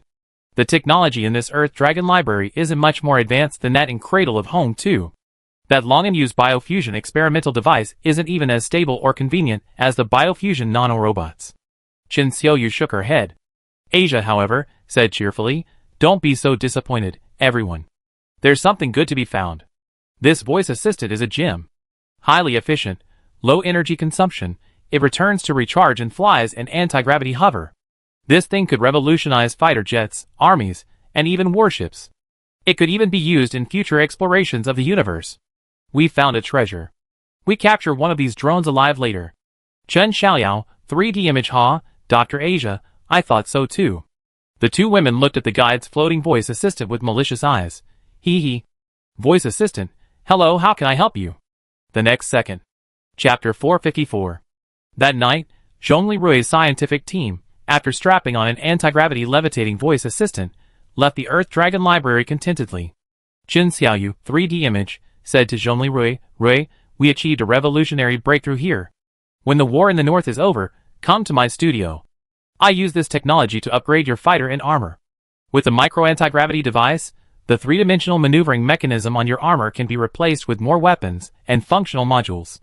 Furthermore, with this, the pilot's safety will be greatly improved. No more crashes into the sea. Okay, I believe you. Zhongli Rui smiled. To be honest, from rotors to rockets to anti-gravity devices. This truly is a revolution. Yes, Chen Xiaoyu, 3D image, said with a smile, although many technological revolutions are often first applied to the military, once they become widespread for civilian use, they do bring tangible progress to civilization. At this point, Shikima said to Zhongli with some disappointment, Brother Zhongli, I'm sorry.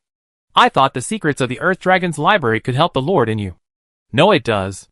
Zhongli Rui patted Shikima's head again. It's that little flying thing. It's exactly the groundbreaking technology we need. Really? Shikima became excited upon hearing this. Then, with an expression of anticipation, she asked, Brother Zhongli, after the war is over, and the Lord and I have stabilized the situation in the Holy Land, I want to go to Lingen Province to study advanced science and technology. Is that okay? Our clan can't continue to stay stuck in our own ways here. Yes, that's a very sound idea. Zhongli Rui smiled. We have an awakened university in Lingen Province. Princess Kikij originally planned to return to Lingen Province with me after the war to teach there. If you're interested and have time, you can study there too. Shikima was shocked upon hearing this, thinking, oh no! Princess Kikij has already taken action. She's even planning to return south with Brother Zhongli after the war. No, I have to tell the master immediately and make plans. Just as Shikima's mind was racing, Disanyan called, Honey, how's the expedition with the team of scientists going? What a discovery! We discovered high-performance, practical anti-gravity technology. Zhongli Rui said cheerfully. Really? Congratulations. Tell you, something's happened in the medical department. Little Chuanghua is dueling with Shin Yu-Chu. What? Zhongli Rui's eyes widened in surprise. Why? They're both top heroes in this battle. Why are they killing each other? Why are they dueling? What for? For a man, Disanyan said speechlessly. For Shinjia. Huh? Zhongli Rui's mouth was wide enough to swallow an egg. What the hell? Shinjia cheated on little Chuanghua at the last minute, and his husband. Mother Shin Yu-Chu discovered it. Zhongli Rui, Saren Kikij Chen Xiaoyao, 3D image, awkward yet elegant smile, Aisha / Chen Xiaoyu / Bai Lingxin, 3D image, a smile of anticipation, Shikima, gossip ignites, eyes gleaming, bearingly suppressing his frustration, Zhongli Rui said to Di Sanyan, Sanyan, tell the two people about to duel that this matter needs to be decided by me. Otherwise, both of them will be court-martialed. Okay. I tell them right away. Then, the group arrived at the temporary medical facility where Di Sanyan was staying. Shin Yu-Chu, his right hand in a cast, and Xiao Zheowo, his left in a cast, were locked in a tense standoff. Nearby, the enormous Shinjia sat mutely on the ground, not daring to utter a single word. Zhongli arrived at the scene and said, "Everyone, stop! Shenjia, get up!" The group froze in place, not daring to utter a single word. "Tell me what's going on." Half an hour later, Zhongli finally understood what was going on. "Corporal Shenjia. I'm here. 3 days of confinement." "Yes." "Huh? Sir, cheating on the battlefield? Provoking conflict between two combat heroes? Having a bad influence on the troops and the public? Only 3 days of confinement, and you're still complaining?" Zhongli looked at Shenjia with disdain. "You worthless fellow. This battle, I was planning to report you to the military for special meritorious service for turning the tide of the crisis, and even promote you 3 grades to second lieutenant and award you the Order of the Horned Dragon. But you pulled this tactic. Demotion from merit. Just stay in confinement. Captain Situ, take him!" Zhongli shouted. Situzian, who was nearby, smiled bitterly, and came over with 2 special forces soldiers. He patted Shenjia on the back. "Well, what can I say about you? Let's go." Shenjia had no choice but to follow him, looking aggrieved. "Ah. Sir, please don't do that." Shin Yuchu and Xiao Chuanhua panicked when they saw Shenjia being put in solitary confinement and seemingly facing the risk of losing his merit. Zhongli then turned his stern gaze towards Shin Yuchu. Shin Yuchu immediately said aggrievedly, "Sir, Zhongli raised his hand. "I understand why you, usually so calm, lost control of your emotions over this matter. Yujia has already brought up your past with the Southern Force and shown it to me. Captain Shin. This incident certainly has a negative impact. Originally, because of your significant military achievements, the large number of kills and saving Great Elder Shikima, I was planning to promote you and award you the Dragon Medal. Now that you're seriously injured, I won't confine you. However, your merit evaluation may also require a demotion. Next time you encounter something like this, stay calm. If you absolutely can't remain calm, report to me immediately. I'm both your superior and your master-in-chief. Don't act rashly in such matters." Shinichi nodded, abashed. "Commander, I know I was wrong. Go lie down. Even if we were perfect, first-generation new humans, we don't have the ability to regenerate broken limbs like Shinjia and Ningjiang." "Thank you." Finally, Zhongli turned his gaze to Xiao Chuanhua. Just then, the Wind Blade King arrived. "Uncle Zhongli, I'm so sorry. I didn't discipline my subordinates well enough, and this happened." Fengren apologized. "Alas, your highness, you're too kind. Little Chuanhua, you just got knighted, yet you're dueling with your senior sister, our important ally. This has a terrible impact. I decided." "Your highness, wait a moment, give me some face. It won't be too late to deal with little Chuanhua after I finish speaking," Zhongli said quickly. "Okay, uncle, go ahead." Zhongli saw little Chuanhua biting his lip, looking a little aggrieved and unconvinced, and sighed softly. "Little Chuanhua, at least, call me master, right?" Xiao Chuanhua, Xiaoyu is also a Batman singer and Di Xinyan's apprentice. Therefore, Zhongli should be called master, and Shin Yuchu's senior sister, yes, master. "I just heard you say that you fell in love with Shinjia, because he risked his life to save you on the battlefield, right?" "Yes. Brother Shinjia, he's a real man. Back then, among the countless soldiers, he was the only one who risked his life to save me. If it weren't for him, I might have just self-destructed like my brother. They're both like that." Zhongli turned and glanced at Shin Yuchu. "Huh?" Xiao Chuanhua was puzzled. "Do you know why your senior sister, such a formidable soldier, was injured?" Xiao Chuanhua then remembered how Shin Yuchu was injured on the battlefield when a collapsing Huihui artillery carriage hit his armor, while trying to save Great Elder Shikima. "Yes, senior sister is like that, too." Seeing the stubbornness in Xiao Chuanhua's eyes fade somewhat, Zhongli calmed himself slightly and continued, "Secondly, do you understand the profound meaning of the title of knight bestowed upon you by the wise King Fengren?" Xiao Chuanhua, "Master, please enlighten me." "Knights represent the spirit of chivalry. 3 important elements are protecting the weak, enforcing justice, and showing mercy. You, Shinjia, and your senior sister, fighting bloody battles on the front lines, exemplify the spirit of showing mercy to the people of the Dragon Guardian clan, protecting the weak, and enforcing justice. You performed well in battle. Therefore, the 3 of you are worthy of the title of battle heroes. You, too, are worthy of the title of knight. Well, His Highness King Fengren has also knighted your brother, and you for this very reason. This is His Highness King Fengren's discerning eye." Fengren's expression immediately brightened with pleasure. "Uncle Zhongli, you're so kind." He was thinking, "Oh? I'm so wise. This knighthood has so much meaning. How come I didn't know about it? Well, I go back to Ling'an Prefecture and seek out Su Shengwei, the imperial tutor of history, for some refresher lessons. Little Chuanghua's eyes lit up. The title of knighthood has such profound meaning. Zhongli Rui's lips curved mysteriously as he continued, "You may think Shenjie is a fierce general who saved you from danger, and your senior sister Shen Yuchu is a master soldier, but in reality, they're both pitiful people." What? How is that possible? Little Chuanghua's eyes widened. Zhongli Rui's gaze turned to Shen Yuchu. Shen Yuchu, ever so clever, understood that he was asking if she was willing to share her past. She sighed softly and nodded. Then, Zhongli Rui briefly recounted Shen Yuchu's betrayal by her ex-husband, the destruction of her family, and her quest for revenge, leading her to become a Taoist nun. For details about Shen Yuchu's past, see Chapter 348.3, Extra Chapter 4. She once feared Shenjie's affection and transferred to the Southern Army, marrying her childhood sweetheart, Gu Qin. They had a daughter, but Gu Qin cheated on her with his cousin, who was actually a spy. This framed Shen Yuchu and indirectly led to the deaths of her daughter and her mother-in-law. Shen Yuchu then resigned from the army, captured the two, and handed them over to the military. She then became a Taoist nun, taking the name Jing Xian. Zhongli Rui also recounted Shenjie's meritorious service. Your senior sister is now painstakingly reassembling everything she lost. Your elder brother, Shenjie, saved you out of chivalrous compassion, not love. Furthermore, Shenjie is now making amends for his crime, bearing the burden of the lives of so many innocent people whose lives he once caused. You're different, you're innocent. Little Chuanghua, master. I understand.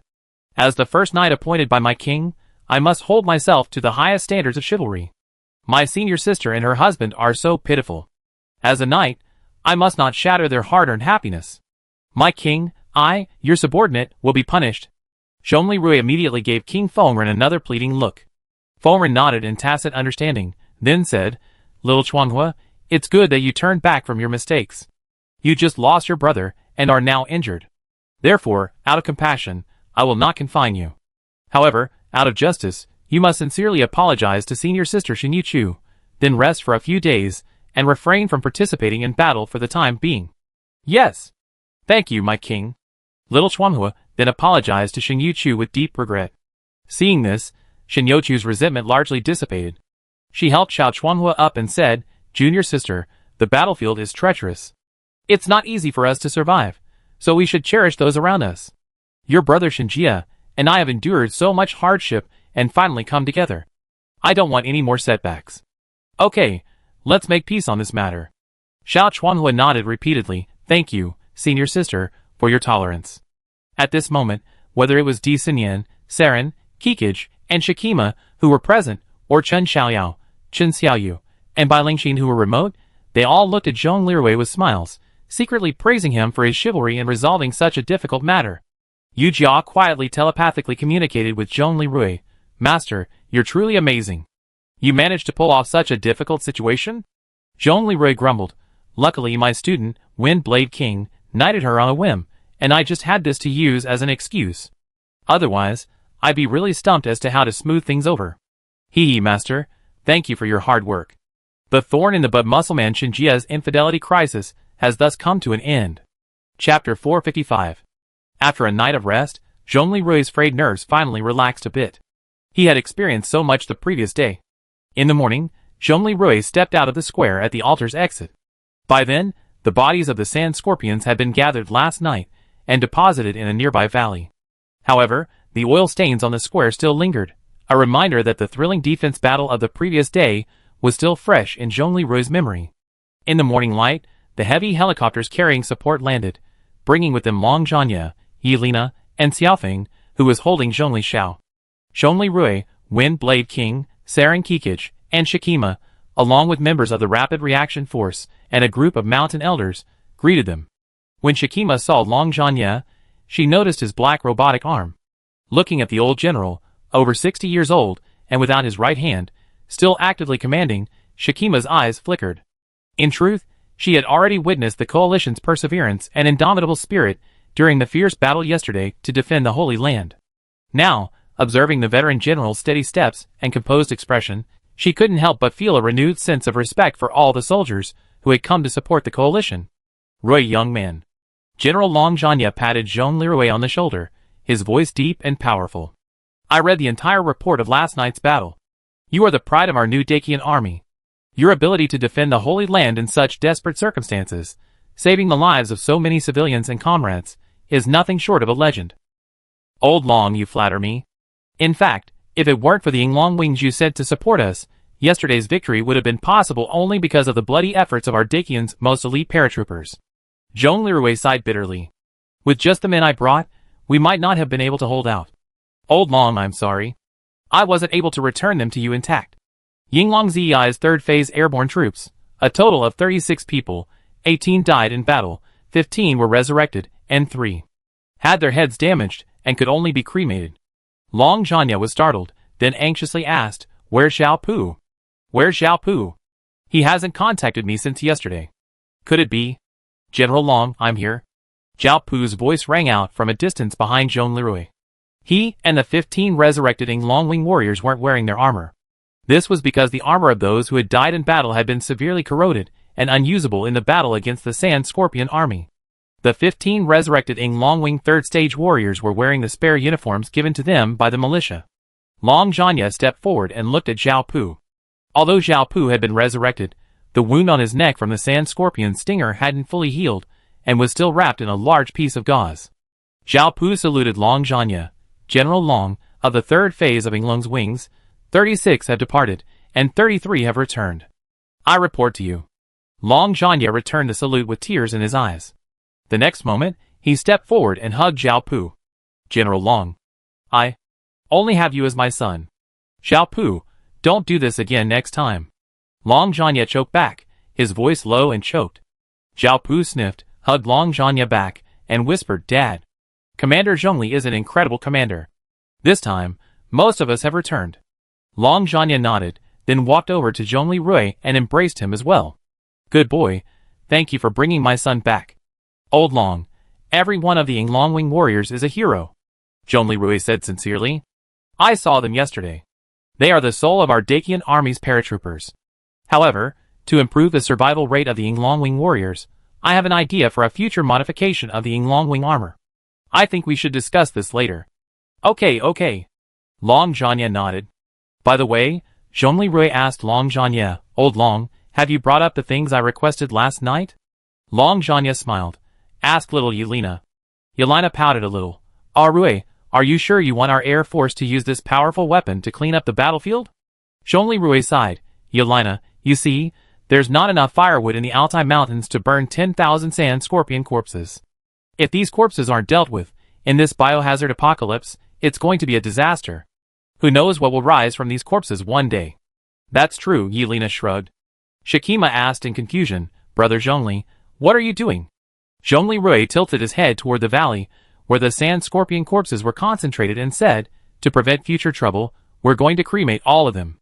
Shikima's expression was filled with fear and embarrassment.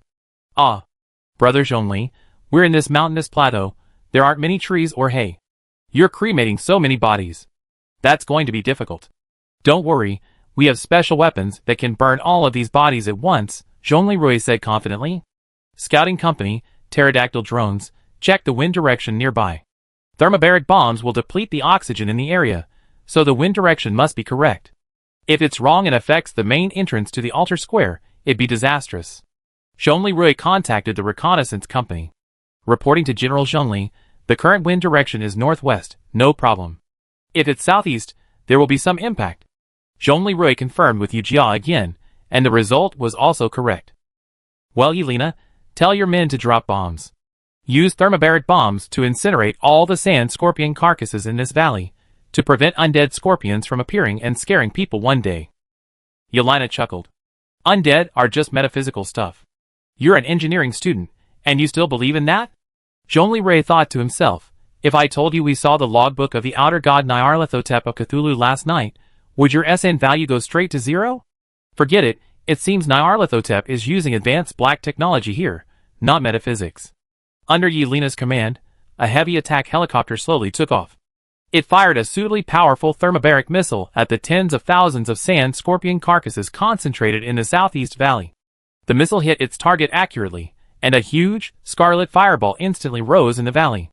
Accompanied by a massive explosion, heat waves and shockwaves swept across the surrounding area. All the sand scorpion corpses quickly turned to ash in the blazing flames, and the air was filled with a pungent smell of burning. Shikima and the elders were trembling with fear at the horrific scene. Oh my God, Zhong! Brother Zhongli, is this divine punishment? This is called a thermobaric bomb. It's only less powerful than a nuclear weapon, Zhongli Rui said calmly. What are nuclear weapons? A terrified Shikima whispered. Zhongli Rui snapped his fingers, and Yujia played the video of the Golden Crow Wing 2 fighter plane, killing Li Diazan with a reactor explosion. Oh my God! Shikima was so frightened that she couldn't even hold her scepter steady. Big brother, you. Even the legendary Earth Dragon God didn't have this kind of magical power. Zhongli Rui smiled casually. The mass-produced version of the Earth Dragon God, the Shadowman Snake, could actually be killed with thermobaric bombs, as long as its movements were restricted. Without a tactical nuclear strike, it could be eliminated. Suddenly, Shikima asked, Big brother Zhongli, if you have such a powerful weapon, why didn't you use it yesterday? Zhongli Rui was stunned, then sighed. Shikima, yesterday, an army of 10,000 sand scorpions attacked, and it was too late for your dragon guardians to evacuate. We didn't dare use this weapon today. If we had used it, the result would have been the death of all 8,000 of your people and 10,000 sand scorpions. No way. This explosion looks terrifying. But we can hide in the underground city. Precisely because of you. I'm even more afraid to use this weapon now that you're hiding in the dungeon. This weapon has another name, a fueler bomb, also known as an air incendiary bomb. Its characteristic is that upon detonation, it instantly consumes all the oxygen in the blast zone, creating an unbreathable zone. If we had used thermobaric bombs during the sand scorpion attack yesterday, you, hiding in the dungeon, would have suffocated from lack of oxygen. Shikima carefully digested Zhongli Rui's string of specialized military and technical terms, feeling that the knowledge seemed a bit too complex for her. She said weakly, so profound. Brother Zhongli, can you explain it briefly? Ahem. Simply put, if I use this bomb to blow up your doorstep, your entire clan would suffocate. The dungeon would instantly transform into a deadly ancient tomb. Do you understand? Ah, this. Why else do you think we sent a rapid reaction force to rescue you through a defensive battle? Zhongli Rui sighed. This holy underground city is indeed easy to defend but difficult to attack. However, the plateau terrain also limits the number of troops and weaponry a modern army can deploy. Therefore, yesterday we had to defend it with the most difficult means. Shikima, your clan has been here for too long. The world has long since changed. Shikima looked at the scepter in her hand, thoughtful. Nearby, Saren and Kikij, who had long lived in modern society, nodded slightly in agreement. Afterwards, Dakian's 3 governors, Saren, Kikij, Shikima, and Fengren Wang, and a group of officers held an emergency meeting in the underground city. Based on the extensive sand scorpion data collected during this battle, as well as the data captured from the Scorpion Commander's head-mounted communicator captured by Governor Zhongli, we adjusted the remote sensing satellite's monitoring parameters. After review, we discovered that the Sand Scorpion army attacking the Mountain Holy Land is only half the total low-level force at the Dragon Soul Land Research Institute. Wang Gang, a 3D projection on the Bishi, reported. Shikima's face drastically changed. Master, what do you mean? The traitor Turtle still has an army of 10,000 sand scorpions? Saren nodded with an equally grim expression. Zhongli Rui added, not only that, within the Dragon Soul Land Research Institute, the main force is the replica of the Earth Dragon, along with 3 mass-produced simplified bodies, Shadowman snakes, and 1 complete replica, Turtle himself. Shikima's face furrowed again. Governor Zhongli, what do you mean by that? The traitor Turtle used advanced technology to resurrect the body of the Earth Dragon and created several additional, simplified copies. Using evil technology, he transferred his own soul and the souls of his minions into these fake Earth Dragon bodies, using them as warships and weapons to invade the world. Oh my God, this is blasphemy, blasphemy. Earth Dragon God. The Earth Dragon God's ancestors protected his people for hundreds of years, until they died in battle. These traitors actually used his body to launch a war of aggression. Shikima cried indignantly. Not only have they usurped the royal power, they also usurped the body of a god. They deserve death. As she spoke, tears welled up in the eyes of the stubborn 14-year-old girl. Shikima, calm down, Saren said gravely.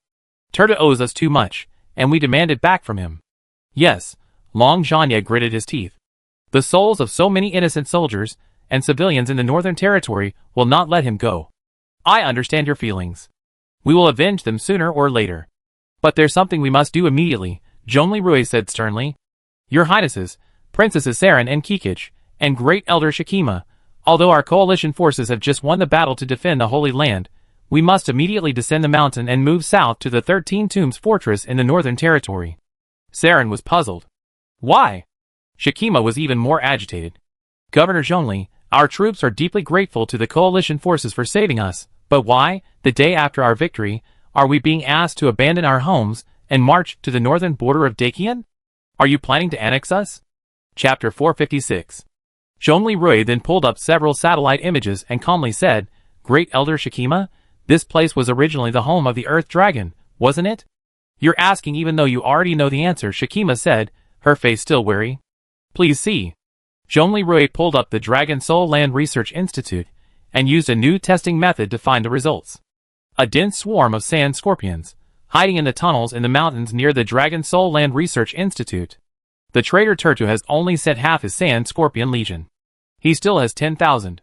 Furthermore, aside from the sand scorpion legion, his main force, his own replica of the Earth Dragon's divine body and 3 Sandman snakes, hasn't moved. If this were in the plains, we wouldn't be afraid of them right now, with the firepower of the Ming Tombs fortress and our 3 land-based ships.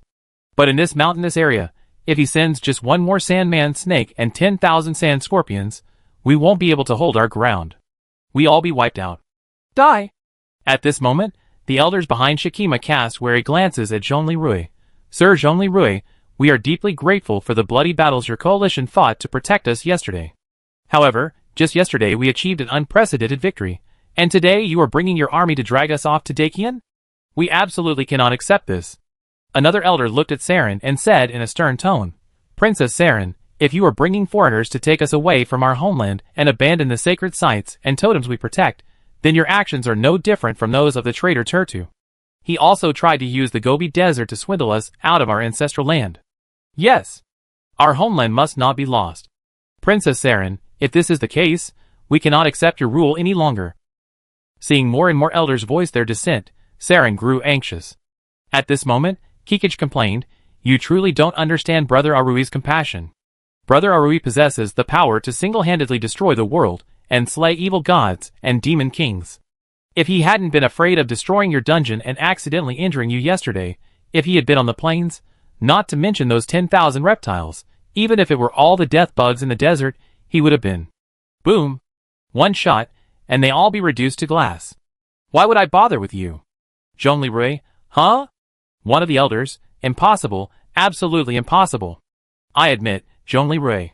Lord Batu is indeed an epic god of war. However, no matter how powerful he is, he can never be more formidable than the Earth Dragon God ancestor. The elders took on a chow-chow expression. Yelena pouted, the body of the Earth Dragon God? Isn't it just that Shadowman serpent? It's not like Arui hasn't killed him before. You? The elder's veins bulged with anger. You're blaspheming the Earth Dragon God. Yelena looked at Zhongli Rui. Rui, have Sister Yujia show these old-timers how you killed that Shadowman snake down there. Zhongli Rui, Hee master, I considered it, and Governor Yelena's method might be more effective than wasting words. Otherwise, after yesterday's great victory, you're forcing these illiterate mountain dwellers to flee their homes today. It's certainly hard for them to accept, Yujia suggested with a smile. You guys. Alright. Zhongli Rui snapped his fingers helplessly, and footage of the Death Hive battle began to flash. In the first scene, Sukbaru appeared on the video. Most of the elders, including Shikima, immediately left their seats and began to kneel.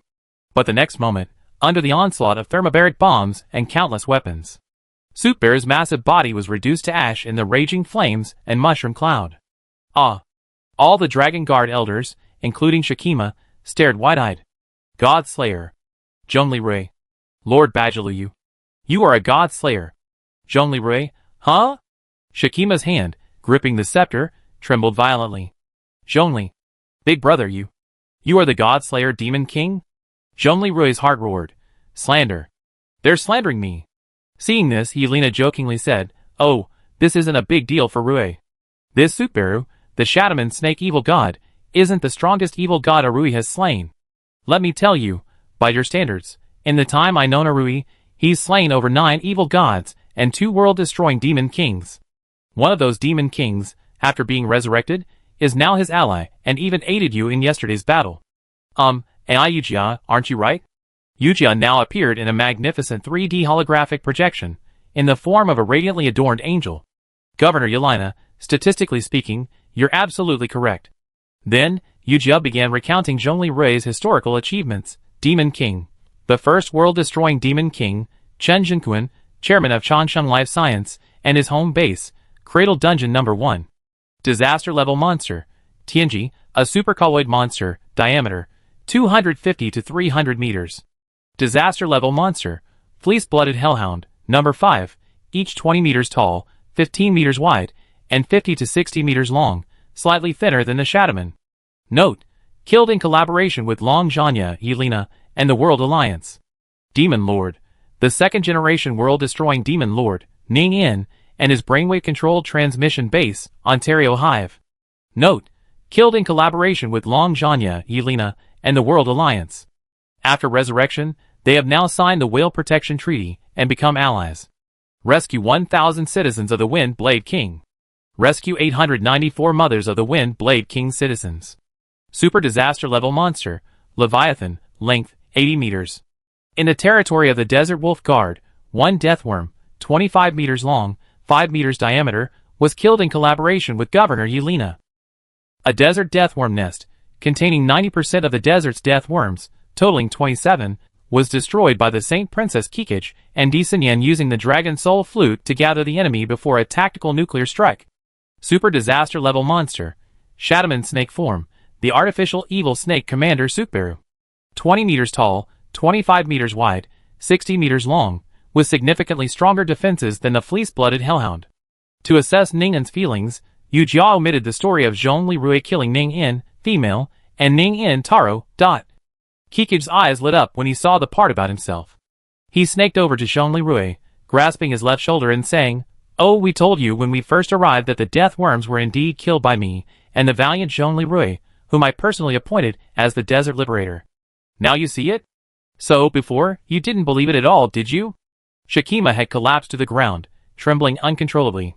The elders, however, kept repeating, like a mantra, "This is impossible, this is impossible."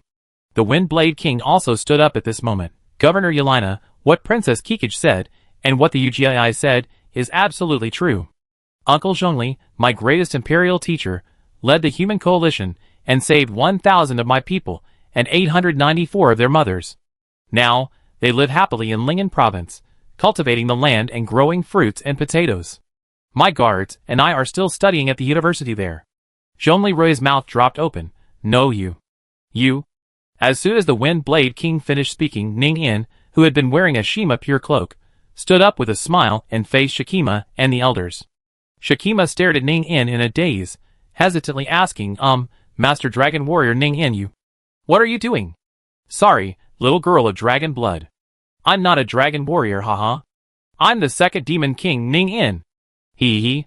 Then, Ning In flung Hima Chun aside with a flourish. Flesh and blood armor instantly covered his entire body, transforming into 2 giant hands and massive wings. Scales covered his entire body, and he drew his bone spur sword. He looked like the dancing Indian god Shiva. "Ah! Demon King!"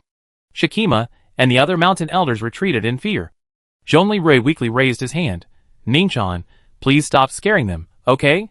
Ning In immediately disarmed herself, swerving to Zhongli Rui's side with a catwalk. She placed her fair hand on his right shoulder and said sweetly, "Oh Rui, I was just joking with these kind folks. They don't know your compassion, nor the sacrifices Princess Saren has made for their well-being." Zhongli Rui, ? Princess Saren, ? Shakima, Lord? You? Ning In said casually, "You ungrateful creatures. Princess Saren begged Lord Zhongli to send troops to save you, lest you become blood-eating and die tragically. Now she's Lord Only's slave." Shakima and the elders, "Ah!" Zhongli Rui, Ningchan. "Didn't we agree not to tell anyone about this?" Shakima asked tremblingly, "Lord, is this true?" "Saren, this." Ning In smiled gracefully. "Saren, you swore to eternal heaven. Did you ask Arui to come here with you to save these people's lives? Please answer honestly, yes or no." "Saren, yes." Ning continued his barrage of questions. Saren, you swore to eternal heaven, did you not? I am a Rui's slave, and I am willing to abide by the duties and responsibilities of a slave. Please answer honestly, yes or no. Saren, yes. Ningen spread his hands. See, it's that simple. You ungrateful fools. Do you know how much Princess Saren has sacrificed for you? If you don't listen, do you know what will happen to you? The elder who had just called it impossible hesitated. What will happen? Ningen smiled at Yujia. Yujia? The death insect nest, the bones of the desert people, what do they look like? Show them. Okay. Yujia played the death insect nest's bone land and bone spray scenes in the desert. Saren, seeing this, quickly covered Shaki Ma's eyes. Ningchan. Yujia, Shaki Ma is still a child. Don't do that. Several elders couldn't help but roll their eyes. Yujia stopped the video. Ningen crossed his arms over his chest and said, Look, even at this hour, the kind-hearted Princess Saren is still protecting Shakima. You're willing to rebel against such a benevolent ruler who loves his people? Saren, Zhongli Rui smiled bitterly, but didn't object. Shakima and the elders on the ground looked at Saren with a drastic change of expression. Master, Princess Saren. Ning Yin, seeing this, added fuel to the fire. My powerful allies and I are the guardians of order on this blue planet. The honest Zhongli Rui is the one I trust most. Right, Rui? Zhongli Rui could only reluctantly nod silently. Because, it was the truth. He had indeed signed the alliance with Ning Yin based on honesty. So, although we're all called demon kings, we respect the laws of nature, cherish our home, and protect the glimmer of civilization. I know this best. My ally has even signed a pact with the Sea Dragon King of the Ocean. Yujia? Yujia understood, and with a smile, she played an image of Zhongli Rui and Juin, whose head shimmered faintly in the river, touching heads and concluding a pact. Juin is a giant sea serpent that escaped from Yoshida's Life Research Institute. It's 25 to 30 meters long, capable of battling megalodon sharks, possesses super regenerative abilities, and is a close friend of Yoshida's Shoko and Ning Yin. With the intelligence of a 12-year-old, it's now a protected animal in Ling'an province, having signed a pact with Zhongli Rui and living in the ocean off the coast of Dajiang Bay, replicating the Hangzhou Bay area. Shakima's eyes trembled.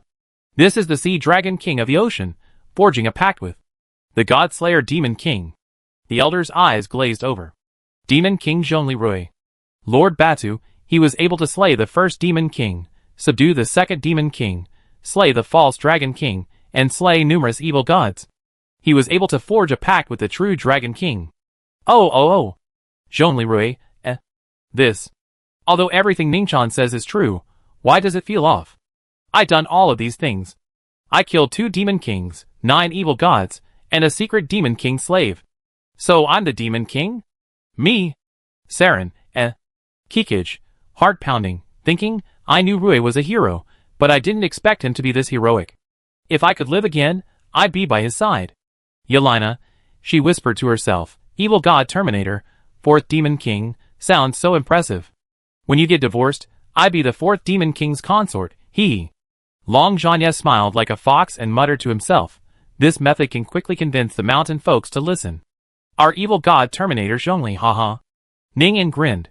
So, are you going to trust Princess Saren, who sacrificed her life for you, and the benevolent and trustworthy 4th Demon King Zhongli Rui, or wait for the traitor Turtle's monster army to devour you all and leave you in the desert? Use your brains. I'm done. Hee. Shaki Ma, lying on the ground, finally recovered. She looked up at Zhongli Rui. To his left was the Saint Princess Kikij, supporting his shoulder. To his right was the enchanting and bizarre second-generation Demon King Ning'an. Beside her was Princess Saren, looking at her with a worried look. Shakima's eyes flickered, her inner struggled like a beacon in a storm. She spoke slowly, Demon King, Brother Zhongli. Are you truly here to save our lives? Zhongli Rui, yes. Princess Saren and I share the same sentiment. We simply want you to survive. My comrades, and I have no intention of forcing you to leave your homes. Taking you away is only temporary. Once we defeat the traitor Turdu, we send you back. Long Zhanya, stroking his short beard, smiled and said, Governor Zhongli Rui is a man of integrity. He told me that you, like the Songlang Guard, will temporarily reside in a safe area behind the Ming Tomb's fortress.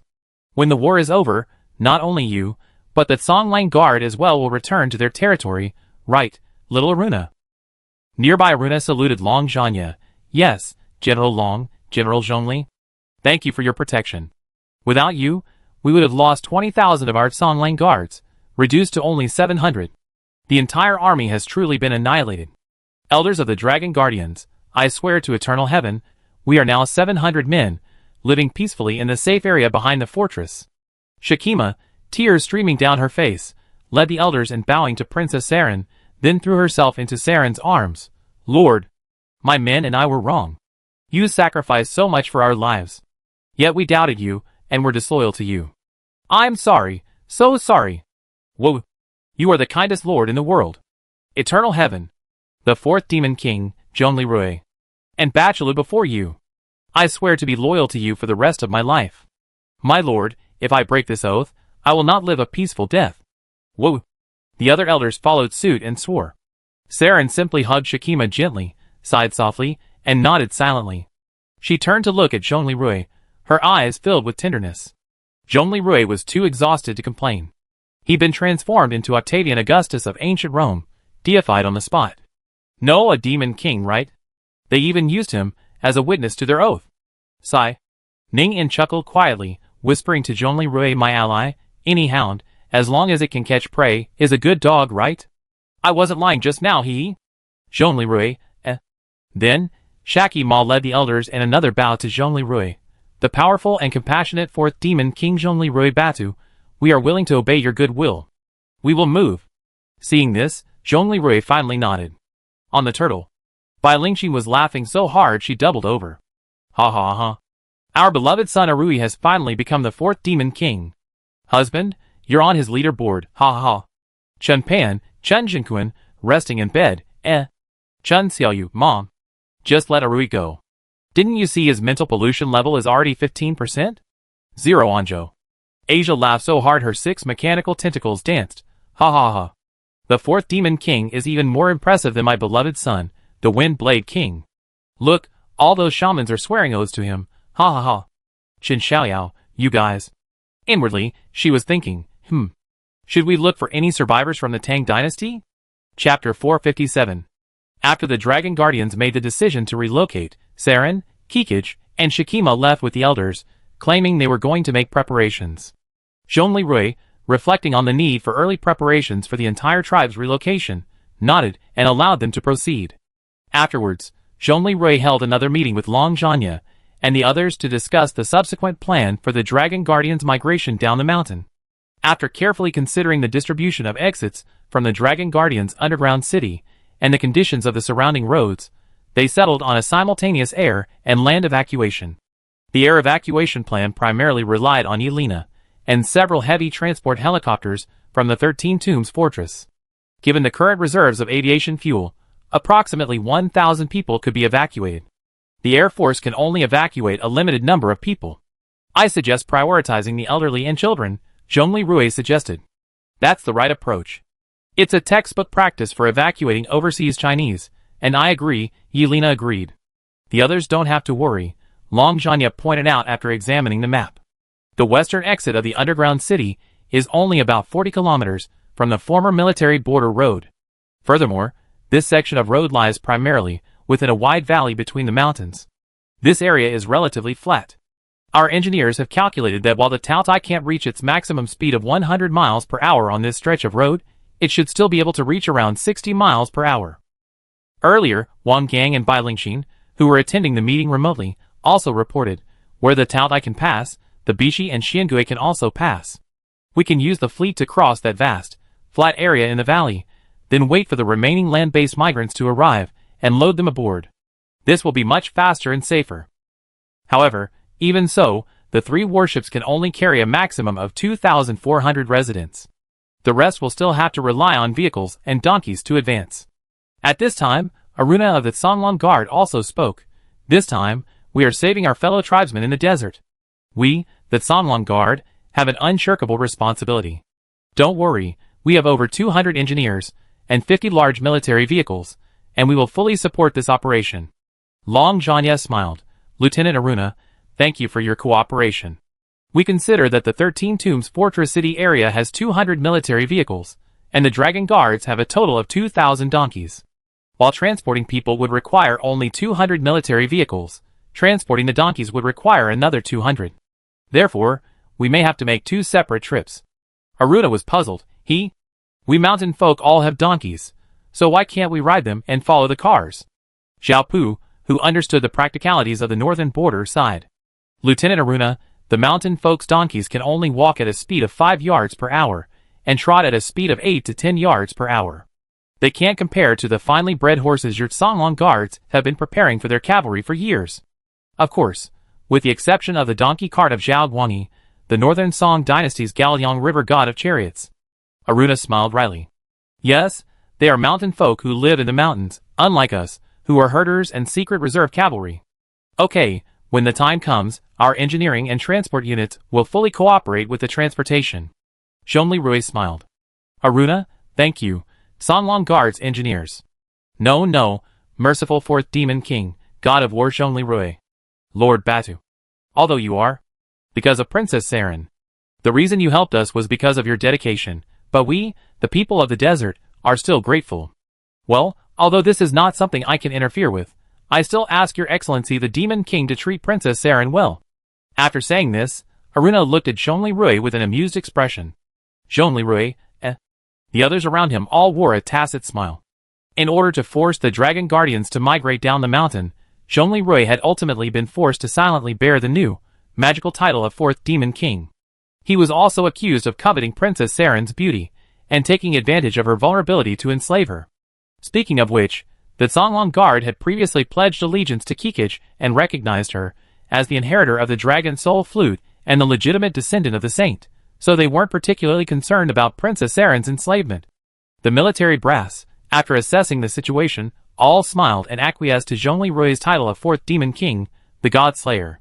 Zhongli Rui, alas, not only can I not take the blame for this, I can't.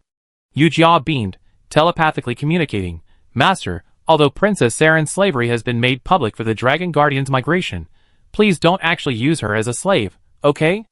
Otherwise, Madam will kill you. Hee. Zhongli Rui, roaring, am I that kind of person? Yu Jia laughed, Master, I know you're not. But now, your story has spread among the nearly 9,000 soldiers and civilians in the desert, and the tens of thousands in the northern border. If nothing unexpected happens, it will soon spread throughout Dakian, Lifeng Nation, Luosha, and even Hokkaido. The entire population of Blue Star is only 500,000 right now, hee. Yu Jia, can't you comfort me? How dare you laugh at me like that? Zhongli Rui said gloomily. The next second, Zhongli Rui's consciousness suddenly entered the data world. Huh? Zhongli Rui was stunned. What's this? Master, I will obey your wish. I will comfort you now. Yu Jia, in her angelic form, with exaggerated special effects, cupped Zhongli Rui's face and kissed him. Yu Jia, I know you and your wife still have many years of happiness ahead of you. It's okay, I always be by your side, and I do my utmost to protect your lifelong happiness. Master, your title of the fourth demon king isn't a symbol of malevolence or fear. After all, the people left in the apocalypse only remember the fourth demon king as the evil god slayer, the lawful demon king who protects the world and the glimmer of civilization. The title is just a formality, don't take it too seriously. Besides, in people's minds, the existence of powerful demon kings like you and Ningchan, who are willing to serve as guardians, isn't necessarily a bad thing. Who says the savior can't be a demon king, right? What you said is not wrong from a pragmatic point of view. Oh, forget it. Send me back quickly. I've been in a daze for too long, and it's affecting everything. Don't worry, I quietly accelerated here. You were only in the real world for 3 seconds. Okay. Yu Jia sent Zhongli Rui's consciousness back to the real world. Then, watching the mental pollution level drop from 15% to 11%, she smiled confidently. I'm your guardian angel. I wait for you in the afterlife, my lovely demon lord master. Let's continue our story in this life, hee. Zhongli Rui was stunned for only a few seconds. Others didn't even notice his consciousness had left. Somewhere in the sky, a female voice laughed joyfully. Oh, the God Slayer, the fourth demon lord, Zhongli Rui? Interesting, ha ha. You even tried to kidnap the appliances I forgot to move with me, trying to break through civilization, ha ha. Great. I accidentally helped you when I was just trying to take down that mad first demon lord who wanted to purify Blue Planet. I didn't expect you to grow to this point now. Well, hee hee, as the god of knowledge, I admire you. Fourth Demon Lord, please make me even happier, ha ha ha. In the cockpit of a massive, invisible, disc-shaped spaceship, a voluptuous woman in a blood-red gothic noblewoman's gown, her snake-like hair and tentacles resembling those of a giant octopus, slowly rhythmically danced in midair. After everyone settled on a rough plan, it was already noon, so they all went to lunch. At lunchtime, Zhongli Rui found his family, all of whom stared at him with amused eyes. You're back? My stinky husband, the fourth demon king who shocked the world. We've been to the desert, and your name and title are getting longer and stranger. I almost don't recognize you. Your title is just like the old British kings. It take more than 3 lines to write. Di Xinyan teased Zhongli in a playful tone. The original is the British royal family, a title for a king or prince, very long. Zhongli Xiao looked at Zhongli Rui with wide eyes in surprise. Dad, I heard that after your trip up the mountain, you became the fourth demon lord of the evil god Terminator. You even forced my godmother, Kikij's sister, the beautiful dragon princess Aunt Saren, into your private slavery. Did you really do all that? Zhongli Rui, anxious, adopted a Spartan expression. My dear son, don't listen to what others say about your father. I truly love your mother. Do you understand? Okay. Xiaofeng smiled. Dad, your title of evil god Terminator is quite impressive. I think it's quite good. Did you know that Ling Zhou Tingsha and Sumuji adored you immensely? The students at Awakener University are so excited, they started organizing something called the Fourth Demon King Support Club. Oh, and by the way, it's said the president is Cheng Wei, the daughter of Governor Cheng Yonghua, and the goddaughter of Xinyochu's sister. And a lot of people are signing up to join now. Zhongli Rui facepalmed. Never mind. From another perspective, the fact that so many people are so idle also proves that Ling'an province has been peaceful lately. It proves that my efforts have not been in vain. Zhongli Rui shook his head helplessly. Di Xinyan smiled and kissed Zhongli Rui's forehead gently. Even children don't kiss on the mouth. Don't put so much pressure on yourself. No matter how long or strange your name is, I know you. You are you, my Rui, okay? Thank you, Xinyan. Yujia monitored. Mental pollution level has dropped from 11% to 4%. I need more practice. Huh? Someone approaching with deep sorrow? Yujia noticed. Then, there was a knock on the door. Zhongli Rui and Di Xinyan exchanged a look. Who would visit during lunch? Xiaofeng opened the door to find Shakima, dressed in traditional clothing with many white accents, her eyes red from tears. Shakima? Why are you here? What's going on? Zhongli Rui asked in confusion. The invincible and benevolent fourth demon king, the god slayer, the liberator of the grasslands, the god of war of the Altai Mountains, Zhongli Rui. Your Excellency, Lord Bajilu. Shakima rattled off Zhongli Rui's full title, then looked at him and bit her lip. Brother Demon King, I want to be your slave too. I only ask you to save the herbal shaman who raised me, Elder Gallison. Zhongli Rui, huh? Di Xinyan's anger level rose. Zhongli Xiao, Dad, what have you done again? Di Xinyan grabbed Zhongli Rui. Saren is fine, but Shakima is still a child. Zhongli Rui, wife, please listen to my explanation. I'm wronged.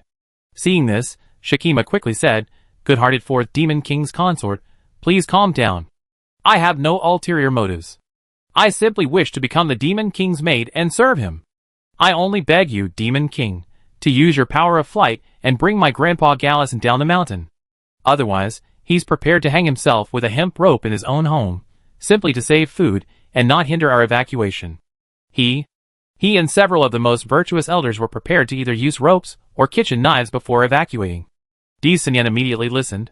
The situation was serious. Zhongli Rui was straightened and his clothes were straightened. Rui, hurry, something serious seems to have happened. Zhongli Rui said dejectedly, Why are they doing this? Shaki Ma tearfully said, According to historical records and local chronicles, a portion of the original Oirits in the southwestern Dacian territory, facing the threat of genocide hundreds of years ago, fled the Luosha War and migrated to Dacian. However, of the 170,000 who set out, only 70,000 remained upon arrival.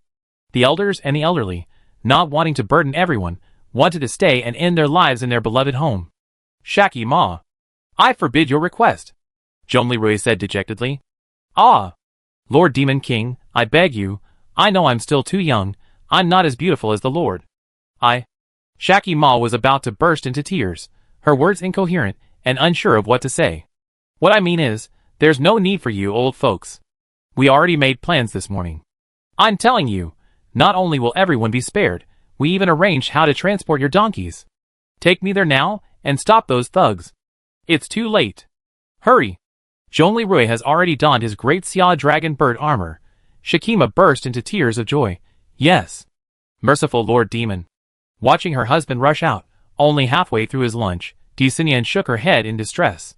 Zhongli Xiao, a newborn with the 5th level telepathic ability, only a few months old but possessing the intelligence of an 8-year-old, sighed in his cradle. Dad, it's been tough for you. Chapter 458. As Zhongli Rui and Shikima hurried to Elder Gallison's door, they heard the sound of a stool falling inside. Zhongli Rui was startled. Oh no! Immediately, he accelerated and used his armor to break through the door, discovering that Elder Gallison had been hanging from the beam with a hemp rope. Grandpa Gallison. No! Shikima cried, trying to rush forward to rescue the old man, but she was neither tall nor strong enough. Zhongli Rui quickly used a high-powered laser beam to burn through the rope, then lowered the old man down, removed his armor, and retrieved his medical kit to provide first aid. Master, this is an emergency. I suggest you hand over first aid to Great Elder Shikima. Why? Elder Gallison is dying. What could be more important than first aid? Zhongli Rui's voice suddenly rose. Master, 10 of the most virtuous elders nearby are simultaneously committing suicide, or have already done so. Methods include stabbing with kitchen knives, hanging from beams, and using charcoal fires with sealed doors and windows. Fuck you. Zhongli Rui roared. Then, he pulled the barefoot doctor's manual from the first aid kit, and, using his new human speed and his own memory, quickly flipped to the page on traction and cardiopulmonary resuscitation. Handing it to the sobbing Shikima, he said, Shikima, use the methods in this book to save your grandfather. It's okay if you can't save him, just get him out of the house. At worst, we can all be resurrected later. I go save the other elders first. Oh. Okay. Shikima looked at the blood-red cover of the Barefoot Doctor's manual, puzzled. Is this the Demon King's secret codex? The old edition of the Barefoot Doctor's manual did have a blood-red cover. Zhongli Rui donned his armor again and rushed outside. At that moment, Saren and Kikij, having heard the noise of a door being broken open nearby, slithered over. The two of them were surprised to see Zhongli Rui. Saren/Kikij, Master/Brother Rui, what are you doing? Kikij was stunned when she realized her sister Saren was now openly calling Zhongli Rui master. A hint of jealousy immediately rose in her heart. Zhongli Rui was overjoyed to see the twin princesses. Saren, Kikij, you're here? Great. I need you too right now. Saren, Master, you want me now? It's still noon. Kikij, Brother Rui, you finally want me. Aw, you want me with me. Okay. Together then. As long as you want me. Where are we? Wait here for me. Zhongli Rui closed his visor and issued the next command. Numbers 1 to 4, reveal. The black-clad mechanical guards, numbers 1 to 4, who were constantly protecting Zhongli Rui, released their cloaking and stood by. Upon seeing the 4 mecha escorts, Kikij was shocked. Brother Rui, aren't you going to have 2 surveillance teams come together to forcefully watch the 3 of us? Or something? I can handle the 3 of us together, but I can't stand so many people watching. Have you finally become the wild, true Demon King inside? Zhongli Rui glared at the bewildered Gemini princesses with an annoyed expression. But time was of the essence, and he wasn't in the mood to complain. He simply said, no time to explain. You stand by here. I go rescue them. If you dawdle any longer, all your elders will be dead. Saren, oh this. Okay. Kikij, what the hell? Zhongli Rui stopped explaining and focused. His armor's X-ray vision mode revealed the nearby elders' various internal sex sacrificial suicides in their own homes. Telekinesis, focus. All machines, execute the rescue. Charge. Zhongli Rui activated his catapult and led the charge. His armored vehicle crashed directly into the home of a sect elder who was burning charcoal with the doors and windows sealed shut, careening straight into the house from the courtyard. Other black-clad mechanical guards, through broken doors and windows, charged their way into the homes of various elders who were seeking death, rescuing those who had succeeded, were in the process of attempting suicide, or hadn't. For a moment, chaos reigned. Kikij said awkwardly, Sister, Brother Rui, the Demon King has breached the Elders' Council? Saren, yeah, what the hell? Soon, 9 elders, in varying states of health, were dragged out of their homes by Zhongli Rui and the black-clad mechanical guards and neatly laid on the ground. Some had bulging eyes, Some foamed at the mouth, and some had their tongues stuck out, twisted to one side. Some had faces blackened like the bottom of a pot. Some had kitchen knives stuck in their stomachs. Ultimately, thanks to the emergency treatment provided by Saren, Kikij, and the black-clad mechanical guards, 3 of the 9 elders were dead, 2 were half dead, and 4 were successfully revived. Saren looked at the 4 remaining elders and burst into tears. Elders, why are you doing this? Do you so distrust my rule? Nearly 8,000 soldiers and civilians are about to be relocated, and we need them right now. Why are you committing suicide now? In Dakian parlance, what you're doing is destroying the Great Wall. Do you understand? The 4 surviving elders looked at Saren with a look of heartache. Elder Haggis, who was in the best condition and still able to speak, sighed and said, "Our incredibly kind lord, Princess Saren, we, once humble and insignificant, are now filled with shame and humiliation after you sacrificed your life for our clan. We all know that you volunteered to be the 4th Demon King's slave for our clan's survival, and to preserve the flame. This was an extremely difficult decision for a king.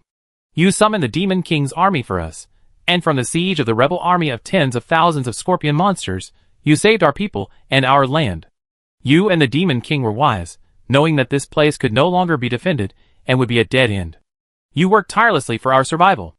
Not only us, but our entire clan is grateful for your kindness.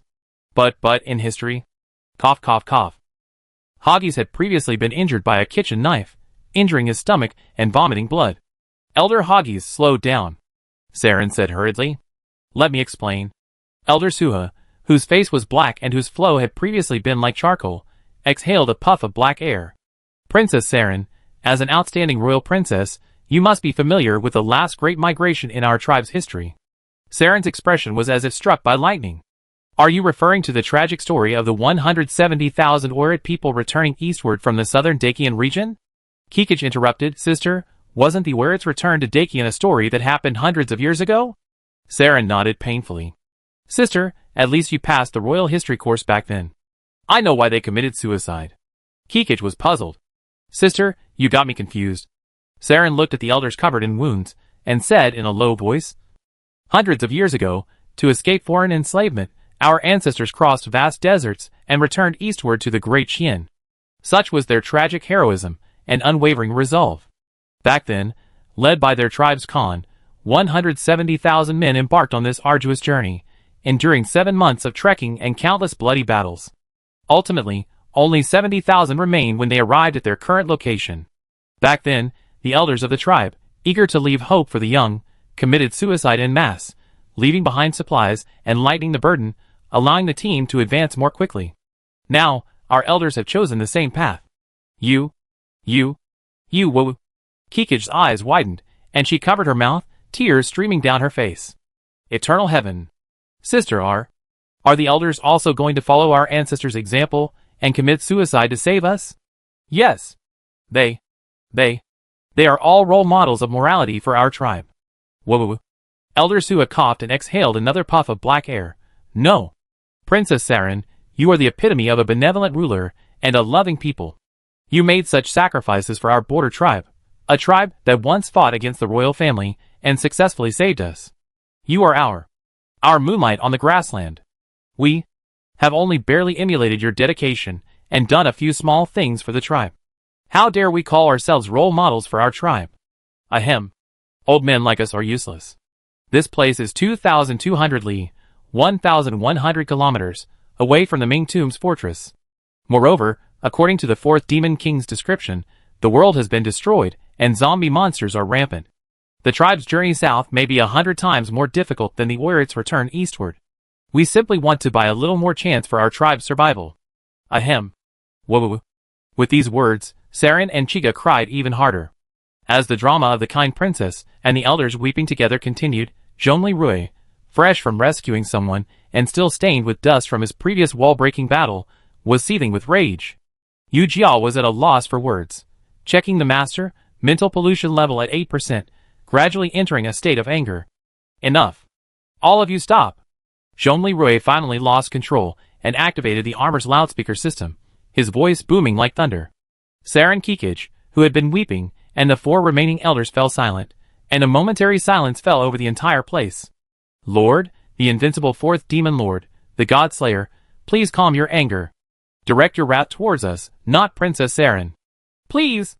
Several elders hurriedly knelt and begged for mercy, ignoring their wounds from their failed suicide attempts and beginning to worship Zhongli. Stop, don't move. Zhongli voice rose even higher. The worshipping elders froze in their places, not daring to move. Saren weakly raised her hand and said cautiously, Master, please don't blame them. They're doing this for the people. Zhongli forced himself to suppress his irritation, walked over to Saren, and gently patted her shoulder, his voice still cold. Saren, your elders, it's time to open their eyes and see the world. The Qing dynasty has been gone for over 100 years. They've seen how we defeated the Scorpion army yesterday. Today, we're asking them to prepare for a relocation and they... Are you still thinking about this death expedition? About giving hope of life to the young? Saren was stunned. Master. Isn't this right? Zhongli bowed his head helplessly, then raised it again with a gloomy look. Why would you guys make such a big decision in private? Why didn't you tell me and discuss it with me? At the very least, you should talk to Princess Saren. Stop talking to yourself like this. Do you know what I've been working so hard on this morning? I've been meeting with Elder Long and Yelena to discuss how to safely and quickly transport your people. Saren covered his mouth. Bah, what? This morning, I assured you to prepare and coordinate everything in a meeting. Elder Long and Yelena were very respectful to me. I made all the arrangements for you, so just go ahead and do it. Saren, oh master, is that true? Zhongli continued to roar. Indeed. We prepared heavy helicopters for your elderly and children.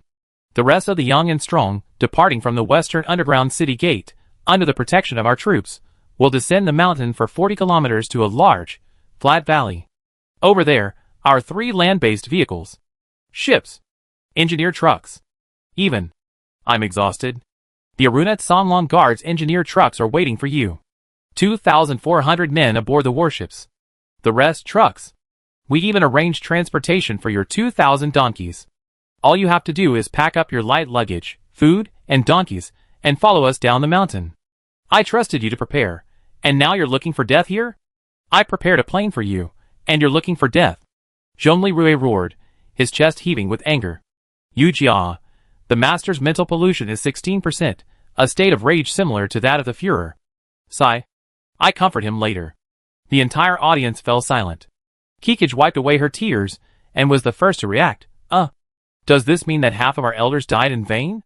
Saren and the remaining 4 elders present were struck by thunder, and they all let out groundhog-like screams of awe. Elder Haggis, who had just cleavered himself, spat out blood again and fainted. Chapter 459. Ignoring Sue and the other 2 elders, whose mouths were gaping open as if they could swallow an egg, Elder Haggis was already lying flat on his back. Zhongli shook his head, removed his armor, and once again retrieved his first aid kit. He began treating the wounds of the deceased elders, primarily the Cleaver elders. As he did so, he said to Chi-Chi-Gu, who remained relatively calm, Chi-Chi-Gu, come help. Take care of the elders, who are still breathing. Okay, I'm coming. Chi-Chi-Gu was delighted that Zhongli had asked her for help first, rather than asking Saren, his slave. Saren, finally recovering from her morbid state, quickly said, Master. I lost my composure. What should I do now? Do I need to give Elder Haggis first aid? Saren turned to Elder Haggis. However, when she saw the newly opened wound and blood on Haggis's stomach, her face paled. Zhongli shook his head. You're still as afraid of blood as you were in college. Master, it's okay, I can handle it. Saren bit her lip. Don't force yourself. Go deal with the few elders still alive, who have been injured by smoke and burns. First, deal with Elder Suhi. As for Elder Haggis, leave it to Kikij. Oh, okay. Saren's eyes flickered, and her face flushed. Seeing that Zhongli was now more concerned about Saren, Kikij frowned slightly, a hint of displeasure. Then, Zhongli took the first aid kit handed to him by the black-clad mechanical guard number 2 and said to Kikij, Kikij, are you still as skilled as you were in the embroidery club? You're so good at sewing clothes, so sewing wounds shouldn't be a problem, right? Kikij was stunned. Do you still remember my involvement with the embroidery club? I do. Didn't you tell me that day after I helped you move things at the supermarket? Zhongli smiled. I didn't know you were a princess then, but I do know that the desert-style dance costume you made yourself dazzled the entire school during your Mid-Autumn Festival performance. Kikij's heart began to pound as she recalled that day. She and Saren had gone shopping at a large supermarket, about 2 kilometers from the University of Technology. She had always struggled with the sweet and bland flavors of Lingnan Prefecture cuisine. That day, she had taken a fancy to some imported canned goods from her hometown and wanted to ask a covert agent to help carry them, but Sarin had dispatched the agent to move other items. She had indeed become spoiled. Normally, she relied on her attendants to carry things, but when she saw a shipment of slippery canned goods, approximately 3 kilograms, stored in a refrigerator, she was wondering how to move them when she ran into Zhongli Rui, who was also shopping. As a boy her best friend Lucioya had mentioned, she recognized him instantly and asked for his help. That was their first encounter. Zhongli Rui remembered it so vividly, a warm feeling welling up in her heart. At that time, Lucioya and Zhongli Rui hadn't even been together yet. Chichiga's expression suddenly brightened, and she smiled. Okay.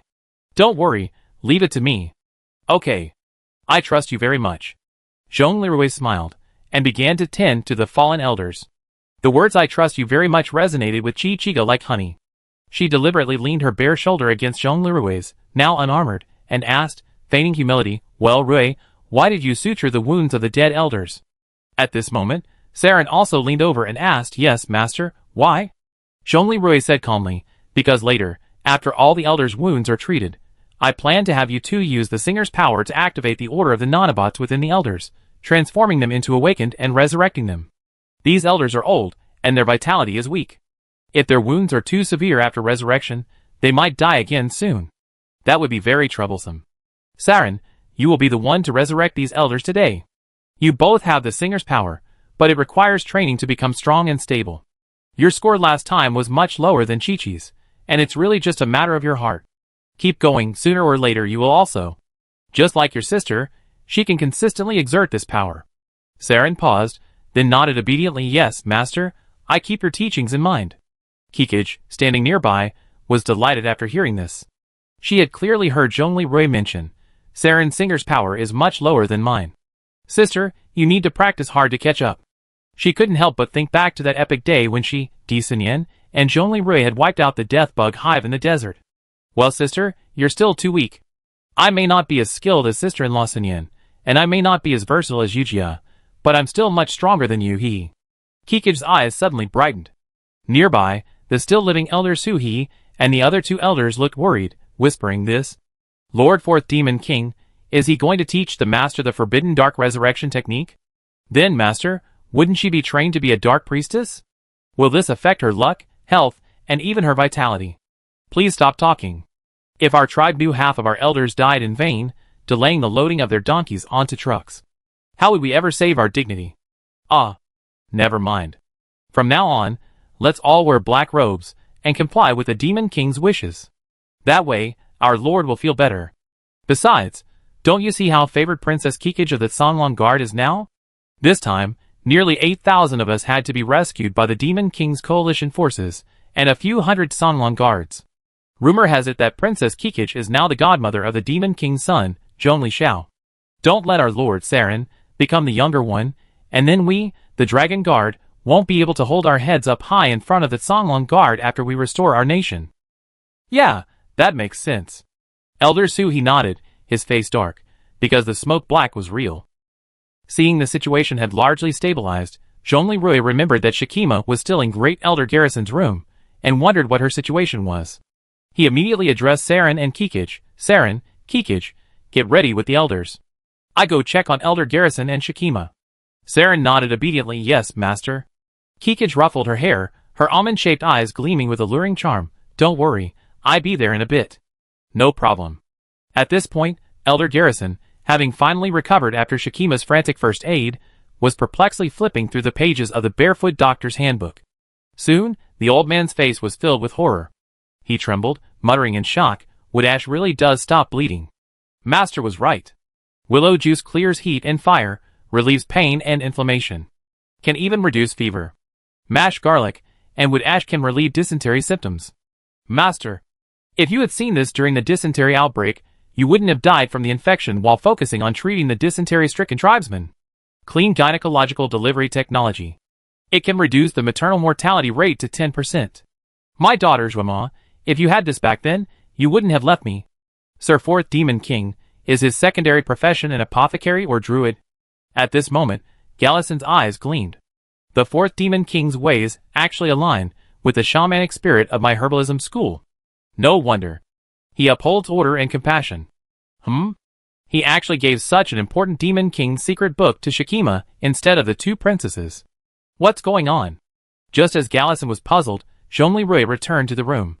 Upon seeing Zhongli, Shikima snaked over, clasping his hands and weeping, "Brother Demon King, I did it. I did it. I used your secret knowledge to rescue Grandpa." "Thank you, Sob." Watching Shikima weeping with joy at her successful rescue, Zhongli gently stroked her head with his large hand. "You really tried hard. You did a great job." Shikima nodded meekly, tears welling in her eyes. Seeing this scene, Garrison's vision drifted back, as if he saw himself, still a young man, comforting his young daughter, Shuima, in the same way. He couldn't help but sigh. "I believe it. The fourth Demon King is truly a lawful and benevolent Demon King, because his ways are identical to ours." At this moment, Zhongli approached Garrison. Garrison hurriedly tried to stand and salute, but nearly strained his neck, causing him to cough. "Grandpa, slow down," Shikima said anxiously. "Shikima, the fourth Demon King is here, so you can't be disrespectful." Cough, cough, cough. "Great Elder Garrison, what can I say to you? You're just messing around," Zhongli said in a reproachful tone. By now, Gallison had learned from Shikima that his death had nearly been in vain, and he was filled with shame. "Your Excellency, Demon King, I was foolish. I almost delayed your and the Master's important mission, and the progress of our tribe's relocation plan. I am guilty. Your Excellency, the fourth Demon King, please punish me." "Don't talk about such things now." Zhongli shook his head helplessly. "Thank goodness Shikima stopped you from doing such a foolish thing just in time. Well, I'm glad you're still alive. I'm going to go out and resurrect those elders among you who died." Gallison's shame deepened, and he hurriedly and tremblingly held up the barefoot doctor's manual. "Your Excellency, Demon King, this is your secret book. I'm returning it to you." "This? Oh." Zhongli turned and saw Shikima, still reeling from the excitement of her first successful rescue and the shock of nearly losing a loved one. He said calmly, "You don't have to return this book to me. I leave it to you, Shikima. I read it, and your tribe's current medical expertise hasn't even surpassed that of the early 17th century, the beginning of the Qin dynasty.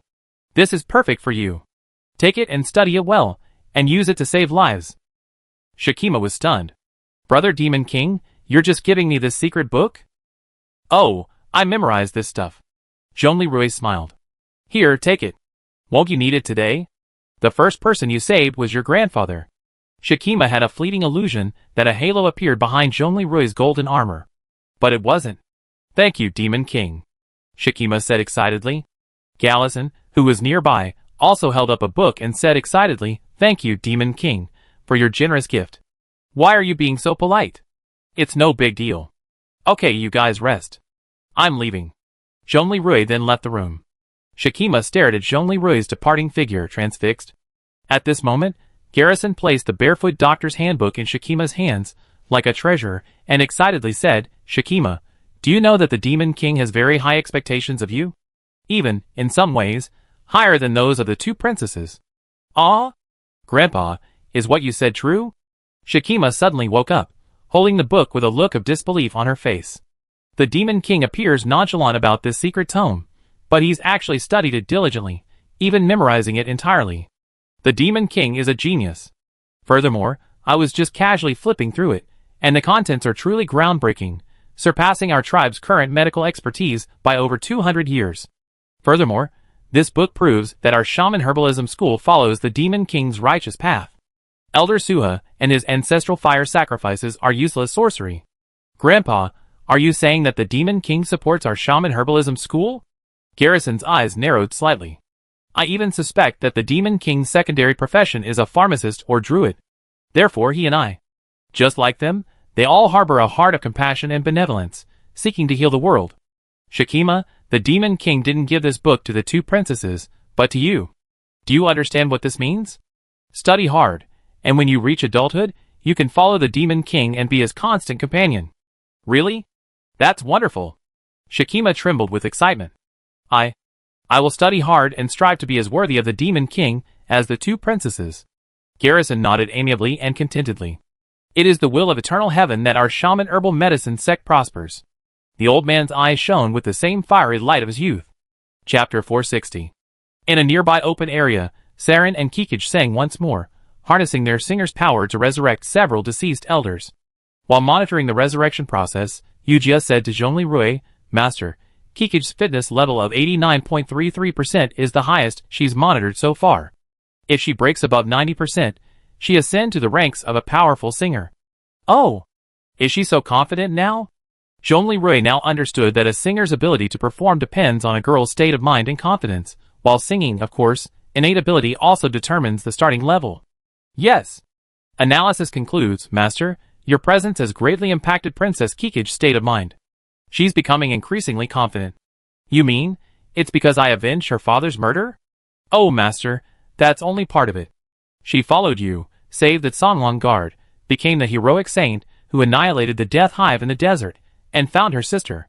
Most importantly, she once thought she was incapable of normal life, but then she learned from Shikima that girls with Dragon God bloodline could marry and have children, and this rekindled her old hopes. With these psychological foundations, she naturally became confident and optimistic, and her singer's power has been steadily rising.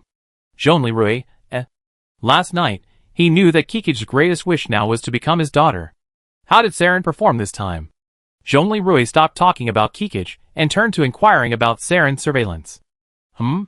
Today's value is 74.32%, a slight improvement, barely reaching the level required for on-site performance. Alas, this girl, those 3 million wrong souls, will probably be her eternal pain. Zhongli Rui sighed.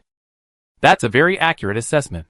Technically, Saren received the royal family's elite education and was extremely diligent. She's actually quite talented. But now, because of this stubborn inner demon, she can't break free from her shackles. However, her stats have recently improved slightly. Zhongli Rui was puzzled. Why is that? It's because the fact that she became your slave has been made public. My analysis is this. She was tricked into taking the blame, causing the deaths of 3 million people and becoming the third demon king. Now, she's publicly become the exclusive slave of you, the fourth demon king, and this has given her a morbid sense of security. The third demon king's public enslavement to the fourth demon king actually gives her peace of mind? Oh, Master, I've been keeping an eye on the statistics. Saren has always been in a state of penance, a penance for her sins. In other words, she's always believed she deserved the punishment. Speaking of which, Master, your previous tolerance and gentleness towards her, your reluctance to touch her wounds, only exacerbated her guilt. She probably thinks that if it weren't for her sister's safety, and the kingdom's last hope of revival, she would have died long ago. Although her identity as the third demon king hasn't been made public, the fact that she's your slave has been made public. This has somewhat satisfied her desire for atonement and punishment. The twin princesses' reasons for becoming stronger are each more outrageous than the last? Zhongli Rui said, his legs nearly breaking. Yujia said with a meaningful sarcasm, yes, especially Saren. If you ever overthrow her, she feel relieved, feeling like she's been properly punished like a slave. My master. Zhongli Rui angrily muttered in his mind, do you think I'm that kind of person? No, he. Back then, you completely disarmed Sister Luisen, and you didn't do anything to her.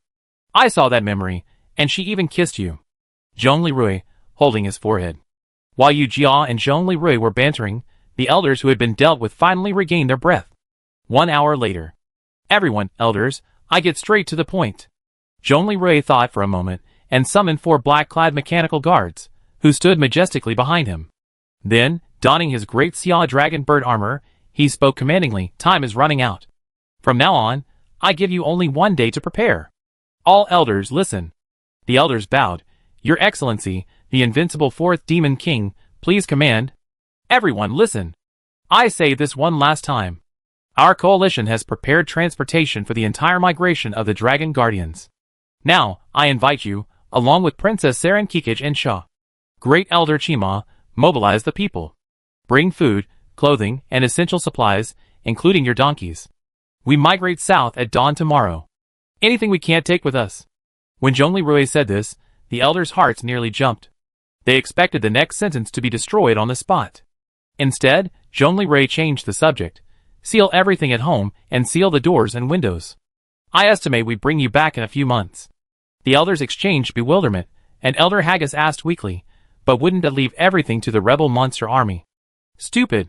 Before Zhongli could explode again, Kikij, hands on his hips, rebuked, "The Demon King just said, and he's only saying it one last time, that this is an order, not a request. Besides, think about it, who wants those antique bottles, jars, farm tools, and furniture in your house? In fact, the monster army isn't even interested in your crops. The traitor Turta's monster army is only interested in two things in the Holy Land: the secrets of the Earth Dragon Library, and your bodies." All the elders were puzzled. Why would the traitor want what we're waiting for? Our bodies? This.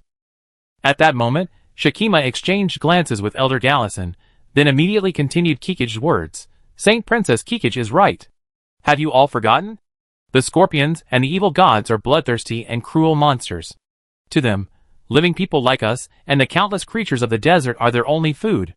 Have you all forgotten the land of bones? The monsters want to eat us, not our property." Ah! All the elders of the shaman ancestral fire sacrifice sect gasped, their faces pale as paper. Some even hugged their arms in fear. Elder Gallison and the only other shaman, Elder Tua of the herbal medicine sect, whispered a few words before stepping forward. "We will obey the demon lord's orders." The shaman herbal medicine sect consisted solely of Shakima, Gallison, and Tua.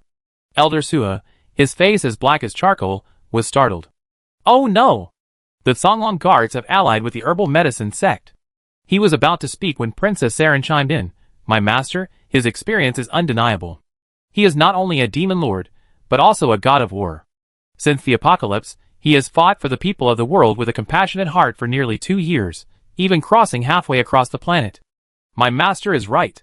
Let's not waste any more time. Mobilize the people, and take what the demon lord requested. Keep the rest sealed." Suhi and Haggis exchanged a glance, nodded slightly, and then, along with the remaining elders of the ancestral fire sacrifice shaman sect, declared, "We will obey the orders of the Lord Demon King. Hurry and do it. Time is life, and it's your life and the lives of the people," Zhongli said with mock authority. "Yes." Everyone bowed. Afterward, Zhongli glanced at the crowd with a dignified air and left with 4 black-clad mechanical guards. As soon as he left, Saren, Kikij, and Shakima, along with several elders, immediately began to move. Soon, the entire Holy Land entered an unprecedented state of emergency mobilization. Led personally by the elders of each sect, the people set out, packing their designated belongings and preparing for the long journey. Listening to everyone in the Holy Land scrambling to migrate, the scene once again in chaos, Zhongli sighed deeply. Alas! It seems the Demon King's decree is far more effective than persuasion. Yu Jia smiled and said, "Master, you behaved like an excellent and decisive Demon King today, haven't you? Never mind, this is just a matter of urgency.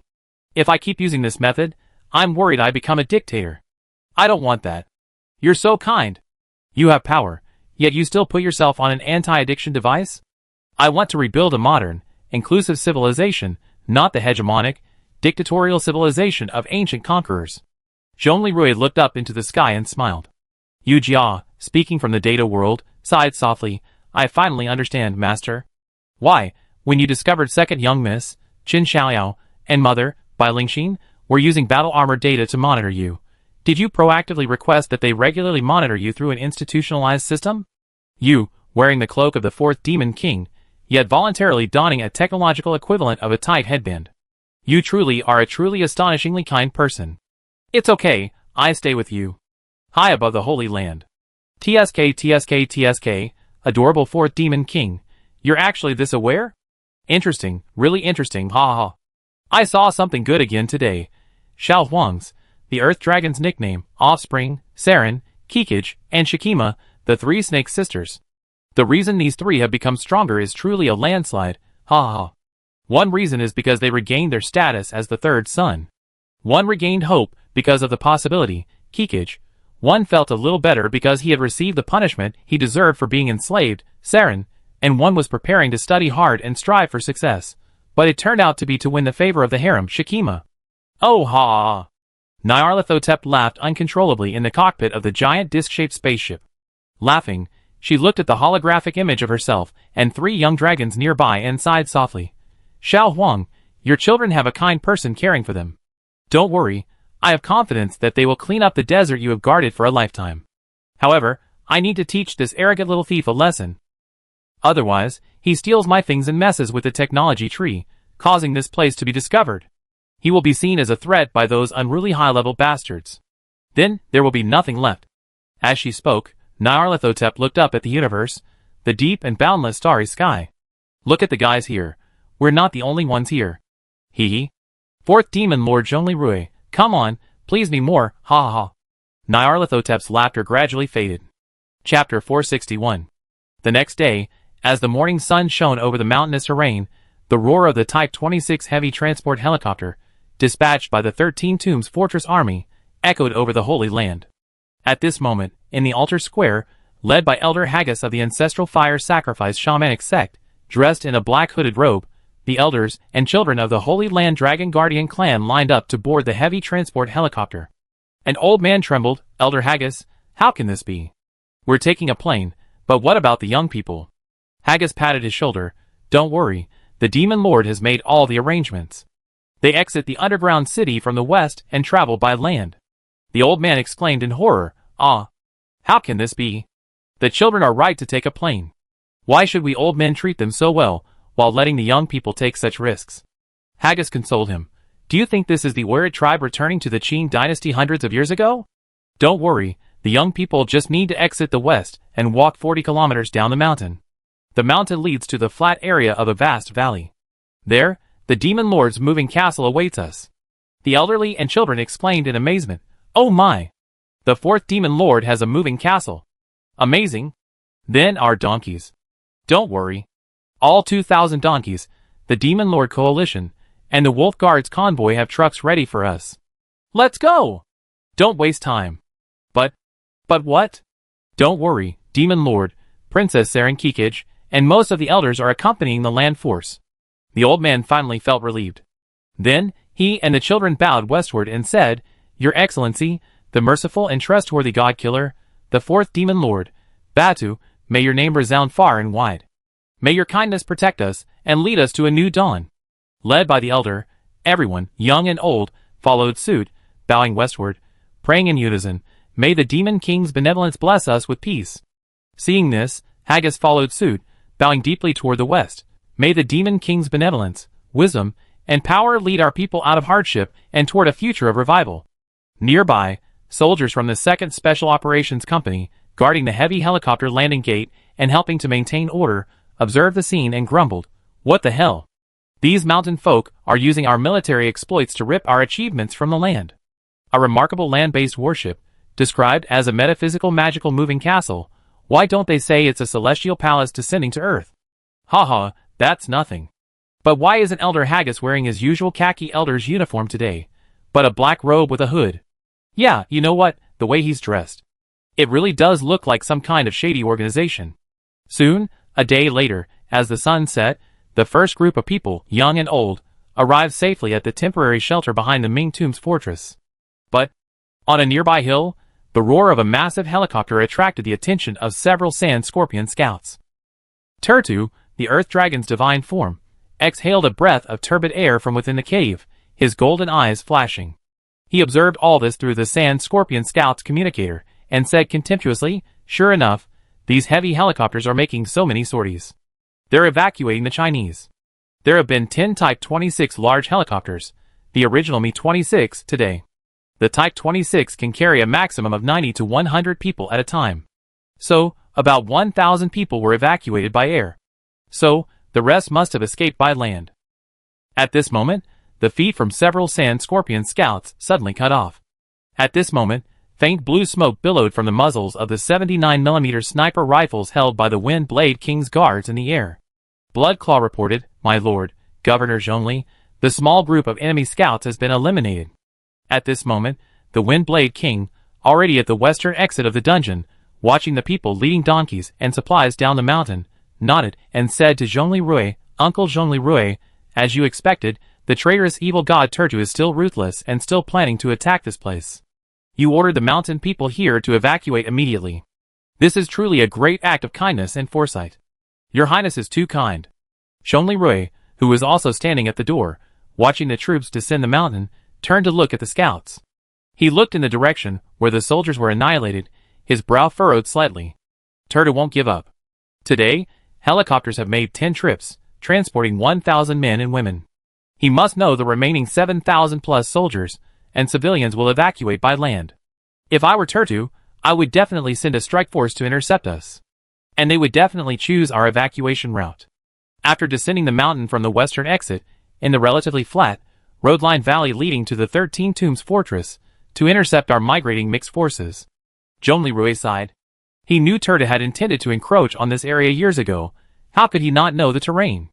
He had previously deliberately blocked the 3 eastern exits, forcing Turtu's troops to confront him at the Grand Altar exit plaza. The smaller western exit would actually put Turtu's army of 10,000 sand scorpions at a disadvantage. Clearly, his guess was correct last time. The surging sand scorpion army indeed charged furiously, attempting to break through the 30-meter wide entrance to the altar square, ignoring the smaller exit to the west. But this time, if Turtu discovered our retreat, he undoubtedly guessed the army would retreat westward, because only that route would allow for a large-scale, high-speed land transfer. Then, Uncle, what should we do? If we continue along that route through the valley, wouldn't that be a dead end, according to military strategy? Are we supposed to risk our lives? King Windblade asked, bewildered. Your Highness, you're looking at Sun Tzu's Art of War from the era of cold weapons. Zhongli smiled. We're on the mountain, facing a sea of scorpion swarms. Without land-based ships to support us, we have no choice but to send our most elite fast-moving troops up to hold the fort. Once we get down the mountain, will we still be afraid of them? Your Highness, do you remember how we eliminated Superu? Wouldn't it be easier to just break his legs and roast him with thermobaric bombs? King Windblade was stunned, then smiled and nodded, very satisfied. After all, his guards had participated in the battle this time up the mountain. Zhongli phrase the most elite rapid-fire troops clearly refers to himself and his 12 guards, only 11 remain, Short Fong having already died in battle.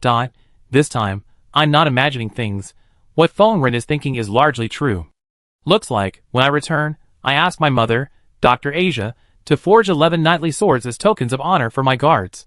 These remaining 11 guards are all my descendants. Knights of the Wind. Yes, that's it. King Feng Ren secretly made up his mind. Zhongli nodded to Feng Ren and contacted Long Zhanya, who had returned to the land-based fleet at the foot of the mountain the previous night, and Aruna, who was in charge of the convoy.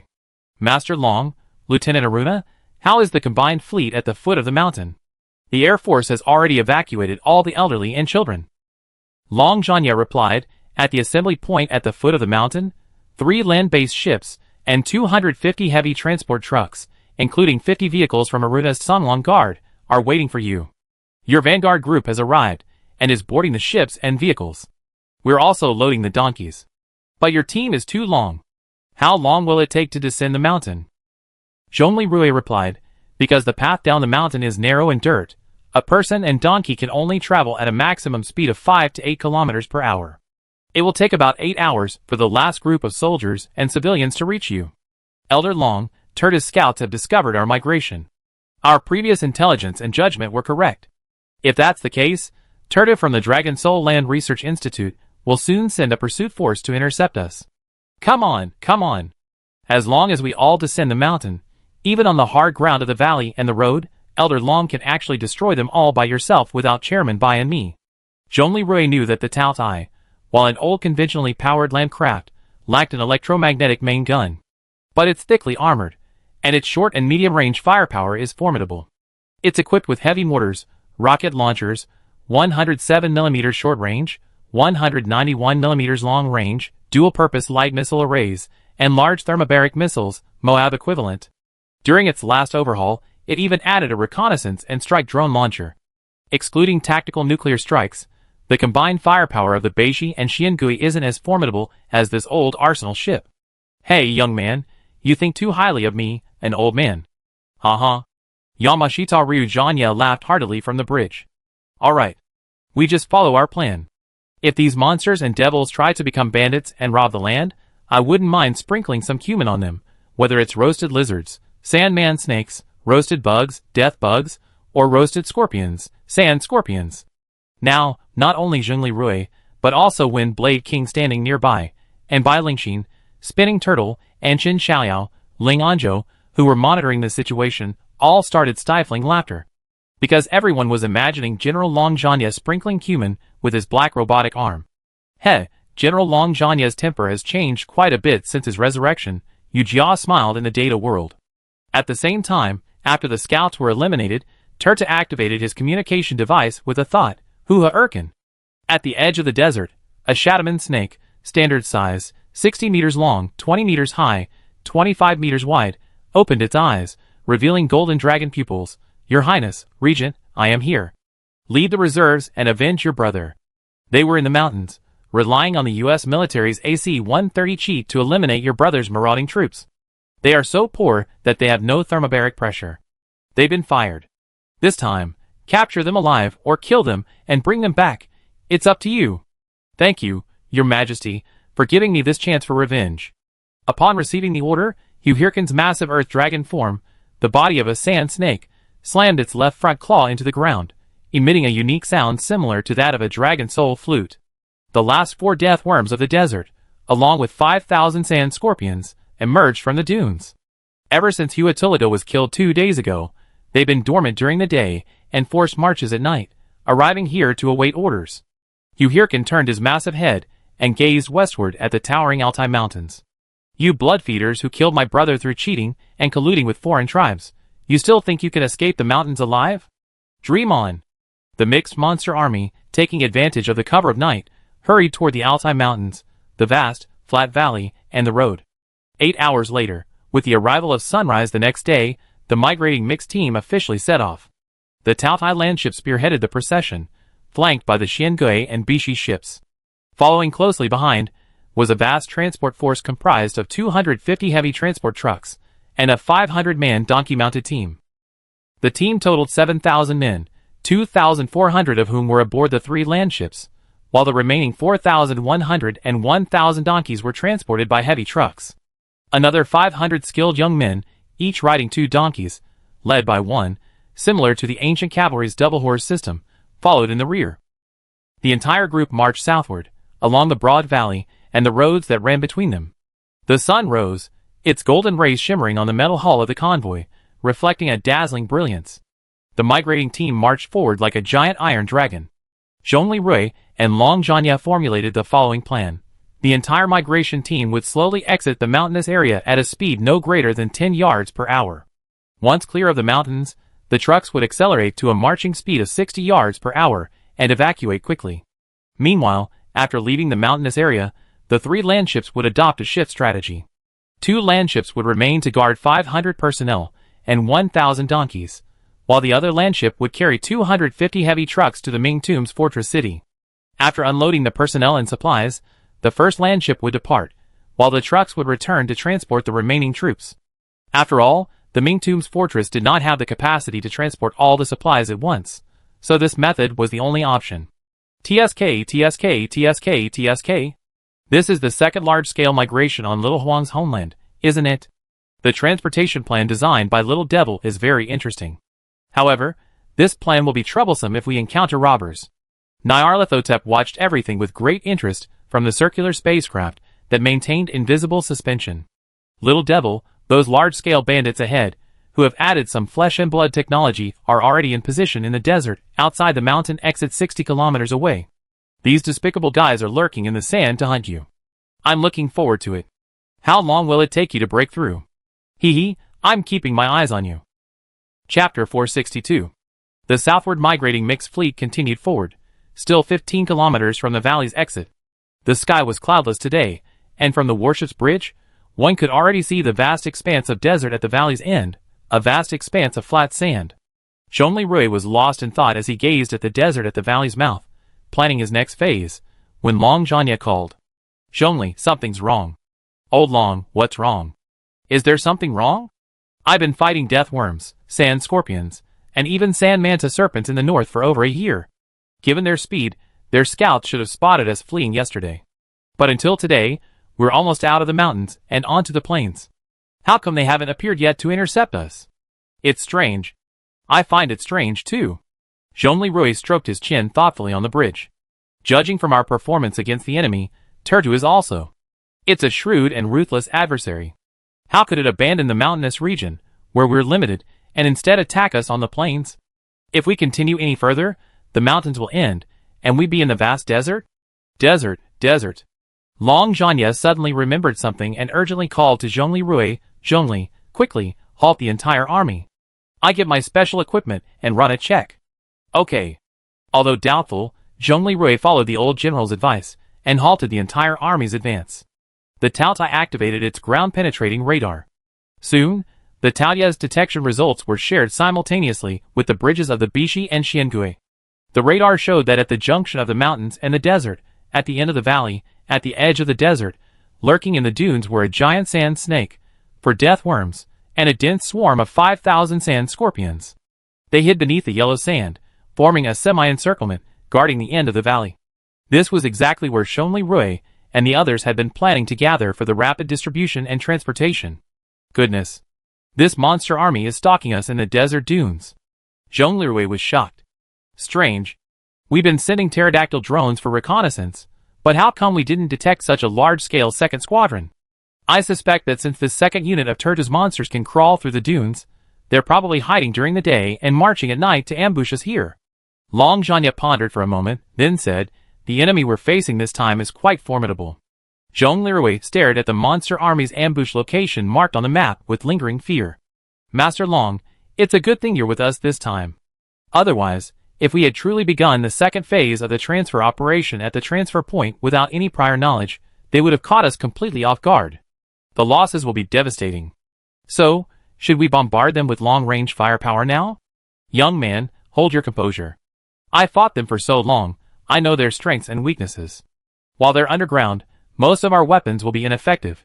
Even the effectiveness of thermobaric bombs will be greatly reduced. Furthermore, if we can't instantly kill the ambushed sandman snakes and death worms, they slither away beneath the sand dunes at lightning speed, like fish in the sea. My Taoya's ground-penetrating radar has a limited detection range. If they escape, they frequently emerge from the ground to harass us, and this southern migration will be a turbulent one. Then, should I launch another tactical nuclear strike? Stupid, wasteful. Long Zhanya said sternly. Huh? Zhongli Rui was a little confused. First, you launched a tactical nuclear strike at our assembly point, where we're about to be transported at high speed. Are you enjoying the kill so much that you're leaving everyone standing there, waiting for the nuclear fallout to dissipate, to sit there in the valley, starving in the cold? Secondly, young man, this is the end of the world. I know your fighter has 2 microreactors, one of which can be used as a tactical nuclear bomb. But these reactors are so precious. It's the end of the world, we have to learn to be frugal. Got you? Wasting a reactor on these idiot reptiles, when a sprinkle of cumin can solve the problem, is really not worth it. Zhongli Rui scratched his head in embarrassment. At this moment, Qin Xiaoyao called with a smile. Rui, what Elder Long said makes sense, doesn't it? You should save some money. My sister Asia and I are working on the reactor, it's very hard. I agree. Qin Xiaoyu also called from the turtle. Rui, why don't you listen to what Elder Long has to say? Bai Lingxin also smiled and joined in. Rui, I think Elder Long's thinking is truly the wisdom of a veteran. Do you remember how the Taohai defended against the powerful corrosive breath attack of the fleece-blooded Cerberus during the Battle of Ontario? Zhongli Rui suddenly remembered Long Zhanya's brilliant operation.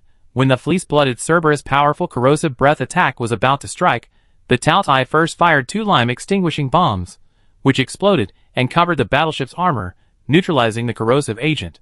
Then, the battleship activated its car wash system, washing it clean with water, leaving the armor damaged at a mere 3%. The powerful battleship-grade attack, powered by bizarre flesh and blood technology, was defeated by the wisdom of veterans and the technology of civilian fire departments and car washes. Okay, Elder Long, I listen to you. What's your brilliant plan?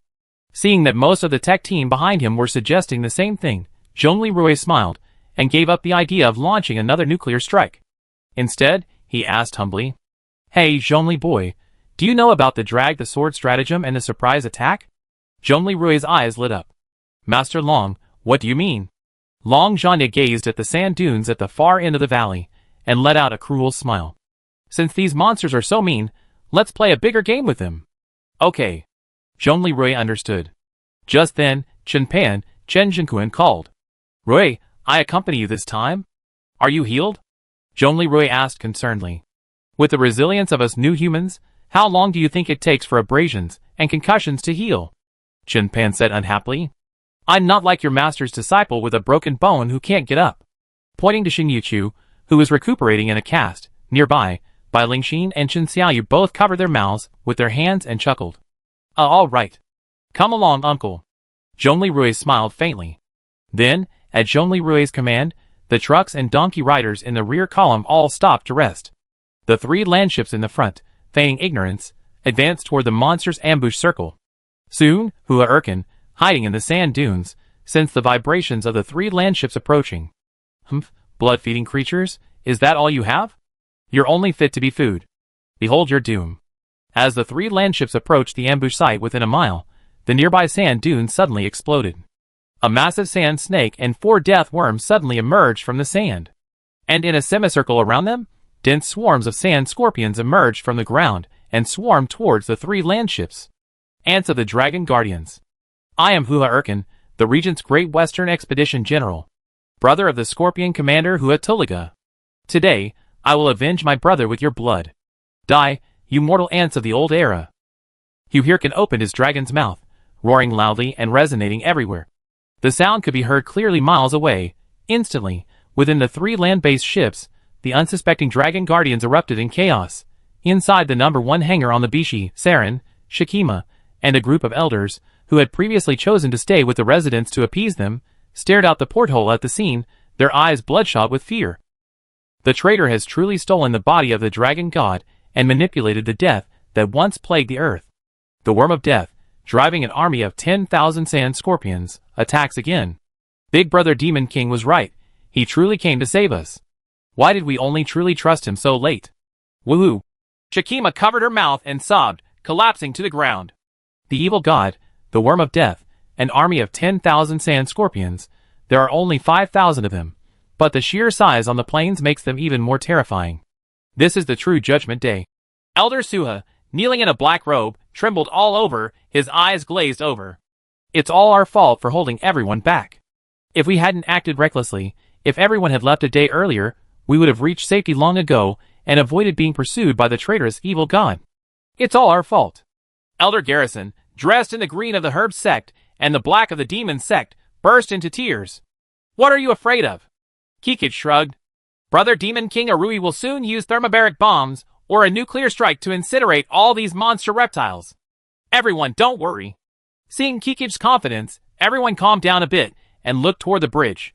Soon, before everyone's trembling eyes, Zhongli Rui's golden Minghong fighter jet appeared, along with several Peregrine Falcon-modified drones, soaring into the sky and charging towards the monster army. Kikid chuckled gracefully. See, I said it's okay, right? Hee hee. Saren watched Zhongli Rui's fighter jet streak across the sky, his eyes flickering with complex emotions. Master. Shikima watched the fighter jets rush toward the battle line with concern. Demon King, Big Brother.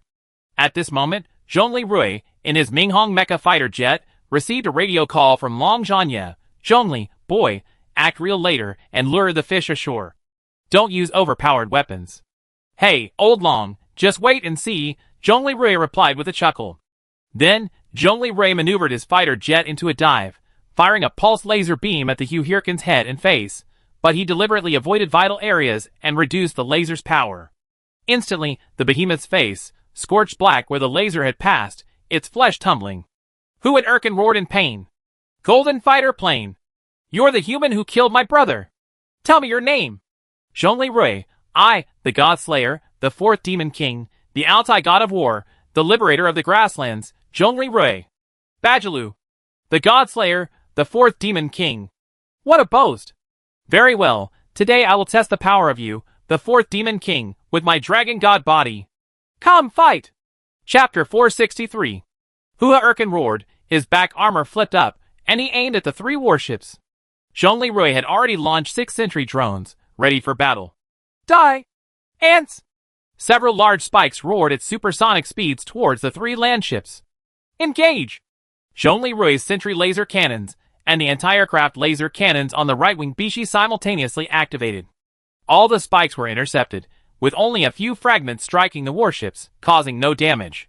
Brother Demon, you're protecting us again! Shikima covered her mouth, gripping her scepter, nervous. Relax, Shikima, Kikid smiled. Your big brother Demon King is a god of war. Hua Erkin, seeing his attacks were ineffective, let out a sigh of relief. Oh, 4th Demon King, you're quite something. Very good, now you're worthy of being my opponent. At this moment, facing the surging sea of scorpions, the warship's heavy mortars and 107mm rockets opened fire. Heavy mortar shells and 107mm rockets exploded in the sea of scorpions, annihilating scorpions within the smoke and blowing away those nearby. However, thanks to the deliberate efforts of Zhongli Rui and the others, the heavy mortar's rate of fire was reduced to 1/3 of its normal rate. The 107mm rockets, on the other hand, were fired at a rate of 1 every 30 seconds, slower than rifle fire. The Peregrine fighters, accompanying the Minghong fighters in the air, used only laser weapons. Not a single round of live ammunition was fired. Under this strange fighting style, the 3 landships, while fighting, also moved backward in an orderly manner at a speed of 40 yards. Shakima noticed this and asked Kikij in horror, "Princess Kikij, why is the Demon King's moving castle retreating?" I don't know."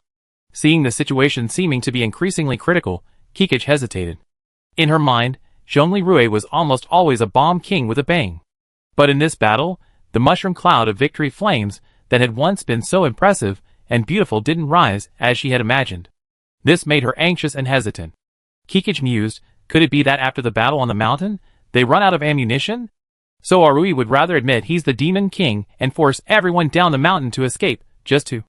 At this moment, Hua Erkin, commanding his troops to press forward, tightening the encirclement, shouted sarcastically, "Zhongli Rui, Long Zhanya.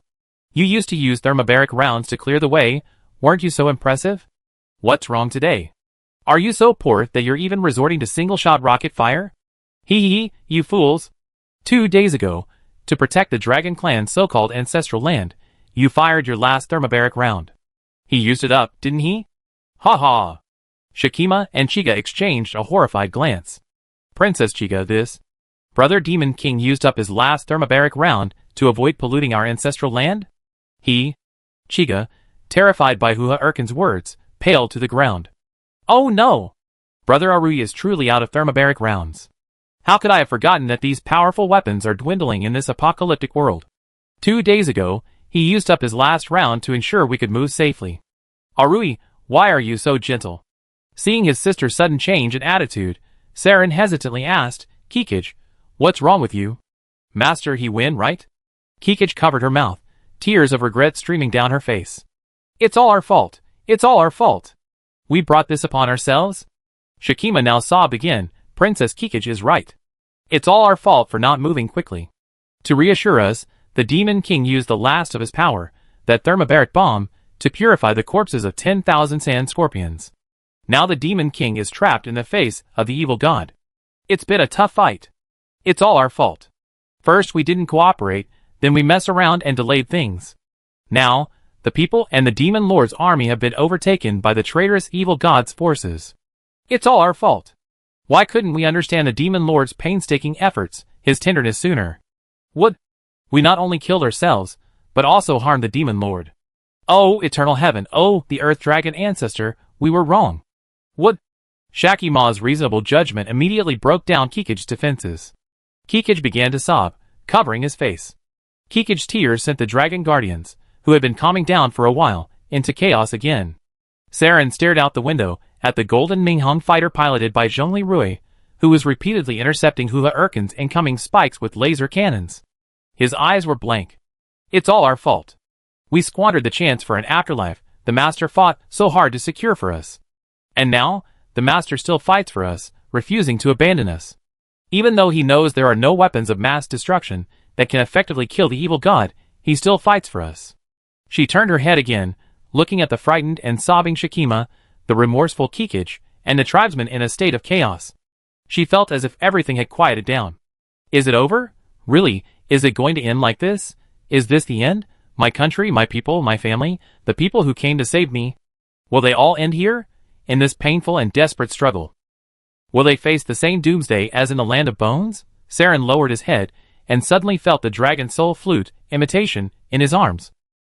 Saren, one day, it will become real. Zhongli Rui's face suddenly appeared before Saren's eyes, and he remembered the words he had said to her that day in her memory world. Yes, perhaps the ending cannot be changed, but perhaps the feeling I feel when facing it can.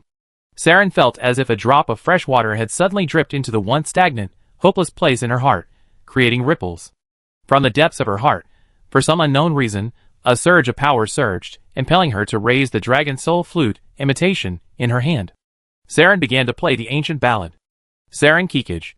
Lord. Shakima looked at Saren in shock. Everyone in the hangar was stunned.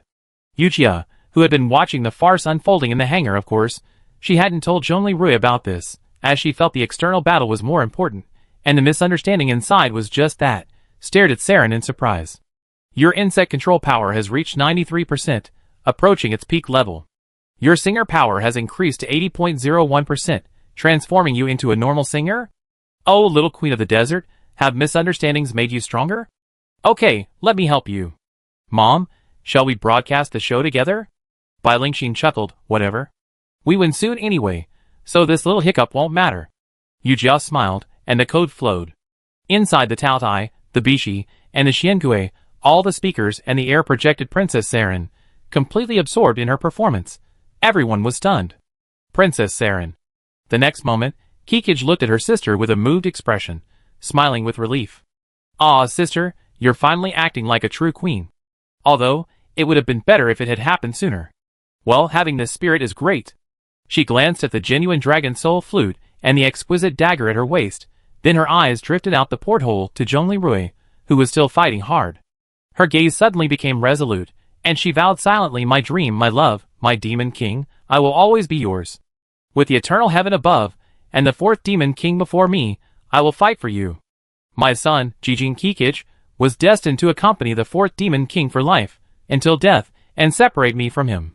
Kikij also raised the true Dragon Soul flute and joined the ensemble. Kikij, insect control power, 120%? Wow, it's exploded? Singer power level increased to 94.99%. Yujia smiled wryly. Kikij singer stats are almost surpassing Sister Yochu's. But that oath. Master, after the war, you be in big trouble, huh? Yujia quickly adjusted the image, a 3D holographic projection revealing the twin princesses playing in concert. Disinian, startled by the noise, walked out of the infirmary, puzzled, and asked Yujia, what are they doing? Yujia smiled, madam, this is a magnificent spectacle. The Dragon Guardians, unaware of Master's decoy scheme, thought the world was coming to an end. Now, the twin princesses are playing with all their heart, and it's a fortuitous blessing, calming everyone. Disinian was speechless. What a mess. I have to teach Arui a lesson when he gets back. Be careful of this kind of communication. Outside the warships, a fierce battle continued.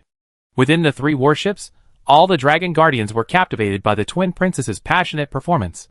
Starting with Shakima, one by one, more and more Dragon Guardian girls, following the twin princesses' lead, began to sing the folk song Saren Kikij. All the other Dragon Guardians knelt in unison and began to pray to Zhongli Rui, who was engaged in a fierce battle in the air. The merciful and abiding God Slayer, the fourth Demon King, is before us. Disinian, Zhongli Xiao in her arms, Zhongli Xiufeng, the guard, Gu Anqi and Wenying, who had also come to watch the fun, Zhongli Xiao said weakly, Mom, I feel a massive surge of thoughts and information. Thousands of people nearby are praying for Dad. Disinian hugged Zhongli Xiao and smiled wryly. Son, your dad is brave and intelligent, but sometimes he makes mistakes. You should be more careful in the future, okay? Oh. Outside the ship, Zhongli Rui stared intently at the control panel. At this moment, the four death worms, along with most of the sand scorpions, had already stepped onto the hard surface of the valley. And finally, Hu Hirkin's massive left foreleg also touched the ground. Uncle, are you ready? Zhongli Rui asked Chen Pan coldly, staring at Hu Hirkin's current position. No problem. With such a large target at such a short distance, it's hard for me to miss. Chen Pan sneered, staring at the joint of Hu Hirkin's massive sand snake's left hind leg. Alright, let him advance another 200 meters, then we attack. Zhongli Rui also smiled cruelly. A few minutes later, Saren and Chiga's flute stopped, and all the girls knelt to join in praying to Zhongli Rui. Chiga put down the true Dragon Soul flute and once again cast an infinitely tender glance at Zhongli Rui's mech fighter in the air. He saw that the fighter's mechanical arm had already unsheathed its 88mm electromagnetic main gun. Chiga remembered this situation. A few days ago, during the mountaintop defense battle, Zhongli Rui, who was standing high above the defense line, had once, after one of his sentry drones overheated and exploded, frantically grabbed it and threw it to the ground like a grenade. Then, He raised his main gun and fired at the seemingly endless scorpion wave. Then, his fighter was in the air, unable to move. Until a few minutes later. Now, in Chiga's mind, who had been watching Zhongli Rui's every move, this fighter's movement was a sign that he had fought to the limit. Dear, you really tried your best. Thank you. I love you. Don't worry, I won't leave myself alive to the evil god. Chiga drew her delicate knife. Zhong Lishu sensed Chiga's thoughts and immediately, in a horrified telepathic voice, telepathically addressed Di Xinyan. Mom! Godmother is trying to commit suicide. Hurry. But before Zhong Lishu could finish his telepathic message, he felt himself being whisked away to his sister Xiaofeng's arms. Di Xinyan had noticed Chiga's expression was off, and had been staring at her. Clad in a black, mechanical dark guard, Di Xinyan, driving her armor at 50 miles per hour, rushed to Chiga and struck her with a high-voltage electric shock. Chiga convulsed and fainted. Clang! Her knife fell to the ground. Saren was shocked. D. This is... Your sister committed suicide. Saren gave a wry smile. D. Perhaps this is easier than later. Di Xinyan suddenly felt a bitter taste in her throat. Saren was implying that perhaps her sister was right, that dying now might be better than having the landship torn apart by beasts, and everyone eaten alive later? Seeing Saren's relief at that moment, and the people around her still praying for their husband. Her instinct told her that telling them straight out, this is all a misunderstanding, would lead to even worse consequences. Just then, Yu Jiao reminded Di Xinyan, Madam, the master and his team's tactical plan is about to be implemented. We're about to succeed. Di Xinyan's mind raced, and she stepped forward, patting Saren on the shoulder. Saren, do you trust your master, my husband, Arui? Saren. He answered frankly, I believe him. Just as His Majesty King Windblade said, he's a great man. Hearing this, Di Xinyan's lips curved mysteriously. You're right. Today, he didn't disappoint us. Thanks to his and his companions' efforts, and your prayers, a miracle has happened once again. Saren's eyes widened. Huh? Huh? Outside the battleship. Ha ha. God Slayer? The fourth Demon King? God of War. That's all? That's all? Are you tickling me? Is that all you can do? Hua Erkin trudged along, chasing the 3 landships, which were running low on ammunition, while laughing loudly.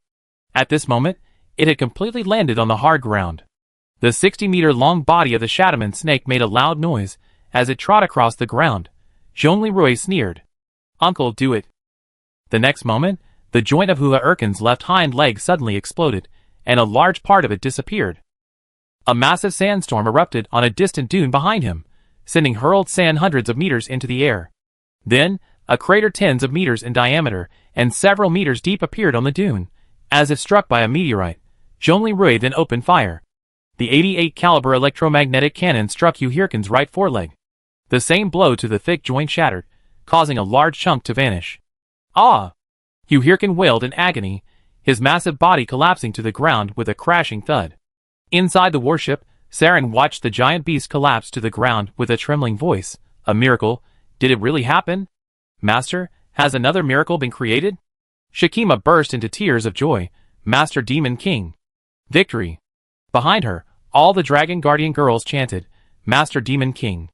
Victory. Di Xinyan shook her head. Victory is fine, but at least it's not long-lived. High in the sky, Nyarlathotep remarked with interest. TSKT. Chapter 464.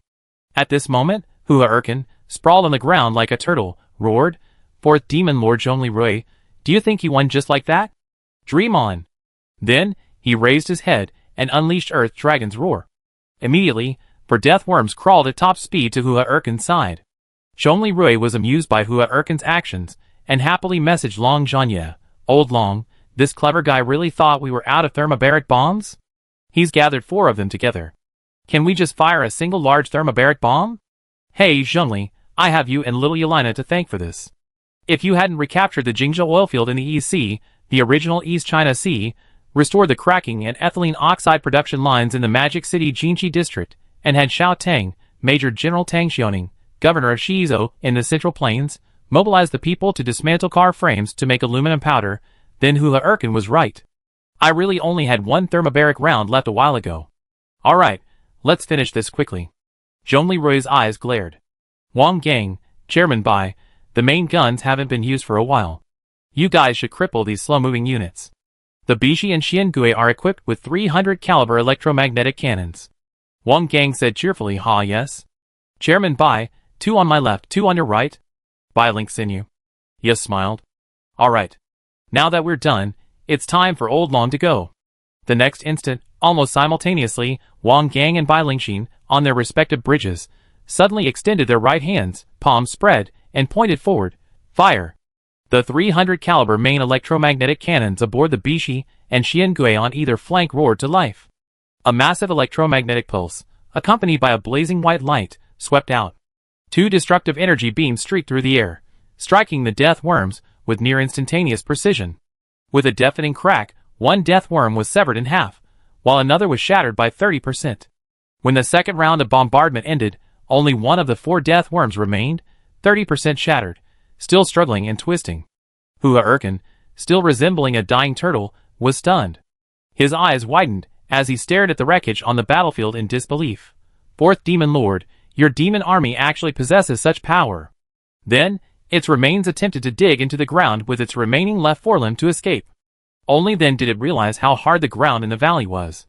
He swung his remaining limb with all his might, but only managed to scrape up a few pieces of gravel.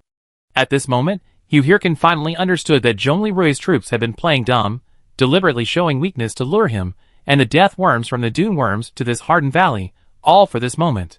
He roared in despair, "You treacherous and despicable 4th Demon King, you have no moral principles. You are cheating."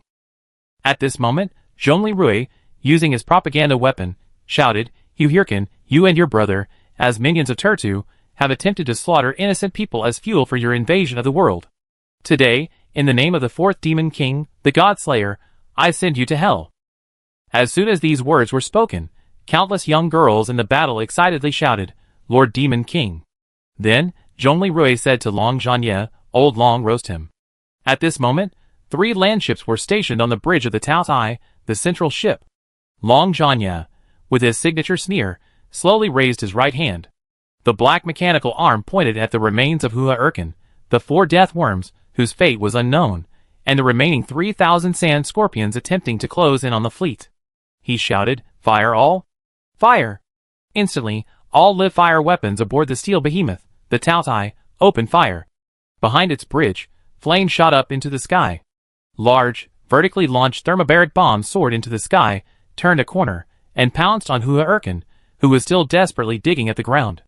Heavy mortars, 107mm rocket launchers, and 191mm rocket launchers all engaged in rapid-fire mode. A dense barrage of bullets enveloped the entire scorpion swarm.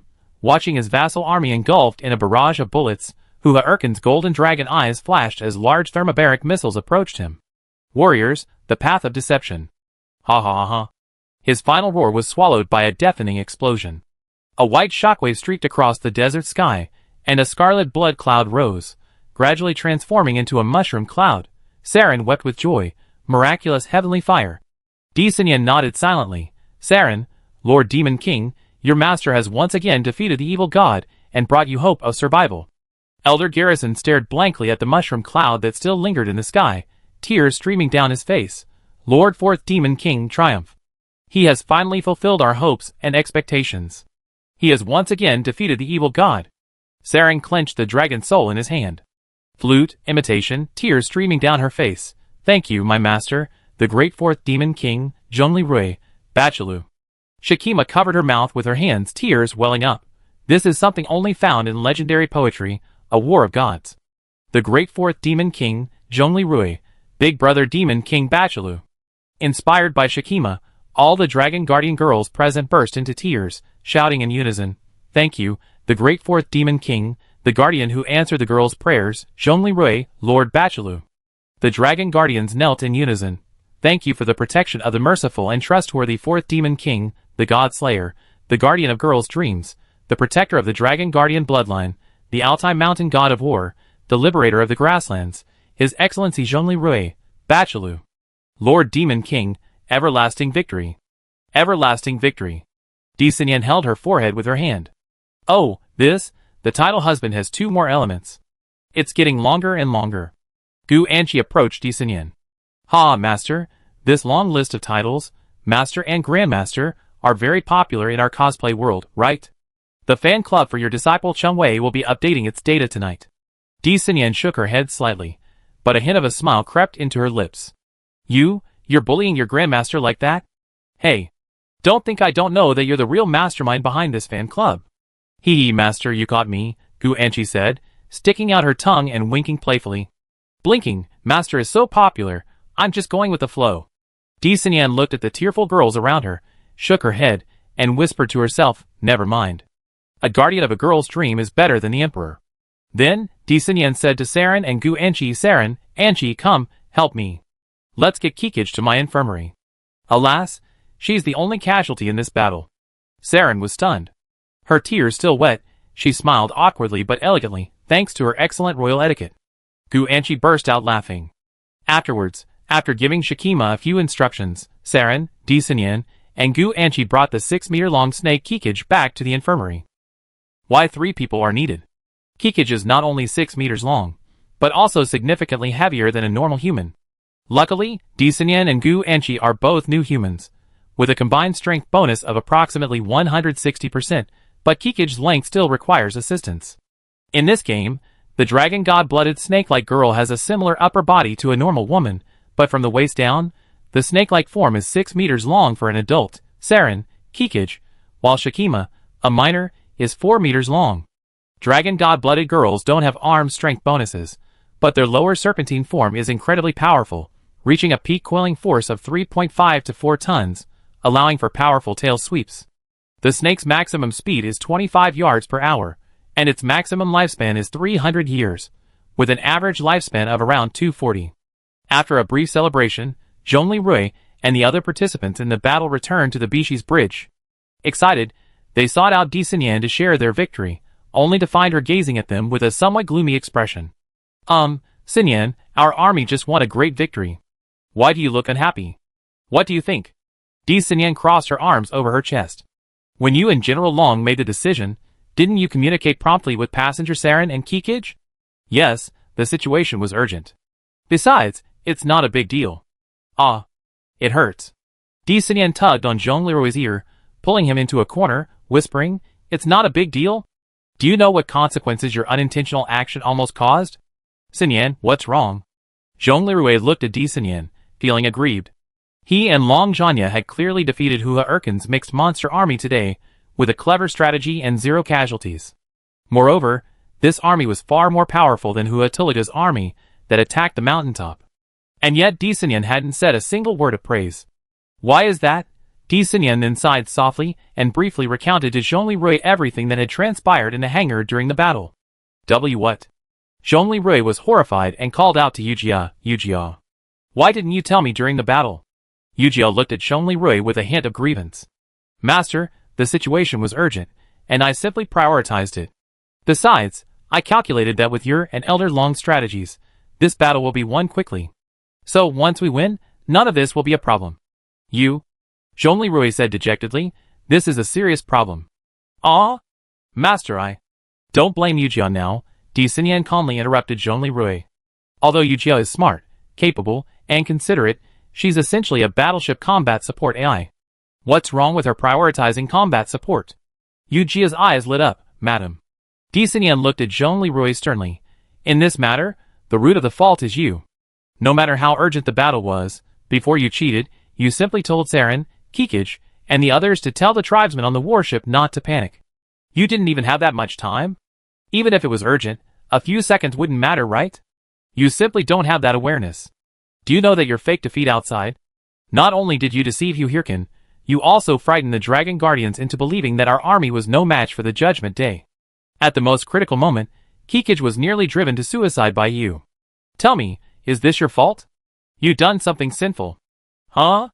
Zhongli Rui's expression grew solemn as he listened to Di Xinyan's words. He was silent for a moment, then whispered, Xinyan, you're right. This isn't Yujia's fault. The one truly responsible is me. Wife Yujia, I was wrong. Yujia covered her mouth and smiled. Don't be so rude, master. That's the right attitude. Di Xinyan shook her head slightly, glancing towards the infirmary. Kikij was knocked unconscious by my electrocution earlier, and he fell asleep in my infirmary. Go in and clean up your mess. I go take care of Xiao. Okay. Zhongli Rui took a deep breath and pushed open the infirmary door. The room was silent. Kikij lay on the bed, his face slightly pale, clearly still in a coma. He walked over to the bedside, watching her slightly heaving chest, a pang of guilt welling up in his heart. He slowly sat down, gently holding her hand. His voice was low and sincere. Chi-Chi-gu, I'm here. I'm sorry. Chi-Chi-G's eyelids fluttered slightly, and she slowly opened her eyes. Her gaze was a little hazy, and when she heard Zhongli Rui's voice, she trembled. Rui, my dear Rui, you are here too? Chang Shengshan. Give me a little more time, let me slow down my reincarnation. I have something else to say to you. Zhongli Rui, huh? Chapter 465. At this moment, Kikij's eyes were hollow, like a blind man. Grabbing Zhongli Rui's hand, he excitedly said, Rui, I touched you. You look blurry, I can't see clearly. Don't leave, don't reincarnate yet. Please. Please. Zhongli Rui frowned and asked in his mind, Yujia, what's going on? After scanning, Yujia replied, Master, Madam probably doesn't use armor in combat as often as you do. The amount of electricity used to shock Kikij was a bit too high, a level that could kill an ordinary person.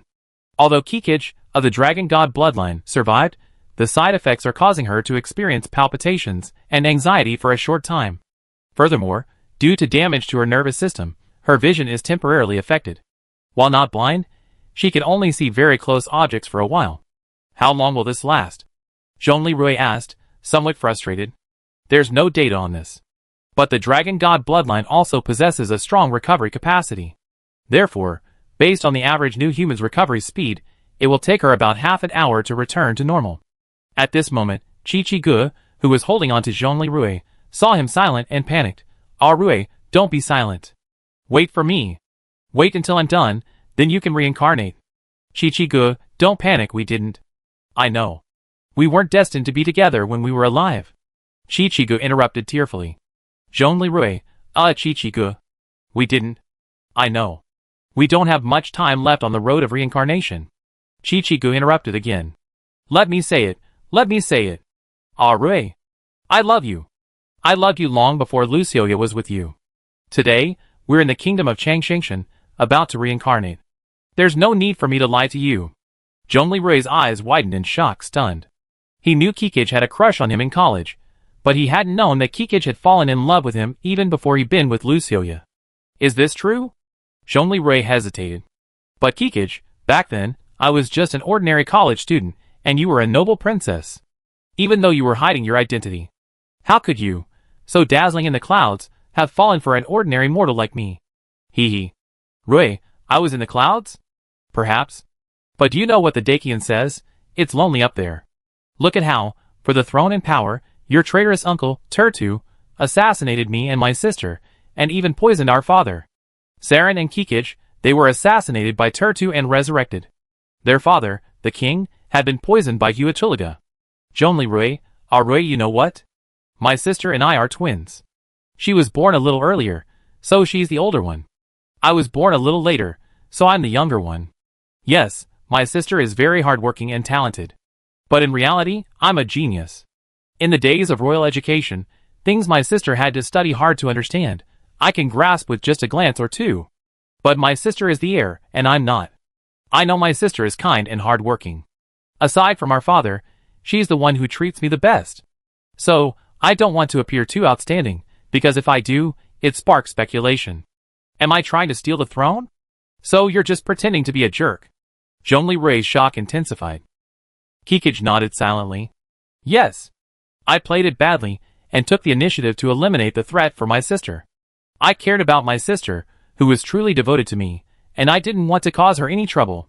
But the shackles of princess, royalty, and status were there. As a princess, if I weren't queen, I would have been used for marriage or alliances. So, as I grew up, men after men tried to get close to the nobility and other royal families, each with an ulterior motive. I had a keen eye, so how could I not see it? They made me sick. My world slid into despair and darkness day by day, until that day, I met you in front of the supermarket freezer. But that day I didn't. I know. You just treat others with pure kindness. That's your style. Shuangzi and I fell in love with you because of this. I'm just an ordinary person. You're not ordinary. You were absolutely dazzling in college. a top academic genius.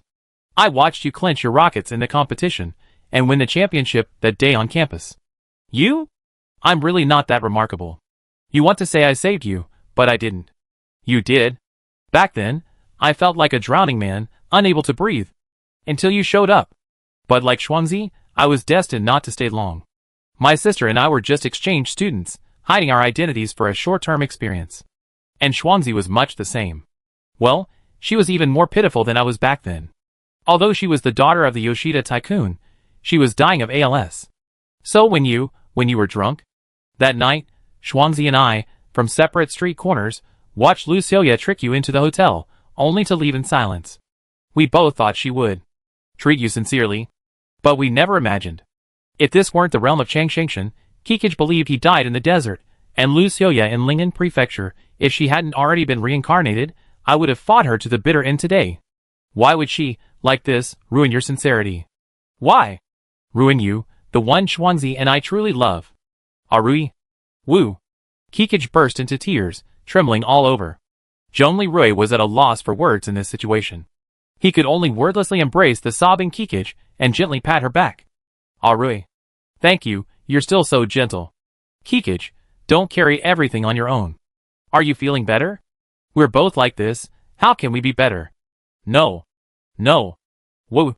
Kikage thought of something and burst into tears again. Don't cry, Kikage, what's wrong? Zhongli Rui panicked as Kikage sobbed again. Who am I to say that about Lucioya? I'm worse than her. Lucioya ruined your sincerity, but after we reunited, you rescued me from the traitors, you brought my sister back for me, and saved her life. You saved so many of my people. You almost succeeded in saving our homeland and liberating the desert. It's all our people's fault for dragging you down. No. It's all my fault. I dragged you into all this and got you killed. I deserve to die the most. Arui, in my next life, I will be your slave, repay you, and atone for my sins. Kikage, I didn't. Arui. Don't say I didn't blame you. I don't deserve it. Please, hate me. Enslave me. But I beg you, in your next life, don't forgive me. Whoa. Zhongli Rui felt Kikage's embrace tightening, and he could only let her do as she pleased. Gradually, Kikage stopped crying, alas. Although, only here, in the place where I was before reincarnation, can I hold you like this. I don't know how long this can last. If it can be like this forever, I am willing to do it. I would rather not reincarnate. Kikage, listen to me, Arui, I can see you clearly now. Kikage suddenly shouted. It seems your time of being affected is over. That's good. Zhongli Rui continued to pat Kikage's back. Come on, let me go, dear. Arui, is it time for you to be reincarnated? No, I won't let you go, I won't let you go. Don't leave me. Kikage was on the verge of tears. You're not dead. Zhongli Rui finally told the truth before Kikage could interrupt him again. I'm not dead. Kikage was stunned, then hugged Zhongli Rui even tighter. Arui, don't go. Don't go reincarnate. I'm still alive. Zhongli Rui said, speaking faster. We're all still alive? Seeing Kikage's vision return, and finally realizing that they were not dead, Zhongli Rui stood up and began to recount the details of their earlier drag the sword feigned defeat. Seeing Kikage finally grasp the truth, Zhongli Rui, overcome with guilt, said, Kikage, this battle was a deception by Long Lao and I, deliberately showing weakness. Our sole purpose was to lure Hua Erkin and the monster army from the sand dunes into the hard-packed valley passages, where we could destroy them in one fell swoop and prevent them from escaping and threatening us again. Tactically, we did absolutely nothing wrong. However, it was all my negligence. I forgot to communicate with you and Saren in time, which frightened you and the rest of the tribe. I almost killed you. I'm sorry. As he spoke, Zhongli Rui embraced Kikage. Kikage was stunned for a moment, then his expression melted like a glacier, his eyes brightening. Rui, I don't blame you. Listen, first, you once again protected us and brought victory to me and everyone else, didn't you? I guess so. Secondly, the battle is over, and we're all safe now. Right? But you're injured. You feel bad for me? I feel so bad. Hearing this, Kikage, held by Zhongli Rui, closed his eyes in joy, tears of joy gleaming in his eyes. If you feel bad for me, then hold me a little longer, hee. That's not nice. This is Sinyan's infirmary. Humph, so stingy. Kikage paused for a moment, then said to Zhongli Rui sternly, Rui, I'm really glad you're being so honest with me. You could have guided me like Sister Xinyan did, telling me you were the one who caused the miracle. I didn't want to lie to you. Thank you. I'm glad you feel that way. But Rui, Sister Xinyan is right. Don't tell my sister or the other members of the Great Desert Tribe, including Aruna of the Songlong Guard, about what happened today. Zhongli Rui fell into deep thought. He knew what Kikij meant, but was surprised she would think that way. Yu Jia was deeply surprised at this moment, and connected with Bai Lingxin, TSK Mom, judging by what she said, this little snake princess is truly a genius far more capable than her sister. Yes, this involves knowledge related to royalty, government, public relations, guiding public opinion on public events, and psychology. Kikij and your sister Xinyan handled it this way with truly high standards. Sometimes, the cold, hard reality isn't always suitable for everyone. Take the example of Arui and Kikij. Kikij deeply loves Arui, and Arui's honesty with him is something Kikij finds very precious. It's a reflection of trust and cherishment. But if it were someone else without such a deep emotional connection, the outcome would be very different. Those people might be devastated by the truth, or misunderstood, even causing unnecessary panic and chaos. The most dire consequence is that the Dragon Guardians would think Arui was playing tricks on them, causing a rift in trust. Such a rift is fatal in the current situation. Tactical victory is important, but peace of mind is equally crucial. Now you understand why Xianyan pulled Arui's ear earlier. Previously, I only focused on tactical execution and overlooked this point. Oh, I need to reflect on this as well. Bai Lingxin shook her head slightly in self-mockery. Xinyan and Kikij are both incredibly meticulous women, haha. No wonder Kikij's normal stats are so high, Yu Jia agreed. Back at the infirmary, Zhongli Rui finally understood Xinyan and Kikij's good intentions, and nodded gently. I understand. You're right. Kikij couldn't help but smile with relief at Zhongli Rui's openness. Then, she gave him a sly smile. Rui, this is a big secret. You want me to keep it a secret? Shouldn't you give me something in return? What do you want in return? Well, how about you just close your eyes and stay still, okay? Zhongli Rui hesitated slightly, but nodded and slowly closed his eyes. Kikij leaned in and kissed him suddenly. Zhongli Rui realized he'd been caught. And his body had been bound by Kikij's snake body, unable to move. As mentioned earlier, Kikij's arms have only the strength of a normal person, but the entanglement of the snake body below the waist exerts a force exceeding 3.5 tons, the strength of an anaconda. Not only could Zhongli Rui break free without armor, but even with armor, and without shears and pliers, he wouldn't be able to free himself. Basically, once he's entangled, there's no way he can escape. At that moment, Zhongli Rui's new human hearing picked up approaching footsteps, and he frantically warned Kikij with his eyes. Kikij understood, and quickly released the snake body, but he still didn't let go of Zhongli Rui. Under Zhongli Rui's horrified gaze, the infirmary door opened. Xinyan, carrying Zhongli Xiao, walked in with Saren, Shikima, Yelena, Zhongli Xiaofeng, Gu Anqi, and Aruna, bearing a bouquet of flowers. Zhongli Rui's eyes turned to despair, thinking, this is over. Kikij's beautiful eyes flickered as she quickly released Zhongli Rui's lips. Then, she kissed him on each cheek. After a deliberate glance at Yelena, who was half Rakshasa, she respectfully curtsied before Zhongli Rui and spoke softly, merciful and trustworthy, the fourth demon king of the gods' layers, the guardian of girls' dreams, the god of war of the Altai Mountains, the liberator of the grasslands, Your Excellency Zhongli Rui Bachelu. Thank you again for answering the hopes of our entire clan and bringing victory and hope to my sister, my people, and my homeland in the battle against the evil god. Yelena. Na smiled meaningfully, observing the scene with amusement. Princess Kikij, your ceremony is quite grand. It's like mixing the Slavic kiss from my homeland with the British royal curtsy. Saren was also a little embarrassed. Sister, when it comes to royal ceremonies, just one is enough. Using both together would be a bit strange. Zhongli Rui, whose CPU was nearly burned out, heard the two women say this and reluctantly turned around, forcing a slightly awkward smile. Cold sweat dripped down his forehead. Kikij, I'm glad everyone's alright, and I'm glad you're alright. There's no need for such grand ceremony. Kikij gently stood up. A sly glint flashed in his eyes. Brother Demon King Arui, I'm hoping you be nicer to my sister. After all, she may be your slave, but she's also my most precious family member. Can you be gentle with her? As soon as these words were spoken, the women present looked at Zhongli Rui with expressions ranging from amusement to frowns to disdain. Saren suddenly became the center of attention, feeling incredibly embarrassed. Zhongli felt completely speechless. Glancing at the women's expressions, he knew anything he said would be wrong, so he resolutely remained silent. Backstage, Yujia, Ho-Ho, Mom, Kikij. The princess really knows how to have fun. Aunt Bai Lingxin smiled. Well, she's truly much more impressive than her sister. High in the sky, Nyarlathotep exclaimed, Oh little demigod snake girl, you're quite good. You're much more to my liking than your adorable queen sister. Keep it up. Xiao Huang's talented adopted daughter, ha ha ha. Saren and Yikij are the adult forms of the dragon god's bloodline, created directly from the first-generation genes found in the Earth Dragon God's ancient tomb, using gene fusion nano-robot technology. Unlike Shakima, who is a naturally fertile offspring, Saren and Yikij are, in theory, the first-generation daughters of the Earth Dragon God Xiao Huang. Chapter 466. In the infirmary, seeing Zhongli scorched by the women's intense gazes, and his sister Saren awkwardly at a loss for words, Kikij gracefully stepped forward, curtsied again before Di Senyan, and said sincerely, Sister Senyan, Demon King Arui has already told me everything. Thank you so much for saving my life.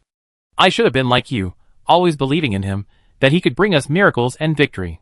After all, along the way, Demon King Arui has never let us down, right? Di Senyan glanced at Kikij with interest. Kikij simply smiled gracefully.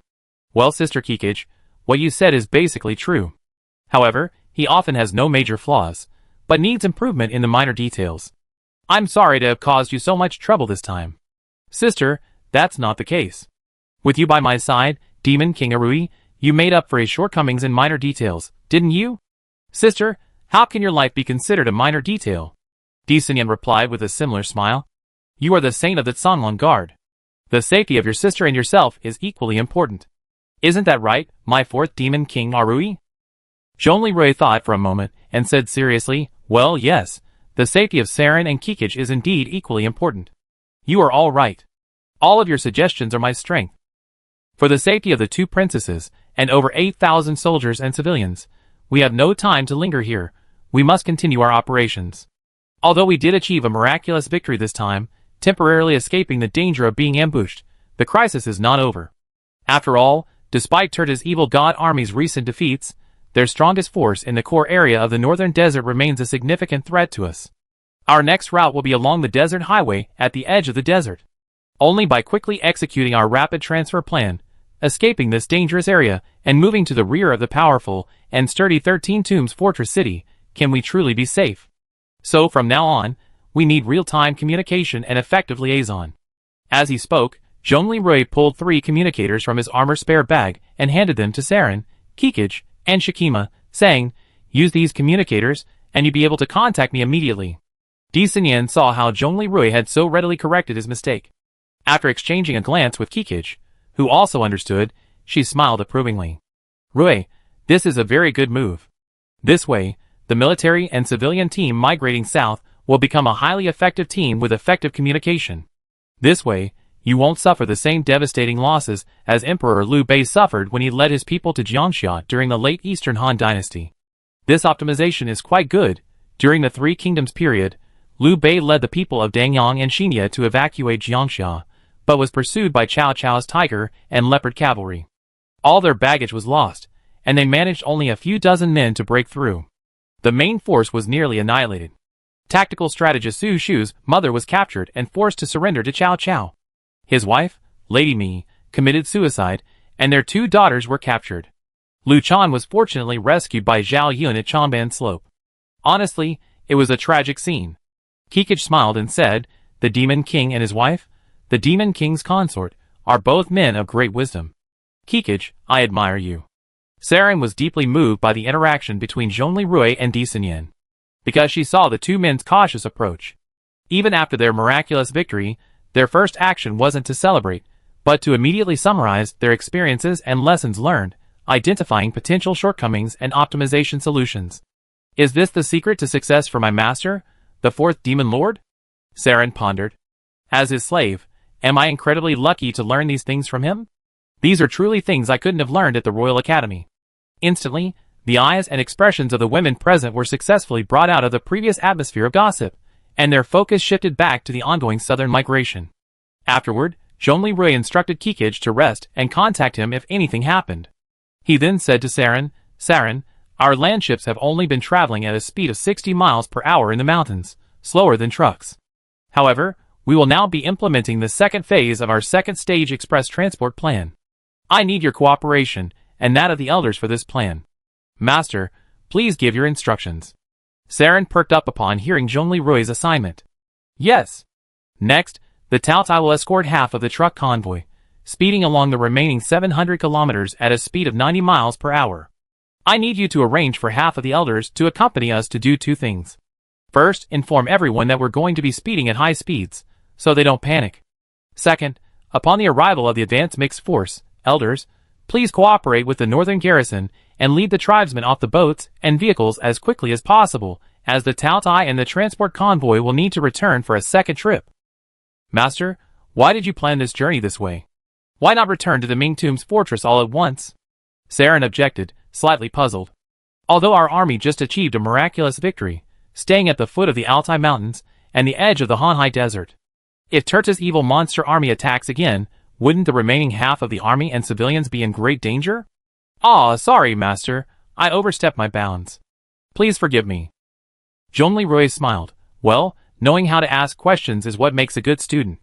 Saren, the fact that you asked this proves that you truly thought it through. But Zhongli changed the subject and turned to Shikima.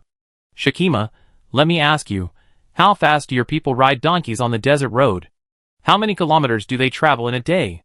At most 10 kilometers per hour, or a maximum of 40 kilometers a day.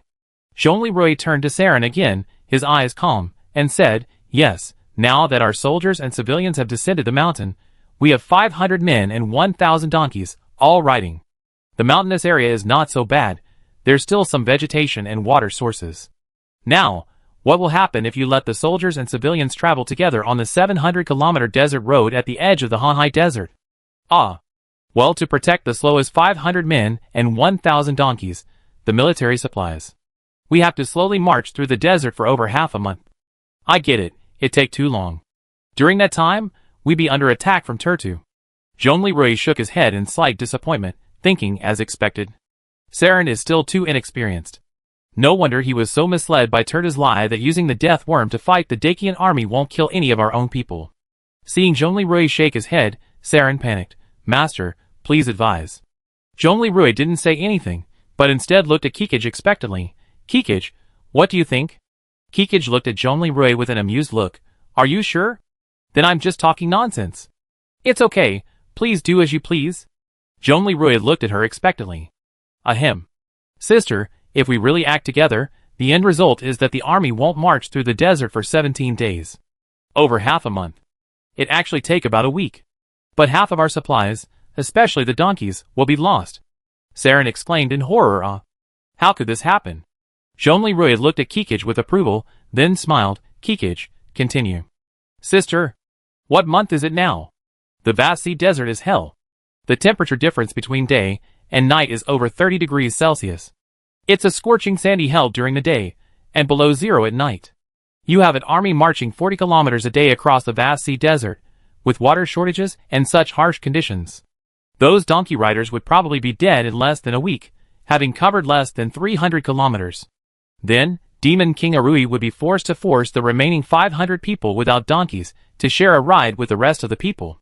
Speed would increase dramatically. With the speed of trucks and landships, it would take about 5 hours to get back to the Mingtum's fortress. By then, we'd be safe, but the people's lives would suddenly become much harder. This. Saren's face suddenly turned grim. Kikij, like a top student who had predicted the exam, asked Zhongli with a smug expression, Teacher Demon King Rui, was I right? Zhongli smiled wryly. Kikij, your answer was good. But I still underestimated the situation. Kikij was stunned, then immediately asked humbly, Teacher Demon King Rui, what did I do wrong?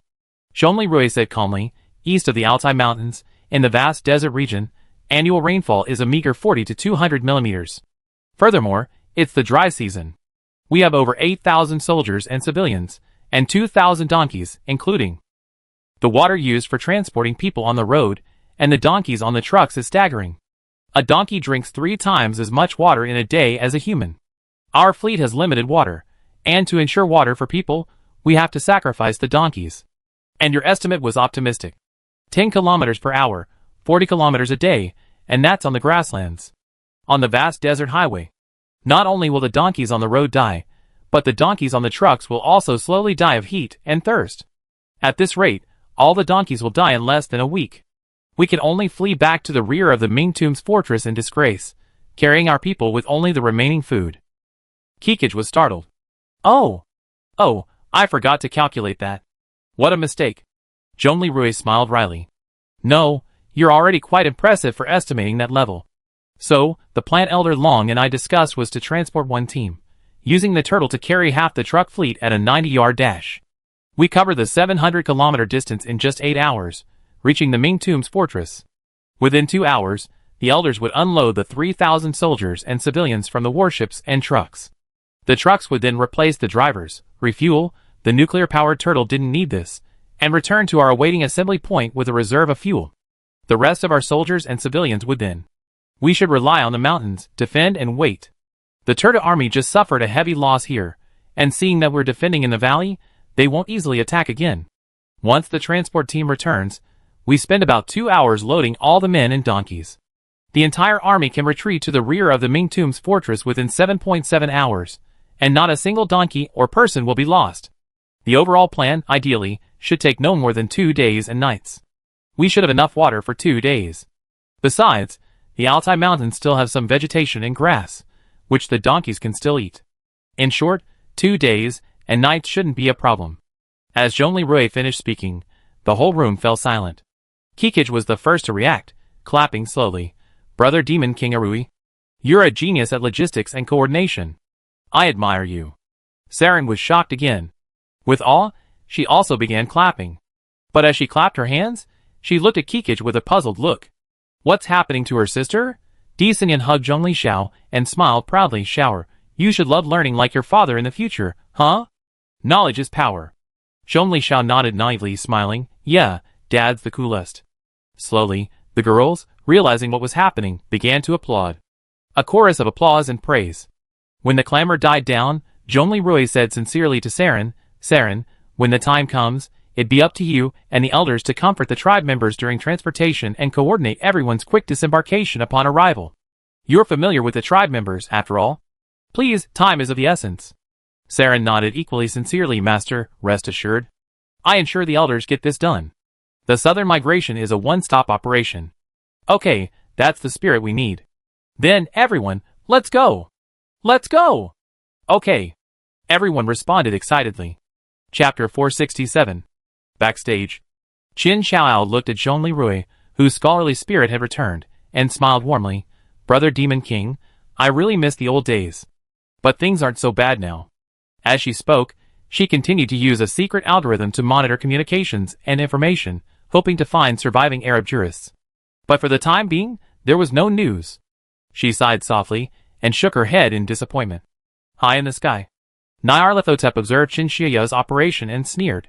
Sister, if you're looking for surviving Arab jurists, you might as well look for me. The one who loves knowledge and wisdom is my old friend, ha ha. Dragon Soul Land Research Institute, deep in the crypt. Turto exhaled, his mind flashing back to the scene before Hua Erkin's murder, transmitted by the surveillance device on him. Only 2 of our divine generals remain. I have to admit, I underestimated you, Long Zhanya and Zhongli Rui. The 4th Demon King, the Altai God of War. Indeed, he lives up to his reputation. However, with the deaths of Sukberu and Huhirkin, as well as the loss of lower-level troops, the remaining Dragon God bodies can be restored to maximum combat effectiveness using the remaining Death Worm's reserves. Okay, you like playing dirty, don't you? Then we see. Cabinet-style troops. Tonga. A muscular snake man emerged from the shadows. Unlike Saren and Kikij, whose upper bodies were completely human, this snake man's upper body was shaped like a cobra's back, not a completely human male. My king, you called me? The Dragon Guardians, now supported by my 2 nieces, have become the so-called legitimate clan. I cannot tolerate this. They will head to the 13 Tombs fortress in the northern border. Use the enhanced wind god pterosaurs sent to us by Commander-in-Chief Lloyd F. Daft of the Honolulu Sacred Gale Nation, and lead the Gishur troops to the rear of the 13 Tombs fortress. I bet the Dakian army will station them, and the dragon guardians behind the fortress. Do you really think the rear is safe? Naive. Bring them back. Or make them disappear. Yes. My king. Tonga silently retreated. Tonga, the snake man, walked to a cavern. 5 pairs of blood-red eyes lit up. 5 massive, 7-meter-long mutant snakes followed him. He looked up. In the distance, the automatic gates of a large pterosaur lair on the upper floors of the research institute slowly opened. The howl of the wind god pterosaur echoed in the wind. At the exit of the Altai mountain valley, on the edge of the vast desert, under the watchful eye of the 2nd Transport Team, the turtle escorted half of the truck convoy, speeding towards the 13 Tombs fortress city, stirring up a huge cloud of dust. Aboard the turtle, Saren and half of the elders traveled with the members of the dragon guarding clan. Because they had already trained their members on communication, the inexperienced dragon guardians weren't fazed by the turtle's astonishing speed. Instead, they were thrilled. The 4th Demon King's moving castle is faster than the desert steeds. The members watched the receding sand dunes as if they were on a high-speed train, not quite as fast as a high-speed train, as trucks can only go 90 miles per hour, and they were amazed. Bai Lingxin smiled from the bridge. Hubby, Arue is improving really quickly. That's his precious quality. I'm not as good as him. Jun Pan smiled faintly. Speaking of which, we finally rescued the last citizens of the Golden Royal Court Desert Kingdom this time. Yes, we saved a country. This is a big step for Arue, and for you too. I hope everything settles down soon. Jun Pan gazed at the desert sky. I'm really looking forward to whether humanity, after the broken window effect, can quickly enter the 1.0 civilization era. It won't be long. Bai Lingxin leaned her head against her husband's shoulder. After all, we now have 4 demon lords on our team, and everyone is working together under the guidance of the 4th demon lord, right? The 4 generations of demon lords in the late 19th century. The first generation. Chan Jinquan, former chairman of the Chansheng Group. He annihilated the major nations of Eurasia and almost 99% of its population, an estimated 4 billion people. The second generation.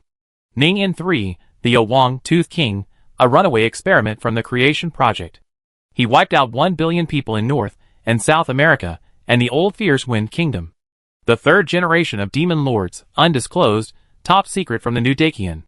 The princess who destroyed the nation and the sinful slave who atoned for his sins. Borjigin Saren. He destroyed his own nation, 2.6 million citizens of the Golden Royal Court Desert, and 500,000 soldiers and civilians from the former northern border of Dakian. The 4th Demon King. God Slayer, the Altai Mountain God of War, the liberator of the grasslands, the guardian of girls' prayers, Zhongli Rui Batu. He defeated, judged, and executed the 1st Demon King, who, after rebirth, now works for the 4th Demon King, subdued the resurrected 2nd Demon King, who, after rebirth, becomes an ally of the 4th Demon King, enslaved the 3rd Demon King, their slave relationship has been made public, and slew 9 evil gods. Jun Pan rubbed his nose, feeling incredibly embarrassed. How did all of us get together? Bai Lingxin and Chen Xiaoyu stood by, neither knowing whether to laugh or cry. Okay, enough joking, let's get down to business. Let's finish executing the second stage of the logistics plan first. After all, Arui and the others are still waiting for us in the desert and on the mountainside, facing the northwest wind. The wind direction in the Altai Mountains is currently a true northwest wind. Indeed. Furthermore, the water they brought will probably only last another 3 days. Why don't we restock it when we return just in case? Increase our margin of error? Chen Pan suggested. Don't bring too many. Otherwise, it affect the passenger capacity, Bai Lingxin said after a moment's thought. Okay. To the surprise of the 1st Demon King and his wife, 8 hours later, until the warships and the convoy could see the towering fortress walls of the Ming tombs in the distance, the convoy encountered no ambushes or obstructions from the monster army. Master, Saren contacted Zhongli Rui via high-performance headset. Our Express Team 1 has arrived at the Ming Tombs fortress. About 8 hours. How was it? Did you encounter any harassment from the monster army along the way? No. Good. Did you encounter any trouble? Did everyone get scared during the journey? Saren turned to look at the numerous dragon guardians, who had just disembarked from warships and trucks, and were staring in amazement at the modern city of the Ming Tombs fortress, their mouths gaping with wonder. He gave a slightly embarrassed smile. Well, aside from the fact that we just arrived at the Ming Tombs fortress and felt a bit like time travelers from ancient times seeing all the modern things around us, the journey was otherwise smooth. Most of our tribesmen had never left the desert before, and many had never even left the mountains. So, everything in the modern fortress city felt a bit like the future to them. After all, it's their first time in a modern city. Zhongli smiled warmly into the communicator. That's good. You should get the tribesmen settled in and rest. I wait for the turtle to arrive with the shuttle bus. When we arrive, we will execute the second phase of the plan and come to meet you. Saren, you are safe. Wait for us to come over. Yes, master, Saren agreed, then hung up. Gazing at the well-equipped northern army within the fortress city, the towering, modern bastion walls, and the armored vehicles and mecha soldiers patrolling the streets, she couldn't help but feel a surge of emotion. She suddenly sensed the weight of Zhongli words. You are safe. Saren turned back, looking at her tribesmen, now also safe, and an indescribable sense of relief and joy welled up within her. The gloom that weighed on her heart lifted a little. After calming himself, Saren turned to the elders and tribesmen of the Dragon Guard clan and shouted, Everyone listen! Lord Demon King, my master, has finally led us out of danger. We are safe. Everyone, follow the instructions, and go to the rest area. Do not interfere with the Northern Army soldiers' work. They must quickly prepare the convoy to retrieve the rest of our people. Everyone, cooperate. The faster the Northern Army soldiers complete their supply mission, the sooner they can bring all of us back safely. The tribesmen cheered briefly upon hearing this. Then, enthusiastically and cooperatively, they followed the Northern Army's instructions, and headed in an orderly manner to the temporary area within the fortress. Seeing Saren's demeanor and leadership at this moment, the elders, the tribesmen, and the busy Northern Army soldiers around them all cast admiring glances. Yu Jia, who had been monitoring the situation the entire time, smiled calmly in the data world. The safety of her people is the best healing for her. Finally, she's starting to have some positive energy. This is much better than when she was constantly thinking about her own death and punishment. To the great surprise of Zhongli, Long Zhanya, and the main team members who remained on the mountainside, the second express team's journey was equally smooth. Miraculously, without missing a single one, all 7,999 members of the Dragon Guardian clan and their 2,000 donkeys traversed the 200 Li Altai Mountains and arrived safely within the northern border city of the 13 Tombs Fortress, all in just 2 days. As the last heavy transport truck slowly entered the fortress, the massive, modern, fully automated, high-strength gates slowly closed with a resonant mechanical creak, as if completely sealing off the turmoil and dangers of the apocalyptic world outside. The sound of the gates closing marked the successful conclusion of the southern migration. Zhongli, standing on the bridge of the Bishi, contacted Long Zhanya via radio, asking somewhat unsurely, Elder Long, did we succeed? Be more confident, Zhongli boy, we succeeded. We rescued the last remaining citizens of our friendly neighboring nation, the Great Desert Golden Court. We accumulated immense merit, Now, broadcast the victory announcement, so everyone can rest assured and rejoice. We won this northern rescue mission. Good. Zhongli took a deep breath, gazing out the window at the gradually stabilizing fortress city, a surge of excitement welling in his heart. He pressed the broadcast button, his voice firm and resonant. To all soldiers of the coalition forces, including the Linganzhou Army, the Demon City Army, the Northern Frontier Army, and the U.S. Air Force, fellow Dragon Guardians, I am Zhongli, the 4th Demon Lord and Governor of the Dakian Linganzhou. I declare our southern migration a success. We accomplished the impossible, and everyone is safe. A sudden burst of cheers erupted from the communication channel, the joy and pride of the victors. Just a dozen seconds later, even louder cheers echoed throughout the fortress city. As Zhongli finished his words, the entire 13 Tombs fortress city was filled with an indescribable joy and warmth. People embraced each other, sharing the fruits of this hard-earned victory. Shachi Ma and all the elders, tears streaming down their cheeks, supported each other as they knelt and kowtowed, muttering the ancient Dragon Guardian prayer. After their prayers, they all bowed deeply toward the bridge of the Bishi, in the direction of Zhongli. More and more Dragon Guardians followed the elders' lead, bowing in gratitude toward the bridge. The entire fortress seemed to be tightly connected by an invisible force. Zhongli watched this scene, feeling an indescribable surge of emotion within him. Donning the golden armor of the great Xia dragon bird, he strode from the bridge. Standing on the deck, he faced the entire fortress's Dragon Guardians, and solemnly saluted. All the soldiers in the fortress city also stood at attention, and returned Zhongli solemn salute. At that moment, the air seemed to be thick with an emotion beyond words, stirring within every heart. Amidst this joy, Saren stood on a high platform, gazing into the distance and sighing softly. Everyone in the north. I will repay my debt, bit by bit, with my entire life. Today, I will begin by repaying this. Demon King Brother Arui, my great master, thank you. Chapter 468. The southward migration war is over. However, within the 13 Tombs fortress in the northern border, preparations for war are still underway. The news of the Dacian U.S. coalition's successful rescue of the remaining citizens of the Golden Royal Court and their decisive victory in defending the mountaintop of the dragon-guarding Holy Land quickly spread throughout Dacian's 5 war zones. Shikechi, where the U.S. military is currently stationed with the Luosha and U.S. forces. Hokkaido, controlled by the U.S. military and the remnants of the Ria Kingdom, and other bases established by the scattered survivors on Blue Star. The news shook all factions.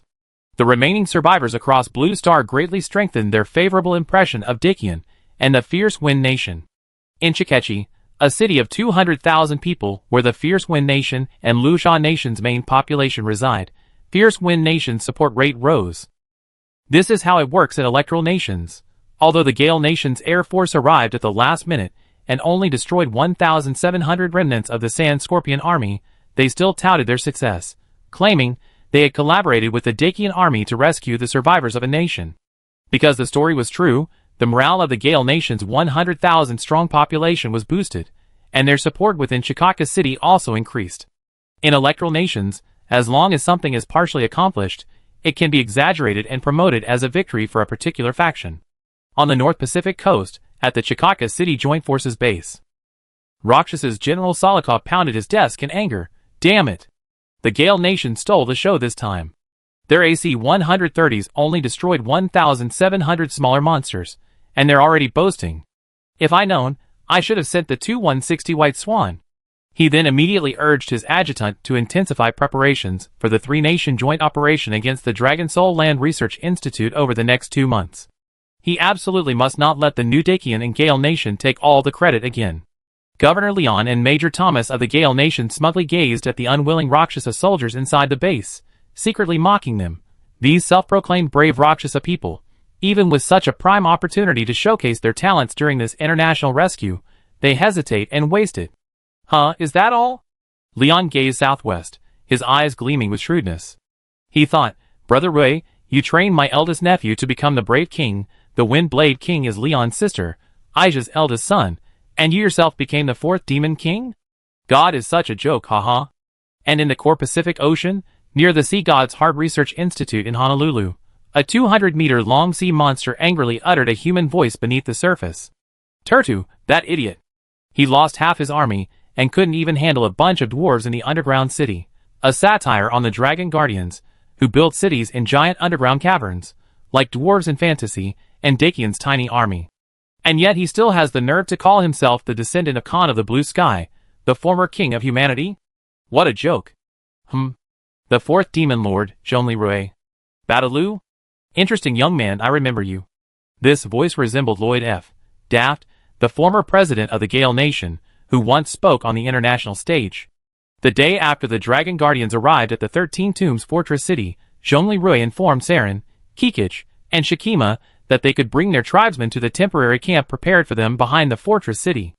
After Saren announced the news to the elders, they, having just escaped death, and felt a sense of security in the fortress city, suddenly panicked. Elder Haggis asked weakly, Master, why does the Demon King want us to move out of the fortress city? Is he worried that we're getting in the way? Saren thought for a moment, then said seriously, Elder Haggis, are you questioning the decree of my master, the Demon Lord? Elder Haggis immediately lowered his head and waved his hands. No, I'm just confused. Saren then softened his tone and explained, the Demon Lord's move is based on long-term considerations. The fortress city is a strategic location. As you know, the coalition forces are gathering supplies and preparing for a decisive battle with the traitor Turtu. This move is for our long-term safety. And we are all civilians. As the master said, civilians, we should restore production and rebuild our lives. A fortress city built solely for war and slaughter isn't suitable for us to live in for long. Therefore, the Demon King has prepared for us a temporary camp, supposedly lush, just 5 miles behind the fortress on the shores of Qilong Lake. With its clear waters and fertile land, it's a perfect place for us to settle down temporarily. Don't worry, the Demon King will never abandon us. Trust him. He's never let us down. Seeing Saren's radiant aura, Kikich, standing nearby, gave a look of approval. That's how it should be. That day, with the help of Aruna of the Dragon Guardians arrived at their temporary camp on the shores of Qilong Lake. Elder Hagis, don't worry. This land is incredible. In all my years in the desert, I never seen a place as livable as this, Aruna said to Hagis, beaming from her white steed. Haggis rode his donkey, still a bit skeptical. Soon they arrived. The camp was nestled in a vast valley in the Yanshan Mountains, nestled between the Ming tombs. Surrounded by mountains on 3 sides, and facing a lake on one side, the lake and mountains blended beautifully, and the vegetation was lush and verdant. In the sunlight, the lake shimmered, as if covered in broken silver. The air was filled with the sweet fragrance of grass and earth. Everyone present, save for Sarinkakij and Aruna's Songlong guards, who led the way, was stunned. Haggis dismounted, trembling as he squatted down, scooped up a handful of clear lake water, and after taking a sip, he knelt and shouted, "Sweet water? This is paradise." But the humble and kind Demon King actually said this is just a temporary camp for our tribe? Lord 4th Demon King, please be so generous. Everyone knelt and kowtowed, tears welling in their eyes. Many areas of the desert and the Altai Mountains, especially the Gobi Altai Mountains, receive only 40 to 200 millimeters of annual rainfall. And many water sources are considered bitter water. That's why Haggis was so excited when he saw such a clear lake and such a lush land.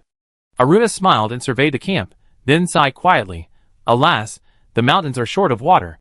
The place where the Dragon Guards originally lived was even more difficult than our Songlong Guard territory. No wonder they looked so awful when they saw so much water. After a few days, the Dragon Guards gradually adapted to the rhythm of life by Qilong Lake. In the mornings, herders drove their livestock to the lake to drink, children chased and played in the grass, and elders sat in front of their tents, basking in the sun and chatting in low voices. Smoke rose from the center of the camp as women busily prepared food, filling the air with the aroma of milk and food.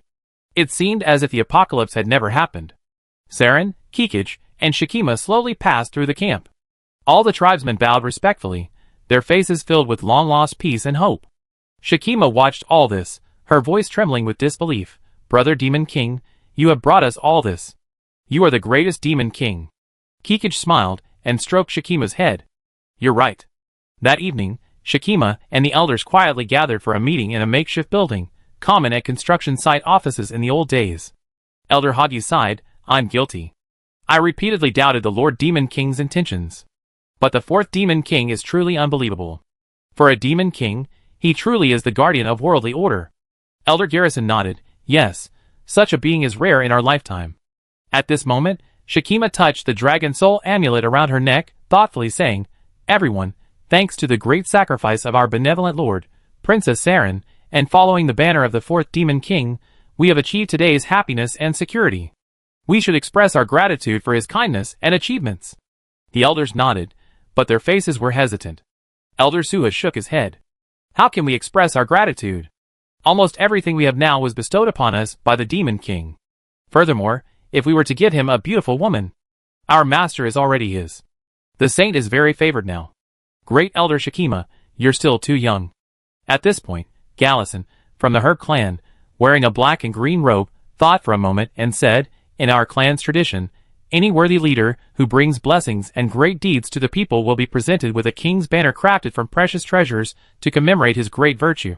"A king's banner?" Shikima's eyes lit up. "Then what are we waiting for?" "But crafting a king's banner requires the most precious materials," Elder Hagis pondered. "Furthermore, the 4th Demon King is a being on par with gods. Our mundane possessions are probably no match for his status." Shikima bit her lip. "I have something worthy of being the 4th Demon King of the God's Layers. It's a complete set of equipment that the Earth Dragon God ancestor requested the Creator Mother to craft for the first Dragon King's consort. The Dragon Soul amulet around my neck is part of that set. The rest of the set includes the adamantine spear, the mithril pistol, the undying black soul cloak, and the Demon Lord skull helmet. In the past, we could have given this equipment to the Demon King. But now, he possesses mythical armor and a devastating mecha warplane. So, we can use this mythical equipment to craft him the most prestigious Demon King banner." The elders were stunned upon hearing this, then fell into deep thought. After a moment, Elder Suhi slowly spoke, "This is a heavy gift, but it's also the most appropriate." "I agree." The other elders nodded in agreement. Shakima stood up, her eyes gleaming with determination. Then it settled. High in the sky. Nyarlathotep's body shook with laughter. Oh my, Xiao Huang's 16th generation granddaughter, you're quite the genius. These are the things I made when Xiao Huang, fearing his wife would die on the battlefield, begged me. Except for the Dragon Soul amulet. You're using them to make a demon banner for our lovely little demon king? You little fangirl, you really go all out for your idol, haha. Interesting. It seems like after you're done, you're planning a celebration and a big gift for him, right? How could I miss such a fun thing? Hee hee, here I come. Then, within the disc-shaped spaceship, Nyarlathotep's body slowly descended on the gravity elevator. Once in the air, she instantly transformed into another form. A chaotic mist, rushing towards the Dragon Guardian's camp. Meanwhile, Zhongli Rui had been working overtime in the fortress for several days, like an office worker in the past. Food, aluminum powder, and various components for thermobaric missile production shipped from the Shio Special Zone in the Central Plains, ethylene oxide from the Magic City Industrial Park, and rockets and various ammunition from Ling'an Prefecture were constantly strengthening the coalition's strength. On the afternoon of the fourth day, just as Zhongli Rui was finally breathing a sigh of relief, Kikij called and invited him. Brother Demon King Rui, the Dragon Guardians are holding a bonfire barbecue party tonight. You worked so hard lately, and we're inviting you heroes to have some fun together. Excuse me, Demon King, would you do me the honor? Zhongli Rui looked out the window at the clear sky, his lips curled slightly. How can I not appreciate the Dragon Guardian's kindness? I will definitely be there tonight.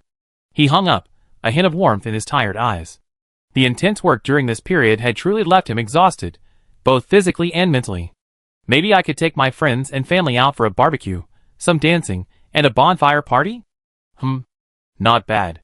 On the hills near Qinglong Lake Campground, in the dense forest, a figure quietly stalked through the trees, his gaze as cold as a truly venomous snake, a strange smile playing on his lips. Little princesses, you've been away from home for too long. Behind him, 5 massive snakes, each over 6 meters long, flickered their tongues. It's time to take you home. Return or die. My little princesses? Chapter 469. Meanwhile, inside a wooden hut somewhere in the camp, Shakima, tears streaking her eyes, laid down in the chaotic handicraft workshop. Shakima had been exhausted over the past few days. The idea was simple, but execution was incredibly difficult. As the clan's chief elder, she was known for her embroidery and craftsmanship. So, she volunteered to personally craft a supremely noble Demon King banner for Zhongli Rui using the artifacts of the former Dragon King's wife.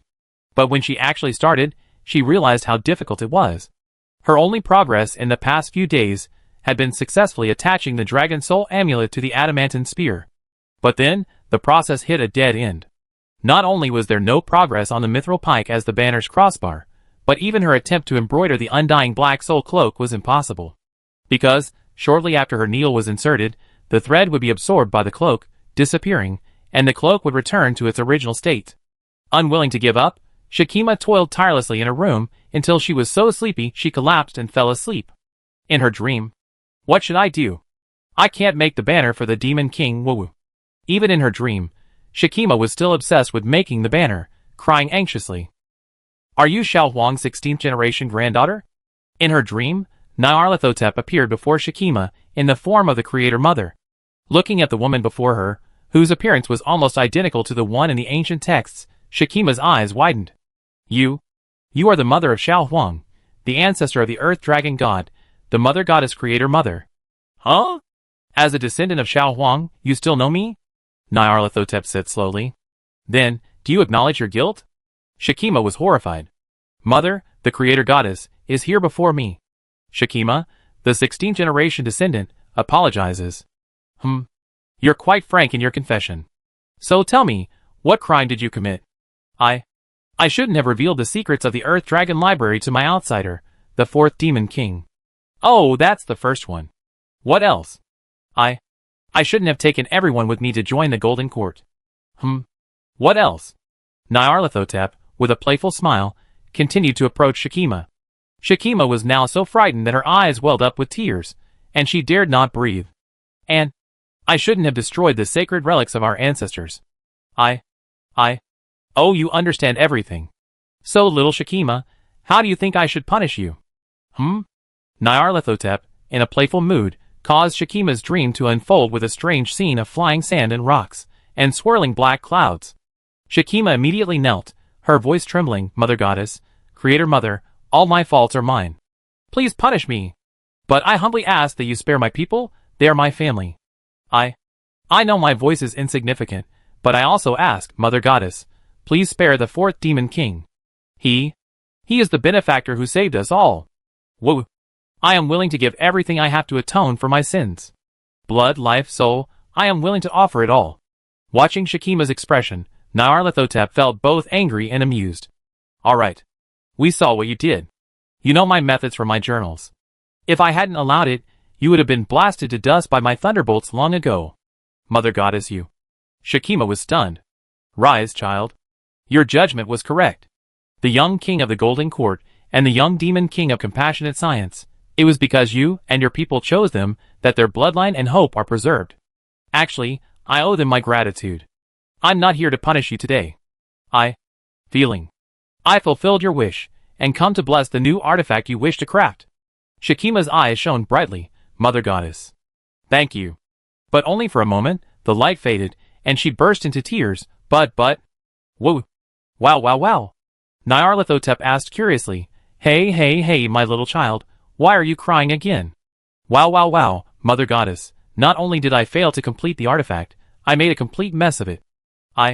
Wow. Nyarlathotep was amused. Shakima's tears over her inability to complete the Demon King banner were like a child with unfinished homework at the end of vacation. My blessing has been bestowed. Remember, give it to the fourth Demon King. Nyarlathotep's voice grew ethereal. Mother Goddess.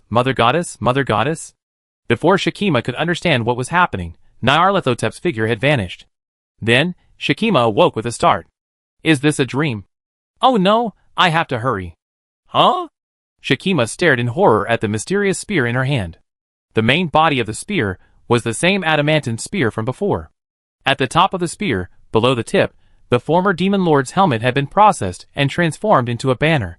The mithril pistol had been transformed into a banner pole with two folded sides. Judging from the spear's body, the immortal black soul cloak had already been neatly folded up on the flagpole like the cover of a rolled-up umbrella. Shakima gazed at the Demon King banner blessed by the Mother Goddess Creator in her hand, lost in thought. Why did this shape look a bit like a strange, oversized, antique iron umbrella? The Mother Goddess Creator is truly profound and ingenious. But how do I open this? With this, Shakima's thoughts shifted, and the Demon King banner suddenly unfolded. A handsome black Demon King battle flag suddenly fluttered in the air. On the banner, resembling a starry night sky, the early Golden Royal Court script slowly illuminated, along with a large, ancient Dacian Qin-era seal character for Emperor, along with various mysterious symbols and characters in the center. At the same time, the top.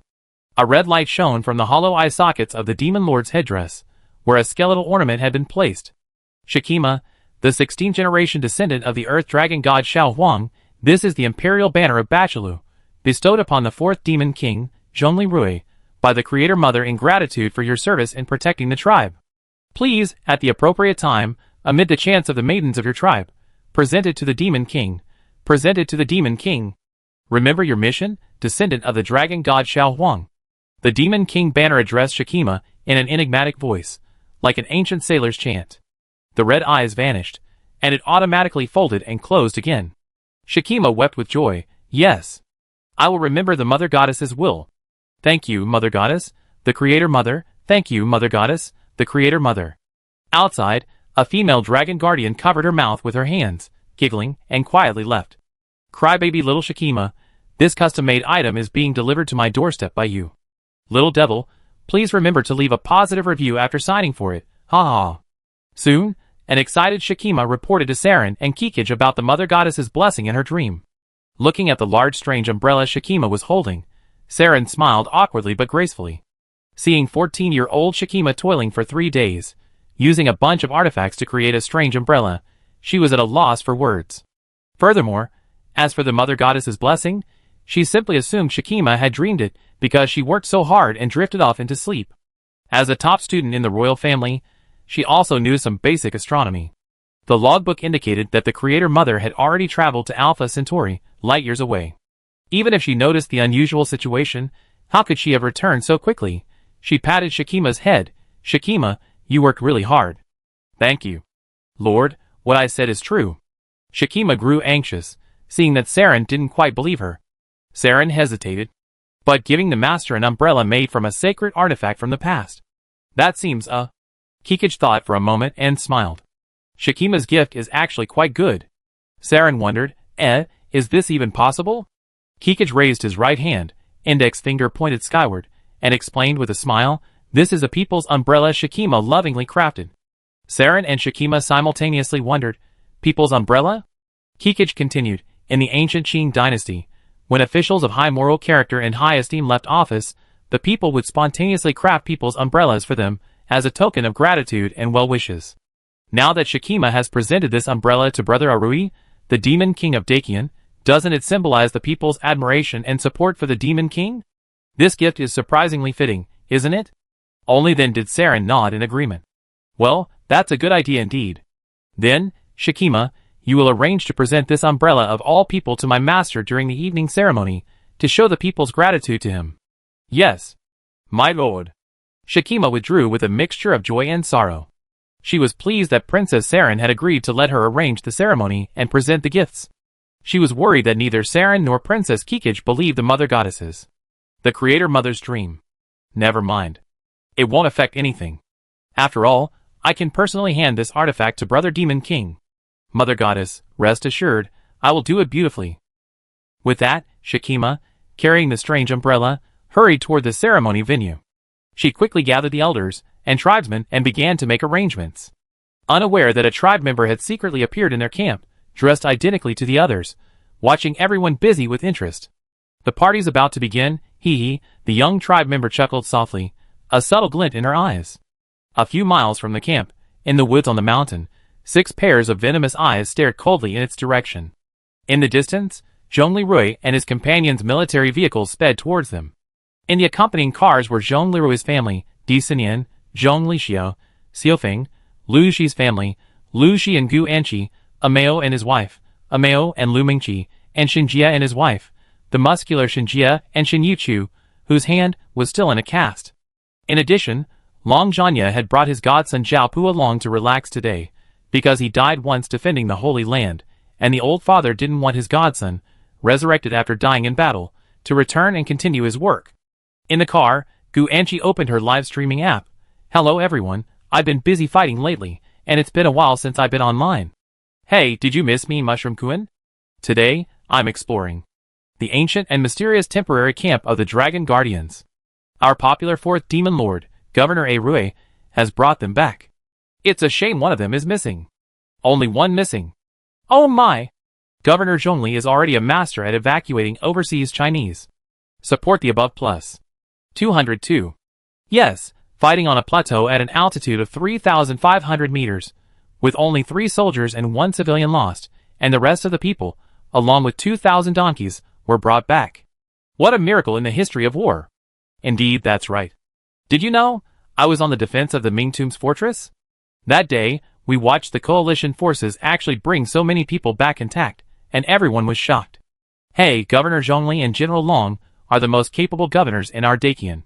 If they attack together, we're sure to be no problem. Hey, it's not just them. I heard that Governor Catherine of the Sky Rose also had a pretty good record this time. I can prove it. I'm from the Magic City Air Force. This time, we were on the top of the mountain, and before we ran out of ammunition, we eliminated nearly 1,000 enemies. We even participated in the elimination of Superu. 6, haha, we're in Dakian now. The evening party hadn't even begun, but the livestream was already heating up. The Windblade King and his guards hadn't arrived. Because, in the fortress city, the Windblade King was consulting the 2nd Demon Lord, Ning In, a part-time professor of human history at Linganzhou Awakener University, about the system of chivalry and the story of Charlemagne and the 12 Paladins. Although Ning In was somewhat amused, he patiently explained. Haha, these primitive tribal warriors, who only last year were consuming meat and drinking blood, are now becoming chivalrous Sky Wind Knights. This probably doesn't contradict the 4th Demon Lord Arui's original vision. In fact, if these children could truly strictly adhere to the code of chivalry, they would all become quite adorable. Hee, Ning In mused. Chapter 470. The sun gradually set, A saffron-orange glow etched across the horizon, bathing the entire camp in a warm glow. As the afterglow faded, torches and bonfires lit one after another. When Zhongli Rui and his friends and family arrived at the Qinglong Lake camp at sunset, the Dragon Guardians' evening celebration, celebrating their successful migration south and thanking the fourth Demon King for his grace, officially began. At the camp gate, Saren, Kikich, and Shikima, all dressed in their finest attire, led a group of elders, all dressed in black, out of the main gate and greeted Zhongli Rui and his group with great ceremony. Gu Anqi, holding her phone and live streaming boom, broadcast live. The camera panned to the welcoming procession, led by Saren and Kikich, who arrived in their finest attire. Wow, what a grand welcoming procession. It feels like the way the tribes used to greet the visiting Khan of the Tang dynasty? Plus 66, the plus number represents the number of likes after this comment. I agree with the above. However, these elders, on such a happy day, are all wearing black robes. What does this mean? Are they preparing for a celebration or a dark fire ritual? Plus 1024. I think it's a bit strange too. Never mind, why look at old men? Look at beautiful women. Huh?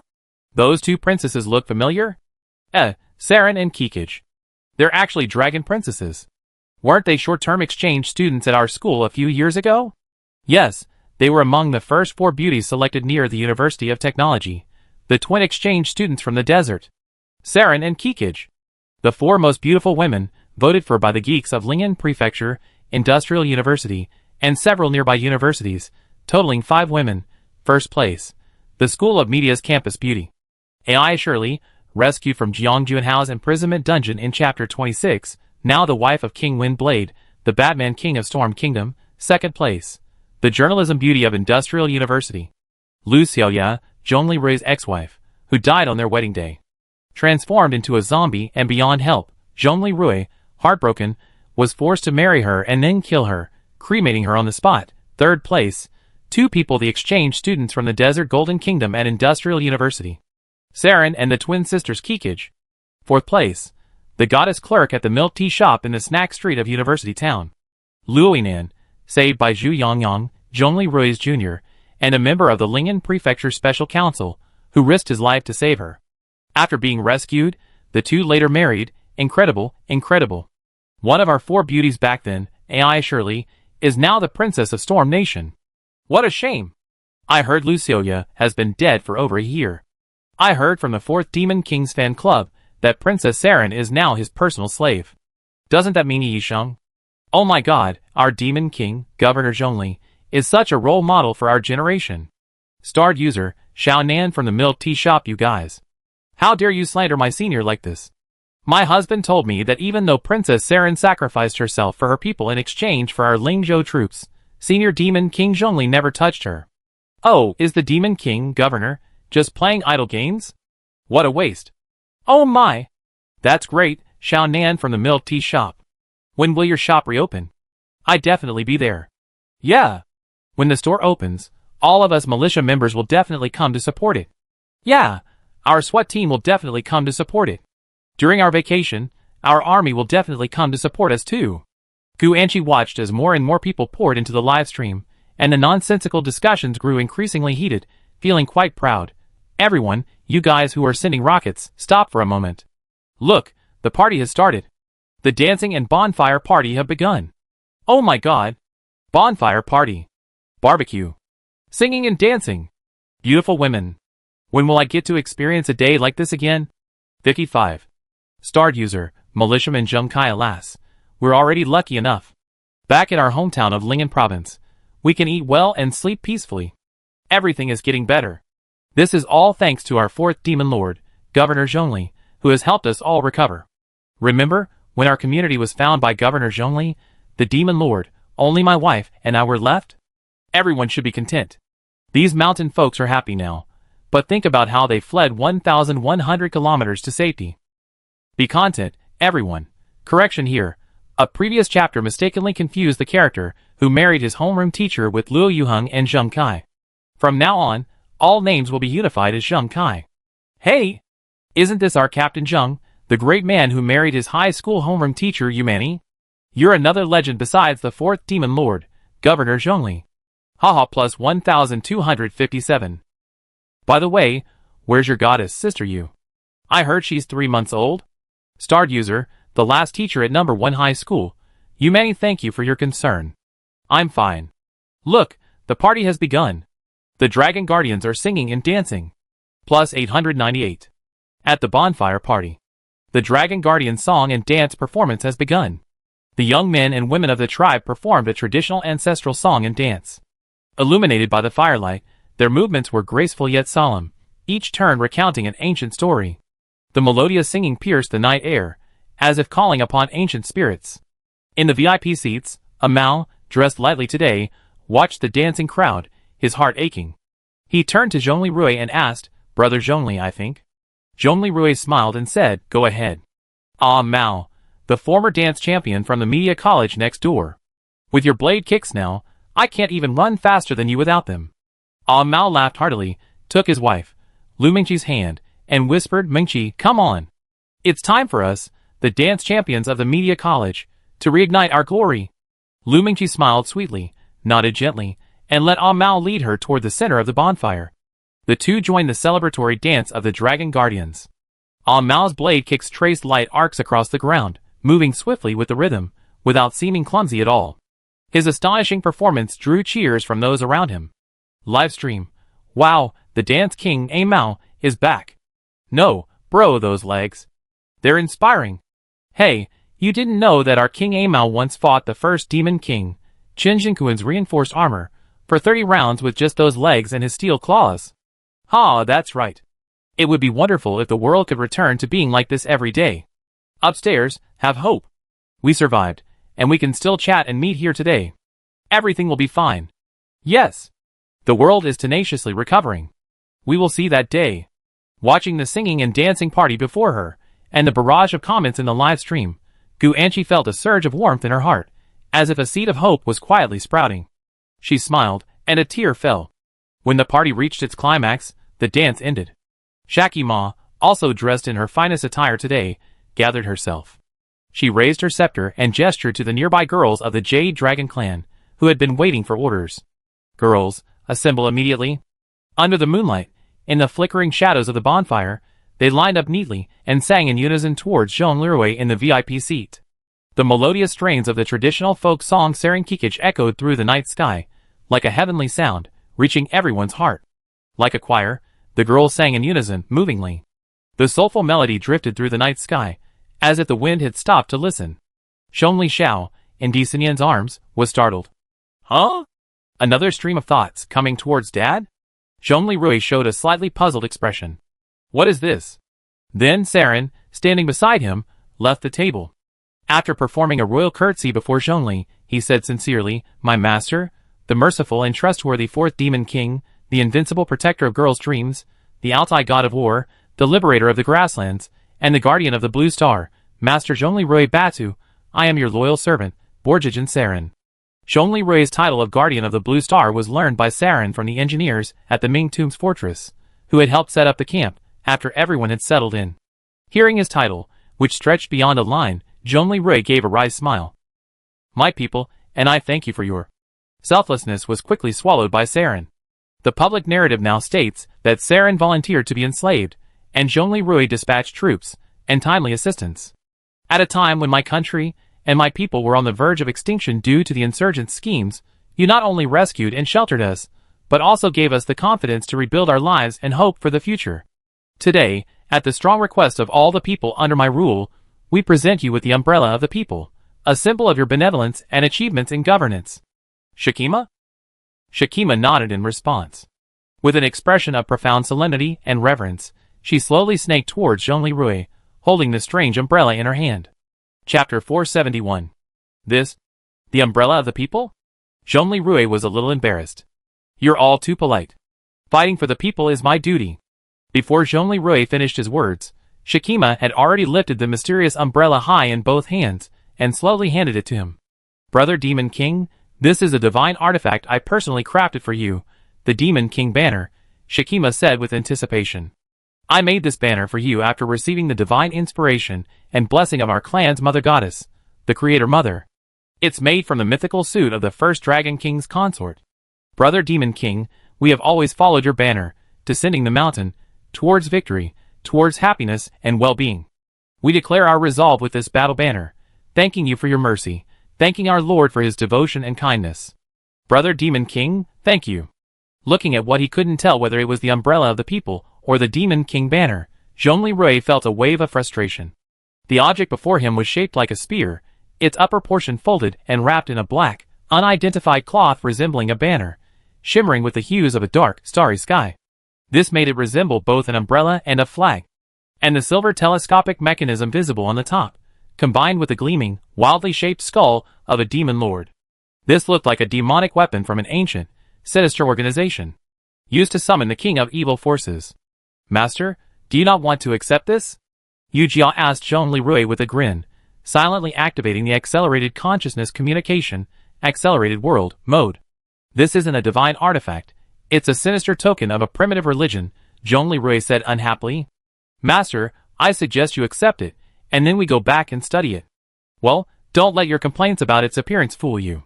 However, I scanned it, and the materials it's made of are unique on Blue Planet. The materials for the flagpole, crossbar, and banner are all missing from my database. And the skull of an unidentified creature adorning the spearhead doesn't match anything on Blue Planet. Furthermore, the flagpole contains a component similar to the technology found within the Earth Dragon Library, suspected to be a control center. While it may look unsightly, it's not an exaggeration to call it a divine artifact. Master, look around you. Shakima, an underage girl, so earnestly offers you this gift, and so many dragon guardians are singing for you. You are the protector of girls' dreams, and now you're going to destroy so many of them?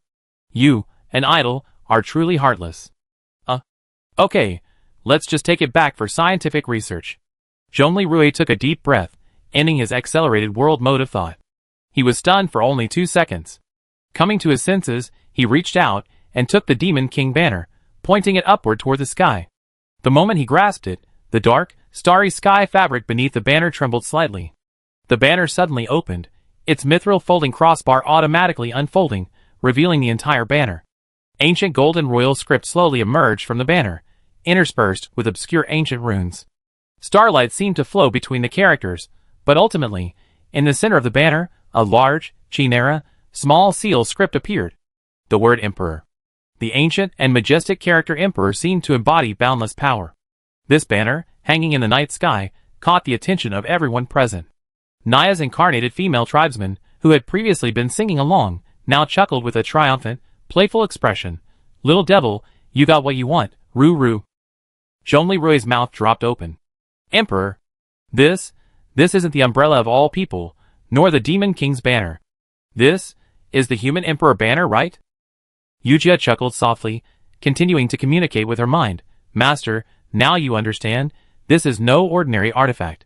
Master? Zhongli Rui didn't reply to Yu Jia. Instead, he held up the human Emperor banner, staring blankly at the word Emperor on it. Gu Anqi, who was live streaming, was also stunned. What are these Dragon Guardian girls giving us? They gave us a human Emperor banner, blessed by their ancestors. Plus 1021. The comments instantly exploded. Holy crap. What's going on? Plus 11,234.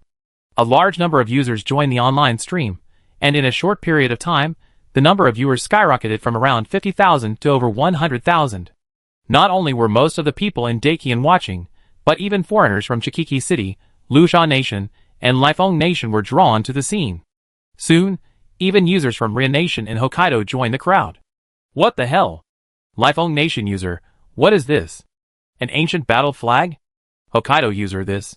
Fourth Demon Lord, Governor Zhongli Rui, what kind of strange flag is he holding?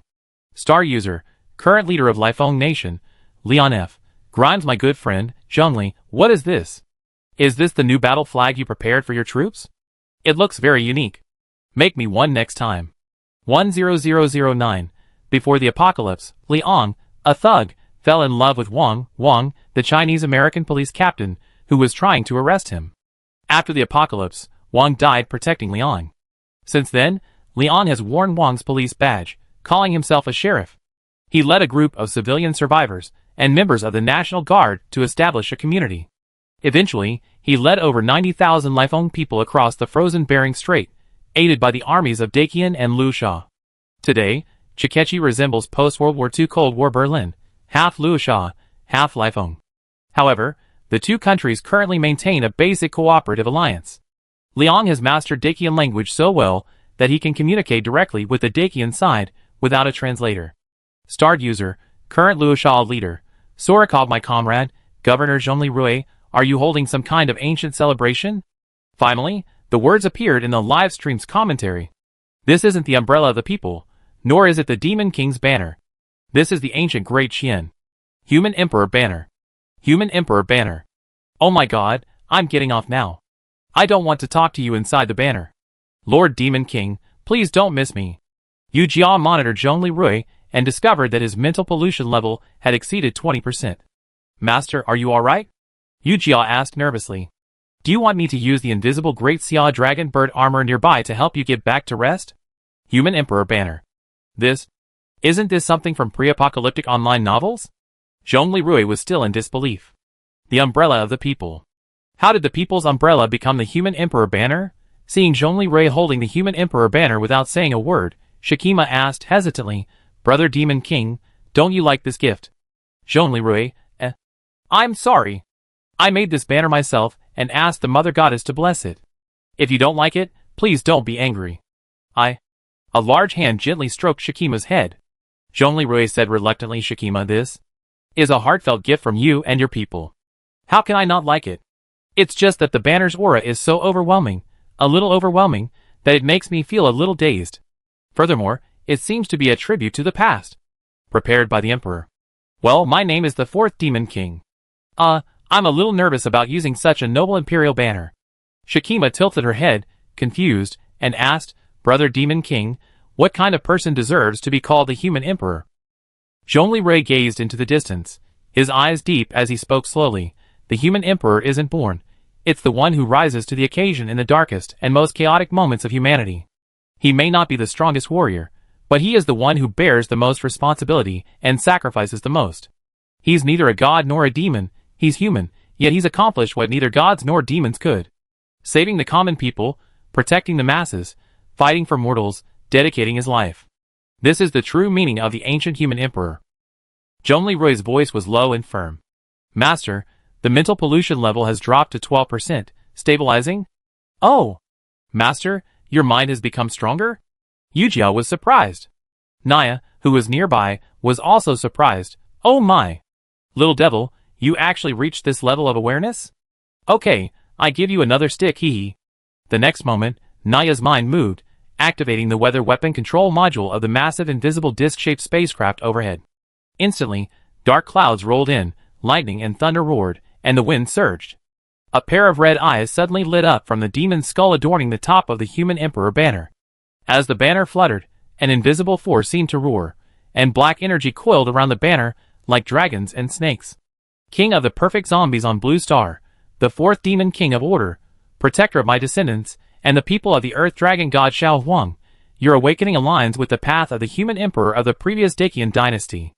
I, the Creator Mother, the Mother Goddess of the Dragon Guarding clan, acknowledge your title of Human Emperor and bestow my blessing upon you. Remember, the title is but an empty honor. Your path determines the safety of all of Blue Star. Now, I bestow the Human Emperor banner upon you, Zhongli Rui, Badalu. I hope you will remain true to your original aspiration and practice your path. The Human Emperor banner trembled gently in Zhongli Rui's hands, and the red eyes, formed from the condensed black energy, seemed to come to life. Zhongli Rui's heart was shaken. The Creator's mother. That image in red, with snake-like hair and giant octopus tentacles behind her. She.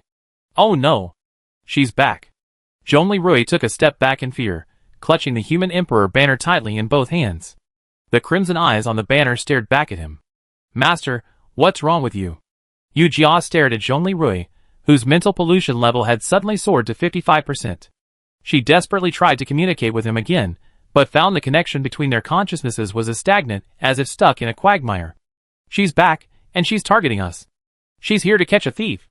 Zhongli Rui's voice tightened, cold sweat dripping from his forehead. His eyes reflected the red pupils on the banner. Yu Jia suddenly realized, catch a thief. Oh no! She urgently mobilized the computing power of the Changsheng Group's backup base at Jinghai Base on the lunar surface, as well as the computing power of the unmanned Heavenly Court space station in synchronous orbit, as if facing a formidable enemy. At the same time, she mobilized all satellites currently in orbit, attempting to intensively investigate the area using the technology and signatures scanned at the Earth Dragon Library. She also suspended other types of scans to focus on the signatures of the outer gods. However, Yu-Jia found nothing. Nyarlathotep sensed the intensive scanning of the sky by all the satellites and sneered, "You frightened little devil, and this exceptional artificial elf from a level 0.95 civilization. You're still a little immature." Zhongli Rui held the human emperor banner, sensing the trembling of heaven and earth, and involuntarily let out a low growl. Shakima collapsed to the ground in fear, and the nearby dragon guardian girls scattered in terror. Instantly, the party venue was in shambles. The sudden appearance of the abnormal heavens and earth also plunged Gu Anqi's live stream into chaos, with the number of online users now exceeding 200,000. What's going on? Is this human emperor banner real? Plus 5,432. Ah! The human emperor banner just acknowledged Governor Zhongli Rui. The human emperor is mighty. Plus 40,001, Dakian support rate exceeds 40%, current population, 100,000, yes, our great hero, Governor Zhongli, how could he be given the title of Demon King? That's too lame. Give him the title of Human Emperor to suppress him. Support. Plus 31254 Gu Anqi received an urgent private message from Cheng Wei, president of the 4th Demon King Support Club at Linganzhou Awakener University. Master, Cheng Wei is Shin Youchu's adopted daughter and disciple, hence the name Master Gu Anqi. There's chaos in the club. What do you think? Should we change the name to the Human Emperor Support Club? Gu Anqi held her forehead and said, I think Jingjing. Cheng Wei immediately replied, Jingjing also agrees with the name change. Gu Anqi nearly vomited blood, then remembered that Cheng Wei's classmate, Chen Jing, was also a member, and her name was Jingjing. At that moment, a figure stepped forward. It was Shin Yuchu, the Soldier King Master, her right hand still in a cast. Oh no! The Human Emperor banner might be like the Xianyuan sword of the past, burdened with too much karma. Master has been infected and possessed. Master, I help you cultivate. Chichiga, who was nearby, was puzzled. Is Arui truly possessed? And Yuchu wants to help him cultivate. Wife you. Shinjia said helplessly, extending his large hand. Shin-Yuchu rushed to the roaring Zhonglirui, took out his whisk, took a deep breath, and began to chant a Taoist song. The art of purifying the heart. As Shin-Yuchu chanted, the passionate, high-pitched melody tried to soothe Zhonglirui's frantic mind. Shin-Yuchu, singer's rapport has reached 95.99%, a personal record. Master, mental pollution has dropped to 52%. The next moment, Disinian shouted at Gu Anqi, Anqi, shut down your live stream. Let's go save your master. Okay. Gu Anqi turned off the live stream. Xiaofeng, hold your brother. Mom, go quickly. Aside, the terrified Saren and Kikij finally came to their senses. Saren was stunned. Oh my god. What Shakima said about the Mother Goddess's blessing. Is that true? But to me, it doesn't look like a blessing from the Mother Goddess. It looks like a punishment from the Mother Goddess. Sister, stay here. I go save Rui. I go too. Sister, your stats are too low. You're lost. There's no point in going. Kikij said sternly, kicking over the low table and rushing towards Zhongli Rui. Saren was stunned, frozen in place. When she came to her senses, Disinian, Shin Yuchu, Gu Anqi, and Kikij, 4 powerful singers, were already singing purifying heart art beside Zhongli Rui. Madam's fit, 98.99%, Gu Anqi's fit, 92.11%, Kikij's fit, 96.99%. A new personal record. Master's mental pollution, 48%, 44%, 40%, 37%. Zhongli Rui finally came to his senses, leaning on the Human Emperor banner, breathing heavily. He panted heavily, as he looked at the 4 women who had rushed forward to save him with the power of the singer. His wife and lover, his comrades, his friends. The world before him, the bonfire party that had previously been filled with laughter and joy, was now in chaos. Everything before him was what he had always wanted to repair and protect. He suddenly remembered the log. She, from the higher dimension, had struck the brave castle territory with lightning for 2 days for Xiaohe. A voice echoed in Zhongli Rui's heart. Don't do this. This can't happen, even if we are an ant nest from the lower dimension. I will protect them. I am their protector. Ah Rui, throw away such a sinister thing. Sinyan sternly said. I can't throw it away. She's watching. Zhongli Rui, clutching the human emperor banner, faced the thunderclouds in the sky. A strange light suddenly shone in his eyes, and he spoke resolutely, God of knowledge. We were wrong. We shouldn't have been thieves. We didn't mean to do it. Our world is on the verge of destruction, and we are simply seeking the technology and knowledge to save ourselves. Please have mercy and spare my family and my world. The women around him asked, God of knowledge? Aboard the rotating turtle, Bai Lingxin and Shenpan said, No. We've been captured by Gao Wei. We got you. Bai Lingxin immediately contacted Qin Xiaoyao. Xiaoyao, don't touch that kidnapped voice assistant. Qin Xiaoyao, far away in Lingnan province, also understood the seriousness of the situation and trembled. Mom. Have we gotten into big trouble? Asia's 6 robotic arms collapsed in place. It's over. We messed with something we shouldn't have messed with too early. Nyarlathotep, lurking nearby, flashed his beautiful eyes. Oh? Rui, what are you talking about? Sinyan said in confusion. Suddenly, Zhongli Rui's eyes went white, and he collapsed to the ground. However, he still held tightly to the flagpole of the human emperor banner. The red eye of the human emperor banner disappeared, and the banner automatically retracted. At the same time, the trembling of heaven and earth also ceased. Rui! The women shouted, surrounding Zhongli Rui. At the gala, Nyarlathotep shook his head and said, am I that formidable? I just recognized the last human emperor, and you, TSK. In the nearby forest. My king, as you can see, the 4th demon lord, Zhongli Rui, has obtained a secret guarded for millennia by the dragon guardians, the symbol of the earth emperor, the human emperor banner. Tongda reported to Tertu. Damn it! How did the 4th demon lord, Zhongli Rui, get hold of it? This should belong to me, the descendant of Song Tian Khan, heir of the Golden Quartz bloodline, master of the earth dragon god's divine body, my honor. In the crypt, Terta hammered the ground angrily. Then, his golden eyes flashed, and he exhaled a foul breath. Tongda, orders have changed. No matter what means you use, seize the human emperor banner. Kill the 2 princesses if you can, but if you can't, forget it. Yes. My king. On the surface of a nearby lake, an invisible humanoid figure, draped in a yellow robe, stood on the water frowning. By human standards, he was undoubtedly a handsome young man, but his eyes gleamed with a vicissitude that didn't belong to a young man. Little Nija, even if you did this to correct the situation and maintain order, this is a bit too much.